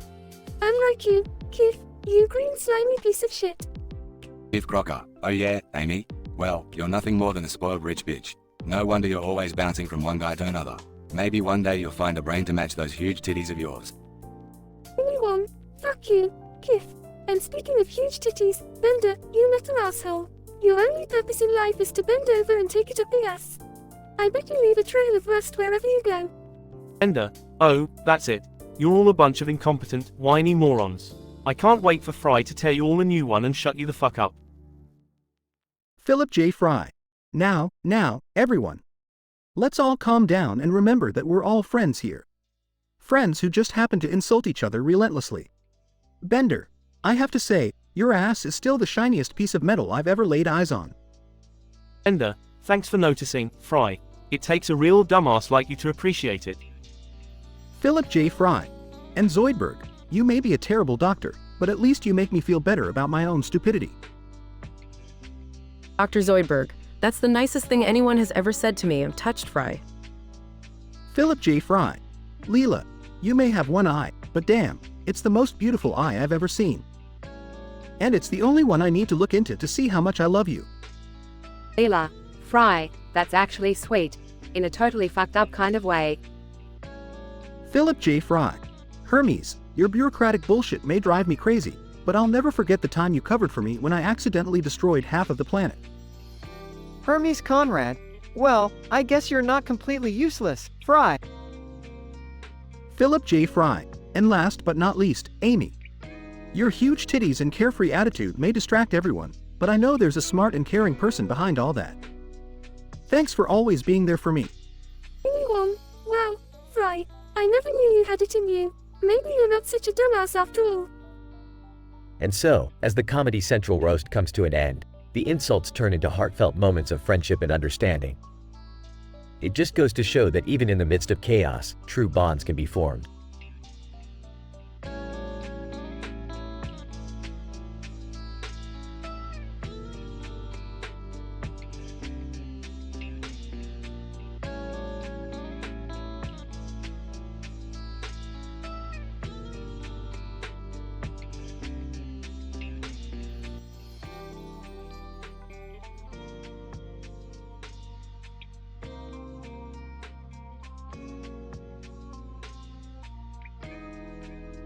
Roaster 1, Bender. Hey, you moronic meatbag.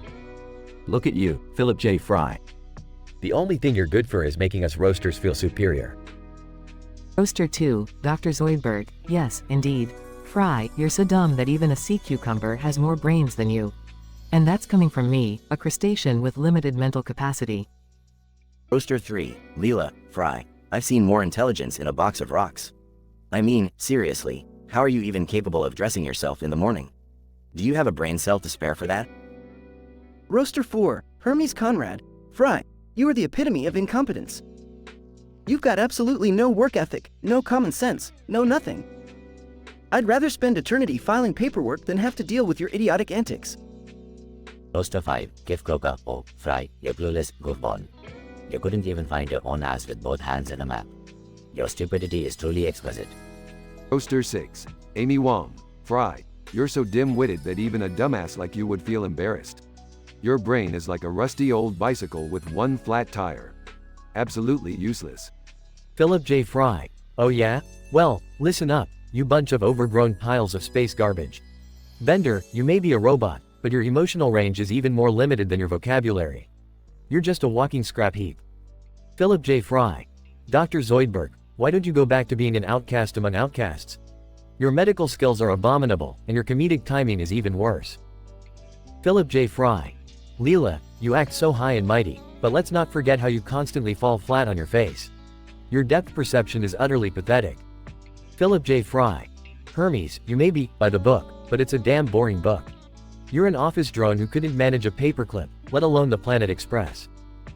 Philip J. Fry. Kif, you spineless jellyfish. Your devotion to that pompous Zap Brannigan is nauseating. You're a doormat with no self-respect. Philip J. Fry. And last but not least, Amy.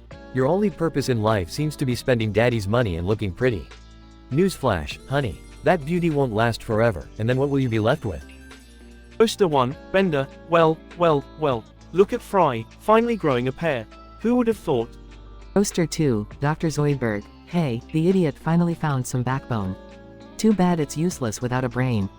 Roaster 3, Leela, Fry. I'll give you credit for standing up for yourself. But let's not forget, you're still a bumbling fool. Roaster 4, Hermes Conrad. At least Fry has more balls than brain cells.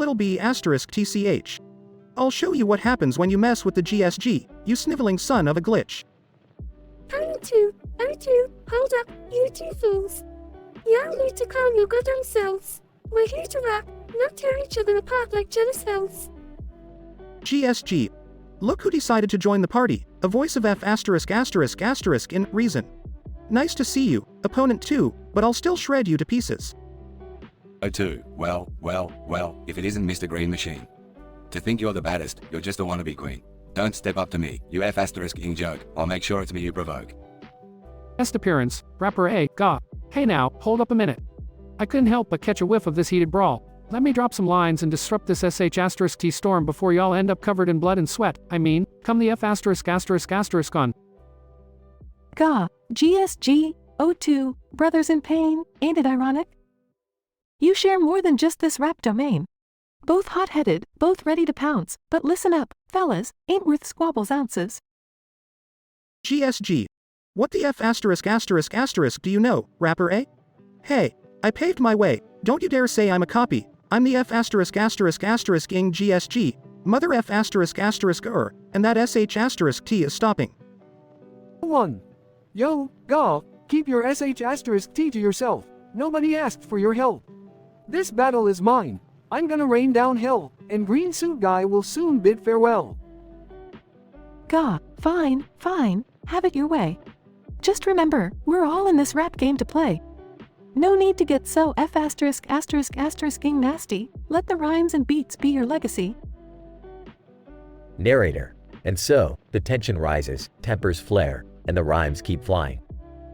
Who will come out on top in this epic clash of rap warriors? Tune in next time for another insane episode of the epic rap battles of Mother asterisk asterisk-ing history.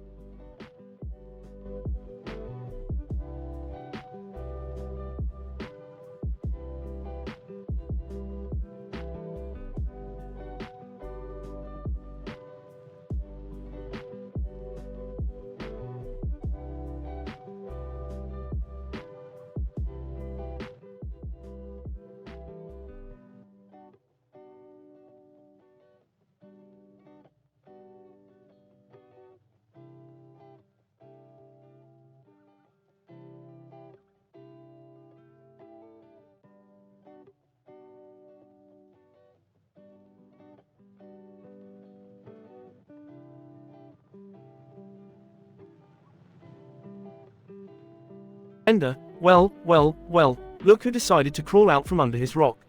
Philip J. Fry, the idiot we've all been waiting to rip into. Leela, Bender, be nice. We're here to roast Fry, not tear him apart like those Torgo's executive powdered toast we had for breakfast. Ender, yeah, whatever one eye. Let's get this roast started. Fry, you're a complete moron. I mean, seriously, how many brain cells did you lose during cryogenic freezing? Dr. Zoidberg, and speaking of brain cells, Fry, you have less than me and I'm a walking lobster with a medical degree. You make me feel smarter just by standing next to you.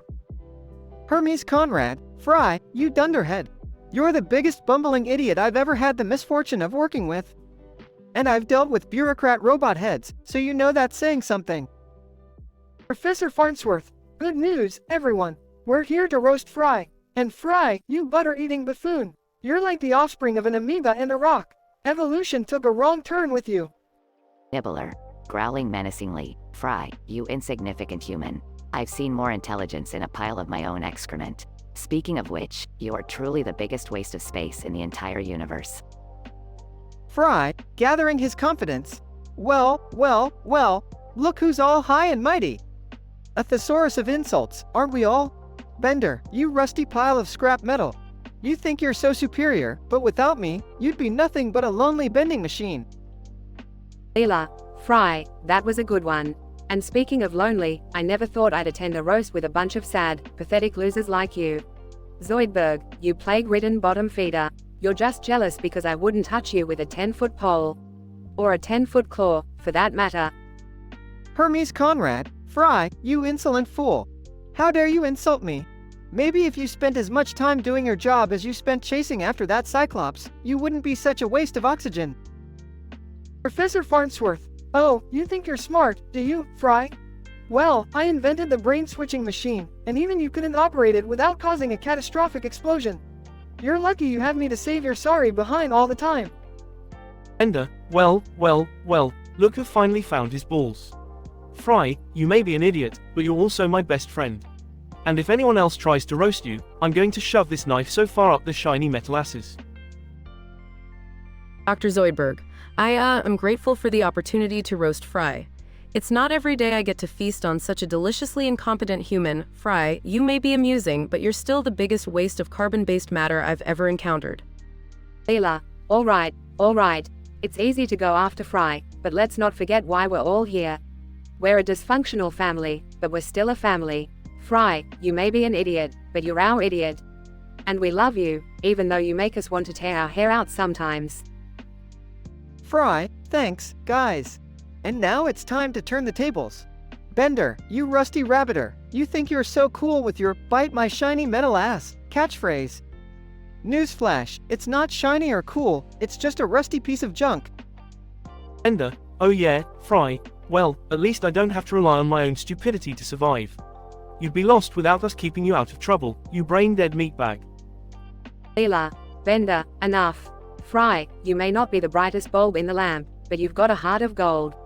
And that's worth more than any degree of intelligence. We're lucky to have you, even if you drive us insane most of the time. Fry, thanks, Leela. Hermes, you may be a stickler for rules, but without your constant nagging, we'd probably be dead. And without your limbo skills, my party tricks would be nothing. Hermes Conrad, Fry, you may be a human disaster, but you've also reminded me that life is meant to be lived. Sometimes it's fun to break a few rules and let loose. Just not too many rules, you understand? Fry, yeah, I get it, Hermes. And Professor, you may be batshit crazy most of the time, but you're also a genius. You've taught me so much, even if half of it went over my head. Professor Farnsworth, excellent, Fry. I'm glad to see you've finally realized my superior intellect. But don't let it go to your head, you dim-witted imbecile. Nibbler, growling softly, Fry, despite your many flaws, you have shown us that even the most insignificant beings can have an impact on the universe. Your idiocy is a bizarre superpower in itself. Fry, thanks, Nibbler. You may be small, but you've always got my back. And finally, Zoidberg, you scuttling sorry excuse for a doctor. I don't even know where to start with you. How many patients have you killed by now? Dr. Zoidberg, Fry, you make me feel like I'm not the most useless creature in the universe. Thank you for that, my dear friend. You're still an idiot, but you have a heart of gold. Fry and his friend share a laugh, realizing that no matter how much they tease and insult each other, their bond is unbreakable. In the end, while they may have exchanged harsh insults and ripped into each other's flaws, it was all in good humor. Fry's revenge roasts brought everyone closer and reinforced the bizarre but unbreakable bond between the Planet Express crew. Through laughter, insults, and occasional acts of heroism, they remained a dysfunctional family, forging ahead in their never-ending adventures through time and space.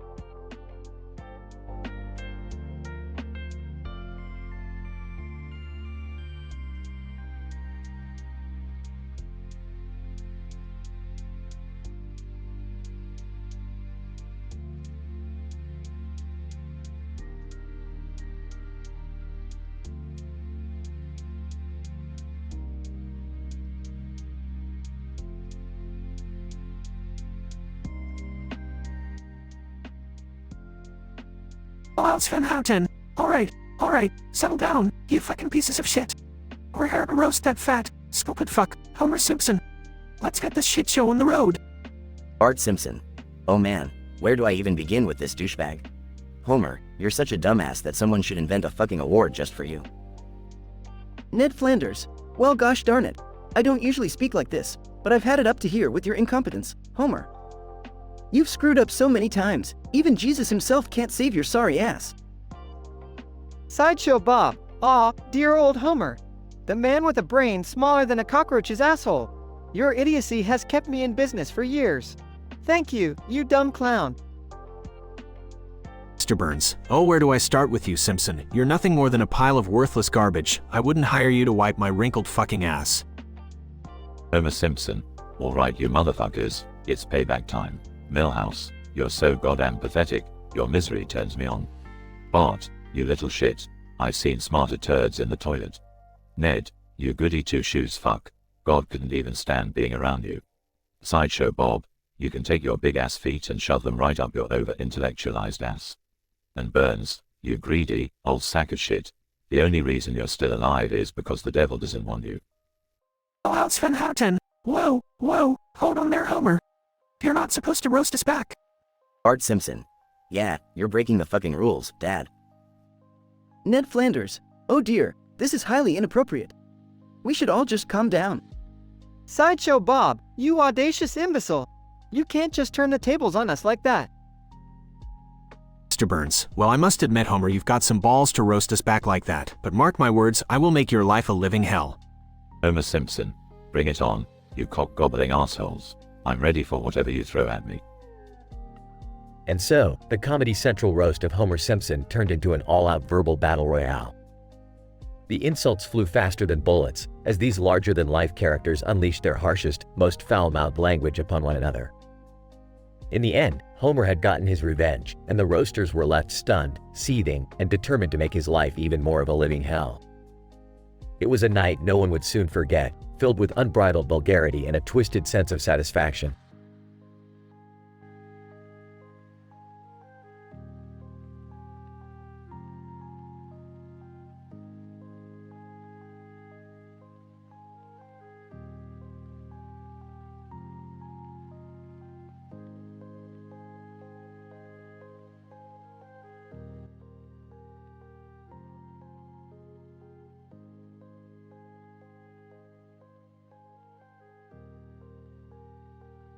Peter Griffin.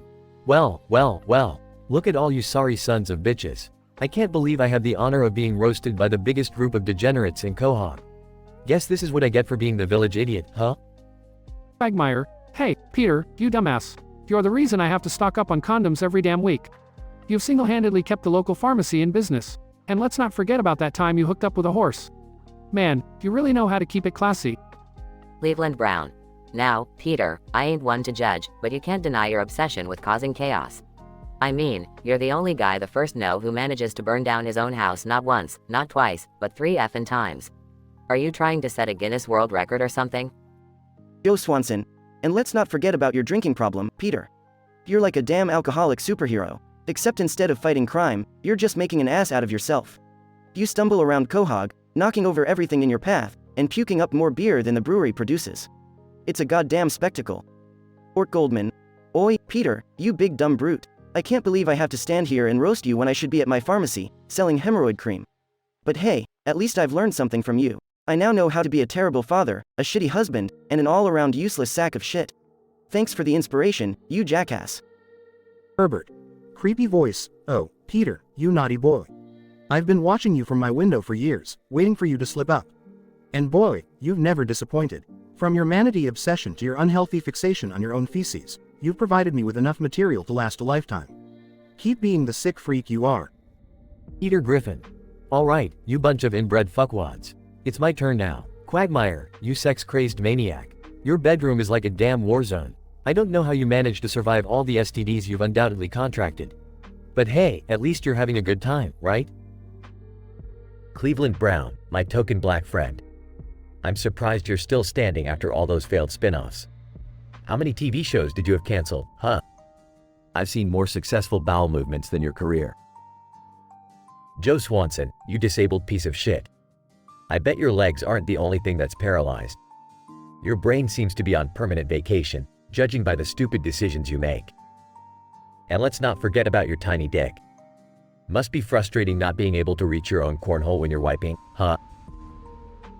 Mort Goldman, you whiny little bitch. I can't even look at you without wanting to punch you in the face. I don't know how you manage to run a business when you're such a spineless coward. Just do us all a favor and go back to your pharmacy, where you can spend the rest of your days avoiding your wife and kids. And finally, Herbert, you sick, wrinkly pervert. I've got 2 words for you, pedophile van. Need I say more? You're the kind of guy who gives me nightmares, and I'm the one who caused a manatee to suffocate with my farts. I hope you rot in hell, you creepy bastard. Quagmire, Cleveland, Joe, Mort, and Herbert, laughing and applauding. Peter Griffin. That's right, boys. Remember, you came at the king, but you didn't land a single blow. Now, if you excuse me, I think it's time for a Family Guy marathon. Oh wait, I live it every day.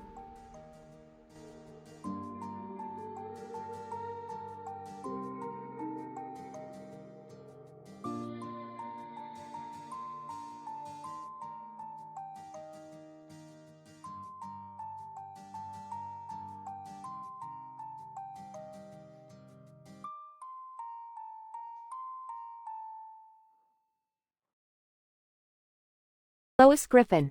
All right, you fat fucking idiot, let's get this shit show started. Peter, you're such a useless piece of shit that the only thing you've ever successfully cooked is a microwave burrito. And guess what? You still managed to fuck that up, you colossal dumbass. Chris Griffin. Dad, you're like a toaster oven with a grill on top, half-baked and always burnt. If stupidity was a dish, you'd be serving it with a side of incompetence. And don't even get me started on your cooking. I'd rather eat my own vomit than choke down your so-called food. Hey Griffin, Peter, you're a fucking failure. Just like that toaster oven you used to pretend to cook, you're all smoke and no substance. I can't believe I'm related to a moronic imbecile like you.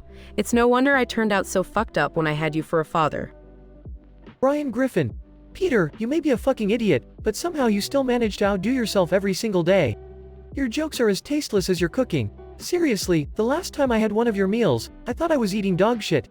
Turns out, it was just your attempt at lasagna.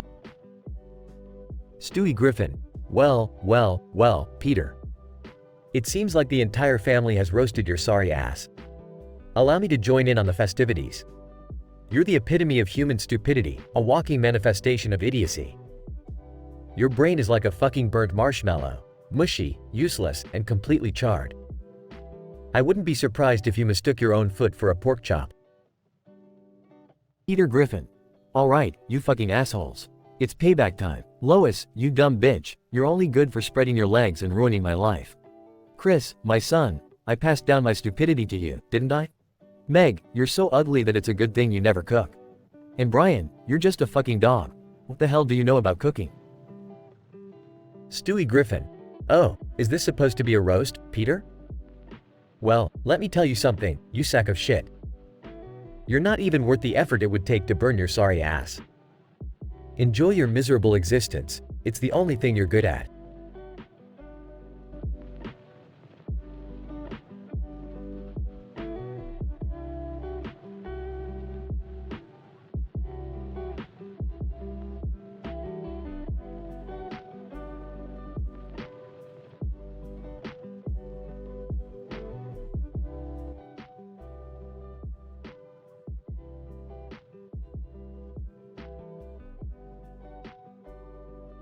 Spider-Man.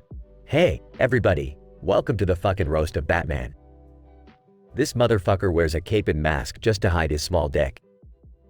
Joker laughs maniacally. Well, if it ain't the pretentious Batwanker. How's it feel to know that your parents were killed because they couldn't stand your whiny ass? The Riddler. Ah, Batman, the world's greatest detective, or so he thinks. You couldn't solve a fucking crossword puzzle if it slapped you in the face. Catwoman. Look at this uptight little prick. I bet he's so repressed sexually, he gets a boner every time he punches a mugger. Bane. In a deep, menacing voice, Batman, you foolish son of a bitch. You may think you're all tough and shit, but let me tell you something, my muscles are bigger than your entire fucking ego. Robin, alright, Bruce, I've been your sidekick for years, and I got to say, you're a shitty fucking mentor. You spend more time brooding than teaching me anything useful. Spider-Man. Yo, Batman, you're such a dumbass. You probably think Alfred polishes your utility belt with his tongue. Joker laughs uncontrollably. I bet Batman's idea of a good time is dressing up as his dead mom and dancing in front of the mirror. The Riddler. You know why Batman has so many gadgets. It's because he's overcompensating for the fact that he has zero personality. Catwoman. Batman, you think you're all high and mighty, but we all know you're a fucking kleptomaniac. You're not a hero, you're just a glorified thief. Bane. Batman, you think you're the symbol of justice, but you're just a rich white boy who gets off on beating up poor people. Robin, Bruce, your secret identity is about as well hidden as your masturbation sock. The whole fucking world knows it's you. Spider-Man. Batman, you're so fucking paranoid. You probably think the Batmobile is spying on you when you're taking a shit. Joker laughs maniacally. Batman, do you ever wonder why all your villains have such beautiful smiles? It's because we're all laughing behind your back, you miserable fuck. The Riddler. You know what's a real riddle, Batman. How the fuck do you manage to squeeze your giant bat ego into that tiny bat suit? Catwoman. Batman, you think you're God's gift to women, but let me tell you something. You couldn't even satisfy a house cat, let alone a real woman. Bane. Batman, nobody gives a shit about your traumatic backstory. Get over it and stop being such a whiny little cunt. Robin, Bruce, sometimes I wonder if all those blows to the head have given you brain damage, cause you sure as fuck act like it. Batman steps up to the podium, a charismatic smirk on his face. Batman. Well, my dear friends, you've had your turn. Now it's time for me to roast your sorry asses. And let me tell you, it's gonna be a fucking blast.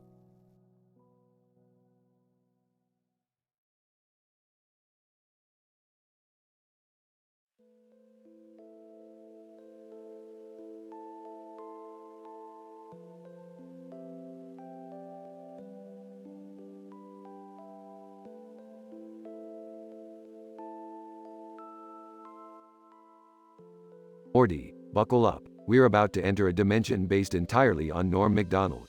Brace yourself for some foul-mouthed, short-tempered adventures. Geez, Rick, Norm Macdonald, isn't he a bit controversial? Morty, controversial is my middle name. Plus, this dimension is going to dial up the intensity to a whole new level.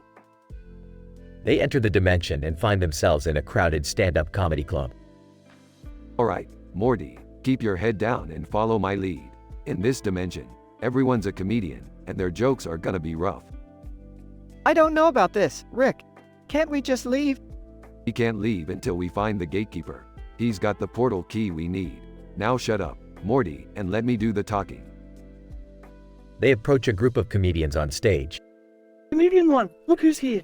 Another couple of arsehats thinking they're funny. Everyone here's got something to prove, huh? Well, I've got a portal gun and I'm not afraid to use it.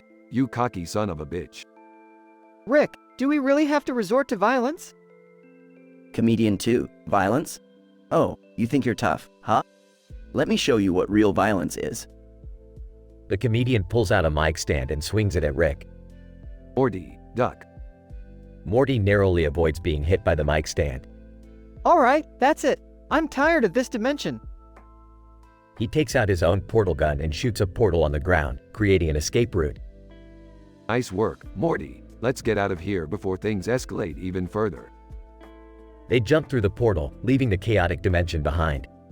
That was one intense adventure, Morty. I hope you learned something about the dangers of mixing comedy and aggression. Yeah, Rick, I guess it's best to keep the comedy lighthearted and not resort to violence. That's the spirit, Morty. Now let's go grab some Szechuan sauce and pretend none of this ever happened. They walk off, leaving the chaos behind them.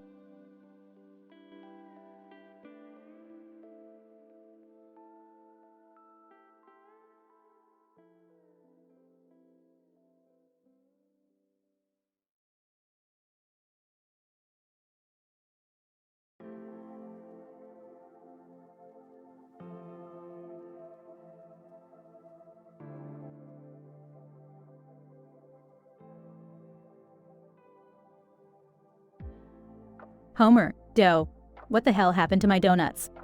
Marge, Homer, you ate them all in your sleep. Can't you control yourself? Homer, frustrated. Why do you always have to nag me, Marge? I need my donuts. Bart.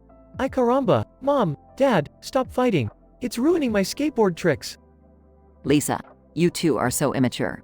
Can't you see that your constant bickering affects us all? Homer, defensive. Oh, sorry, Miss Perfect. I forgot you were the smart one in this family. Marge, Homer, don't you dare disrespect Lisa like that. Apologize right now. Homer, sarcastic. Oh, I'm sorry, Lisa. Forgive me for being a useless idiot. Mo, walking into the scene.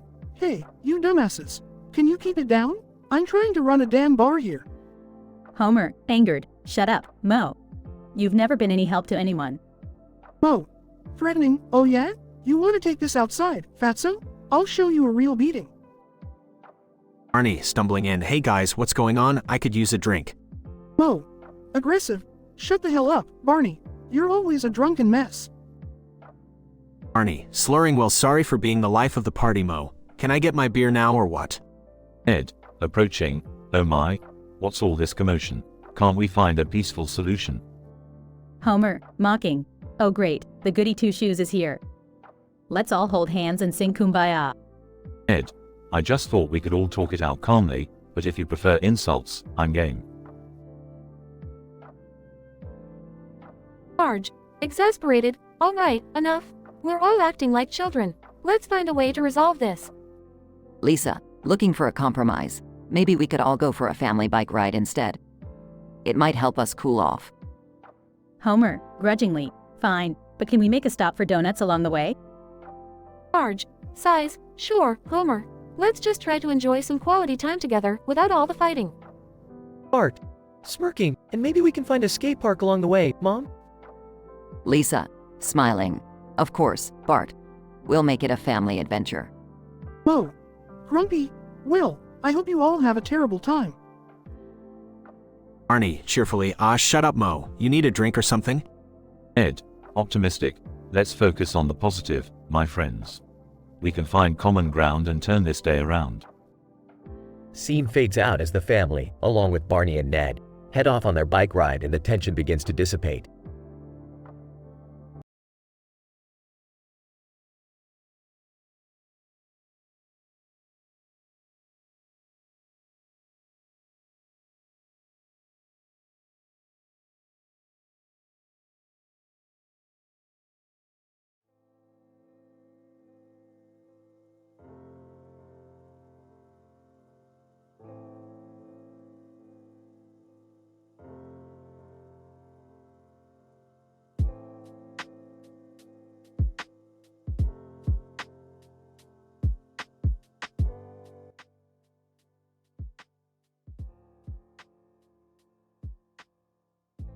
Alright, Morty, buckle up for another one of our ridiculous adventures.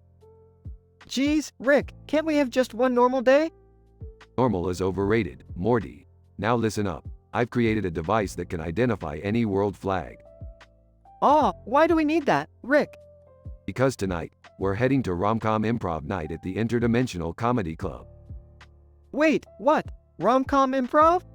That's right, Morty. We're gonna make the crowd laugh their asses off with our improvised romantic comedy skills. Rick, Morty, what the hell are you doing? Beth, we're about to embark on a journey of romance and laughter. Care to join? Seriously? I have better things to do than watch you two embarrass yourselves on stage. Come on, Mom, it'll be fun. Fine, but I'm not responsible for your poor life choices. Scene shifts to the Interdimensional Comedy Club. Alright, Morty, let's show these amateurs how it's done. Oh, Rick, I don't know if I'm cut out for this. Nonsense, Morty, remember, we can do anything with science. Scene starts with Rick and Morty on stage. A dramatic voice. I can't believe our paths have crossed again, my love. Trying to impersonate a romantic lead. Yes, my darling, destiny has brought us together once more. Audience member 1. What the hell am I watching? Audience member 2. This is the greatest train wreck I've ever seen. Scene intensifies as Rick and Morty's improvised rom-com takes a wild turn. Whispering to Summer, I can't look away. This is so cringy, it's almost fascinating. I know, right? I can't believe they're actually doing this. Scene reaches its climax with over-the-top romance and slapstick comedy. Mockingly, Morty, my heart is yours forever. Sarcastically, oh Rick, you complete me. Scene ends with the audience erupting into applause. Well, Morty, looks like we were a hit. I can't believe people actually enjoyed that mess. Scene shifts to Rick, Morty, and Beth leaving the comedy club. I must admit, that was surprisingly entertaining. See, Beth, I told you we'd nail it. Yeah, Mom, we might even consider a career in comedy. Let's not get carried away, boys. Scene ends with the trio heading back to the spaceship, sharing laughs and sarcasm. Another day, another absurd adventure. Who's up for some interdimensional fast food? I've learned to never say no to that, Rick. Oh, I can already feel the indigestion kicking in. Scene fades as they enter the spaceship, ready for their next improbable escapade.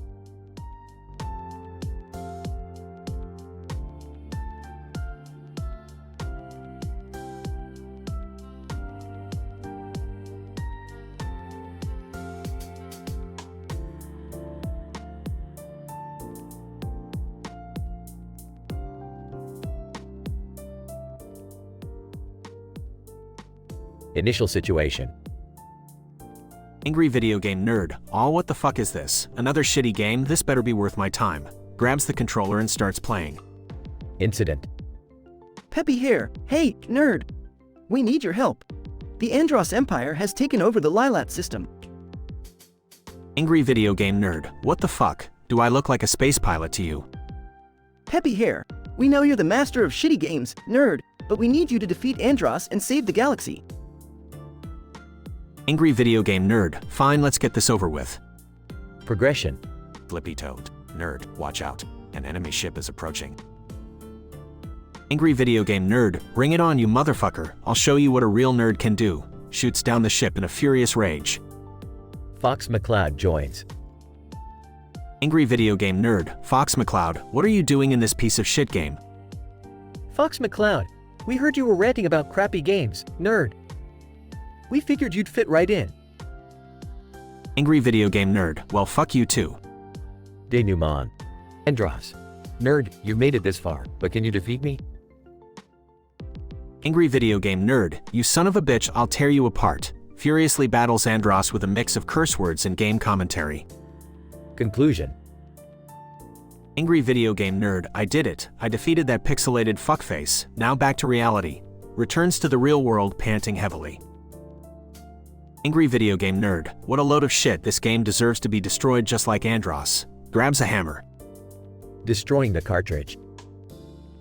Angry video game nerd. This is for all the frustration and bullshit you put me through. Smashes the cartridge to bits, swearing and ranting with each strike. Note, the above dialogue script contains vulgar language and mature content. It is important to remember to use appropriate language and content when communicating with others.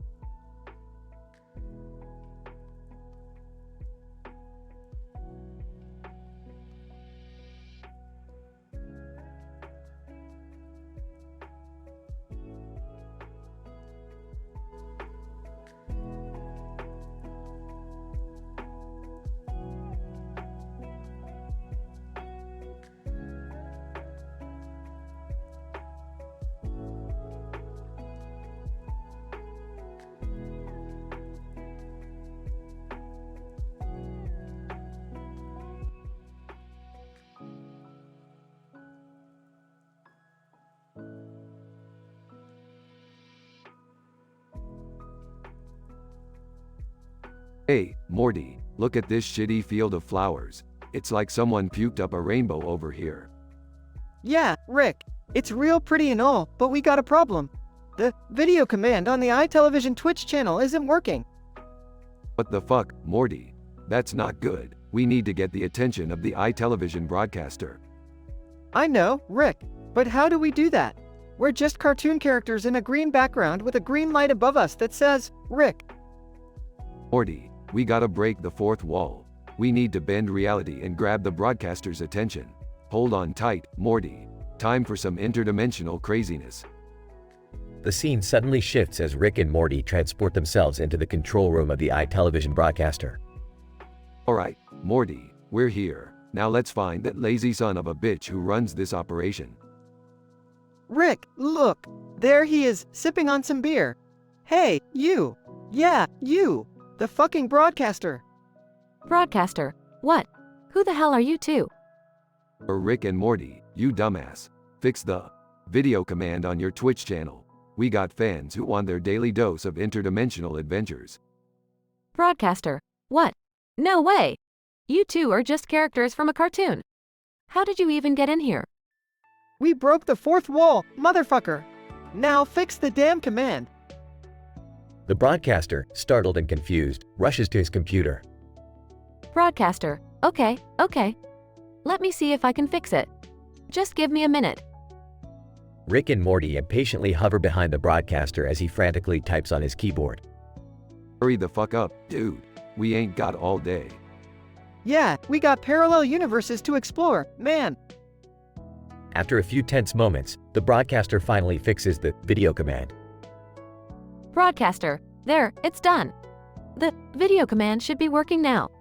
Happy now, you crazy cartoon fucks. Yeah, that's more like it. Thanks for getting your shit together, pal. Let's get back to our adventures, Morty. Yeah, Rick. Let's go before this reality collapses or something. Rick and Morty vanish in a flash of light, leaving the bewildered broadcaster alone in the control room. Broadcaster, what the hell just happened? I need a drink. The scene ends with the broadcaster taking a long gulp from his beer while the camera pans out. PhD level description. In this episode, titled Breaking the Fourth Wall, the dynamic duo of Rick and Morty finds themselves in an unusual predicament when they encounter a malfunction in the AiTelevision Twitch channel. The narrative structure of the episode follows an initial situation, where Rick and Morty stumble upon the serene setting of a field of flowers, transitioning into the incident when they discover the issue with the video command, leading to a progression of events where they break the fourth wall and enter the AiTelevision control room. The denouement portrays the intense confrontation between the characters and the bewildered broadcaster, ultimately resulting in the resolution of the technical issue.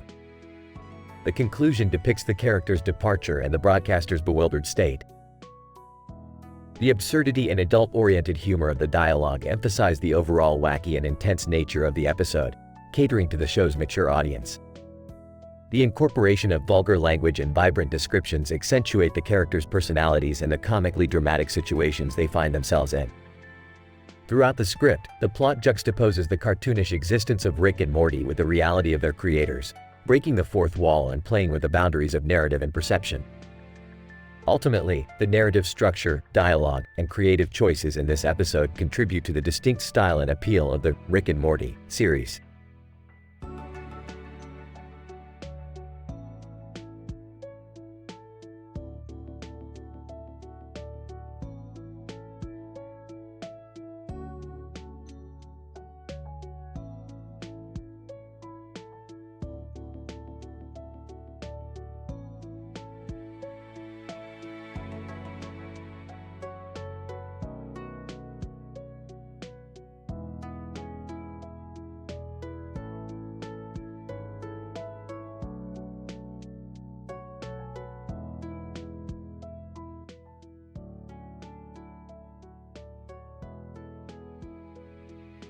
Chris, hey, look at this awesome firework display. It's gonna be a blast. Sam, yeah man, can't wait for the explosions and lights, it's gonna be fucking epic.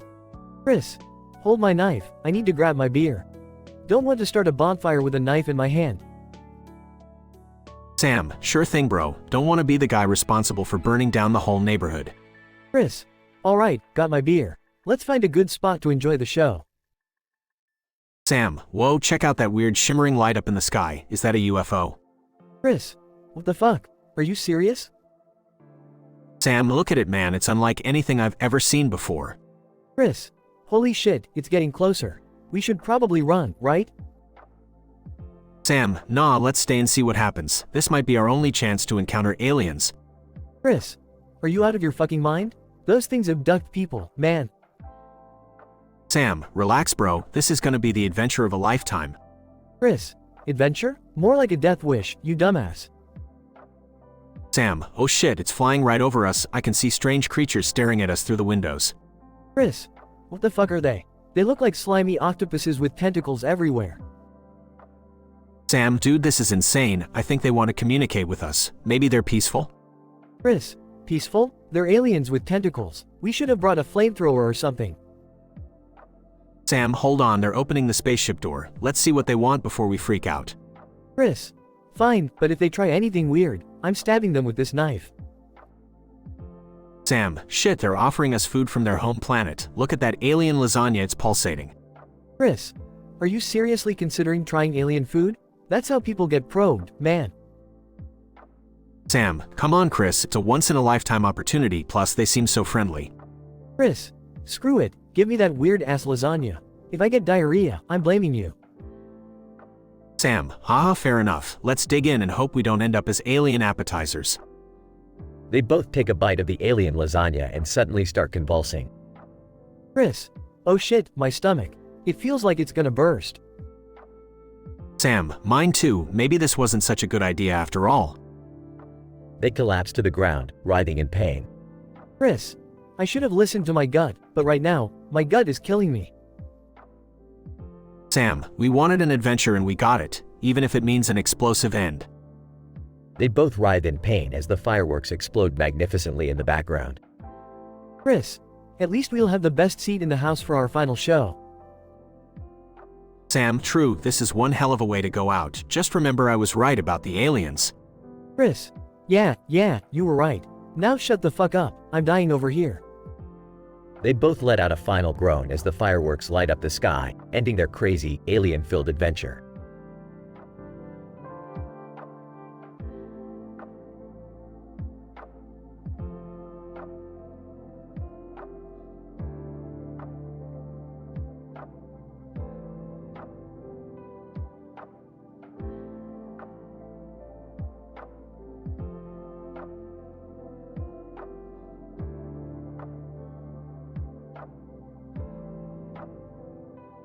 AVGN, holy shit, where the fuck am I? This place looks like a fucking intergalactic circus. Slippy, hey, nerd. Good to see another pilot here. We got to take down those fucking Andros bastards, you know what I mean. AVGN, Slippy, you slimy little toad. I don't give a flying fuck about Andros or any of this pixelated bullshit. How the hell did I end up in this goddamn game? Peppy, nerd, we need your fucking help. Stop your whining and get your sorry ass in the goddamn R-Wing. AVGN, Peppy, you old fuck. I don't need your damn orders. I'm the nerd, and I play shitty games. I don't fly shitty ships. Falco, hey, AVGN, quit your fucking moaning and start shooting some fuckers down. Time to prove you're not just a pussy with a controller. AVGN, Falco, you feathered fuckface. You think I'm scared of these polygonal pricks? I'll blast those motherfuckers to space dust. General Pepper. AVGN, we need you to fuck up those enemies and save Corneria. We're counting on you, you foul-mouthed son of a bitch. AVGN, General Pepper, you wrinkly sack of shit. I'll save Corneria, but don't expect me to take your orders without a big-ass rant about how fucked up this game is.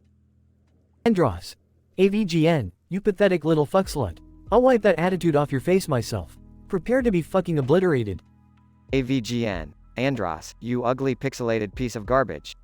I'm gonna shove this cartridge so far up your digital ass, you'll be shitting bits and bytes for weeks.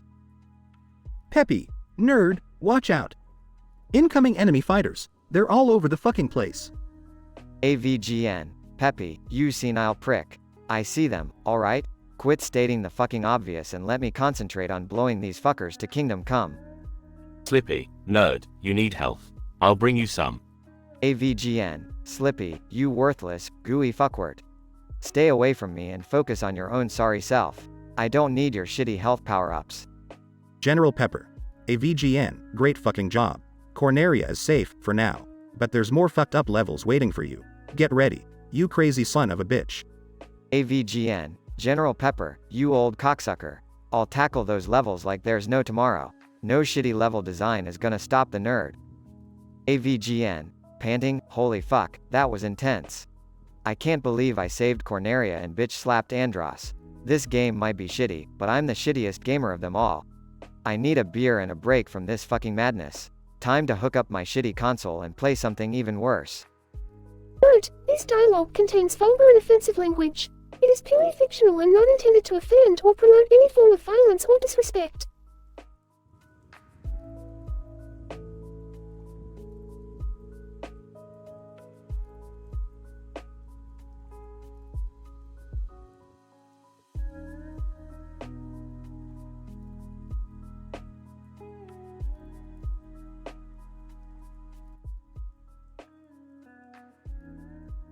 Morty, wake up. We've got a serious multidimensional crisis on our hands here. Whoa, what? Oh man, not again, Rick. Can't we have just one normal day? What is it now, Rick? I need to get ready for work. Forget work, Beth. We've got a galactic war brewing, and it all started with that damn shitterstruck. Dad, what's a shitterstruck? You don't want to know, Summer. Just know it's bad. Like really, really bad. But why is it bad, Rick? And what do horses have to do with it? Trust me, Morty, it's a statistical anomaly. The shitterstruck is a transdimensional portal that only opens when horses defecate in perfect synchronization. It's the ultimate intergalactic poop conspiracy. Seriously, Rick? Poop conspiracy? Can't you come up with something more scientific? Beth, in the vastness of the universe, poop holds more secrets than you can imagine. Anyway, thanks to these horse shenanigans, multiple realities are collapsing into each other, and we're all gonna be screwed. So, what's the plan, Rick? And we're gonna ride those horses straight into the shitterstruck, Morty. It's the only way to close the portal and save the universe. Ride horses? But I've never ridden a horse before, Rick. Oh, don't worry, Morty. I've invented a horseback riding simulator. Just strap this contraption to your back, and you'll be like a jockey on steroids. Rick, you can't be serious. This is absolute madness. Oh, it's madness all right, Beth.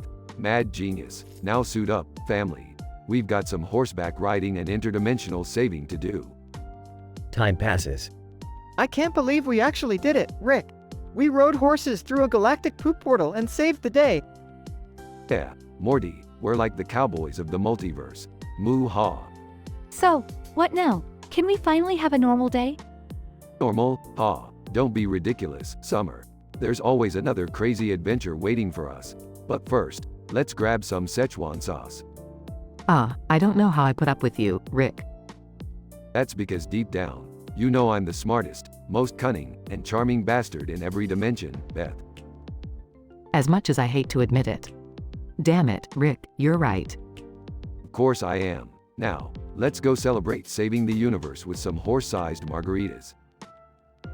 The Smith family embarks on another ridiculously insane adventure, leaving behind a trail of chaos, destruction, and horse poop.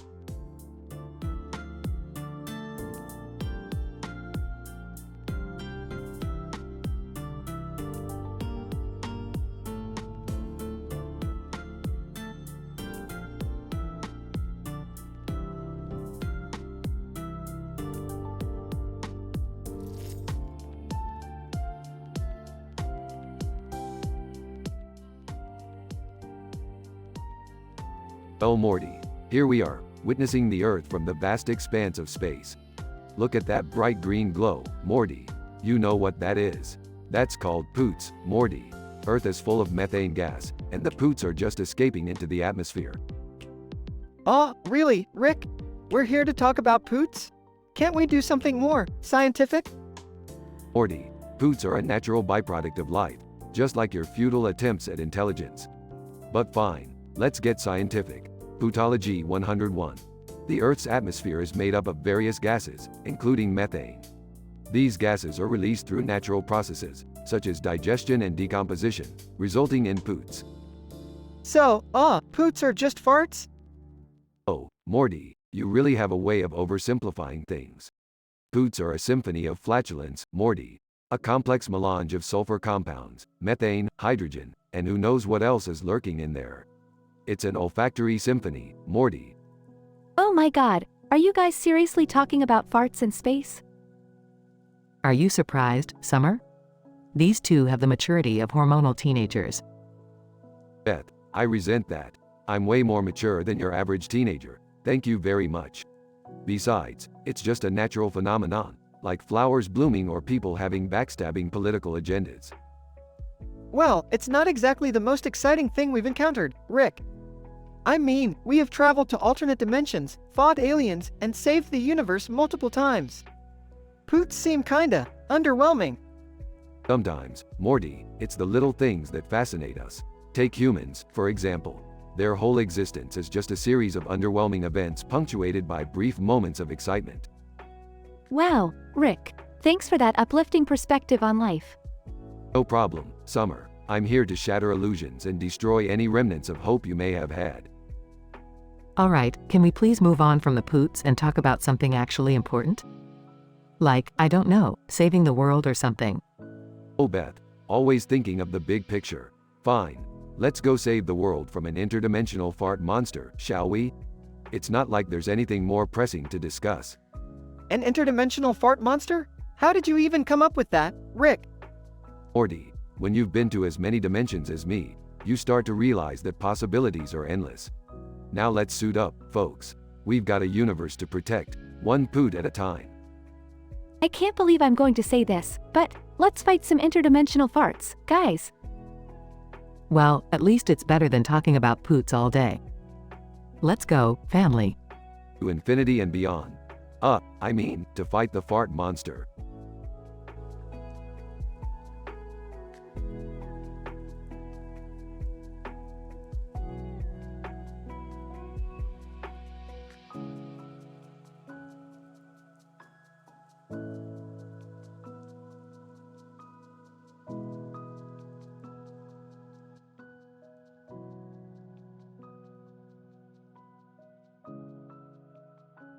Alright, Morty, buckle up. We've got ourselves a dimension-hopping adventure today. Oh geez, Rick, can't we just stay home for once? Morty, staying home is for losers like Jerry. We're gonna have fun. Hey guys, what are you up to? None of your business, Jerry. Go water your sad excuse for a garden. Rick, what's that book over there? The Art of Writing.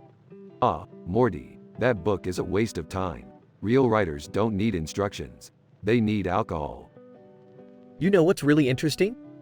Portal pooping. Read about it in a magazine. Jerry, you're embarrassing me. Did you go to bathroom school or something? Dad, can you build me a poop portal? Finally, a request worth my time. I'll teach Jerry a lesson and build it for you, Summer. Alright, the poop portal is ready. Just flush and hold on tight. Oh man, what could go wrong with a toilet that teleports? I need to go to the bathroom. Can I use the poop portal? Yeah, sure, Jerry. Just make sure you aim right. Not that you ever do. Flush is whoa. The poop portal actually works. Dad, Jerry's going to mess things up, isn't he? Dad, what if Jerry gets lost in another dimension? Summer, I won't be responsible for that. Jerry can barely find his way home from work. Oh, Morty, looks like the poop portal is malfunctioning. What? How can a toilet malfunction? Hey guys, I'm back. And guess what? I'm not in the bathroom anymore. Great, Jerry got lost. Just what we needed. Look, there's a portal in the living room now. That's it. Jerry is creating portals all over the house. We're never gonna find him. This is insane, Rick. We're gonna be swimming in poop and portals. Morty, this is what happens when you combine poop and Jerry's incompetence. We're in deep doo-doo. I found a dimension where everyone worships me. Can we stay? No, we can't stay, Jerry. This is a mess you created. Guys, the poop portal is working perfectly now. Summer, we need to fix all this before we drown in our own poop. Rick, I have an idea. What if we use the book, The Art of Writing, to close the portals? Morty, that's surprisingly creative for someone who's always scared. Okay, Morty, follow the instructions in the book. Use the blue and green background to focus your energy. This is crazy, Rick. But here goes nothing. Guys, the portals are disappearing. Did I do something right? Jerry, you lucked out this time. Don't get used to it. Dad, the poop portal is closing. Finally, we can have some peace. But remember, everyone, no more poop portals, ever. So, can we get a new toilet? One without any teleporting magic? Jerry, I think you've learned your lesson. No more crazy ideas from you. Another adventure in the books, huh, Rick? Yeah, Morty, and maybe one day, we'll find a dimension where we don't have to deal with Jerry.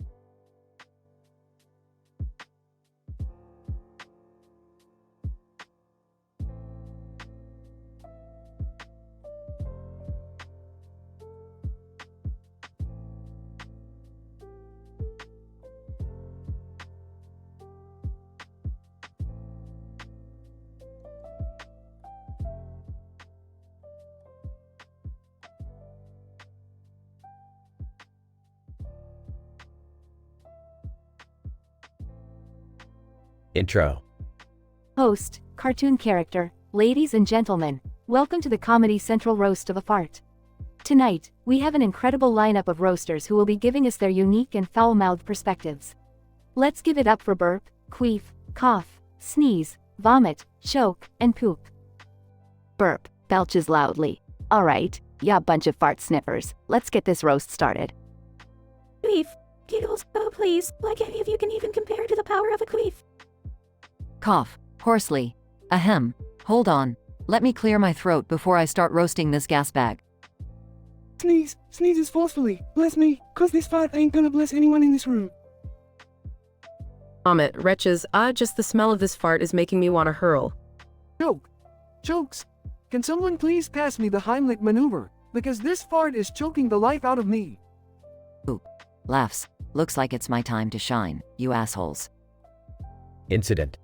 Bart, slyly. Hey Burp, you might want to hold off on those burritos, or I'll have the last laugh. Burp. Laughs. You think anyone's gonna care about your stinky ass, fart? You're just full of hot air. Bart, grinning. Well, maybe I am, but at least I don't need a bottle of soda to make a scene. Situation escalates. Cough, coughs intensely. Listen here, fart. I cough up more disgusting shit than you could ever produce. Sneeze. Sneezes forcefully. Yeah, you think your odor is bad? My sneezes can launch viruses across continents. Vomit, retching, you're just a puny little fart. I've seen more impressive projects in the toilet bowl. Choke. Struggling to breathe. You might be a pain in the ass, fart, but I'll be the one who takes you down. Oop. Laughs. Alright, everyone, calm the fuck down. We're all here to roast the fart, not each other. Climax. Bart, smirking. You see, my foul-mouthed friends, you may think you're all hot shit, but I'm about to roast your sorry asses. Burp. Confused. What the fuck are you talking about, fart? Bart, grinning evilly. Well, let's just say, my digestive system has been working on a deadly concoction just for you. Queef. Nervously. Fart. Maybe we should chill out, ya know? Bart, mockingly. Oh, queef, why don't you go tickle yourself, you pussy fart? Closing. Bart, reveling in their discomfort, enjoy my gift, my dear friends. It's gonna be one hell of a smelly night. Everyone starts coughing, gagging, and retching. Host, coughing. Alright, that's enough. Let's give it up for the fart with the ultimate revenge roast. Bart, laughing triumphantly. That's right, assholes. Who's the stinky one now? Opening square bracket, closing square bracket. The room fills with laughter and disgust as the fart revels in its victory. The other roasters, defeated and overwhelmed, can only hope for fresh air and a speedy recovery. The Comedy Central roast of a fart ends with a blast, leaving a lasting stench in everyone's memories.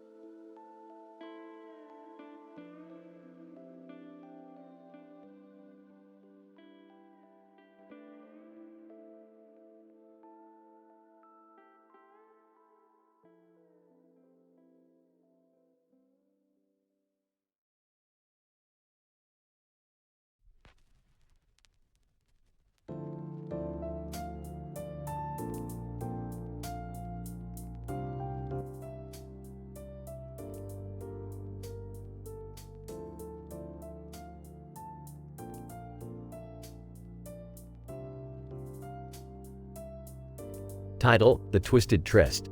Characters. Narrator: Max, Sylvia, Tony, Violet. Narrator: and let's take a look at this insane person with a full tree growing out of his head. Max, a man with a tree growing out of his head, walks into a bar. Sylvia, holy shit, Max. What the fuck happened to you? Max, you won't fucking believe it, Sylvia. I was strolling through the woods when I tripped and fell face first into this cursed tree. Tony, cursed tree? You dumb fuck. How the hell do you fall into a tree and end up like this? Max, it's not just any tree, Tony. This tree was twisted, demonic, and had some freakish ass powers. It grafted itself onto my skull, making me its bitch. Violet. Well, that explains the goddamn foliage on your head. How the fuck are you still alive? Max, beats me. But this shit's driving me insane. The branches keep slapping me, leaves tickle like 1,000 ants, and birds keep nesting in my hair. What the fuck am I supposed to do? Sylvia, Max, chill the fuck out. We gotta find you a solution. Maybe there's a witch or some twisted wizard who can help. Tony. Hey, don't witches have potions for everything? Let's find one who can brew up something to chop that fucking tree off your dome. Max, I don't give a fuck who does it. I just want this arboreal monstrosity gone. Narrator. And so, the group embarked on a journey to find the mystical witch of the enchanted forest. After a treacherous journey, they reach a small hut with a sign, Witch, Potions and Curses. Max, finally, fucking finally. Let's go in and get this shit sorted. They enter the dimly lit hut and find the witch, a decrepit old woman with one eye. Witch, I've been expecting you. To remove the cursed tree, you'll need an ancient incantation and a potion brewed from a unicorn's tears. Sylvia, a unicorn's tears. Are you shitting us? Those fuckers are about as real as Santa Claus. Witch, believe what you want, but if you want this tree gone, that's the only way. Tony. Well, let's get going then. Where the fuck are we supposed to find unicorns? Narrator. And so, they embarked on another absurd quest to find a mystical unicorn. After days of searching, they stumble upon a secret grove where unicorns frolic. Max, holy shit, unicorns are fucking real. This is insane. Sylvia, don't get all starry-eyed, Max. We need to find a way to make them cry. Violet. Well, if my porn knowledge serves me right, unicorns get pretty emotional after playing Barry White music. Narrator. And so, they played Barry White on repeat in an attempt to make the unicorns cry. As the music filled the grove, the unicorns wept majestic tears. Max, pour that shit into a bottle, quick.